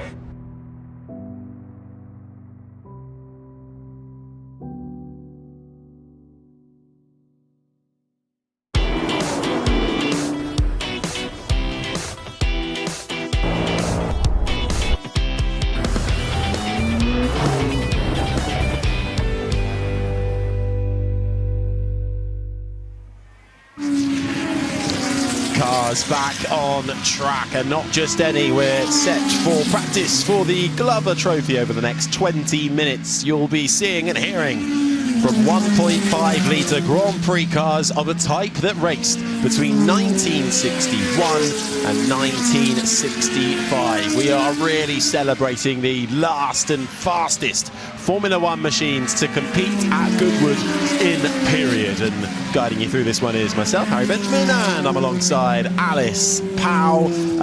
Really nice story for the Glover Trophy, isn't it? Really paying homage to those non-official Formula One races that took place. It is, and we've got a whole host of, like you said, some fantastic cars.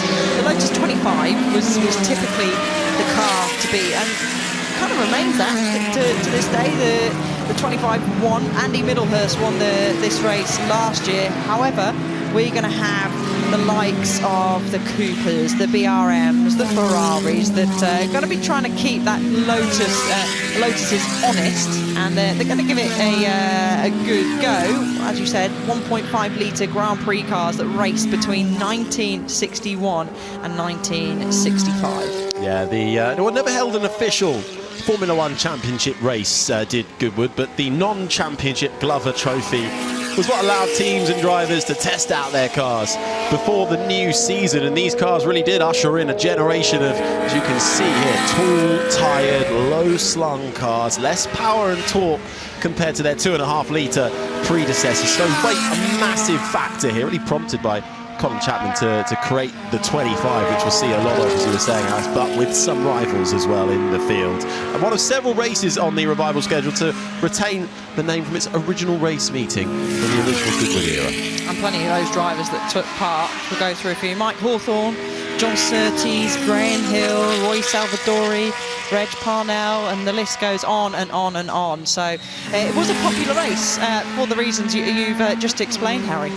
And we are looking at the Brabham BT7, Lucas Halusa at the wheel. This the Works Brabham Formula One car, driven by Dan Gurney, Denny Hume, though, and Jack Brabham himself with Grand Prix victories. Only ever 2 BT7s were actually made, still fitted with the original Coventry Climax 1.5 litre V8 in this one. And currently this with the target to be towards the top end, making its way now through a little bit of haze. Good middle sector, but early lap times to come on the board, and we expect the track to get a little bit quicker.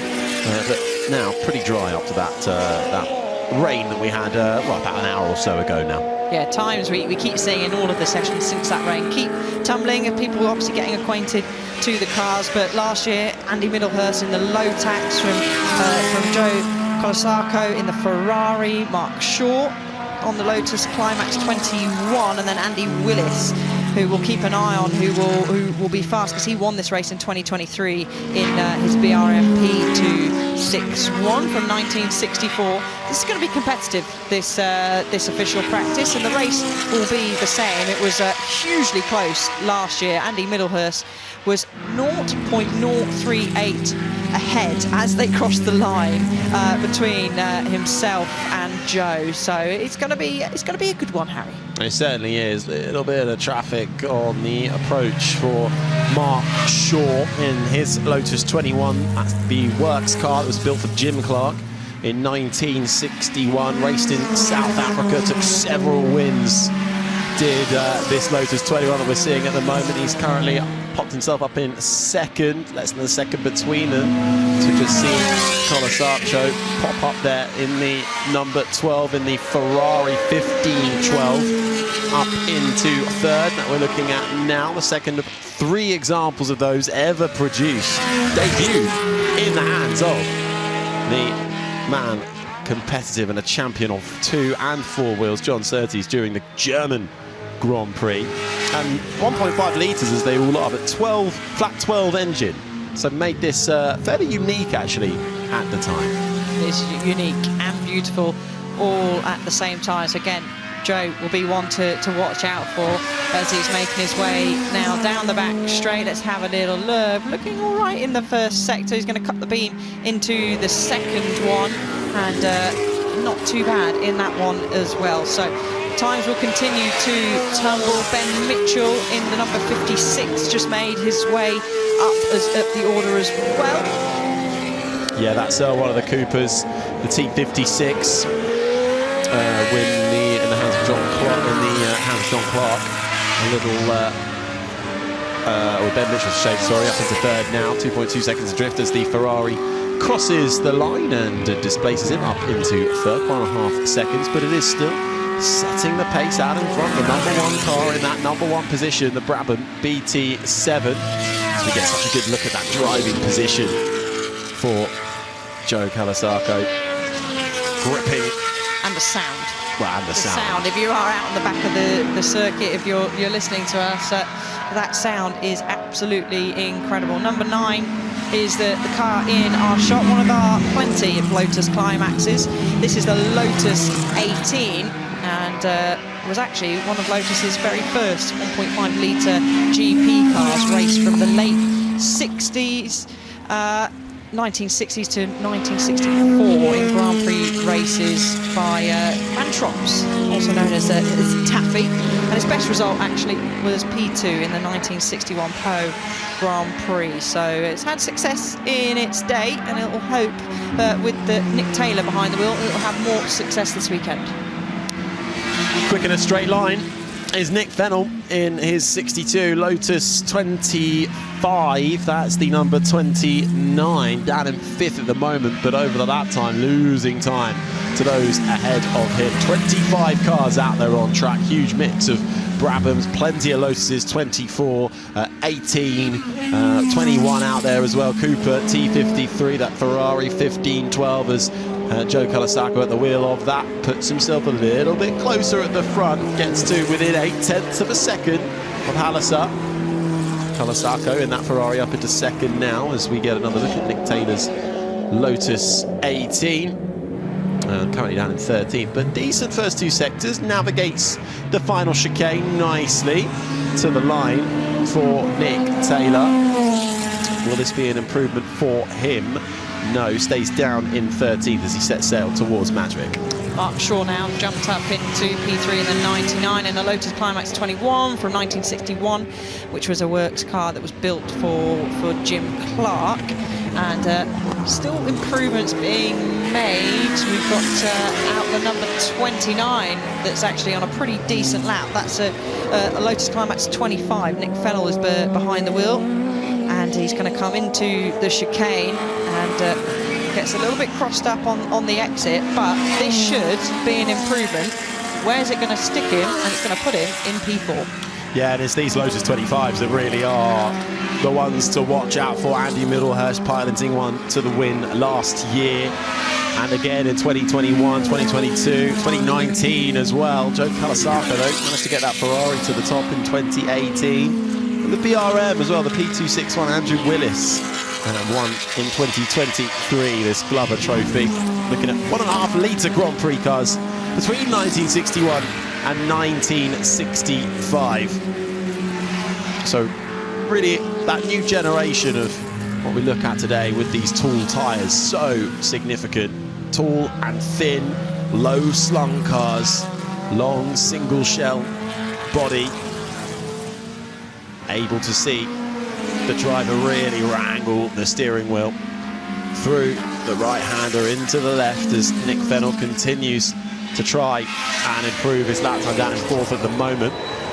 Race will take place on Sunday at 5 to 4, and actually it'll be a Hill that's going to lead them away, and Josh Hill, he will be behind the wheel of his granddad's BRM P57, which took him to the 1962 championship. And Josh has said he's hugely looking forward and proud to be not just driving in his granddad's car, but to be leading this grid away. And he said it's one that's been ticked off his bucket list. So that's going to be exciting to see, and a proud moment for the Hill family as well. Lovely moment, that. And getting going, as you say, on Sunday, just before 4 o'clock in the afternoon for that one. Just over 8.5 minutes left of this qualifying for the Glover Trophy. At the moment, it's Advantage Brabham in the BT7 from 1963. Lucas Halusa at the wheel of that works. Brabham Formula 1 car driven by Dan Gurney, the likes of Denny Holm, Jack Brabham, also taking Grand Prix victories in that car. One of only 2 that were made and still fitted with that original Climax, Coventry Climax engine. The Ferrari sits in second. Little bit of traffic nudging his way through is that Brabham of Lucas Halusa, trying to get himself drive out of the corner, passing one of the Lotuses. That was Nick Taylor's Lotus. And he finds time, even with a little bit of blockage in the final chicane. Finds a 1/10 of a second just to extend that gap at the top. Just having a look, and on outlap at the moment is Ben Mitchell, so he must have come in the pits. He's a challenger I would expect to be challenging for the pole position. So either slightly something wrong with his car, maybe a drop in tyre pressures. He felt that it was the grip was slipping away from him. So he'll be out on track. So we'll keep an eye on him. But Ferrari 1.5.12 keeps improving, but not in the final 2 sectors on this lap. So unable to tumble the current pace, which is being set at the moment. He's going to make his way down through, gets through the traffic neatly, and we've seen plenty of times throughout this weekend so far, Harry, traffic plays a huge part. Can be luck of the draw sometimes, but we've seen plenty of drivers back out and give themselves a little bit of space. So interesting to see some of the drivers that choose to do that during this session. Rewinding in time across the weekend right now for this Glover Trophy with his 1.5 litre Formula 1 Grand Prix cars, celebrating the last and fastest F1 machinery to compete at Goodwood in period. And we'll get to see them race it out on Sunday. The gap at the front at the moment, about 0.8 of a second. Just seeing anybody trying to find a little bit of time. The number 99, so Mark Shaw, finding a little bit of Halusa's time. gone quicker. Yeah. Looks at the top of the times, and still improving as he's cut the beam through sector 1, and that's an impressive first sector. So he is looking to dive into the 124s. We've got a number 2 car that looks like it's moving slowly again, one of our 20 Lotuses. This is our Lotus BRM 24. I think that's Federico Baratti at the wheel of that. Original from 1962, driven by the likes of Reg Parnell. Designed as a temporary customer car to accept the new V8 engines, hand up in the air, but very quickly became overshadowed by the superior Lotus 25 chassis, and now being chased down by Mark Shaw's Lotus 21. Mark Shaw gunning to try and find improvement. He is improving in the first sector. He's timed that nicely, hasn't he, Yeah. behind the 27. He's probably going to make a jump upwards, I would say, here. Across the line, what's it going to be? He does make a jump upwards, but it's not right to the top, though, for Mark Shaw's Lotus 21. But he gets to within 7/10 of a second and knocks the Ferrari down a peg. So Mark Shaw up into second, but still the Lotus, or the Brabham, I should say, BT7 of Lucas Halusa still tops the times. But Mark Shaw is not too far away and going for it again. And in more recent times, this car is a 2-time winner of the Monaco Historic Grand Prix as well. So he's continuing to improve, and that's not a bad first sector. He's not quite close enough, I would say, at least in the first sector, to challenge Halusa, who's still at the top of the times. Needs to find probably another 6/10 of a second to match in that first sector. But we have seen across the course in plenty of the categories here this weekend that some cars fare a little bit better in the first part of the lap towards the end of the lap, and that won't be an improvement, as pushing the braking maybe a little bit too much, or got some kind of mechanical issue as he went into Woodcut there. Just trying to get out of the way of one of the Gilbeys. The Type B making its way through in the number 27. Let's get another look at it. Lock of the rears, is it? Possibly? No, just a potential snippet or a lock on the front, and put the hand up there, said apologising to those that are on a lap behind. So let's have a check-in with him. He's got going again. Number 27 is up close and personal once again to the rear. That's Carl Tilley in our Gilbey Climax, the one and only existing Gilbey Type B Grand Prix race car. So we've got a rare one that's circulating there, and maybe he can try and hook something on the back of Mark Shaw. He is down in 8th place, 2.6 seconds is Tilley off at the moment, and actually he's closed the gap a little bit there, but not setting any personal bests at the moment. Well, Stuart Hall in one of the Lotus 21s from 1961 just popped himself up a couple of laps ago up into 4th fastest, and we're getting a little bit of racing action before we're even in it, and that is our current fastest man at the top, Lucas Halusa, just being edged out and having to take a little bit of the polystyrene direction boards that are littered around the side of the Goodwood Motor Circuit. I'm not sure he'll be too happy about that. No, maybe not so much. Who's making improvements? Ben Mitchell in the 56 is one of our many climaxes of the 32 on screen. Let's have a little look. This could be an all right lap actually for Ben Mitchell's. I'm just floating back to the timing screens. Another improvement for sure in the last sector, but it's not been able to close that gap at the top. So we're going to see Ben Mitchell's going to come across the line very shortly. I would have thought that's going to promote him into the top 4. Does it? No, lost a bit of time. Lost quite a bit of time actually in that last sector, so unable to make improvements. Again, traffic playing a part, Harry.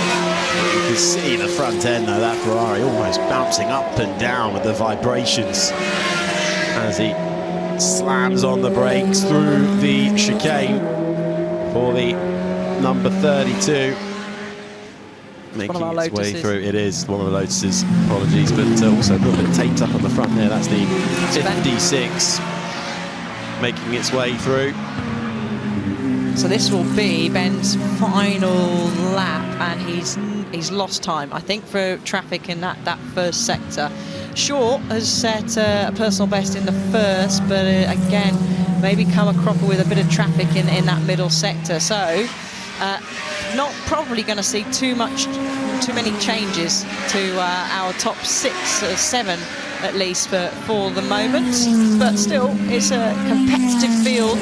Even though the times suggest otherwise, the race will certainly be competitive and we go by recent times.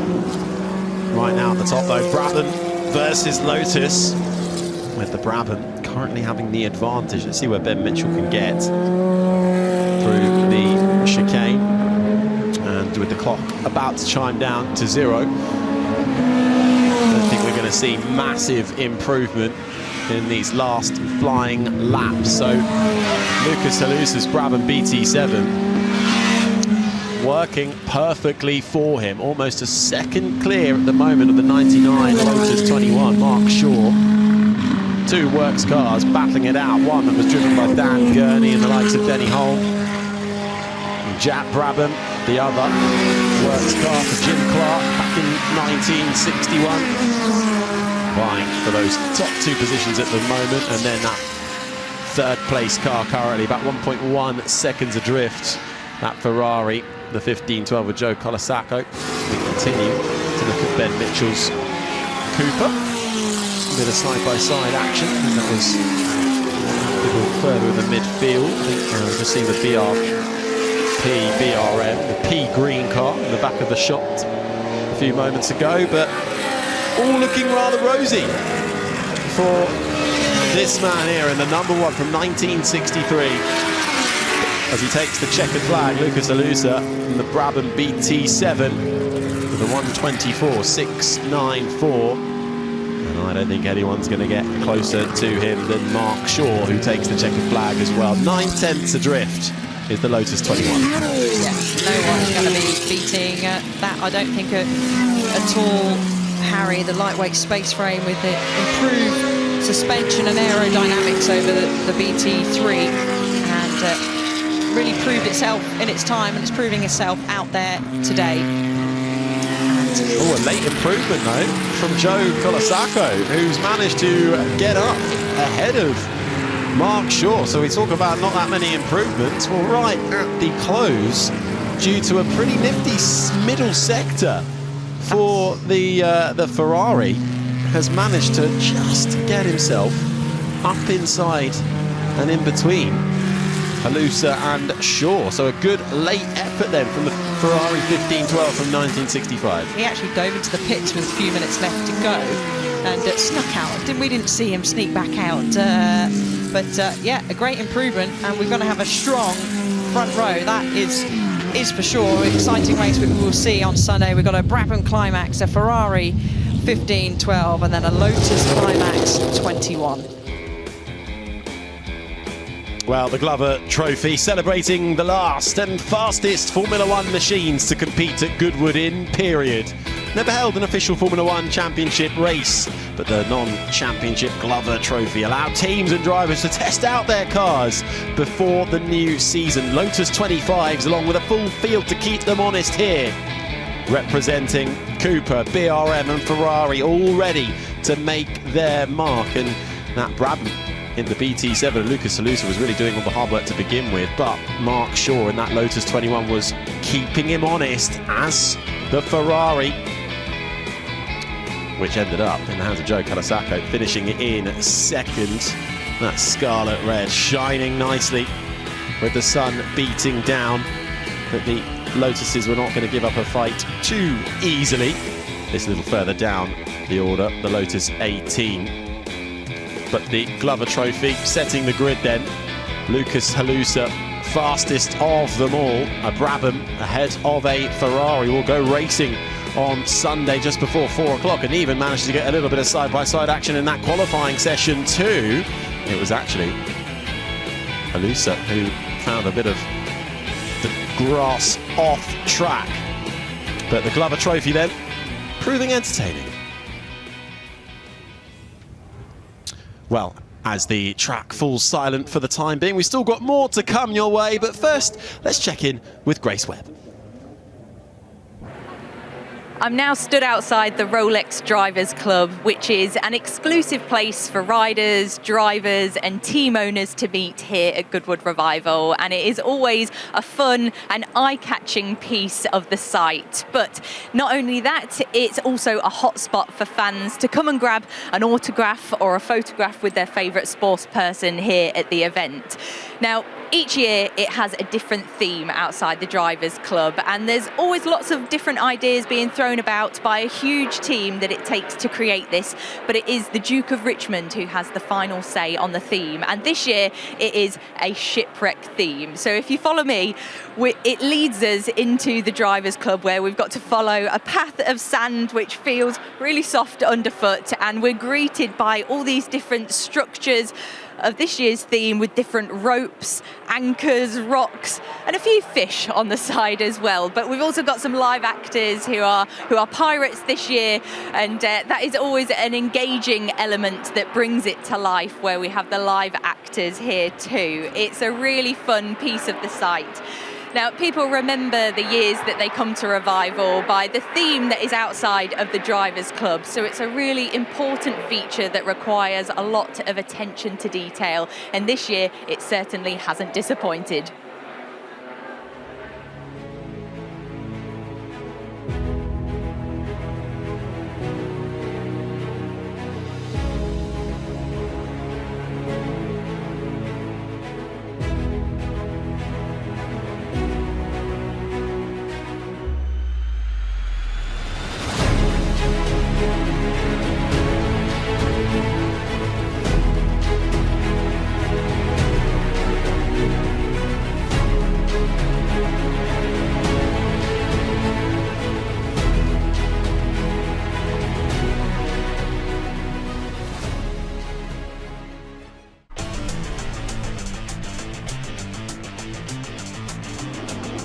Down the inside, late on the brakes for Wilson in the Maserati. He gets the move up, and did he get on the grass? He does. The rear end steps out.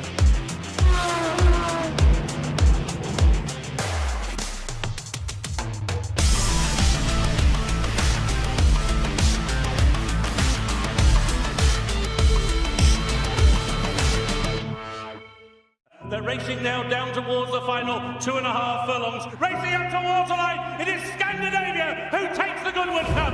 You try your best, and a bit of luck on your side is good. They're off. A furlong to go. It is Kirat who has got the lead. Rosalia now powering down the line outside. Henri Matisse is running towards the inside. 100 yards to go. Kirat still has the lead, and it will be Kirat in a shot in the Sussex Stakes. Oh my God! And she's actually drawing further away, and what a great filly this is, and World wins the Nassau in fantastic style. Yeah, it's wonderful, absolutely wonderful. As I don't think I've missed a day's racing.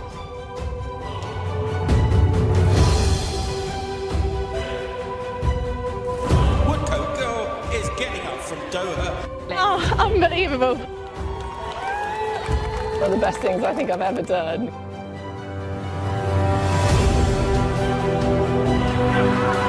As they race the line, Julian Jungle has lifted the King George Qatar Stakes. The stand side, Two Tribes has come through the lead away from his second run. Boy Run Stripe Red on the far side, bursting clear is in the white cap. Twilight Calls, but near side, Two Tribes wins.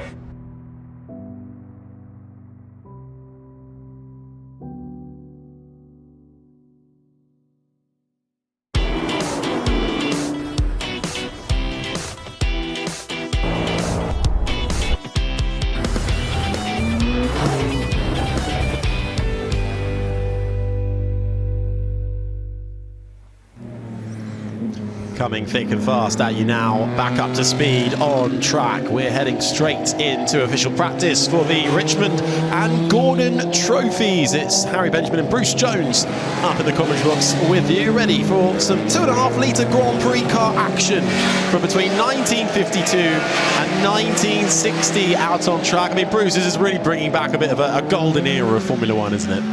Well, we've just had the Glover Trophy, which was the 1.5 litre engines, but they followed on from these cars from the mid-50s with the engine up the front by and large. However, we'll touch on that later, but 2.5 litres of power. Had a very different soundtrack being played out around there with these cars looking at one of the exquisite 250F Maseratis. That's John Spears' car.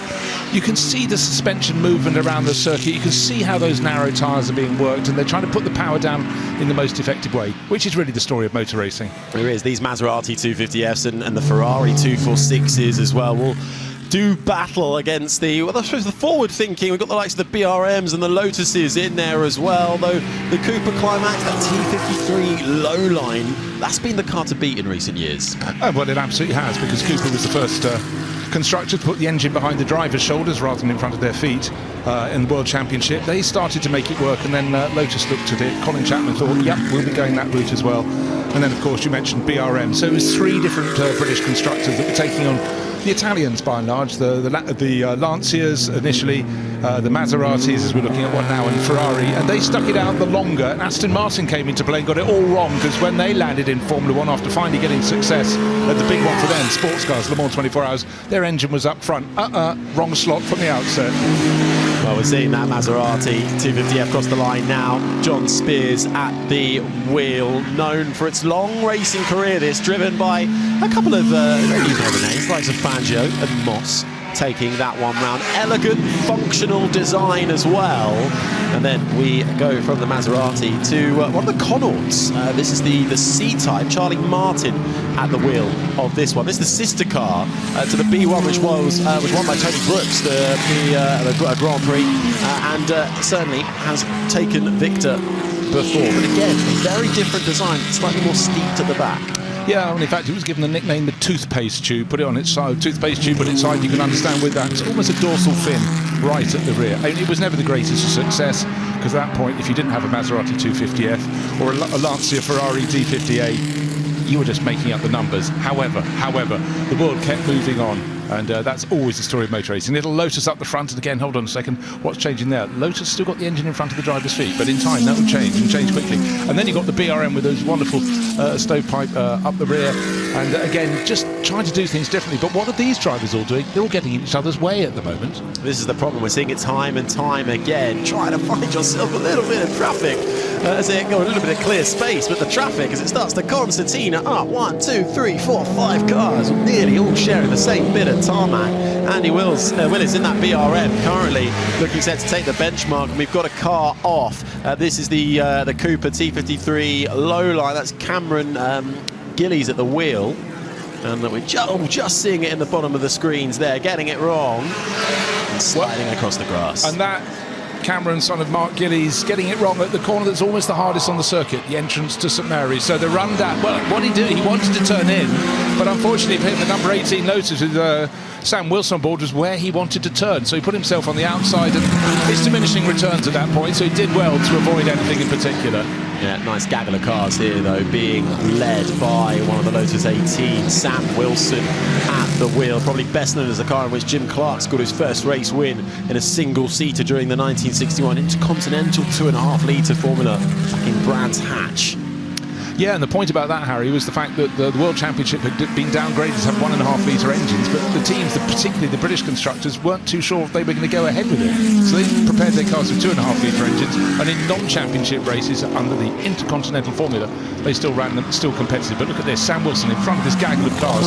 Looks so he should be going to the top of the timesheets. At the moment, it's still Andy Willis in Charles McCabe BRM, but I think this could well be toppled right now. Target time 1 minute 27.6. You can see on the graphic bottom left of the screen, and with a clean exit out of the chicane, and certainly others who could get very close to his time tucked in underneath. Will Sam Wilson go top? Yes, he will.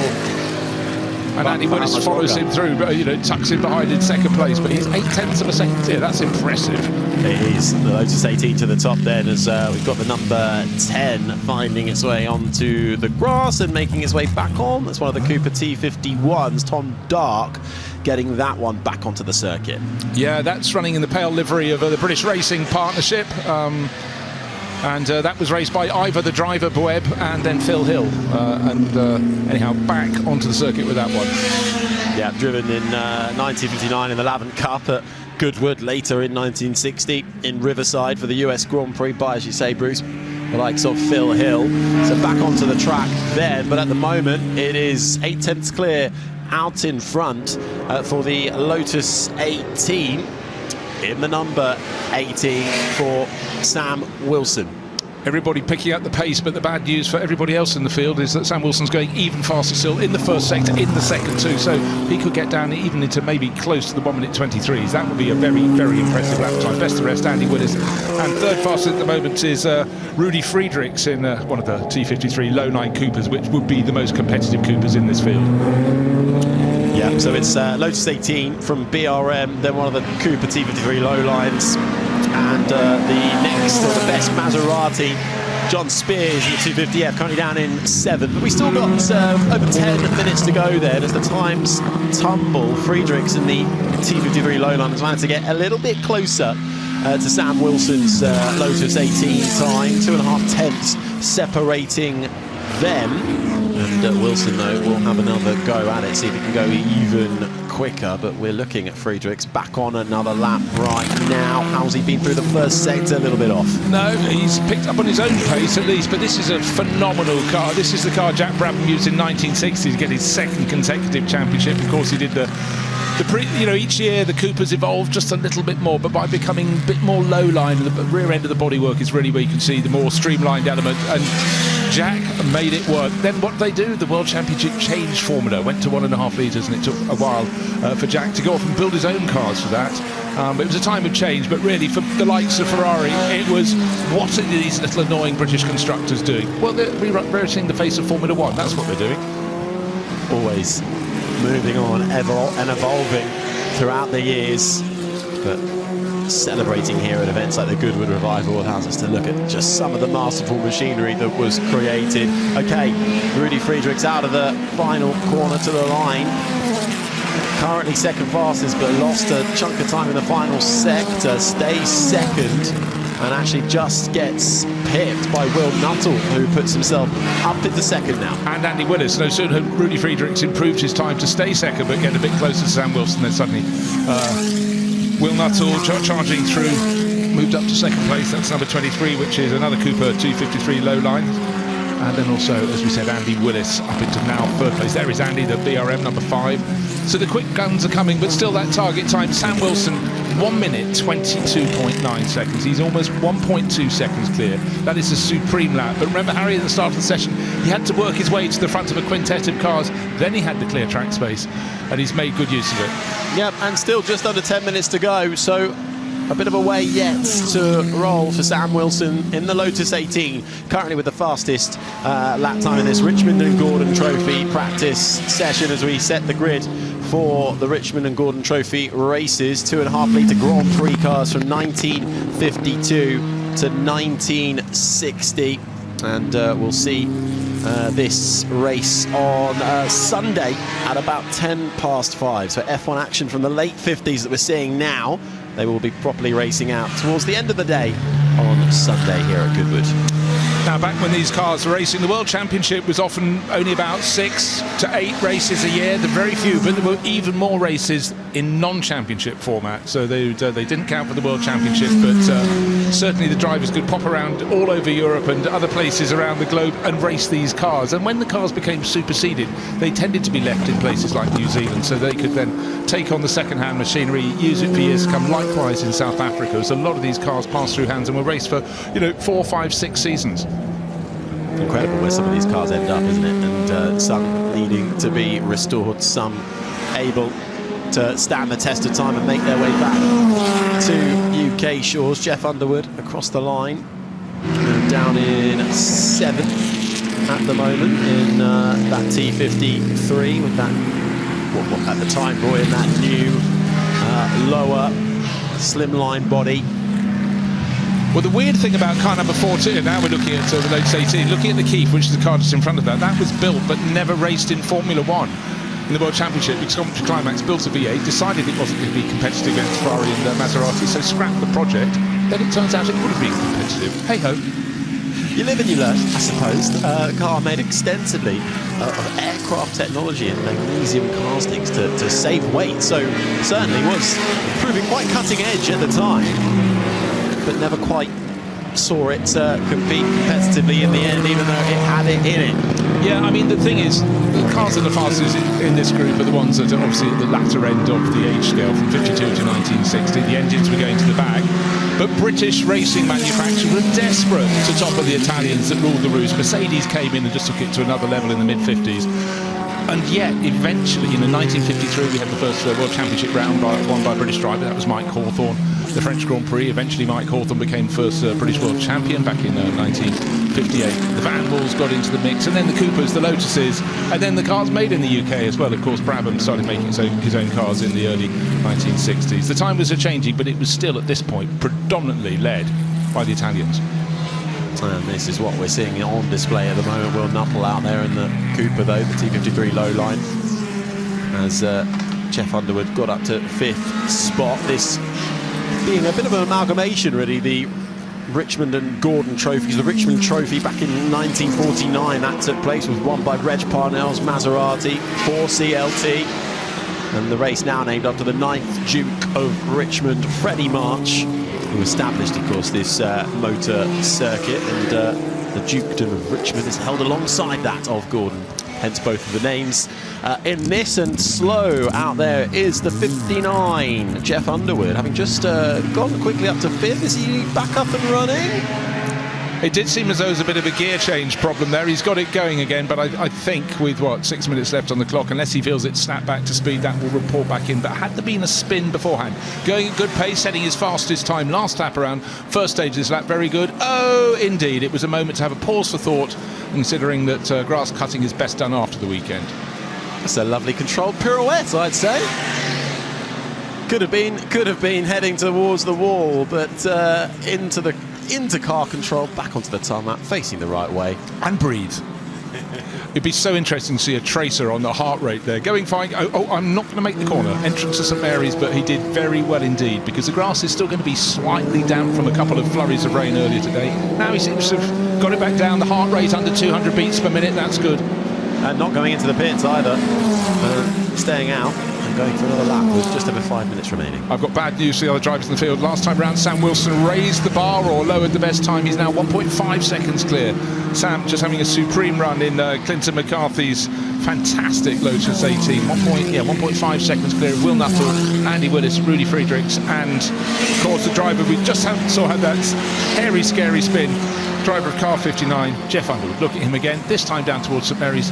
He's going to try and stay on the black stuff. Yeah, this car currently down in 5th spot at the moment, but it really is that Lotus that's got the edge on the field at the moment. 1.5 seconds, although Will Nuttall now just getting it down to 1.3. So last lap around for Will Nuttall was a little better, getting it slightly closer. The Lotus 18 leading out the way, but Will Nuttall's Cooper T53 low line just finding a little bit of time on that last lap around to get it under the 1.5 second mark, but still about 1.3 back. The thing with Nuttall, his 2 previous laps were covered by about 0.05 of a second, so he sort of got to his limit and then he eked it forward.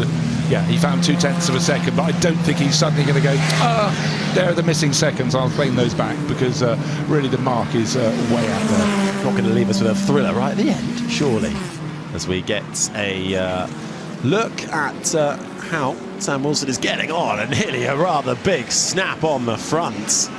That is the coolest collection of car I've seen for a long, long time, because once these cars start to go, they really start to go. So our fastest driver trying to go faster still. The first sector, yes, he did. He got it sideways. Second sector, unbelievably, after that correction, he still managed to improve his sector time. Extraordinary. And let's see what he's got over the line. And looks like he's going to further that gap as well. Lost actually a bit of time in that final sector, but he still does manage to eke out those couple of tenths that Will Nuttall just managed to make up one lap around. Well, Sam Wilson's Lotus 18 comes right back, even with that snap, finding a little bit more time yet in the tank. God, the things people do to make sure that they're on the highlights part of the show. But anyhow, Sam Wilson, that was a phenomenal rescue, and he improved his lap time. Quite extraordinary. 1.575 seconds. Good. Will Nuttall, I think, has given us his best shot. Only 3 minutes remaining. However, there may be moments where traffic has interfered with some of the front runners. They're trying to set their time. They may not, but I tell you what, Harry, Sam Wilson hasn't backed off one iota in that Lotus 18. I think he's rather enjoying his time out there as well. Just sitting in third in the ex-Graham Hill BRM P40 48, Andy Willis, who is not too far behind Will Nuttall. So if he can get a couple of good laps together in these closing stages, that second place might well come under scrutiny. Less than 3:10 celebrating Nuttall and Willis. So the Cooper T53 low line versus the BRMP 48. At the moment, though, it is Sam Wilson who is clear of the field, 1.5 seconds, and there is that number 18, Lotus 18. And it seems to be quite sensible that entering the spirit of the occasion with a hippie-style helmet livery. We've got, of course, celebrations of the hippie days of Haight-Ashbury in San Francisco in 1966. But this helmet livery has been run for a long time by Sam Wilson, but it suddenly seems to have found its moment. Perfect timing for Sam Wilson. The day continuing as well. We are not done just yet. And lots of action to come across the weekend as well, not only on track but off it as well, in the Revive and Thrive areas over the road too. Some amazing stands and stalls available. You can have your hair cut here. You can set foot on the dance floor should you wish to, especially on the way here. I think on the way to the Commons, I saw a collection of people, including a priest on the way here. So yes, I saw him going into the bar just as I was coming back. I don't think he's the real thing. Right, lovely. Ewan Surgeson wearing a Graham Hill replica helmet, the colours of the London Rowing Club with the blades on the side. But he's racing a Lotus 16 that Graham raced in 1958 and moved over to David Piper, who ran it in his inimitable livery, his inimitable style. But you know, Lotus 16, it was a step forward, had endless gearbox problems, and then the 18 followed, and we've got a Lotus 18 fastest of all. So that is the mark of the progress.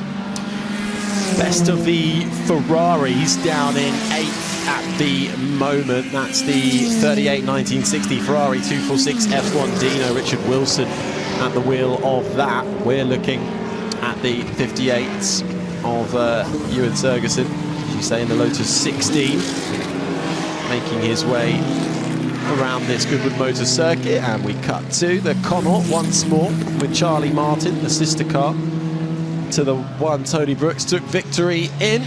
Charlie Martin a little further down the order though, currently 13th as Surgeson improves actually up into 15th spot. Yeah, one thing that's very hard to underestimate is the impact of Tony Brooks's victory. He didn't even really want to go down to Syracuse in Sicily because he was supposed to be doing his dental exams, and somehow revised on the plane, learnt the circuit on a Lambretta, went out and beat the Works Maserati team. Non-championship race, but it was a big ring of the bell. All in a day's work for Tony Brooks. We've got a car off on the side of the road there as the clock counts down to 0 and the checkered flag out and actually popping up into second right at the close. We could still see a couple of cars causing a bit of disruption as Friedrichs has got up there in the Cooper T53 low line and into, or maybe just shy of hitting the barrier at the chicane right before the checkered flag. Dean Baker's Cooper T45 at 51 coming in all crossed up.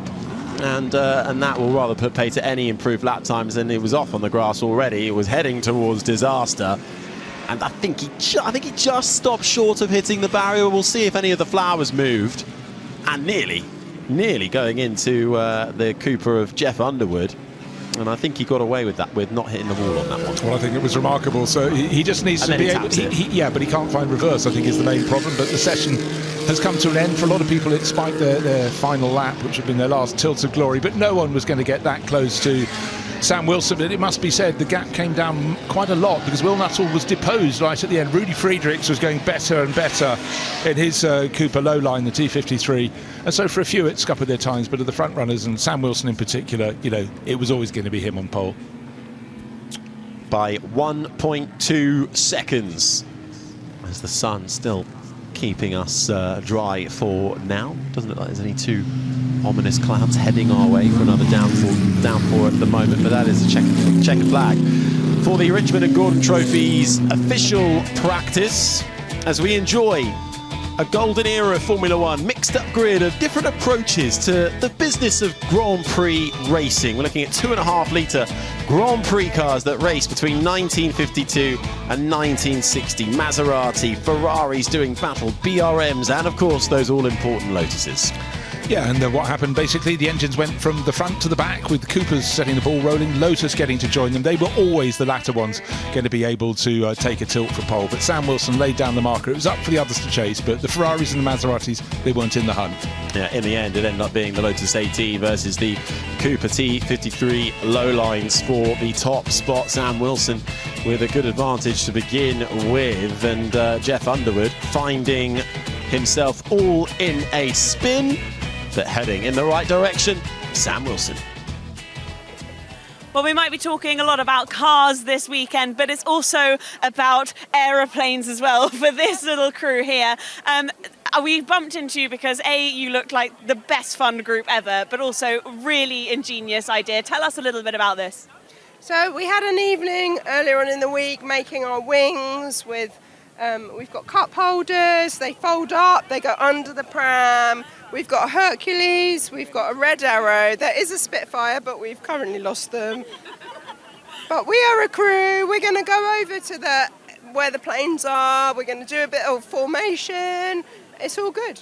And also, we might need to mention as well, the reason for the prams is because last year we were as Call the Midwife, so we had the prams and we had them all set up then with babies and we were all in midwife outfits. But this year we were like, we need to still use the prams, but let's turn them into some aircraft and let's become aircrew, and that's what we did. And what you can't see from the camera angle, but there's a lot of snacks in these prams as well, ready to go.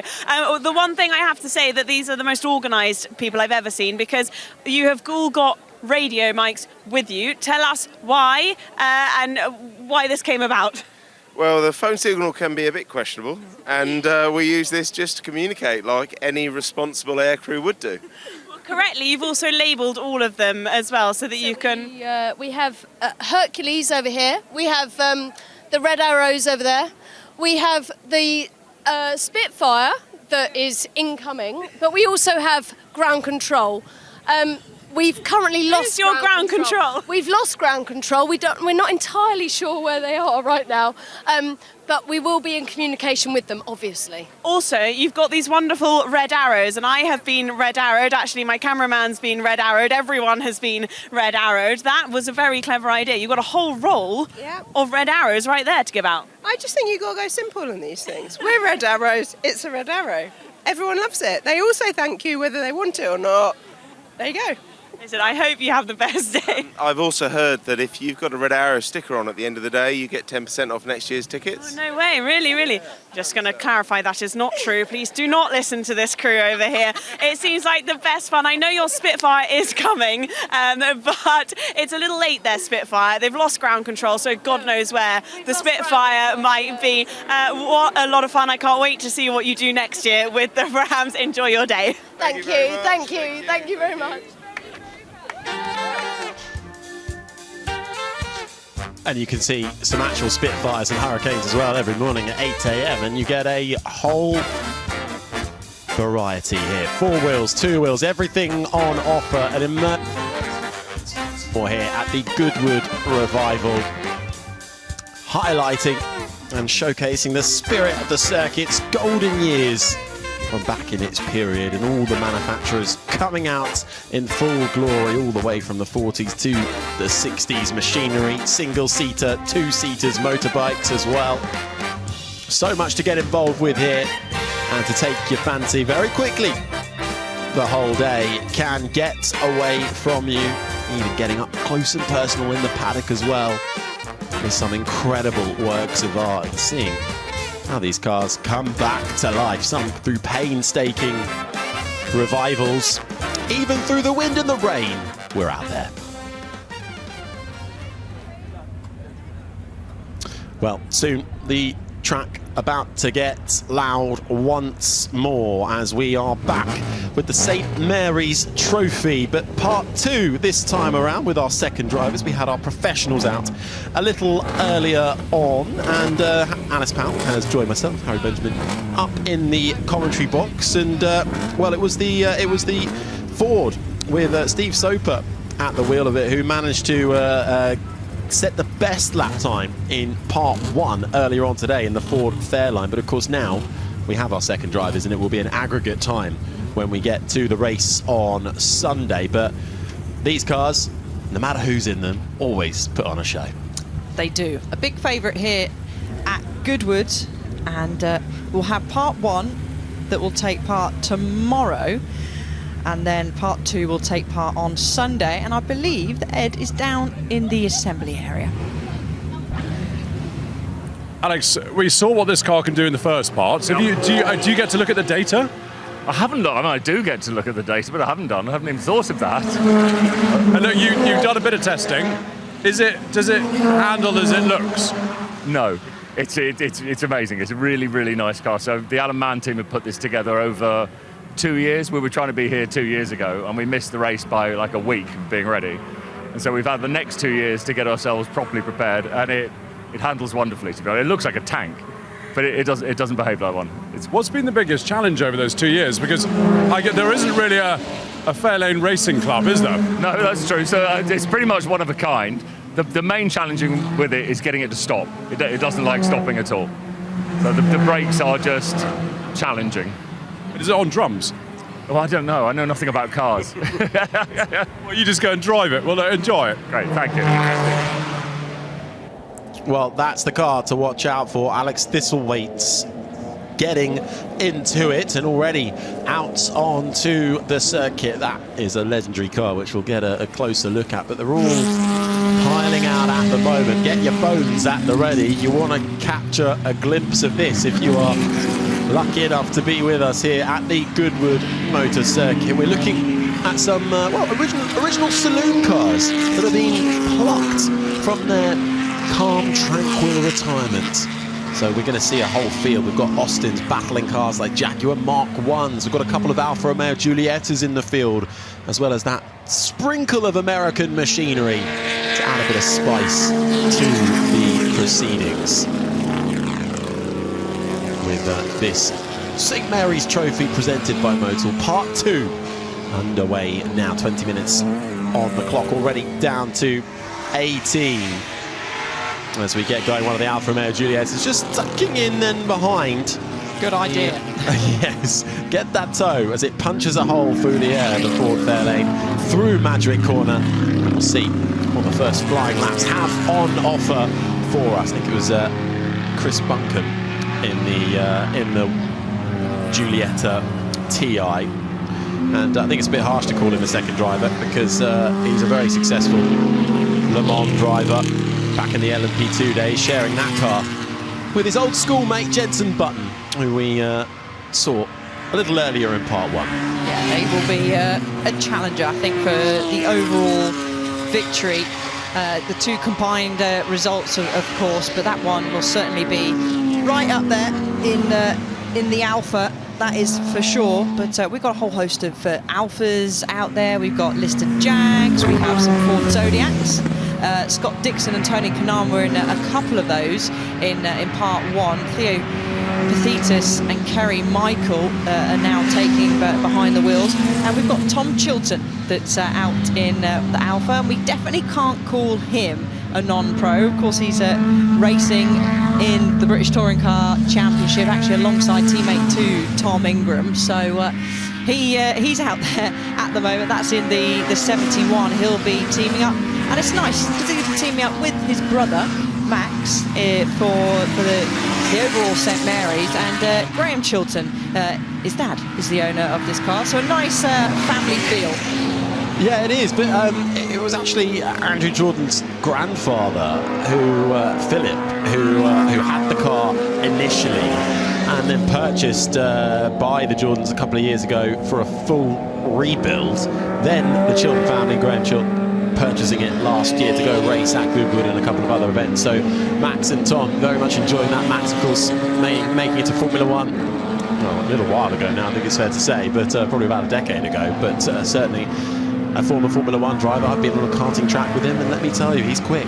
I wonder if there was any arguments around, well, they've got their own houses and own families now, so we're not sitting down at dinner table, a family dinner, saying, no, I want to be in part 1, no, I want to be in part 1, racing up against the likes of Darren Turner, Jake Hill, Tom Christensen, Pirro, the list goes on and on. But I'm sure Tom will still be happy to be out there, whether it was part 1 or part 2. So he'll be, this again will be one to watch. So there'll be 2 competitive drivers that will go towards that combined time at the end of the weekend. Yeah, but this plucky 4-door version of the Alfa Romeo making its way around now. We heard from him outside of the car, speaking to Ed earlier on target to go quicker. Alex Thistlethwaite in the Ford Fairlane, that number 57 emblazoned on the side. This a legendary car, that styling, long and low design, competing with the likes of Chevrolet, goes to the top by 0.8 of a second, setting that early benchmark. And this really inspired by the transatlantic collaboration between Holman & Moody and Alan Mann Racing in the Ford Total Performance program, which brought basically big American cars to the British Saloon Car Championship, the precursor to the British Touring Car Championship. So this is what we really saw, these big American, almost muscle type cars on European shores and taking it to the rest of the field. Chris Ward is out in one of the Mark 1s. He's teaming up with Gordon Shedden. So again, this combined time to form, combined result for the end of the weekend will be competitive from these two, because we expect them to both be challenging at the front of the times, as the 77 just in front of Mike Jordan, father of course to Andrew Jordan, using what we could say the touring car line of using maybe a little bit too much curb at that first part of the St Mary's. You can see there in one of the little Austin A40s. So again, it could be a challenge for the overall result as well, because Mike, a handy racer in his day as well. Certainly is. But the Jaguar Mark 1 getting by. A couple of Mark 1s in the field, 1 of 2 original 1959 at Keep Endeavour cars, and the first time they've raced at Goodwood alongside each other since 1959. As he gets a bit of a swap on, does Chris Ward, finds the grass, finds a straight line once more and gathers it all up in time for the final chicane. And hit that puddle and splashed the cute little Austin A40 behind, which of course in the mid-1950s was an affordable family saloon. It's got a face full of water now, and Chris Ward has caught up to the back of our Ford, and there we go. Poor little Austin Mike would have got a face full of water, but I'm sure he won't mind. But Chris, as I just said, up behind Thistlethwaite now, so this will be a challenge for the top spot. Yeah, it's a Ford Fairlane on top at the moment. The Jaguar Mark 1 sits second, the Austin A40 in third. As we ride on board with Kerry Michael in the Ford Zodiac Mark 2, making its way towards Madgwick, this British-made luxury version really of the Ford Zephyr, 2.5 litre inline 6. Campaigned at Goodwood for many times actually over the years, like some Mark Blundell, Christian Horner have all been at the wheel of that car over the many St Mary's trophies throughout the Goodwood Revival years, putting on a show right now. But a little further down in the order is that car, but we see it off board now. Teaming up with Scott Dixon, who we'll see in part 1 in this very car, and adjustment of the helmet being made. And this is a great shot to see how this circuit rises and falls as he just went up there through to Lavant. And Chris Ward using all the road available to him on the exit. Is this going to be any improvement for him at the top? No, wasn't at the moment, but he gets set fastest overall final sector. 1.3 Thistlethwaite leads at the top of the times at the moment. And actually, this shows how much, get another slow-mo of Chris getting sideways in that final sector. But times from earlier on today, the track is obviously a lot better than it was. Temperatures are higher. Steve Soper in the Ford Fairlane was a 134.252, and already we're a couple of seconds quicker than that. Yeah, 1.1 seconds the gap though, as the 55 rockets up the field. Thea Paphitis, the former Dragon, the entrepreneur, is out there in this one of the Ford Zodiacs at the moment, and finding himself down a little bit in last position right now, but very much enjoying his time out there in the number 29 adorned car. And you could just see through there, Thistlethwaite went through as well, storming through. So there is Theo in the 27. He bleeds out to the edge of the circuit. Let's have a look where he's down in 29th place. At the moment, 10 minutes of the session left to go. And doing a nice job. And it's important for the drivers to keep an eye on the mirrors and give as much respect to each other as possible, which happens most of the time. They a bit more respectful, let's say we maybe see some of the drivers maybe in Formula 1. Going back to last weekend, we had quite a few people complaining on the radio, didn't we, to the Italian Grand Prix, but they're a bit more respectful here. And there's the 101. Currently occupying 7th place at the moment. Another one of our lovely Jaguars. Toby Smith is behind the wheel of that, and we saw that out earlier on with Emanuele Pirro, who, to me, I see it seems to be a majority of the sessions over this weekend. Does Mr. Pirro? Oh, that's the Jaguar. Tries to get the tail out prior to the final chicane. Fred Shepherd's just popped up into 5th spot in the 1959 Ford Thunderbird, which made its first appearance back in 2017 with the 9-time Le Mans winner Tom Christensen then at the wheel. Went rather viral at the time, if I remember correctly, but out there at the moment, but a little bit off the pace. Actually just been demoted now down to 7th with that Jaguar Mark 1. Cameron Jackson going up into 4th, speeding his way out of the final chicane that we saw and across the line. Still though, Alex Thistlethwaite at the top in that Ford Fairlane, but not a lot in it. Less than a second now between himself and Chris Ward in the Jaguar Mark 1. And then we've got one of the Lister Jaguar Mark 1s just behind that one, the number 22, currently of Simon Lewis down there in 3rd. Yeah, Fred Shepherd. He actually won last year with Romain Dumas in the combined classification in their Ford Galaxy 500. Sorry, it was Bill Shepherd that won. There's lots of Shepherds out. They won in the Thunderbird back in 2023, again with Romain Dumas. But he's teaming up this time with Tom Christensen, who we've seen got sideways quite often, must be said, in the earlier session. And Tom actually was up and posted the 4th fastest time in that practice. He was 1.9 off the other Ford of Steve Soper, but times are starting to sort of plateau out a little bit. No one making major improvements for now. I just wonder if that front sort of pack, the faster pack, have maybe caught up some of those that are slightly further down the order, because 15 seconds is the gap from Theo Pathetis down in 29th up to Thistlethwaite in 1st. Round the right hand up is Theo Pathetis in the Ford Zodiac Mark II as he cut on board to the Riley 1.5 and really having to go a few times at the steering wheel to get it turned in. Back end kicks out slightly, controls it nicely down through the gears, now tap on the brakes, coming through into the final chicane. This based on the Morris Minor chassis, using sort of the Morris's floor pan, suspension, steering wheel, larger engine this. Nick Leston at the wheel of this one. I do like these little cars. These Riley 1.5 and 1.5, of course, showing this on 1.5 litre engine underneath the bonnet. And these actually quickly became popular in club racing and international saloon car events, and did contest in the British Saloon Car Championship from its inaugural year in 1958, with actually several class wins as well. So it was popular back in its day. And then 11 has a little spin around, and that is one of our Rileys.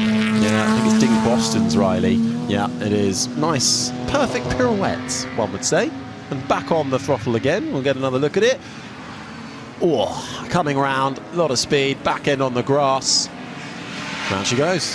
And this car actually was most recently raced in the St Mary's by the late and great Jochen Mass back in 2021 and 2023 in a car that Jochen really enjoyed driving.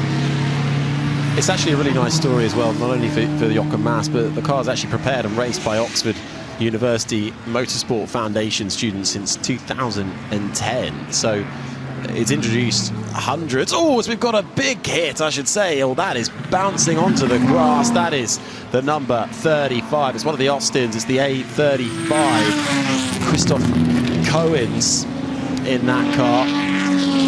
Hand out of the window and taking out a huge chunk off the grass as well. So not what you want to see, but it's good to see he's managed to come to a halt there. Yeah, red flag is out as we expect. I'm guessing that was just, was that on the exit of Madwicks or Fordwater? That was a kind of strange, isn't it? I wonder if something broke initially there and or just tapped the grass on the outside, had a spin round and dug into the grass. Andre Lotterer took behind the wheel of this in the first practice session. This car previously owned by the famous Pink Floyd drummer Nick Mason, but good to see that Christoph is A, okay, and B, that car, because it nearly went over, didn't it, Harry? It did. We haven't seen how that incident began, but obviously the driver moving inside the vehicle, but that has brought out the red flag with just about 5 minutes left of this session because of that incident for the Austin A35. Christoph Cohen's at the wheel of that one, but with the red flag out, we'll see if we can get going again, but all the cars will come into the pit lane and it's advantage once more for the Ford Fairlane, which is currently the class of the field by 9/10 of a second. Chris Ward's Jaguar Mark 1, the leading contender, with the Lister Jag Mark 1 following up in third at the moment. Yeah, and we've got the Austin A105 Westminster, which one of the always rapid, both the Colburn brothers are always particularly fast, but behind the wheel of this one this weekend is Ben Colburn, who's obviously hugely experienced with family history, of course, Westbourne Motors, involved with running plenty of historic cars and running in the current day mini championships as well. Tony Jardine was behind the wheel of that in the first session, and this car had been raced in the past by the likes of Mario Franchitti, John Fitzpatrick, James Wood, list goes on and on and on. So it actually qualified P5 here last year, so we're looking for another good result. Currently sitting in fourth, and let's have a little look, if I'm trying to scroll through my list, where it ended up in the first session. Not as strong, down in 25th. No, and what we do, of course, from this session is we take an aggregate time from the first part of qualifying with the professionals in, and in this session with the owners of the cars more often than not, and the results derived from that combo sets us up for the grid for the St Mary's Trophy, which is always a lovely way to end the Goodwood Revival on the Sunday, last race of the day at 6 o'clock. So red flag out at the moment for this car that has had an off, and we're about to see what exactly happened, and that is a full roll on the side, back on, and it comes down with quite some vigour, with a huge tuft of grass taken with it. That is a heavy hit for the 35. Wow. I mean, we caught the tail end of it. I did not expect to see that it actually had a roll. What a bizarre incident, but really glad to see that that he's out and he's okay, and we're just getting the message on our timing screen that the session will not be restarted. So this is how the order is going to finish, at least for this part 2, Harry. It certainly is, and it was on top in the first parts of the St Mary's qualifying. The Ford Fairlane quickest of all, but good to see then Christoph Cohen's walking away from that incident in the Austin A35, which has brought out the red flag. The session will not be restarted, so let's head down to the pit lane with Ed. Thank you very much. Right, well, look, everyone's sort of sat here. I don't think the drivers actually know yet that the session isn't restarting. What I want to try and do is crack on down, and I want to try and find Chris Ward and Alex Thistlethwaite. we may not get down there, but let's hang on. We've got a likely person here. Duncan, how is it? It's a bit like sort of driving a boat. A bit like sailing, yeah. But no, honestly, this is just the best car. We're not quite on the pace. We're a second off where I used to be in this car, 138s, 139s. But it was terrible axle trap. Got it really sideways into Woodcut a couple of times. But it is such a historic car. You haven't got to forget, you're driving a unique car and you're not to bid it. Well, it looks wonderful, especially when you pass an A40. It looks like you're going to have them for breakfast. No, I think that, yeah, the A40s might be. Yeah, there are definitely for breakfast, and the minis for lunch, maybe. All right, Duncan. Cheers. Always get us all right. Here's the Ford Fairlane. We're going to squeeze through, go and chat to Alex. Alex, session obviously not being restarted, but that seemed to go pretty well. That went pretty much according to plan, I reckon. Less of the, it's really easy to drive, though. It's quite hard work. Is it, and how the brake? They're absolutely useless. They've turned into wood at the moment, so I'm not disappointed that we've got to stop. So how many laps do you have, do you think, before you lose those brakes? How many did we do just now? About Some. that many. Yeah, about that many. Maybe 8, 9 laps, and then it's going to get really, really interesting. Excellent. Well, rather you than me. Well done. Quite, thank you. Excellent. There's Alex. Now, I'd love to try and find Chris. I can see cars being moved off at the front. Let's just see if we can find Chris, there's Fred, looking a bit calmer now he's got in. Do you know what? We're actually going to get in the way down here. So let's go back to the commentary box. Thanks, Ed. Yeah, as we have that Austin 835 back on the flatbed truck. Bit of damage then, but the owner walking away. So that is good to see. And that brought to an early end the St Mary's Trophy, presented by Motul Part 2. With the owners in the field, and the Alfa Romeo Giulietta was catching our eyes early doors with Chris Buncombe at the wheel. That's sharing it with Jensen Button, but we were expecting it to head to the top sooner rather than later. The Ford Fairlane, Alex Thistlethwaite in the wheel of that, the car that topped the opening session earlier on today. Once again, finding the fastest lap time, but it had a little bit of competition. The Jaguar Mark 1 trying to show its might as it powered its way around this circuit, as we're looking at these saloon cars that have been brought out of retirement to put on a show here at the Goodwood Revival. The Riley 1.5 doing its thing, and then unfortunately finding another one in a spin, and this is how it all came to an end in the 35 for the Austin A35. Christoph Cohen's at the wheel, got out of that safely, but an early end with the Ford Fairlane back on top.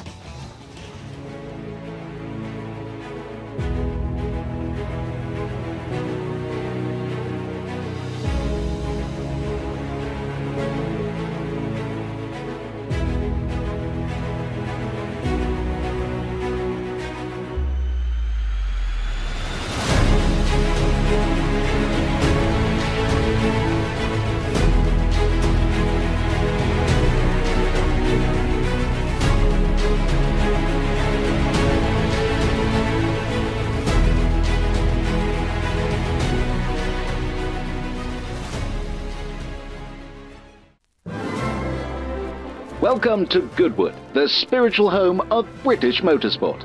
And the epicentre of this motoring paradise is the Goodwood Road Racing Club. From the thrill of the Festival of Speed to the charm of the revival and the exclusivity of the members' meeting, the club grants you privileged access to events that really set Goodwood apart. Not to mention a host of splendid enclosures where you can kick back and relax. Look at this chap, enjoying some shade. Joining the club also works for your wallet, with special prices for your event tickets. This gentleman has managed to save enough to buy himself a spiffing new suit. With the GRRC, you won't just experience the best of Goodwood, you can even embark on extraordinary journeys across the globe. And enjoy exclusive access to social events, track days and tours with people who share your passion for motoring. These ladies and gents are having a smashing time. So, what are you waiting for? Embrace the spirit of adventure, the thrill of the race and the camaraderie of the GRRC. Join the fellowship today and go further with Goodwood.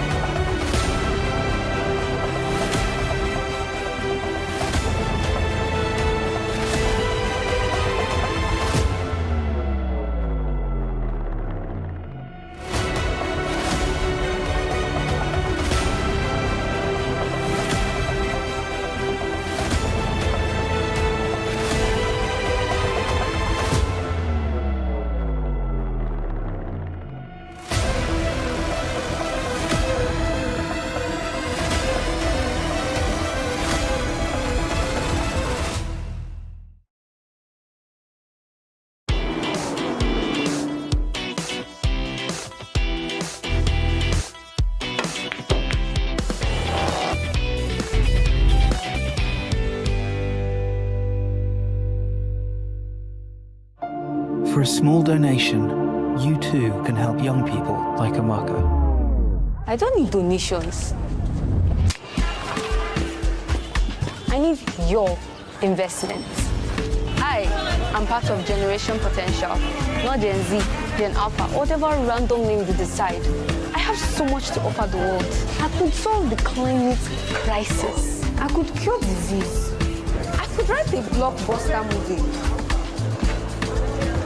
Because I'm going places. I want to make it so big. Ooh, okay. I'll be at some fancy fundraising events, deciding on who gets my investment.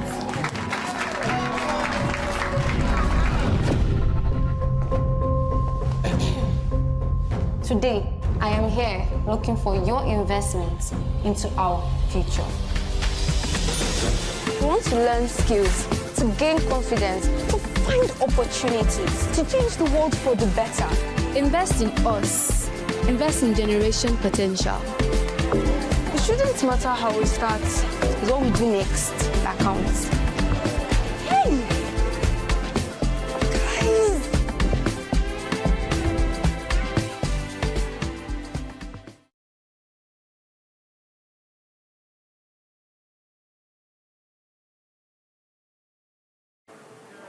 Well, it seems that I definitely got the memo of wearing stripes today, and when one of them looks so good, why not have all of them wearing the same outfit? Ladies, you look wonderful. Claire, I'm going to chat to you a little bit about this. What was the idea behind these outfits? So I have to say it's all Terry's idea this year, but we come every year, we're good friends, we like to dress the same, have a really powerful look, so yeah.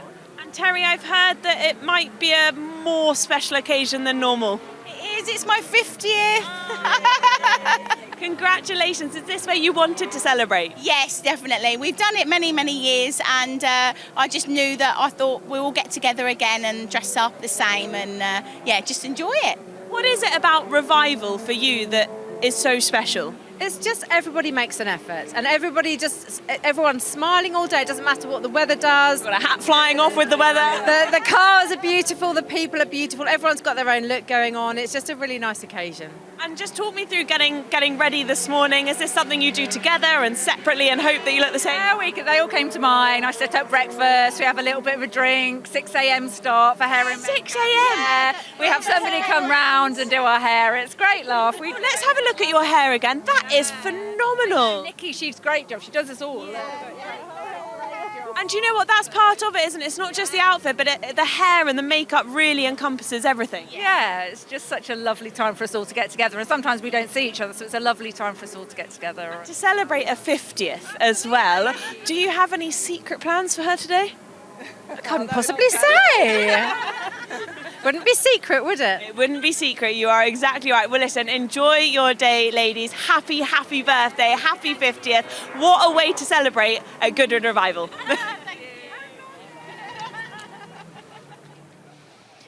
We are very excited, about to get underway with the first race of the weekend, the Freddie March Memorial Trophy, that will see a grid of 1950 sports cars battle it out onto the track. Going into dusk. This is really a dazzling race and a good one to kick us off for this weekend, David. Absolutely. Don't they look fantastic in that golden hour light there? Yes, we've been practicing all day, but now we get to the exciting bit, the first race. And it's a Freddie March, as you say, and it's all about, recreating those famous 9-hour races from the 50s here at Goodwood. Aston Martin took every one of those races. I don't think they'll be quite so lucky tonight. You've got Jenson Button battling out on pole position with Alex Buncombe.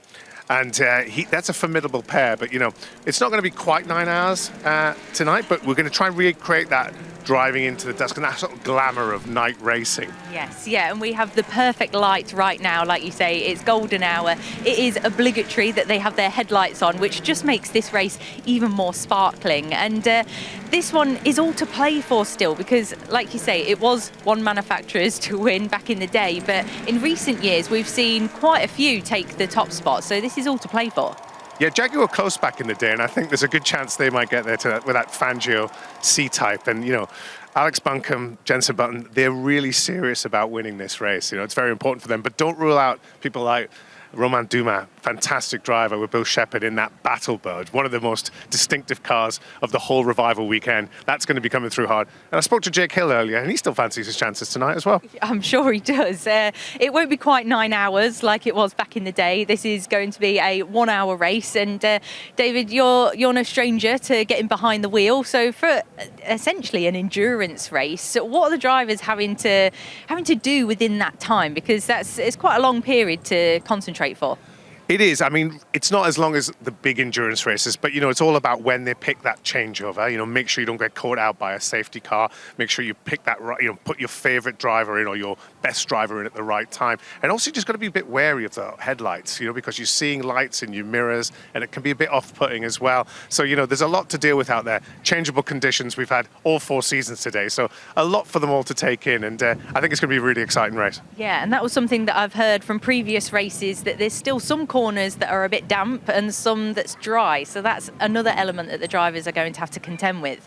Absolutely. They just won't know where the grip is when they first go out there. They're going to have to go really hard straight out of the block. So, you know, there's little puddles here and there, and you'll just be finding the grip as you go along. So you can't push too hard because it is a long race. So you want to be there at the end. You can't win if you go off. So, you know, you have to balance that adrenaline, you know, with getting to the finish line. So it's going to be all to play for. Yeah, and it makes this race even more exciting with all of those elements in 1 hour. We are definitely in for a treat with this one. So let's head to our race explainer that's going to tell us a bit more about how this one will work.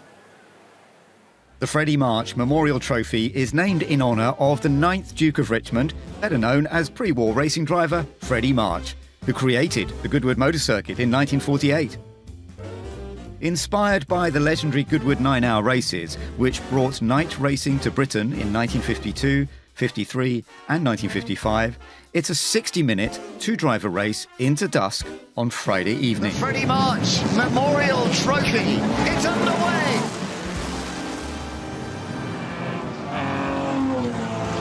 As with those races in the 1950s, the battle at the front will pit Jaguar against Aston Martin, C-types and D-types taking on DB3Ss.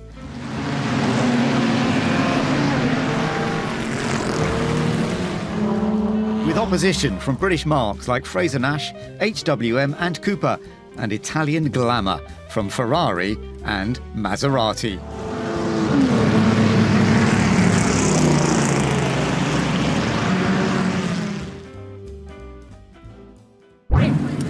Nigel, it's quite a feisty front row, this, isn't it? A certain Formula One world champion next to you. Yeah, I think I'm slightly outclassed, actually. But, I'm going to do my best and hold it up what I can for Chris, and then pass it to Chris, obviously, in the best position possible. That's all I can do. I mean, I'm a club racer. I'm not in his league, but it's terrific. Terrific privilege, actually, to do this and have those aces both sides of you. And tell me, that so much can rest on the pit stop, can't it?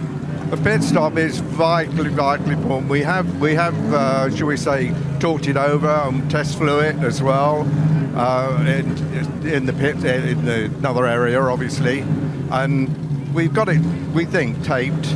But in all fairness, the timing they give us is quite reasonable. Some races, they are unreasonable, and people go out dangerously with the belts not being tightened up, and that's a no-no. And it should be, you know, a decent time, because people can be killed because the regs become too tight. I mean, some races, they give you 30 seconds, which is just not cricket. Well, look, best of luck and enjoy it. I'm sure you will. I'll do my little best. Thank you. Well, here we are, looking forward to getting underway with all the action. The first race of the weekend here at the Goodwood Revival, the Freddie March Memorial Trophy, with this wonderful collection of machines and 2 drivers sharing these cars, and a 1-hour race, as you heard. And we'll have pit stops during that race. They can choose between 20 minutes and 40 minutes as to when to do those pit stops to swap drivers. Some will come in that bit earlier, some will come in a bit later. If there's a safety car at that time, then they're not allowed in the pits. So all part and parcel of what's going to be an interesting race. And of course, the evening looking beautiful here at Goodwood at the moment. And we are looking forward to more action, particularly once we get into the race, Alice. We certainly are. And one thing to also note is there is a minimum pit stop time. So pit in to pit out is a time of 50 seconds, and you cannot come in if it's under safety car. So the pit lane is closed if we have a safety car, which hopefully we won't have. But 1 minute of racing, as you said, and it's the Button and Buncombe C-Type that will be lining up on pole position. They were pretty rapid, actually. We're so fast, they were 1.4 seconds ahead of the fellow Jag C-Type, the Nigel Webb and the Chris Ward car that will be lining up in second place. And we're looking at a lovely collection of machinery here. One of the Aston Martins that we're looking at right now as well. But it is such a lovely mix, as I say. We saw the Fraser Nash. We've been looking at the Allard a moment ago as well. There are only 2 Allards entered, number 13 and number 14, both the early 1950s Allards, and of course a car that was very successful in the early 50s when it was racing. Sadly, the Allard business didn't last forever.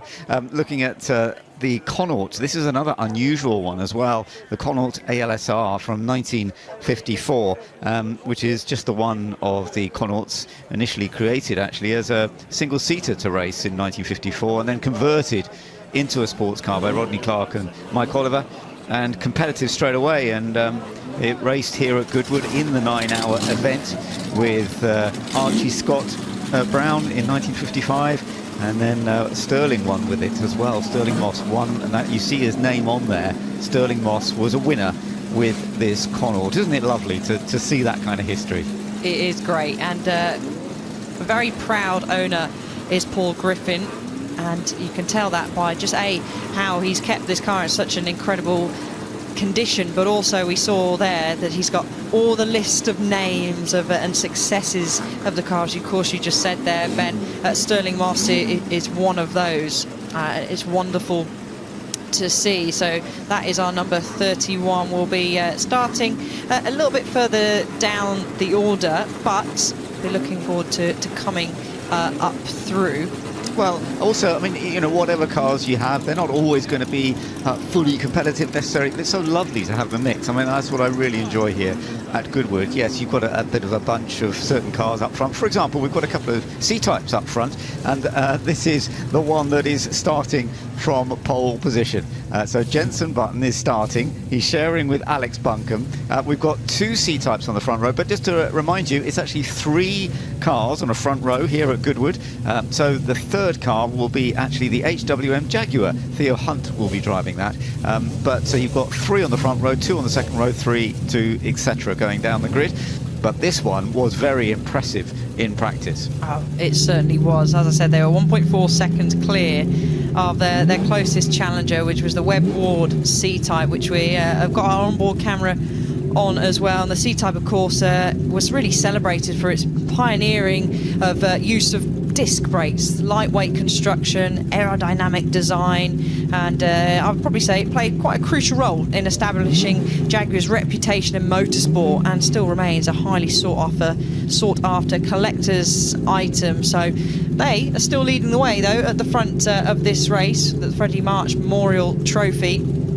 Yeah. And we're looking forward to getting them out on the grid. And still plenty of people as we're going to race in as the sun starts to set. I'm having a little look around the commentary box. We are kind of surrounded by clouds. I obviously hope that none of them do break into a shower, but we still have a great crowd that has stayed to watch this first race of the weekend. Yeah, no, it's going to be absolutely thoroughly enjoyable to take on this first race. Getting off the line, of course, always so important to try and get away, get off the line quickly, and then get into that first stint before you bring the car into the pits for a swap over. And we do get safety cars, of course, incidents happening. That can completely change a race. You might get somebody out front leading by quite some margin, then there's a safety car, and of course they all have to bunch back up together, and whoever has taken the advantage then has to start all over again, or perhaps pass the car on to their teammate. But Jenson Button, I mean, what a superstar driver, and he owns this car. I mean, that's what's so lovely, is that he's now got so into historic racing. He has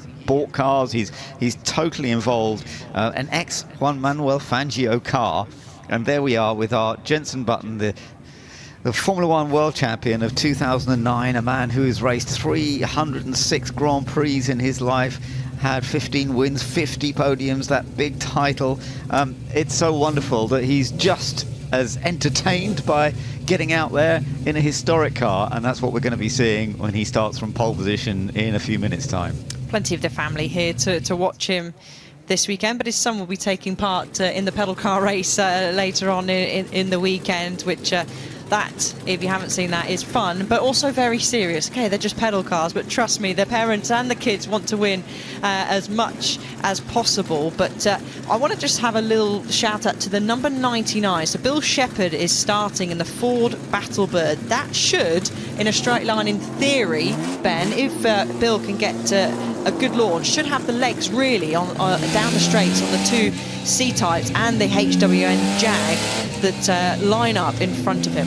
Yeah, that's a very good point. Starting on the second row, that is definitely something that we will be watching very, very closely. We get a lovely onboard view here as well, and you can see the cloud in the sky, the sun just dropping away a little bit, and it will be getting quite dark by the time we get into the end of the race, but that's all part and parcel of celebrating the Freddie March Memorial Trophy for these cars, these sports cars from the early 1950s, and we shall see how it all goes. And obviously they're going to try and keep it clean. The track is fully dry at the moment. We haven't seen any little rain for a little while, but of course we have had the odd shower every now and then, so we'll just have to see how it goes. We've got a few bobtails a little bit further back.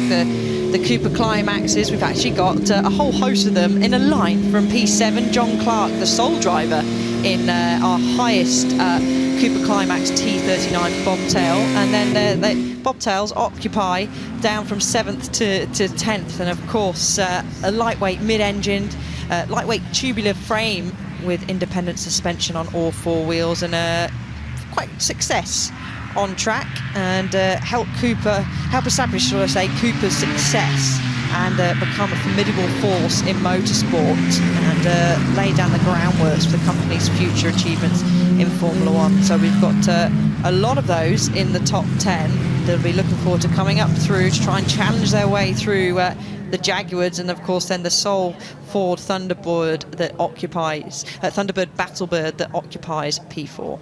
Absolutely. Well, there you are. The grid is getting ready for the cars to arrive, which they will do in just a moment, and then they will take their positions on the grid. Then they will do one formation lap before the race begins and we get under full competition.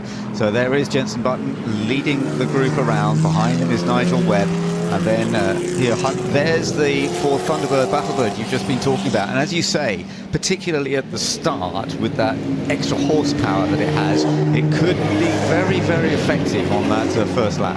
The Shepherd family have a lot of experience with the Thunderbirds, the Battlebirds, these big Ford V8s. So Bill should be in tune to getting a decent start in this, and we'll hope to challenge them, particularly maybe up to the run into turn one if he possibly can find his way through.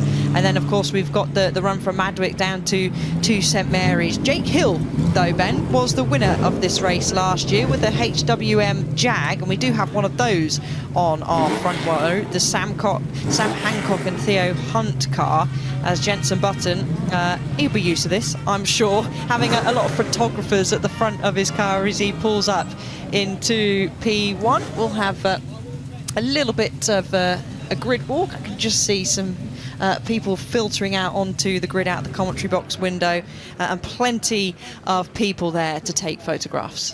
Yeah, absolutely. As you mentioned, Jake Hill, that car is starting down in 15th place with Jack Rawls driving it. But I saw Jake a little while ago, David was telling us as well, that he's actually enjoying this Austin Healey. He says it's handling really well. He's really enjoying being out in it. And we could well see Jake making some progress from starting sort of midfield with the Austin Healey 100S. But he certainly, I think particularly if there was some rain, although I've just been looking, I don't think we're going to get any rain. Not totally predictable. No, exactly. Usually the commentator's word is normally the one that then makes it happen. But yeah, we'll see. We'll see. If we do get some rain, then that could change the whole outcome of this race. So let's wait and see what happens. Last Jag C-Type to win in the Freddie March was back in 2022. Wakeman and Hancock were behind the wheel there. So could we see another C-Type victory today? It's looking good. Strong case for Jenson Button and for Alex Buncombe as well. Some of the history here at Goodwood, of course, and we have a celebration on Sunday of the VE Day of World War II, and there is quite a lot of items around about that. Now, you're looking back at the second place. Now, there's Chris Ward, he's been chatting to his teammate Nigel Webb, the two who are sharing the car. Chris did a very good job in qualifying, but the gap, it was 1.4 seconds between them and the other C-Type that is on pole position. And there's another famous name, Tiff Needell. Isn't it lovely to see Tiff? He is starting down in 12th place on another Jaguar C-Type, and already he's got a little bit of a giggle going, which is lovely to see from Tiff. Further up, back again, we're into that third place with Theo Hunt. He is starting the HWM Jaguar you mentioned. He is, and he'll be hoping to repeat the success that Jake Hill had last year, but it's going to be tough. He's up against some strong drivers, not just on the front row, but as we touched on throughout the field as well. As Jenson Button will eventually lead us away, and that's the 99 we do need to keep our eyes on, the Battle Bird that will hope to make use of the American power underneath the bonnet and stretch its way forward as pretty much looks like everyone has cleared the grid, so I expect we'll be heading off on the formation lap very shortly. You see several drivers already, lights ablaze. Yeah, lights on already. So we shall see how this goes. But yeah, the grid has been pretty much cleared, so they will be set off on the formation lap in a moment. A bit of a chance to do a practice start, of course. Always a good opportunity. You don't always get those opportunities so much. Even when you go testing, sometimes to do a proper practice start on the place where you will actually be starting from. It's not always that easy to get a practice. No, it's not. And of course we don't have lights. It's operated by yes, that's right, by the flag, and trust me, they have been told in drivers briefing and specifically in the driver's notes, it says do not move until the downward stroke of the Union flag, and moving before this motion will result in a 10-second penalty. So any eagle-eyed of you watching, or even trackside, keep an eye on anyone that may move. Not that we can do anything about it, but of course they'll have marshals lined up on the side there to make sure that none of the drivers are creeping or moving before that downward stroke. Right then, here we are building up to race one of this Revival weekend, the Freddie March Memorial Trophy. The formation lap is underway as we see some practice starts getting underway. And there we are. There's the sign to show us that we are ready to go racing here at Goodwood this weekend. And of course, we've got lots of racing coming on over Saturday and Sunday as well. But this should prove to be a fascinating one to get it going. An hour race, 2 drivers, pit stops required, and a real beautiful variety of 1950s sports cars which were competing here at Goodwood at a time when Goodwood held the 9-hour races, which were absolutely crucial. One of the most significant kind of races at that period of time. That's what we're celebrating here, and we shall see how it's all going to develop, and particularly with some of the stars. We don't have, it's not like some of the driver lists that we do have in other races, but we do have 1 or 2 stars, and particularly up front with Jenson Button. We certainly do, and I must say, I did love that shot, Ben, as we saw the cars coming up through Forewater of the Thunderbird, really towering over the cars in front. So there we are. There's the lineup then for the grid. You see Jenson Button on pole, Nigel Webb second, and Theo Hunt starting in 3rd place. Then Bill Shepherd from Dean Baker and Katarina Kirilova. Then John Clark is next up, and he's doing a fine job with the number 7 as well. And Felix Goddard is starting in 8th place. And then in 9th place, we've got Nicholas James and Avery Baker. And then as we go back further down the line, as you can see, starting down in 11th place, we have Wolfgang Friedrichs with Tiff Needell, as we saw, and James Cottingham. And then further down, you can see there are more Jaguar C-Types. There's Jake Hill's car starting down in 15th place. So we will keep an eye on that, although he's not in the car initially. He'll be taking it on later. And then you've got that other mix, another Jaguar XK140 starting in 17th place, the Jaguar C-Type, and one of the Allards starting down in 20th place. Bob Francis is at the wheel of that one. And then the remainder of the grid. So again, that mix, we saw the Connaught before they went out. Patrick Blakeney-Edwards is a quick driver. He's in the Fraser Nash Mini Milia that is starting down in 21st position. Let's see whether that's going to be able to make some ground in the early days. One of the Alfa Romeos, the 63,000 PR Disco Volante, that starts down in 24th position. And then the last two on the grid, as you can see, we've got Gerda Rettenmeier and Stefan Darak, who will be bringing up the rear of the grid. So that's how we're looking at. You can see down at the back there, those last couple of cars, the Maserati 300S and the Tagero Bristol. They may be having their own little battle when we go into the race. But of course, what we will be very much focusing on is who's up front and who's going for the win. And as we say, with it being a two-driver race, you could get some big changes after the pit stops. And for example, you know, we talk about Jake Hill a bit. I would imagine that Jack Rawls, who does a good job with that Austin Healey actually himself as well. He is going to do a good job with it. But he may well hand over to Jake Hill quite early on, and that means about 20 minutes in, because you can't do your pit stop until you've run 20 minutes. Exactly, providing, of course, that we don't have a safety car, because you cannot Yes. pit during safety car. But looks like we're looking out the commentary box window, pretty much everyone is lined up and ready on the grid, and racing is about to get underway here at the first race of the weekend for the Goodwood Revival, Ben. Here we go, the 2025 Goodwood Revival racing is underway. It is the Freddie March Memorial Trophy, and it is the 4th Thunderbird Battlebird. As you said, Bill Shepherd has made an absolutely brilliant start from the second row to take the lead. Jenson Button is in second place, being chased by Theo Hunt. Actually, he's made a good start. Nigel Webb's in there as well. But what a great start that was by Bill Shepherd. Well, he said he might be doing it, and he certainly did it.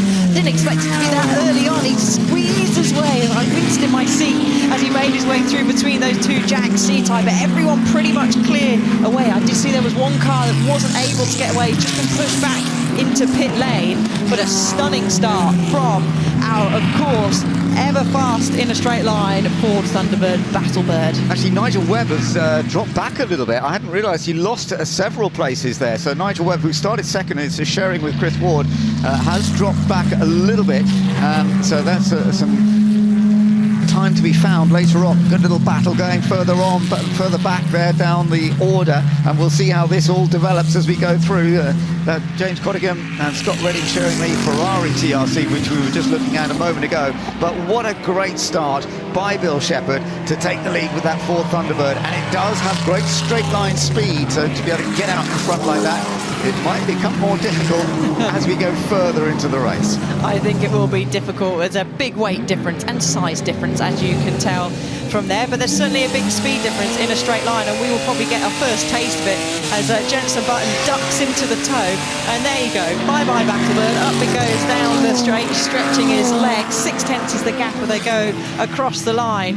A puff of smoke as he hits the brakes into turn one from Shepherd, and everyone files through nice and cleanly. A few gaps starting to spread and open up in the early laps, but still plenty of battles raging on, and our beautiful Ferrari 500 TRC really challenging behind the number 8, our Cooper Climax, one of our many bobtails that we've got in the field.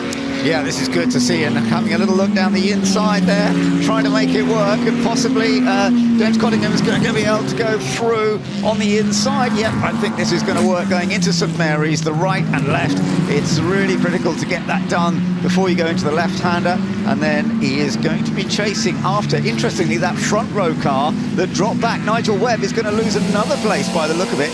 So, and now look at the battle for the lead. You're on board with Jenson Button, and he is now putting Bill Shepherd under some serious pressure. Now, you're on the longest straight here at Goodwood, so there you can see the speed of that Ford Thunderbird, but when we get into the corners again, I think Jenson's going to be right alongside. I think he's going to try and go for it quite early on. He's going to try and go around the outside. It's a wide car anyway, but Bill needs to try and make it as wide as he possibly can. That's allowing the Hunt and Hancock car that you saw in the background. And Bill, yeah, he doesn't trust Jenson Button. He's having a little bit of a cover of the inside going into the chicane, and again will stretch its legs as it goes down the main straight. There we go, the HWM Jaguar sneaking up behind. Now, if Bill is able to defend it, Jenson Button look at on this. the inside, is there room there for him to sneak on through? Bill says no.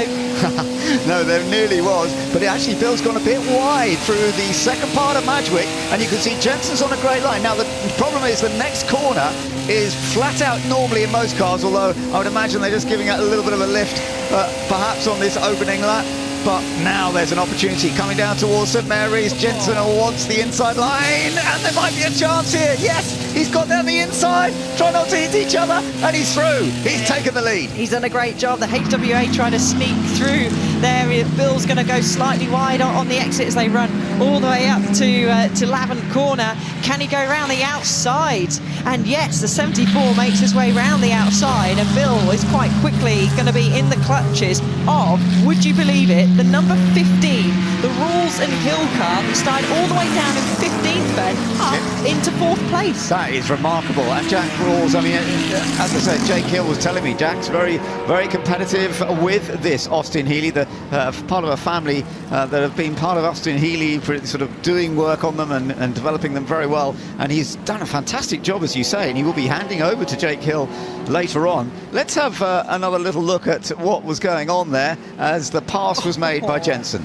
Oh, that was so close. Look at the size difference. I'm still makes me chuckle. And he just left Jensen enough room, and it was a nice little switchback there from the 74. Hunt behind the wheel of that. So here we'll take a look at onboard again, and the ability of the Jag is just much lighter, easier to jump on the brakes. Of course, we touched on it. That car was a pioneer of the use of disc brakes, and that certainly can tell there from that. And already Jensen at the top of the field is stretching his legs. However, the Hunt Hancock car has just set the fastest first sector. Okay, right, well, we'll keep an eye on that. Theo Hunt's HWM Jaguar going very, very well at this point, but it's running in second place, as you say. And then they've got the battle for fourth position is also looking great at the moment, because, as we said, Jack Rawls has done a great job to bring it up, but now coming under a bit of pressure from Felix Goddard in the Cooper Climax T39 bobtail. And yeah, you can see there's a bit of pressure going on. So the number 7 car is that one. Let's just see whether he's, oh, look at that, actually taking to the grass. He is using a bit of taking the shorter line, that's what he will say, but just again, power, doesn't quite have the power over our little Austin in front as they settle in quite nicely. That has now allowed the 4th Thunderbird to just break away slightly. As I said that, are they hitting traffic potentially already in front? So already we're hitting traffic, and that will, and we've seen it in the past, but that's going to play a part during this race. And I think there could be, well, a chance here to go up the inside and take the position. Yes, there is. So Felix Goddard with the Cooper Climax has managed to nip through with the T39 bobtail, as it's called, and that was impressive. But let's have a look at the start once again, because the start from the second row here, Alice, was brilliant. Oh, look at that. They just left him enough room to sneak through there. As I said, I was wincing in my seat, and it was the number 19. That's one of our bobtails, the Baker Reed car that wasn't able to get off the line. Yeah, unfortunate. It was a nice gap by the Thunderbird as everyone sort of sorted themselves out. I tell you, I would like to see is the Austin Healey. Wow, he gained it. Is that him there already in the top 7 by the time they were coming through Ford Water? So must have made majority of those places off the line. Well, just to remind you, we've got just over 52 minutes to go in this race, and it is a 2-driver race. They will have to make a pit stop. Can't do that until we're at least 20 minutes in, or they can continue going until we're 40 minutes into the race. Jensen Button is now, as you said, lapping some of the slower cars from the back of the grid. He's got to do that neatly and calmly and make sure that no problems as he does so, which he's doing extremely well.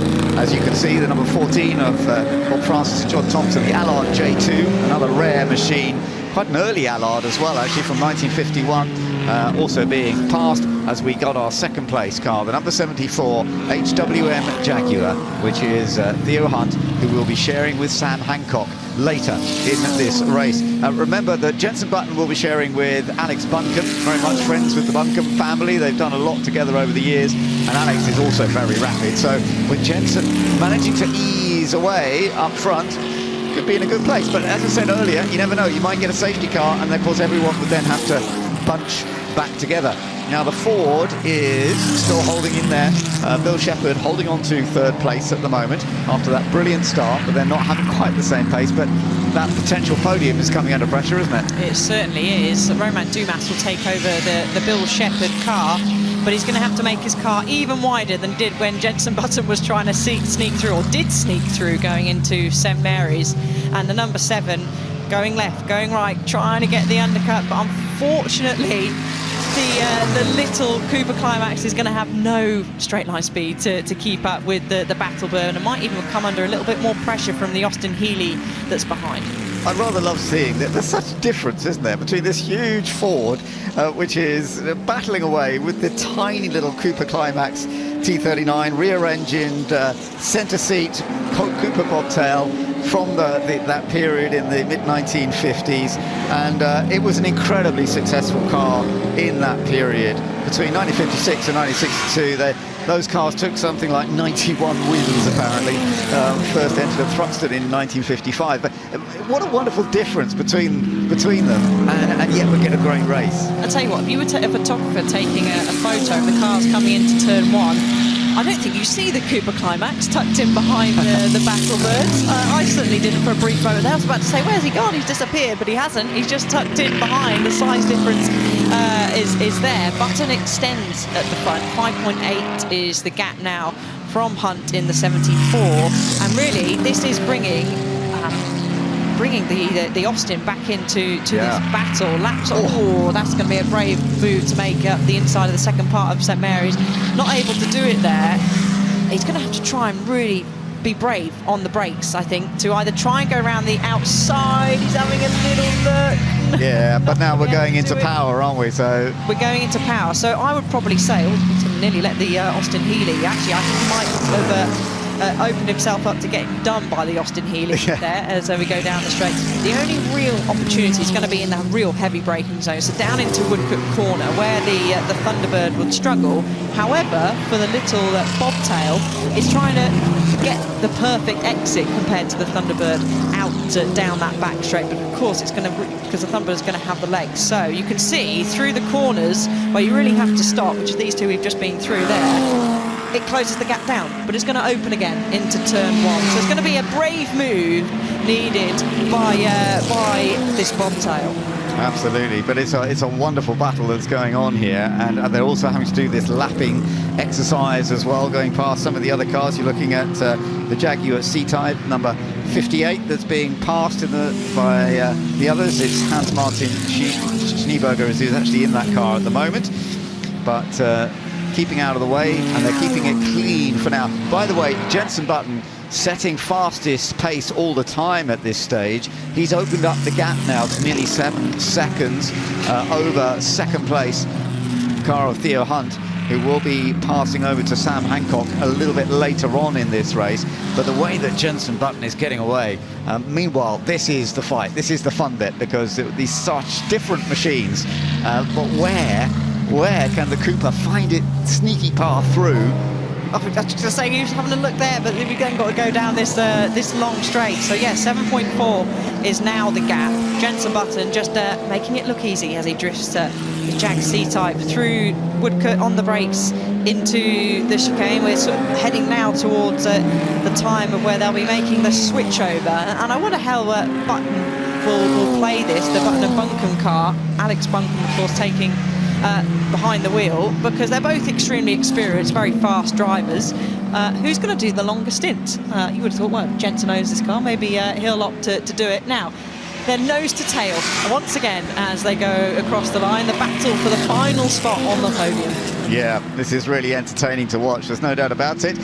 But where can you find the way through? Through the corners is where the Cooper has that little bit more speed and pace, but trying to get into the corner alongside. And as you said, especially being such a big car, that Ford Thunderbird, Battlebird as it's called, it can sort of block a bit of space quite easily. The way that Jenson Button dealt with that was very clever, and they kept it clean, which was good. Bill Shepherd, of course, is a very experienced racer, and once he realised they were absolutely alongside, he didn't try and fight too hard, but he's fighting hard against these two cars behind. There's an that's a risky place, isn't it, to try and go up the inside? But maybe it's a risk that needs to be made to get past. Yeah. And I've just about to say Tiff Nadell is dropping down the order. He's in the pits. So clearly there's some kind of issue with that C-type Jaguar. He was meant look, they've gone through. That will certainly, the Cooper's gone through, and the Austin Healey's now also gone through. My goodness, that's amazing. But now the Thunderbird, of course, on a straight line, will try and come back. But, this couldn't go all the way. Let's just hope they keep it clean. Yeah, defend, little bobtail defend, and look at the braking ability between the Austin and the Thunderbird. So much stronger. I thought he was going to run wide on the grass there. It looked quite close. Again, traffic coming into play. We've got the number 6, that's our Sol Maserati 300S, which is being lapped once again, and that's allowed the Austin Healey then to go 3 abreast down the straight. And Rules says thank you very much. And the Thunderbird's coming back past again. Oh yeah, and the Cooper lost out there, so that's ironic, isn't it? But yeah, you're right. So it is the Austin Healey. Now remember, this Austin Healey started in 15th position, and it's now up into 3rd place. Jack Rawls is racing it at the moment, and Jake Hill will be driving it later. And that's a fabulous job. But now coming under pressure once again on the straight line. But now coming into a section of corners, of course, into St Mary's, and then down towards Lavant, and then they'll be going back onto the straight. That's where the Ford is quick, but I think actually the Ford's really got to work to try and keep the Cooper behind. Felix Goddard must be thinking, you must be joking me. You're coming back past me again. We've got a car off as they've just gone through there. So unfortunately for Felix, he's got to try and do this overtake all over again. We didn't actually catch it. I wonder if he did properly get the undercut here. He's not able to do so, and he's got to tuck in the toe once again. Away bye-bye as they go down this long Lavant straight up to Woodcote. And I tell you what, the Healey's going to come under pressure, and they might have no ability to defend, but he's going to get the run around the outside. Better braking stability there. Absolutely, and that actually is a key thing, because I get, the Austin Healey sliding a bit too much there, but got away with it. Disc brakes all around on the Austin Healey, whereas that Ford Thunderbird, the brakes do not last. I mean, it's got a lot of straight line power, but I've been told the brakes tend to go off a bit with that, because, you've got a heavy vehicle, you're trying to do late braking so fast in a straight line, but he's not giving up, that's for sure. We saw there's Jake Hill on the pit wall. He had a shake of the head, and it's probably going, gosh, that pesky Battlebird, will it just go away? But he'll be hopping in soon. It's not long now until this pit window will be open, just over 3 minutes, and we will probably start to see plenty of cars dive into the pits. And there we go, once again, it's gone round the outside, as he's going to have to try and do it all over again. It's fascinating, isn't it, how in some areas the Ford is so rapid, but in others it just cannot cope, and it's particularly under braking. You see, that's where it struggles a little bit, but how you make the most of it. So let's see what Jack does behind with the Austin Healey. Can he make it work again, particularly down after Lavant and down on the straight? When they come down towards Woodcote, that's where his late braking has worked, but the Cooper is right in there once again. So we'll just have to see if they're going to be able to... He's almost willing the car along. Yeah. Unless he's got some kind of problem, because he looked like the bobtail was catching in the straight line there. I really hope not, because Jack's drove a fantastic race. So it's going to be timing it with the pit stops, isn't it? You need to... I wonder if they're just going to look at the pit crew down from there and have a look to see what the Battlebird, maybe check out on the pit wall. Of course, they've got no radio communication here, because they need to try and escape battling with the Battlebird, don't they? So maybe some tactics will come into play, I'm sure. So some more lapping to do. But you're right, I wonder, it's almost as if Bill Shepherd had a problem with the car, and now it's working better again, because suddenly he's been able to get back in front and actually pull away a little bit. He's just looking a little bit more rapid than he was. So I'm not quite sure what's going on, but nonetheless... Teasing them. Maybe he was teasing them. Maybe. He just set a personal best, actually, a 1:32.7. Jenson Button, meanwhile, is doing the 1:29s, apart from that last lap, getting through this traffic, a 1:31.3.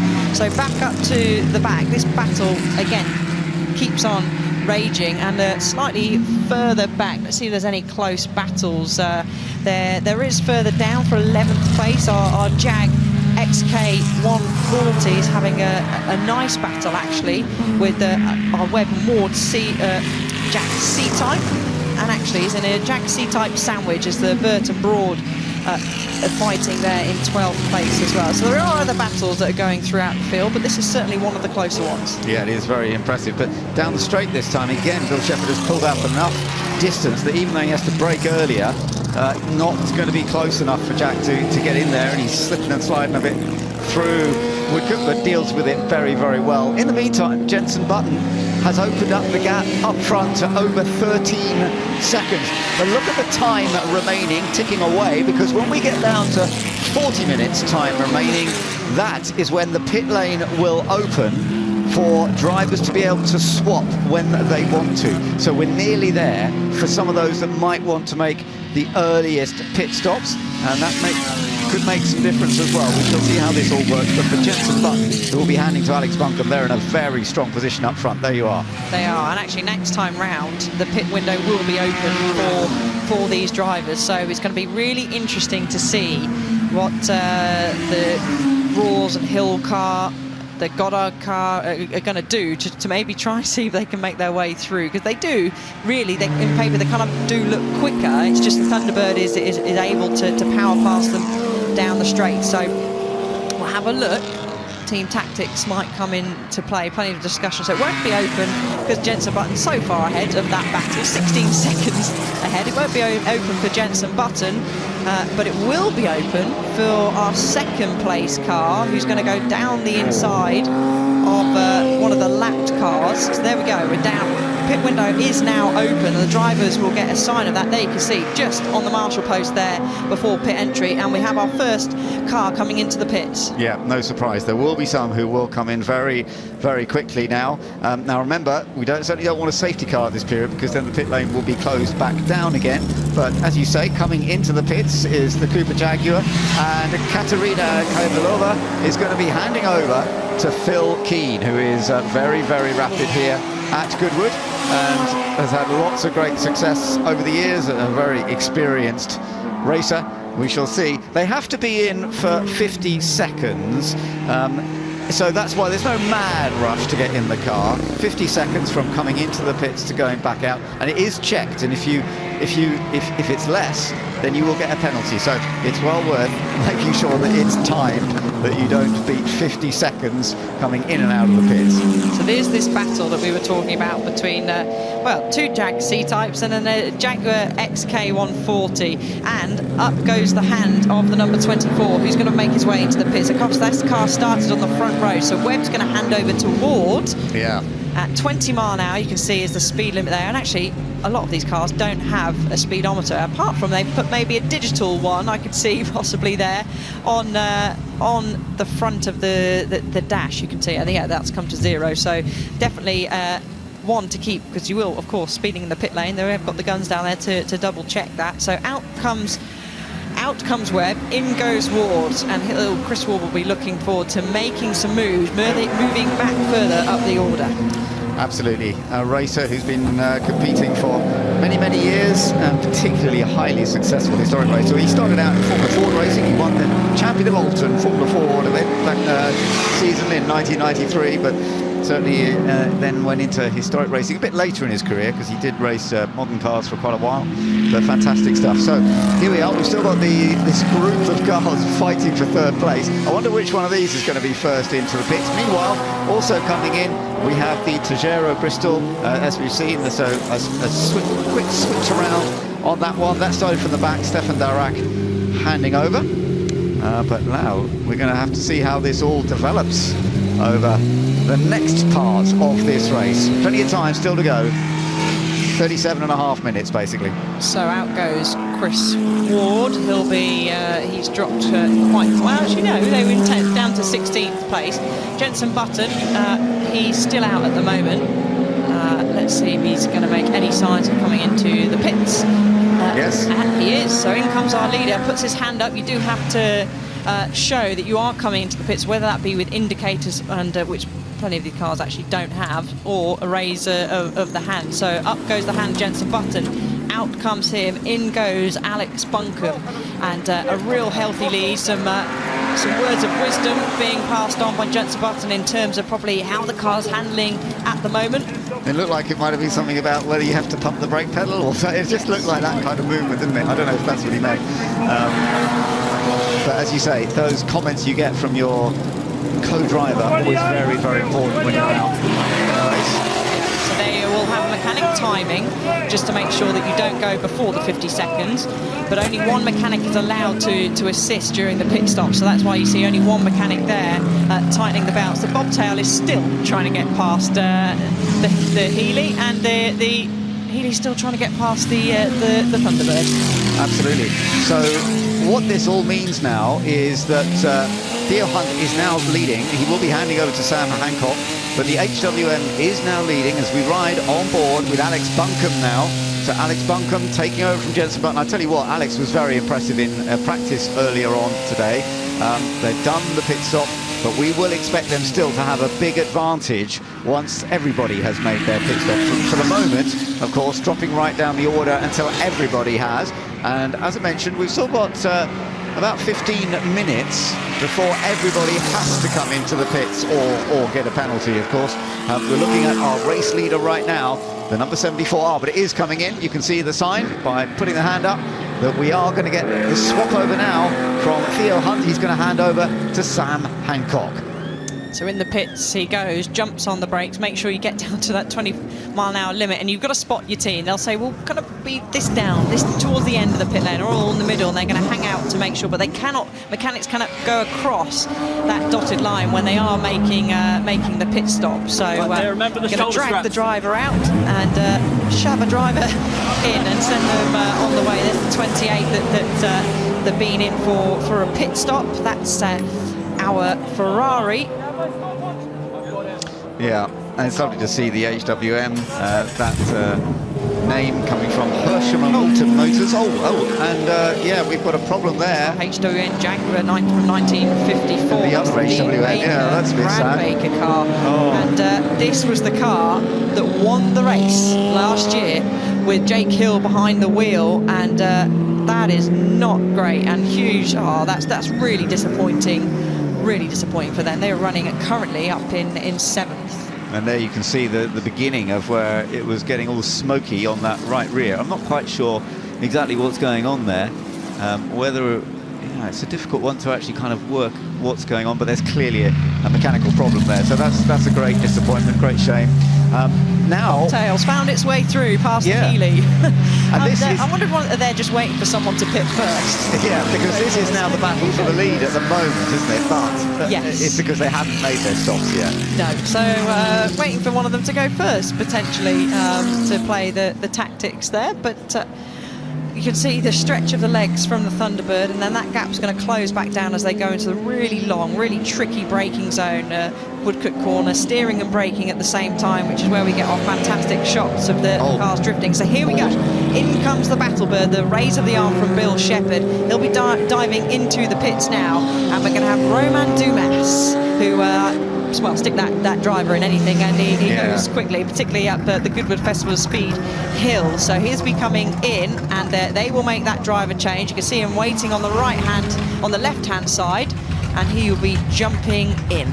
Yeah, Romain Dumas, the star Le Mans multiple winner, a Porsche factory driver for many years, and has had so much success in Goodwood, but winning the RACTT has proved to be a little bit tricky. As you say, the hill climb, he's always done a great job. And we've got a new leader now with that battle that's been going on, and of course the Ford coming in. It does mean that the leader is Jack Rawls, who will be handing over to Jake Hill. We'll just have to see, but he's still under a lot of pressure. This has been a great battle. This has been an amazing battle, as I can hear out the commentary box window with my headphones and everything on, the Battlebird make its way. The Ford Thunderbird Battlebird goes out on the track now. So Romain Dumas is set free from the pit lane speed limit, makes his way down the straight, and again this battle is just going to continue between, well, I'd like to say, all three of these cars.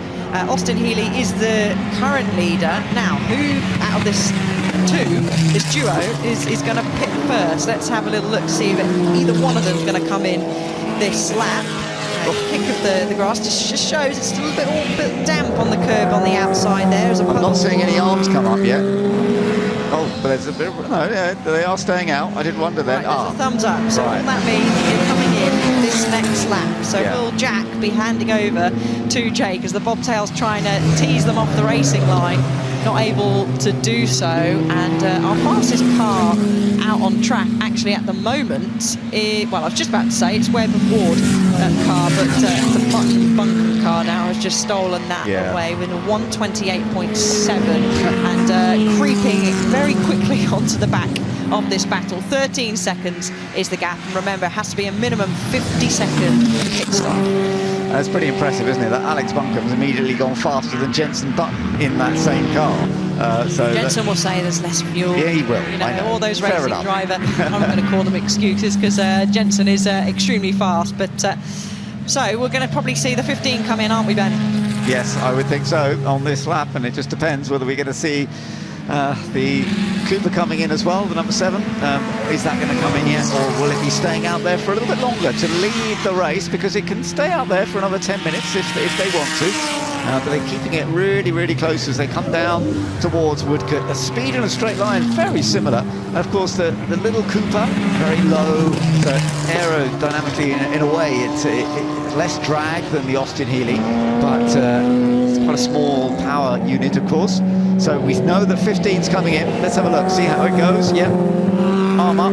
Raise of the arm. It's the bobtail. No, so the bobtail's going to set free, and actually the bobtail has just set personal best in the middle sector. So that goes into Goddard goes into the lead of the race momentarily, because of course he will have to come into pit. So they'll be hoping a smooth stop as Jack's going to hop out. Jake is going to hop in. You can see he's got a seat insert there, slightly shorter than Jack. So I'll need a little bit of padding to boost him forward.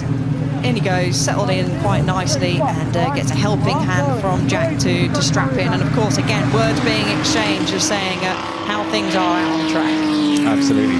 But what we do really expect to see here is that Alex Bunkum in this number 38 Jaguar C-Type that was being driven by Jenson Button earlier is going to have a massive lead, because he sets the new fastest lap. Once everybody has made a pit stop, he's going to be in a very, very comfortable position. So basically, it's now just stay out of trouble. Don't do anything silly when you're lapping other cars. Just be aware of what else is around you. Out now comes Jake Hill.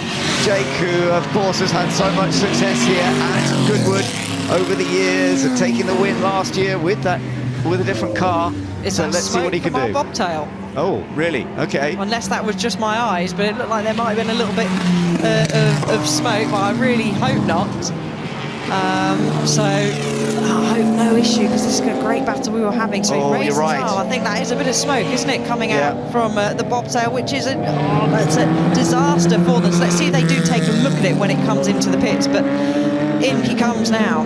Yeah, and then you can see it again there, sort of around the screen. There's a bit of smoke there. So what is going on? There's suddenly, just as he's coming in and been battling away for a really strong podium finish here, is this now not going to happen? We'll find out shortly. Of course, they've got to do the driver change, but will they be having a discussion, or is he happy? Let's have a look. Seems like they're making a change. So no dramas.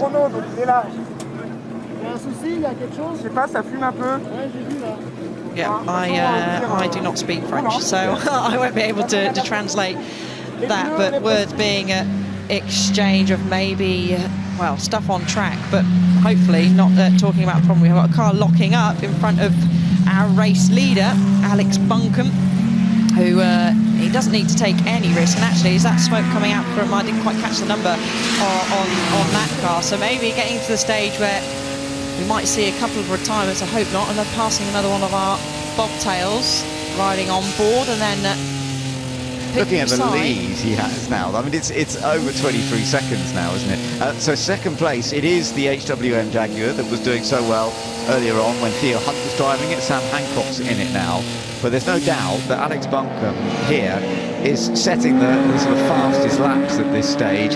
He's already set the fastest lap. He wasn't going quite so quick last time, but he's got a big advantage.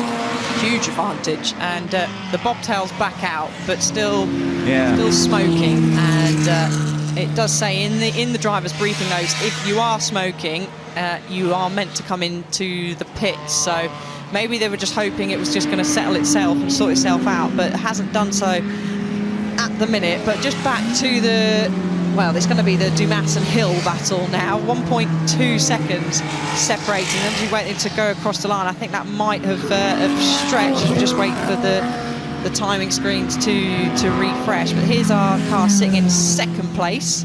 It's Sam Hancock who's behind the wheel now, and again has quite a large gap to Button and Buncombe in front, and from the Hill car behind. Yeah, I think that's what's going to be interesting, is whether Jake Hill's going to be able to close that gap very much or not. And what about Romain Dumas? Is he going to be able to do anything with the big Ford and close up as well? But I think that's going to be a little bit of a challenge, as we do have some quite big gaps. Yeah, so I've just had a look at the times there. Jake Hill actually is a bit under pressure from Dumas. 1.4 is the gap, isn't it? Yeah, so that's the battle for what is effectively the final podium slot at the moment. And there you are. There you're looking at it. So Jake Hill in the first of those two cars in the Austin Healey is under pressure from Romain Dumas, the great star driver in the Ford and Thunderbolt. They're both star drivers, just in different forms of motorsport. Jake, of course, a lot of his success is having become a British touring car champion, whereas Romain Dumas's success, particularly at Le Mans. They're both star drivers, but they're in these very different machines, and we'll see how this gap develops. But this is for third place. It's for a podium. It matters to both of them. It does, of course it does. They're racing drivers. It's hugely competitive, whether they're racing in professionally in different formats away from Goodwood. But we've got our 2024.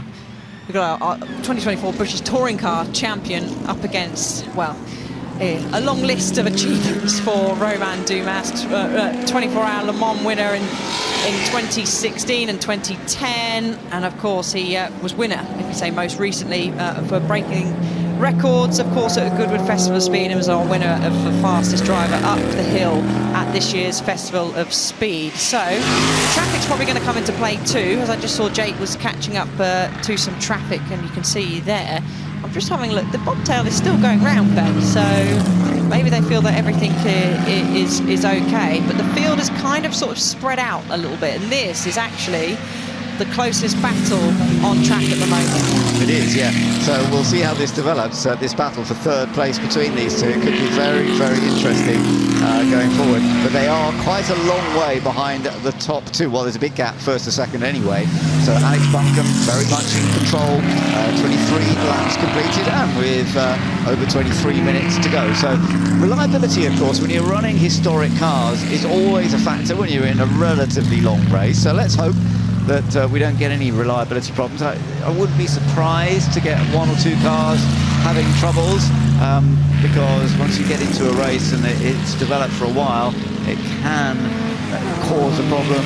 But of course they're so beautifully restored nowadays and worked on by expert teams who really know how to prepare these historic cars. In some ways they're better prepared than they were in their day of racing.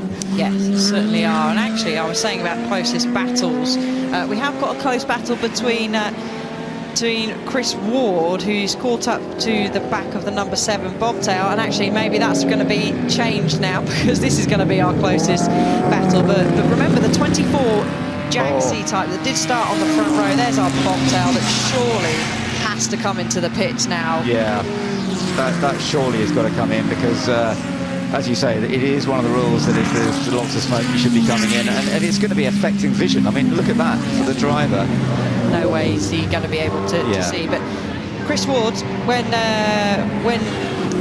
Nigel Webb boxed at the end of, the start of the pit window, he was down in P10, so Chris Ward has dragged the Jag C-type from P10 up into P6, which is going to be, it's probably already been into P5 now, and yeah, that really is the end of the race, and that's a shame that it's come to. They were having such a great battle, and that's going straight into the pits, probably several laps too late. That is a shame. It's Charles-Edouard Rousseau who's actually in the car at the moment. Felix Goddard, who drove it so well in the early stage, who is the entrant of this, the owner of this, is actually a development Cooper that was the first back in the day to be fitted with the Climax engine for Cooper. That connection between Cooper and Climax, this was apparently the first one to have that, which is rather lovely history. But right now, sadly, they've got a problem with the smoke, and it is a retirement from this race. And I do feel for them because they did a really good job. They were part of the fun of watching the early stages of this race, but it doesn't look as though they're going to be playing very much more. No, it doesn't. Which is a real shame, like you said. But 4/10 was the gap between Dumas and Hill as they went across the line previous time, but they've just gone across the line again now, and there's 1.2 seconds is the gap. And Alex Buncombe and Jenson Button have lapped all cars, I think, having a look, up to 5th place. Have I worked that out correctly, Ben? We'll check that in a sec, but I think I'm pretty sure, as again, setting a fastest lap of 128.540, and anyone, well, the closest driver to that in terms of best laps is Chris Ward in the other C-type with a 129.071. Okay, well that's interesting. We're riding on board with Alex Buncombe here, which is a lovely view as well. So you can see driving a classic car, the Jaguar C-type, so much fun. And then here we are. This is the battle going on further back, trying to make up the ground a little bit. It's not, getting into a bit of a slide. Chris Ward. I thought he was going to go round there. He's still setting personal bests out there at the moment, but love getting these onboard shots, and you can see just pretty much drifting it round the corners, which just seems to be a thing with plenty of these historics, but in particular these Jag C-types. Now, the gap between himself and the battle for the final place on the podium between Dumas and Hill was 25 seconds the previous lap. It's now 21, and there's 9:12, just under 20 minutes of the race remaining. So can he possibly catch up to the back of this battle? And Romain Dumas has just set a personal best at a 132.020 with Ward in the 29. So potentially we could see that have again a three-way battle for the final place of the podium. The 28 Ferrari has spun round. Scott Redding in the Ferrari, as you say, the 500 TRC. But I think the car's okay, kept en route. Let's have a look at what happened. On the outside, was it just an error of running a bit deep? Yeah. I was hoping, really praying and hoping there was going to be no contact. And the proof there that the grass is still very wet, very slippy, but slow speed spin, managed to bring it back on nice and safely onto the track. Half a second between Hill and Dumas at the moment. Again, Buncombe out in front on the screens now. He's streaks ahead of everybody else. And Ward, 19 seconds, the gap. So he's at the moment, he's bringing it down a couple of seconds every lap. Well, this is going to be really interesting because, of course, for Jenson Button, potentially getting his first win. He has led races here at Goodwood, but they've had some problems. So we'll just have to hope they don't get a non-finish this time, because that's what's happened to them in the past. So they've got to keep it clean. There's still a little way to go yet. Getting darker here at Goodwood. Lights on, very much important, because they all need to have the lights on to be witnessed by everybody else, to be honest, and it's getting dark outside, but for now it is a very comfortable advantage for Jenson Button and Alex Buncombe. For Jenson Button and Alex, they are doing a great job. Alex Buncombe with that fastest lap earlier, and just needs to make sure he doesn't get into any trouble. There's the Ford with Romain Dumas. Is he getting any closer to Jake Hill? The gap seems about the same, doesn't it? It's stabilised, however, it's a personal best in the race for the number 24, 128.992. And I did mention a lap or so ago, 19 seconds was the gap, now down to 14. So I'm just hearing in my ear that apparently it's starting to spit with rain as well. So that could really throw the cat amongst the pigeons out there for these drivers. Yes, absolutely. And it could, of course, if somebody does get caught out by some rain and then falls off, we can see some umbrellas going up there down at Lavant and onto the straight. So that's obviously where we're getting a bit of rain coming in. And I did wonder, that is Chris Ward. Now that is unusual because Chris is a hugely talented racer, but look at the amount of water now on the car. So obviously it's easy to make a mistake. We could well see. Yeah, could see some cars going off, and that, of course, remember, we might end up with a safety car. If so, that will bunch everybody together. And that's another one of the cars. But so that where they're going off there is over at Lavant and another spinner. So we've got quite a few. Oh, and that's in the gravel. Is that? I'm not sure that's going to get out of the gravel. Wow. It might do. That's one of our C-types, the from 1952, the Burton Broad car. And fair play, it's good on track as a C-type, but it's good at getting out of gravel and does its best not to drag it across the track. So Alex Buncombe doesn't need to take any risks here. 42 seconds, only 43 seconds is the gap from him. So he just needs to play it safe. But it's not really a word that racing drivers know is, or a term, playing safe. But it does look like that he is sort of edging his way through. But he's doing a good job because you need to be very cautious in this situation because you've got to learn where is the wet bit, they've got rain in various different parts of the track, more so down this end. This is where we've really been seeing some errors. You can actually see some of that water on the track. Oh, be careful using the curbs when it's wet. That's always a bit of a risk. It is. And just listening in, pretty much wheel spin in every gear. So this is where we've seen, I think, a lot of the cars go off, and that's probably where the heaviest part of the rain is. That he's now in Lavant, and he'll arc his way round, and you can see the rain's really coming down now. Then it'll go slightly uphill down Lavant Straight into Woodcote. So having a look at these gaps, the battles we were having a look at. So this has allowed Jake Hill now to escape from Romain Dumas in the much heavier Ford. Chris Ward, obviously, that gap has really opened up. He was 14 seconds behind Romain Dumas. He's now 26, nearly 27 seconds behind. As nervously watching on is Jenson Button saying, please don't do anything silly. Jenson, it's his own car as well. But like I said, don't need to do anything silly. Goes through the chicane to complete another lap of the historic circuit here at Goodwood. Yeah, I mean, Alex is doing a great job at the moment, but it can easily go wrong, and you can tell that Jenson's thinking, oh no, we're not going to get another non-finish, are we, like we've had in the past? Let's wait and see. Are they going to be able to hold on for the victory? It's looking pretty effective at the moment. You're having to find where there's perhaps a little bit more of a dry line. Stay off those curves. I hope he's learned that one after the last little moment he had. And as you can see, at one point the rain was coming down quite heavy, but we've had these sort of little showers today several times where we get a blast of rain and then it actually eases off and dries out once again. So you just have to be cautious. I'm surprised we haven't seen more cars go off, actually. Oh Ben, no, don't do commentator's curves. Sorry, yes, say not that. Don't say that, yeah.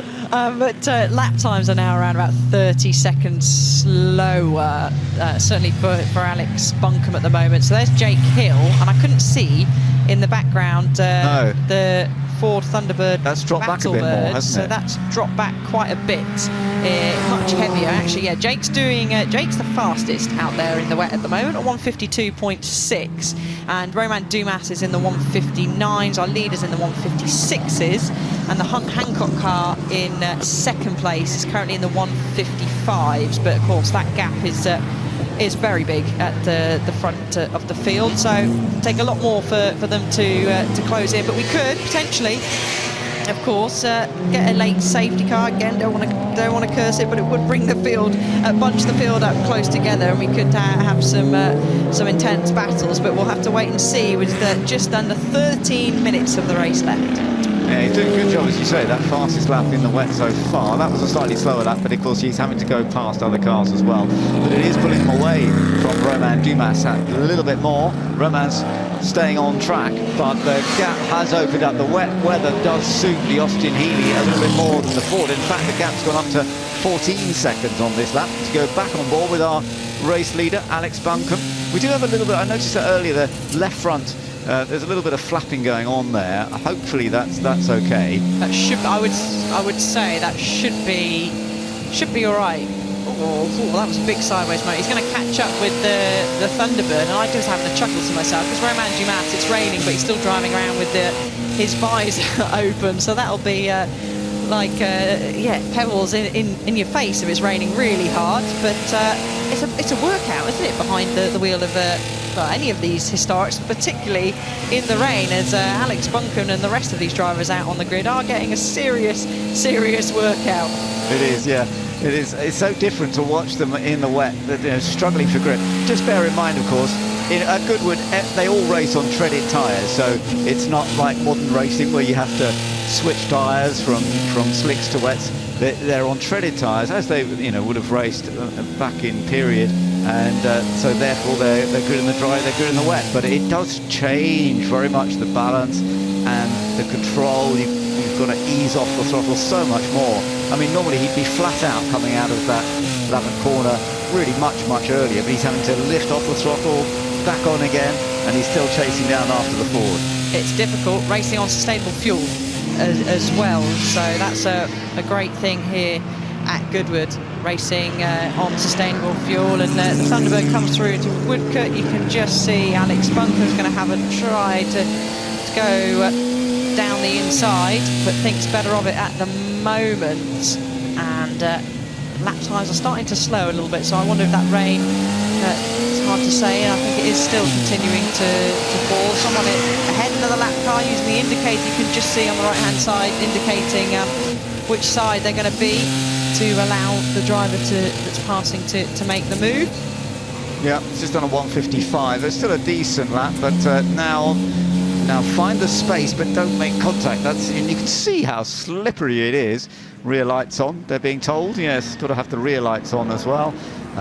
Lights on to make sure that everybody are being seen. There's a little bit of a... Maybe there's actually probably someone out there that hasn't got their lights on. Yeah. Saw the marshal was not putting out to the car that we went past, so have to see. But these are 2 on screen and 3 on screen actually have got their lights on, and he's going to brave it around the outside. Thumbs up. I think it was a bit of a thank you there for Romain Dumas. Right around the corner. Yeah. Opposite lock on. Fair play, Alex Buncombe, as he escapes up the road to lap the next lot of cars. So that'll be 2 laps down, won't it, for Shepherd and Dumas? Have I got that right? Or is this going to be their first lap? No, is it going to be their first lap? I think that's their first lap. Yeah, that's right. So they're 1 lap down now. But it's still a massive lead that Alex Buncombe has over everybody else. 52 seconds currently over the number 74 car, the Sam Hancock-driven HWM Jaguar, which is still running in 2nd place, but it is a huge battle. Jake Hill is in that more comfortable 3rd place now. The fact that he's got away from the Bill Shepherd, Romain Dumas Ford Thunderbird, and you're riding back on board with Alex, our race leader. Can he hold on, not make any mistakes, deal with other cars, and get Jensen and himself to take the victory here? Certainly. And I've just noticed a change slightly further down the order between the 58 and the 39. So the James and Draper bobtail has lost a place as Jensen Button watches on. He's having a little bit of a laugh as Alex Welker's going to try and go past the number 28 Ferrari. I wonder if he's nervous as well. There we go. Jensen and crew watching on as he's safely through past the number 28. Absolutely, yeah, he's done that very well. We've still got 8 minutes to go then to see who is going to win. It's very much looking like it's going to be Jensen Button and Alex Buncombe, as long as they can hold it together. But you never quite know until you get to the checkered flag, and they've had that experience here at Goodwood before where they've been leading and had non-finish. And he's quite wide, but okay, through the second part of St Mary's. I'm surprised we're running quite as wide as that. I think that might be a little risky when you've got such a big lead. You don't need to take too many risks, but yeah, staying off the curb a little bit more there at 11th, and then listen in the power. Early gear change, yeah, no surprise. Yeah, don't want to get high in the revs, so that's why he's doing these early gear changes. But one small mistake here at Goodwood, and particularly with the runoff at parts of the corner, for example, at Fordwater, St Mary's, Lavant, where we saw quite a few drivers go off. One small error, and that could see, particularly in this wet surface, wet grass, sail off into the gravel. You can see you've got a little bit of hope of stopping the car at Woodcote because you've got grass and then you've got tarmac, and which is similar at the first corner. But you don't want to be touching the grass at all, even if there is a little bit of tarmac runoff on the exit. Absolutely. And pace-wise, they're still very much in the 1 minute 50s. That was a 1:55.7 actually by Alex Buncombe on that last lap. Jake Hill, you're looking at number 15 there, so he's running in 3rd place overall, but he is a long way behind Sam Hancock, who's running in 2nd place, but he has pulled away further from Romain Dumas. The gap a moment ago was 23 seconds. That might actually have gone up a little bit more. So he's very, very comfortable in that 3rd position at this stage. And there is the 4th place forward. Yep, it is 23 seconds with Romain Dumas having shared with Bill Shepherd. Still keeping it on the road, which can't be easy with a big machine like that in these very wet conditions. I noticed there was, again, a little bit more rain. Now, this is interesting, though, because Dumas is under pressure from Chris Ward here. So Chris, who had that little bit of an off when it first rained, let's see whether he's going to be able to get past.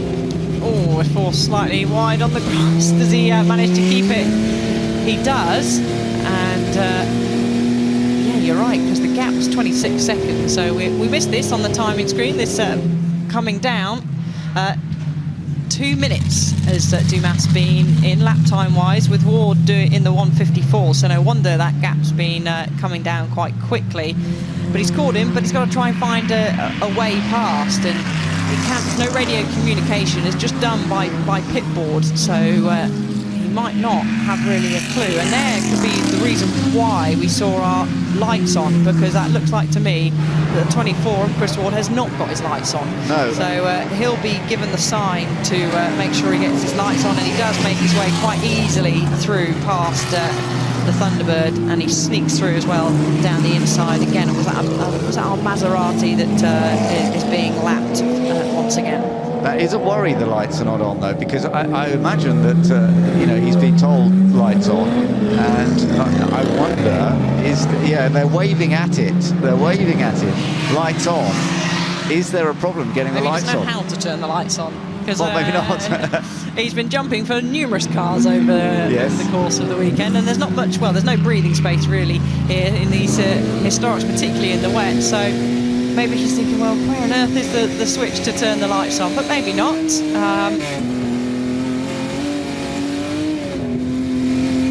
Really, really tricky. And we've just learned that the race leader, look, has had a moment from another car, almost pushing him on the grass. Oh, that was tight, wasn't it? That was very tight. Was that the number 6 Maserati that was, I think it might have been. It was hard to see there, but heart in mouth stuff has managed to make his way through as he goes through the traffic once again. Has that rain stopped? Is it starting to maybe brighten up a little bit, at least at that part of the circuit? It looks like it may have done. No, it's still raining. A kick of oversteer on the exit 11. He's doing well, but it just shows you how easy it can go wrong. But we'll find out. Remember, Jake Hill is still in that 3rd place, quite some way ahead of Chris Ward, although Chris Ward has made good progress. He's not lapping massively quick. Those quick drivers are all in the 1 minute 50s, but higher 150s now than they were doing at one point, actually. So it does show that it has got wetter as we thought. And there you are, just a bit of a use of the curb. That's where you've got to be so cautious. And what you can see from this onboard is just how much work you're doing on the steering wheel, listening on the throttle as well. In these conditions, you do not have much grip at all, and it's so much down to the driver to just get the balance right. Coming down into a braking area, for example, down into Madgwick, this one, you wouldn't normally have to slow down too much. You can usually carry a lot of speed in. Lights are on, apparently, I gather, at last with Chris Ward. That's good news, because I was a bit worried there might actually be some kind of penalty otherwise. I was just bringing up the driver's briefing notes, and it didn't state that there would be any sort of penalty if you ignored the signals from the end of the pit wall, which we saw Our poor Marshall's been waving that board for several laps now, but who knows, he might have got a bit of a telling off afterwards, particularly is in rules, racing rules, that if it is rainy you have got to have your rear light on. So thankfully for Chris Ward, he's managed to either see the signal or find the switch. Absolutely. Well, there we are. There's the second placed car, which is going extremely well and on its own. But Sam Hancock, who is driving it at this stage, the number 74 HWM Jaguar, and this has driven extremely well throughout the course of this race. Yes, it's a long, long way behind our race leader. The gap opened up from the early stages when Jensen Button didn't lead initially, of course, because it was the Ford Thunderbird, Battlebird that did take the lead at the start, but Jensen then managed to take the lead, rather. We don't know if it's going to get the win yet, but take the lead, and ever since then that car has been out in front. But this is impressive with the HWM. It started in third place. Theo Hunt and Sam Hancock have both been driving it superbly well, and it's lovely to see the HWM delivering again. As you say, we did have an HW win here last year. Maybe not going to win this time, but it's still been impressive with the other version of it. Certainly has, and well done to these drivers as well. As we did see a few little spins off onto the grass, but pretty much every single one has been able to stay on the circuit. I'm saying that with 40 seconds on the clock remaining, so that hopefully everyone will continue to be able to stay on circuit. Chris Ward again with lots of opposite lock.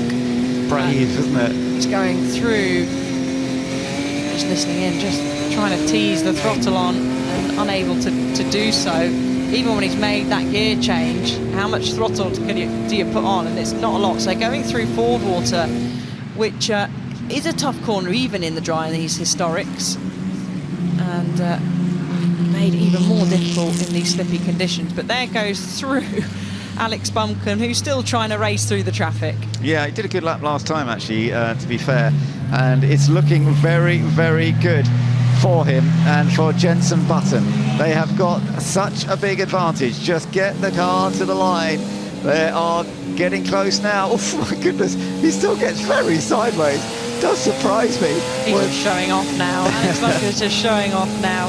He knows he doesn't need to challenge. The gap now between him and second place is 1 minute 4 seconds. So massive. It's massive. That can reduce quite quickly if you do have an off or an impact tyre barrier. That deficit will be totally, that advantage, will be totally wiped out. He's even using a little bit of the inside grass there and curb. So I think he's just out there having fun at the moment, and he doesn't need to challenge at all. It's looking very, very good for the pairing of Jensen Button and Alex Buncombe as they head up across the line. This has been an absolutely superb drive by the teammates. Jensen Button and Alex Buncombe win the race, the Freddie March Memorial Trophy, the first race of this Goodwood Revival weekend, and dominated in conditions in the dry initially and then in the wet. Absolutely superb. Well done. And Jensen Button is delighted, of course. There he is, celebrating. He's been close to getting podiums here in the past, but now they've got the win, not having a non-finish this time, which they have had in the past, and that's lovely. And remember, he owns this car. He is so into historic racing that he's bought a couple of cars he goes racing with. The Buncombe family very much, they've been friends for so many years. They were competing as youngsters, and it's lovely that they've done this combination. Second place then is going to the number 74 car that you're looking at right now, the HWM, which have delivered such great performance throughout. It's Sam Hancock in the car right now, Theo Hunt, who did a great job earlier on, and that comes across the line to finish in second place. But that's how big the gap was. 1 minute and 8 seconds, first to second. Jake Hill, in the meantime, is due to come across the line in third position. And we're just having a look on board with Alex Buncombe. We're not sure that he saw the checker flag, Alice, because he's still going quite fast. I actually did wonder that at the first shot, because he was still drifting sideways, making all sorts of corrections. He was overlapping some cars there, wasn't he? Yes. And he did take the checkered flag, and it won't be the first time that someone's missed the checkered flag in all forms of racing. So Jake Hill goes across the line, and they should be so pleased. It was a great start by Jack Rawls. They started 15th on the grid. A great team effort between him and Jake Hill, and a big wave to the crowd does Jake. And here across the line soon will be our driver that really had, or our car that had a real good start. And maybe Alex Buncombe does know that he's won. Maybe he was just having that much fun that he didn't want to slow down. Well done, well done. Many congratulations to Jenson Button and Alex Buncombe, and for Alex to survive. And actually, to be fair to all of them, well done. I thought we were going to end up with perhaps some safety car period, because the conditions were really tricky. And yes, some people ran wide and had the odd spin, but nobody had a major incident that we then saw the safety car come out. And that certainly helped Alex in many ways, although he was quick all the time, both in the dry or in the wet. That was impressive, and Jenson did a great job in the early part of the race. They have combined beautifully well to take the first win of this Goodwood Revival weekend, and absolutely dominating with this car. It really did. It was great. The Jaguar C-Type, the number 38 Jaguar C-Type, with great history to it as well. Let's have a look at what happened on the last lap here, Alice. So he was trying to get through the traffic, but I think he was just having some fun. Superb car control by him. Oh, and that nearly could have been too much, couldn't it? We were actually on board at the time, weren't we?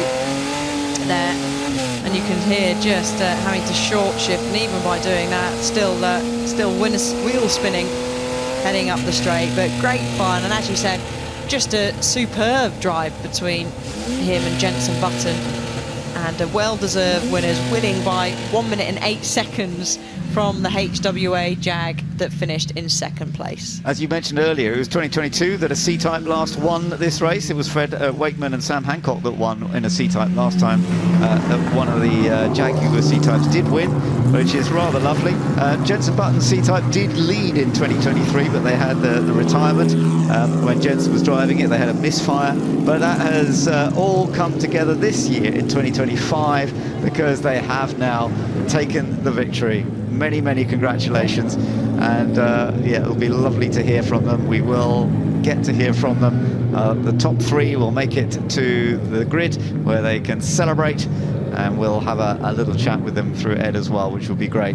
But well done to all of them, and in fact, as I say, well done to the whole entry list, really, because thankfully we didn't get too many non-finishers. I'm amazed that we didn't get. We'd have got a few. I always expect a few, and of course we did see Tiffany Dell have to pull in quite early in the race with a mechanical problem, and we also sadly saw the number 7 car come in, and that was a shame, because Charles-Edouard Rousseau had to come in after Felix Goddard had done such a great job with that Cooper T39 bobtail that was so rapid in the early stages. That was one of the retirements, but it is time now to celebrate what was a great time, and look at the smile on Jenson's face. It means a lot to him, and I can see he's got his family down there as well, and a big hug between him and Alex Buncombe. Great job, dominant display from these two. Yeah, and you're seeing a Formula One world champion in Jenson Button taking his first major win here at Goodwood, which still means a lot to him, and absolutely delighted. And Alex Buncombe, who has great history in racing as well, in sports car racing in particular, endurance racing, that's always been his style. So doing a long bit of a decent run there at the end is nothing unusual, but look at their faces. Lovely. And we can hear from them with Ed Foster. Well, thanks, guys. There's absolute chaos down here on the grid. Let's. I'm going to squeeze in. Sorry, guys. Jenson, let's start with you. You've won a lot of stuff, but winning in your own car must be pretty special. It's the first time, yeah. So, yeah, amazing. This little machine is epic. The guys have done a really good job of building it. And this place is just such a cool place to drive around. This car is kind of made for this track. And I had the easy conditions, and it was still tough out there, you know what I mean? When the sun's going down, and it's quite an edgy car to drive. You're staring through the steering wheel. But I had a good little battle at the beginning as well with a battle bird, which was great. But then this guy got in, and it looked like it was going to be plain sailing, easy, and then it rained. Alex, I'm going to come to you in a second, but Jensen, was that the most painful bit of motor racing you've ever watched, that last 30 minutes? No, it wasn't painful. It was exciting. 2 years ago it was painful when we were leading and we had a misfire.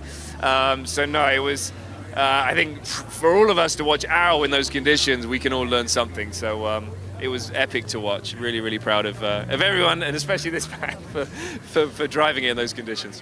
Well, Alex, it looked as though you all had it was in hand, but then the rain started.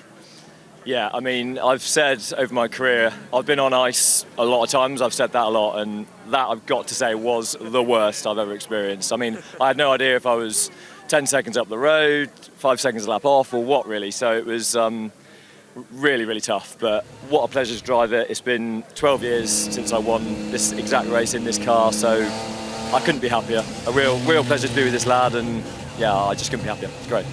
We can actually see on the monitor some of the steering inputs. It was pretty eye-opening. Yeah, I mean, I was just searching for the grip. I mean, I'm going to have to apologise for some grass, because I actually found a little bit more track on the inside. If I used a little bit of grass, I could find a bit more grip. I mean, it was just, I've never been so slippery as that. It was unbelievably slippery. So pleased to just see that flag. You know things are bad when there's more grip on the grass. Well done, guys. Thank you very much. Cheers. Right, let's find our second place men. We're going to squeeze around the back. Absolute chaos down here. We'll start with Theo. Theo, what an absolute cracking opening stint. Thank you very much. I'm not quite sure what came over me, really. I just kind of got on with it, and the car was fantastic. I wanted to make sure that I didn't crash, and I didn't. It's the first time I've driven it. Thank you so much to my dad for letting me drive it. Can't quite believe this is happening. Can't believe we've just come second to Jensen Button. It's just quite surreal. And Sam just drove such a fantastic race. Dealt with the rain, just kept it going, and we got a podium. Unbelievable. Fantastic drive. Sam, come on in. That rain didn't make it easy, did it? It didn't, but thanks to him building up such a good cushion in his stint, which I was thanking him for out loud every single lap, I could find a sort of sensible pace and figure out the grip without the sense of there being much pressure from behind, which is always the bit that trips you up in the rain, because you start pushing when you shouldn't. Well, guys, it was fantastic to watch. Well done. Thank you very much. Thanks for having me. Cheers. Right, let's. I think we'll go over the other side of the grid now. We're gonna. Looks like we'll meet in the middle. Jack, let's start with you. What a race! You must be absolutely delighted. I certainly am. I was going to try not to cry. It's a dream come true, really. My best mate as well. We've known each other for so long, and qualified 15th this morning. We were a bit despondent, to say the least. We had a little chat, and it was really just to send it, basically, and that's what I did, first lap.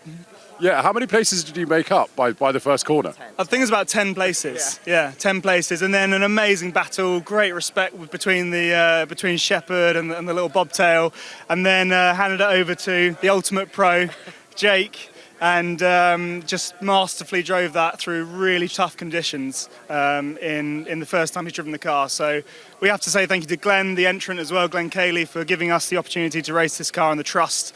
And I don't think we quite believe we'd end up standing here. Jake, you're going to sleep well tonight after that stint. Oh, Ed, that has just been, I mean, it has been a dream come true, literally. I mean, you know, we said we need a little bit of luck to obviously pull this thing onto the podium. It just doesn't have the grunt of the other cars, you know. It's definitely got the handling, the car handles fantastically, and a huge thank you to Glenn and Bill Rules Classic Cars for providing, not only for Glenn for providing the car, but for Bill for prepping it, and to this man Jack as well. It's been a real privilege to share with my mate again. My first ever historic race was with Jack in 2016, and we haven't raced together since. We were on the podium then, and we're on the podium now. Well, look, guys, I think you've got a bright future ahead of you. Well done. Thank you. Thank you. Wonderful, really wonderful to hear from all our podium finishers here. The final standings, it was Button and Buncombe that took the victory by a big margin from Hunt and Sam Hancock, and then Jack Rawls and Jake Hill finishing in third place. Chris Ward, of course, had that little bit of an off, but he did finish in fourth and got ahead of the Ford Thunderbird, Battlebird. Roman Dumas finished in fifth place in the end, and then we had more of the Cooper Climax, Jaguar C-Types, Gary Pearson there in seventh place in the end. And the top 10 completed by a Ferrari and Aston Martin. So we had a really lovely mix of machinery, but quite big gaps from in the wet. The Fraser Nash Mille Miglia, which had qualified quite a long way down the field, that came up well. Pat Blakeney Edwards coming up into 11th place. And then we saw more of the Coopers. The Jaguar XK140 Gone Special, that finished in 15th place. And then further down the order, we could see the Ben Cussons Andrew Hall Jaguar C-Type finish in 20th. And further down the list, most of the cars did finish. There were a little bunch of cars, as you can see. Tiffany Dell, sadly, was one of the very early non-finishers with the number 48 Jaguar C-Type, and so Nick Padmore didn't get to play with that. But amazingly, in those wet conditions, I'm surprised we didn't get more non-finishers.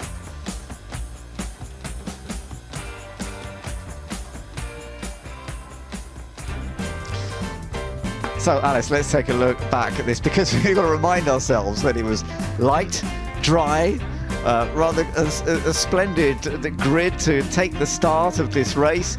And Jenson Button, who was on pole position, he had to give space over on the right there. Freddie had to give space to that amazing Ford that powered its way through. Bill probably had a big smile on his face as he drove through there, and Jensen said it was a good battle at the start, and it certainly was, and he dove left, dove right to try and find a way through, but was able to sneak through at St Mary's. There was a C-type hole that was left as he settled his way through, and the HWA nearly trying to find a way through as well. But then we had this great battle for the final place on the podium, didn't we, between the Bobtail, between the Thunderbird, and between, of course, that car that we saw storm its way up to from 15th on the grid, the Austin Healey. Yeah, that was so impressive what Jack Rawls did. As Jake Hill said, they worked together beautifully, and they're obviously great mates, and it was so good to see. In pit stops, not too many problems, but it was a shame that we saw the smokiness from the Cooper Climax T39 that had shone so well in the early stages, and that was one of the few cars that didn't make it to the end.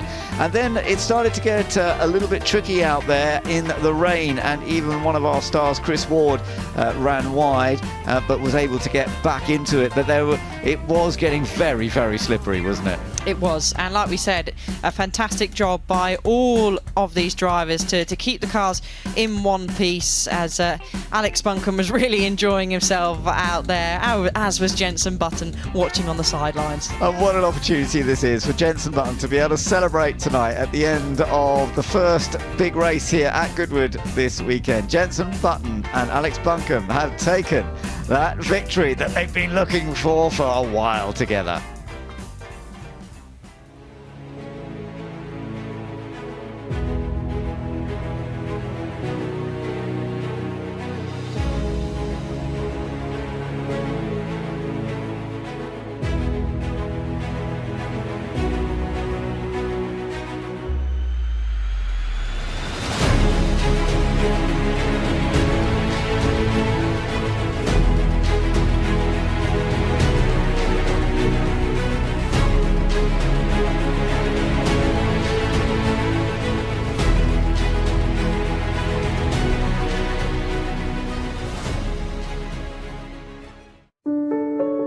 Good gut health affects every single aspect of your body, from your brain wiring to your energy output to your hormone regulation to how clever your immune system is. Everybody benefits from better gut health because it makes your body work better.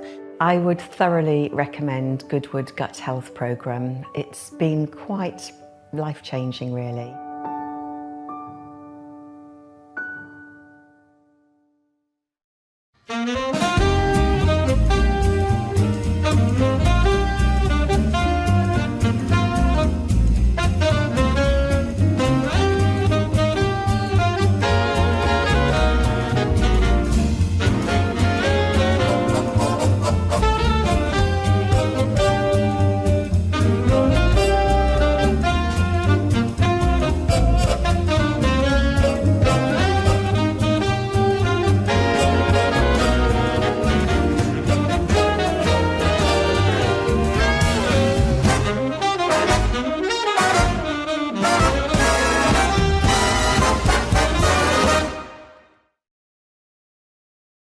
This is an event like no other.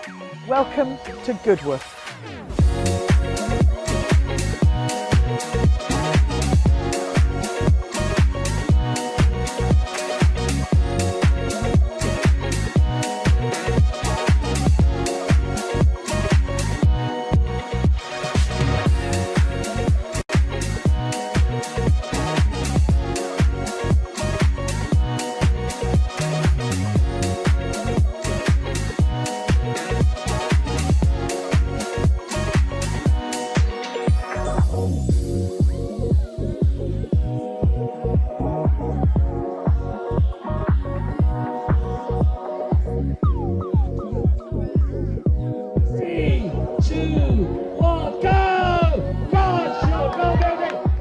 is it from Goodwood. It's been amazing, hasn't it? Wonderful time.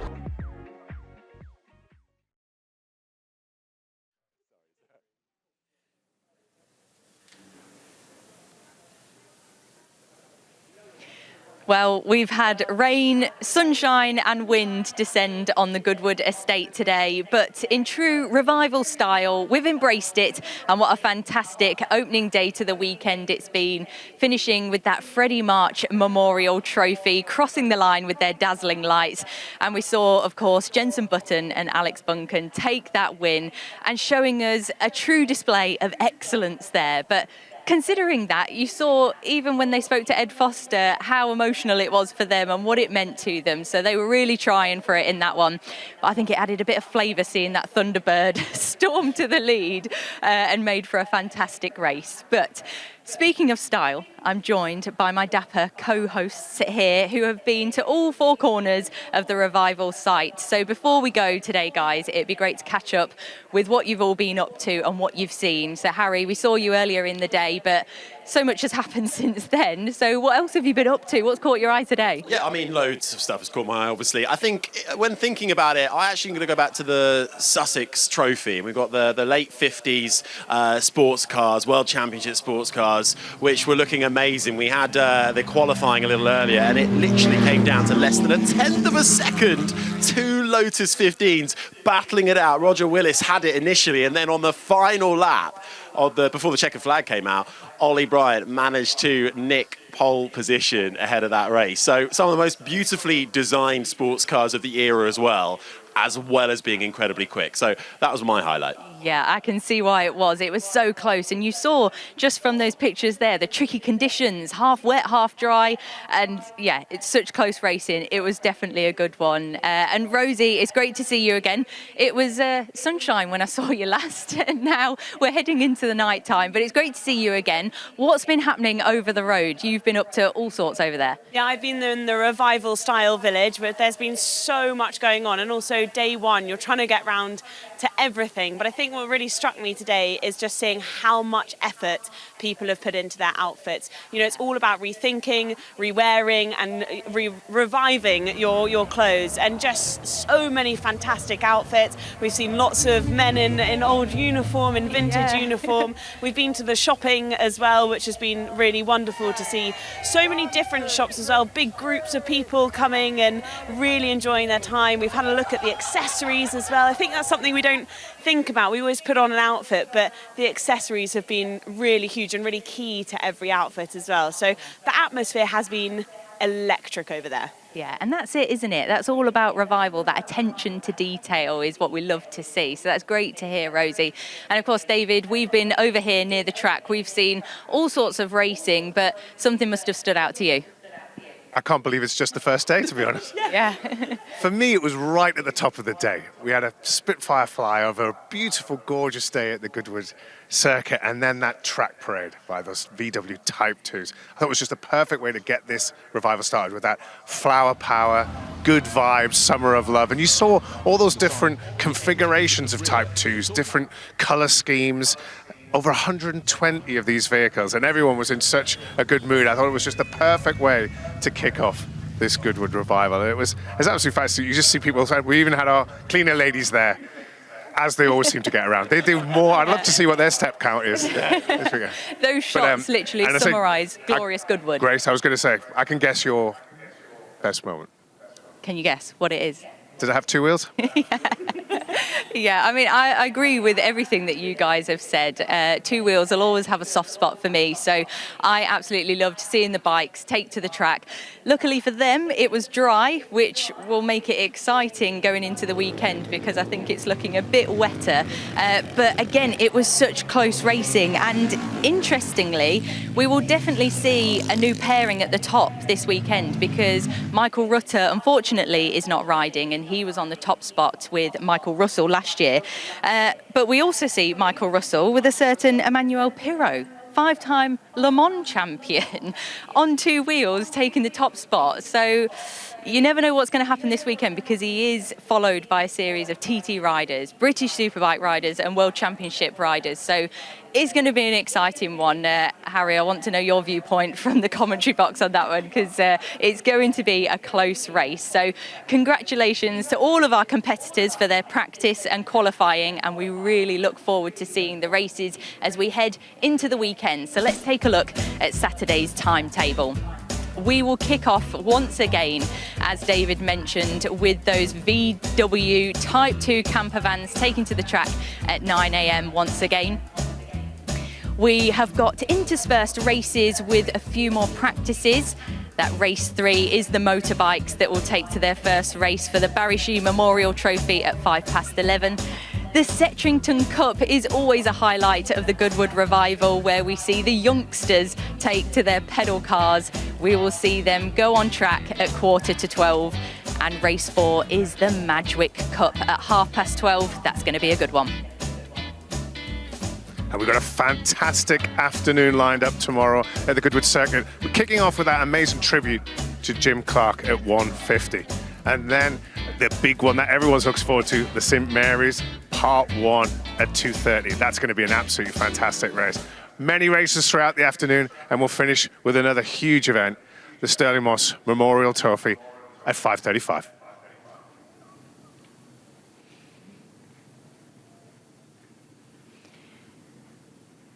Well, we look forward to seeing all of those take to the track, as well as more fantastic outfits tomorrow. I wonder what you'll all be wearing. Have you got your outfits planned? No, well, there's some things in the wardrobe, but I'm going to have to try things out tonight. Yeah, stay Try tuned. things out tonight. Well, stay tuned. If that's not enough to join us back tomorrow, then I don't know what is. But we have got loads of racing, lots of fashion and music coming your way. We will be live at 8:50 tomorrow. We look forward to seeing you then. Good night.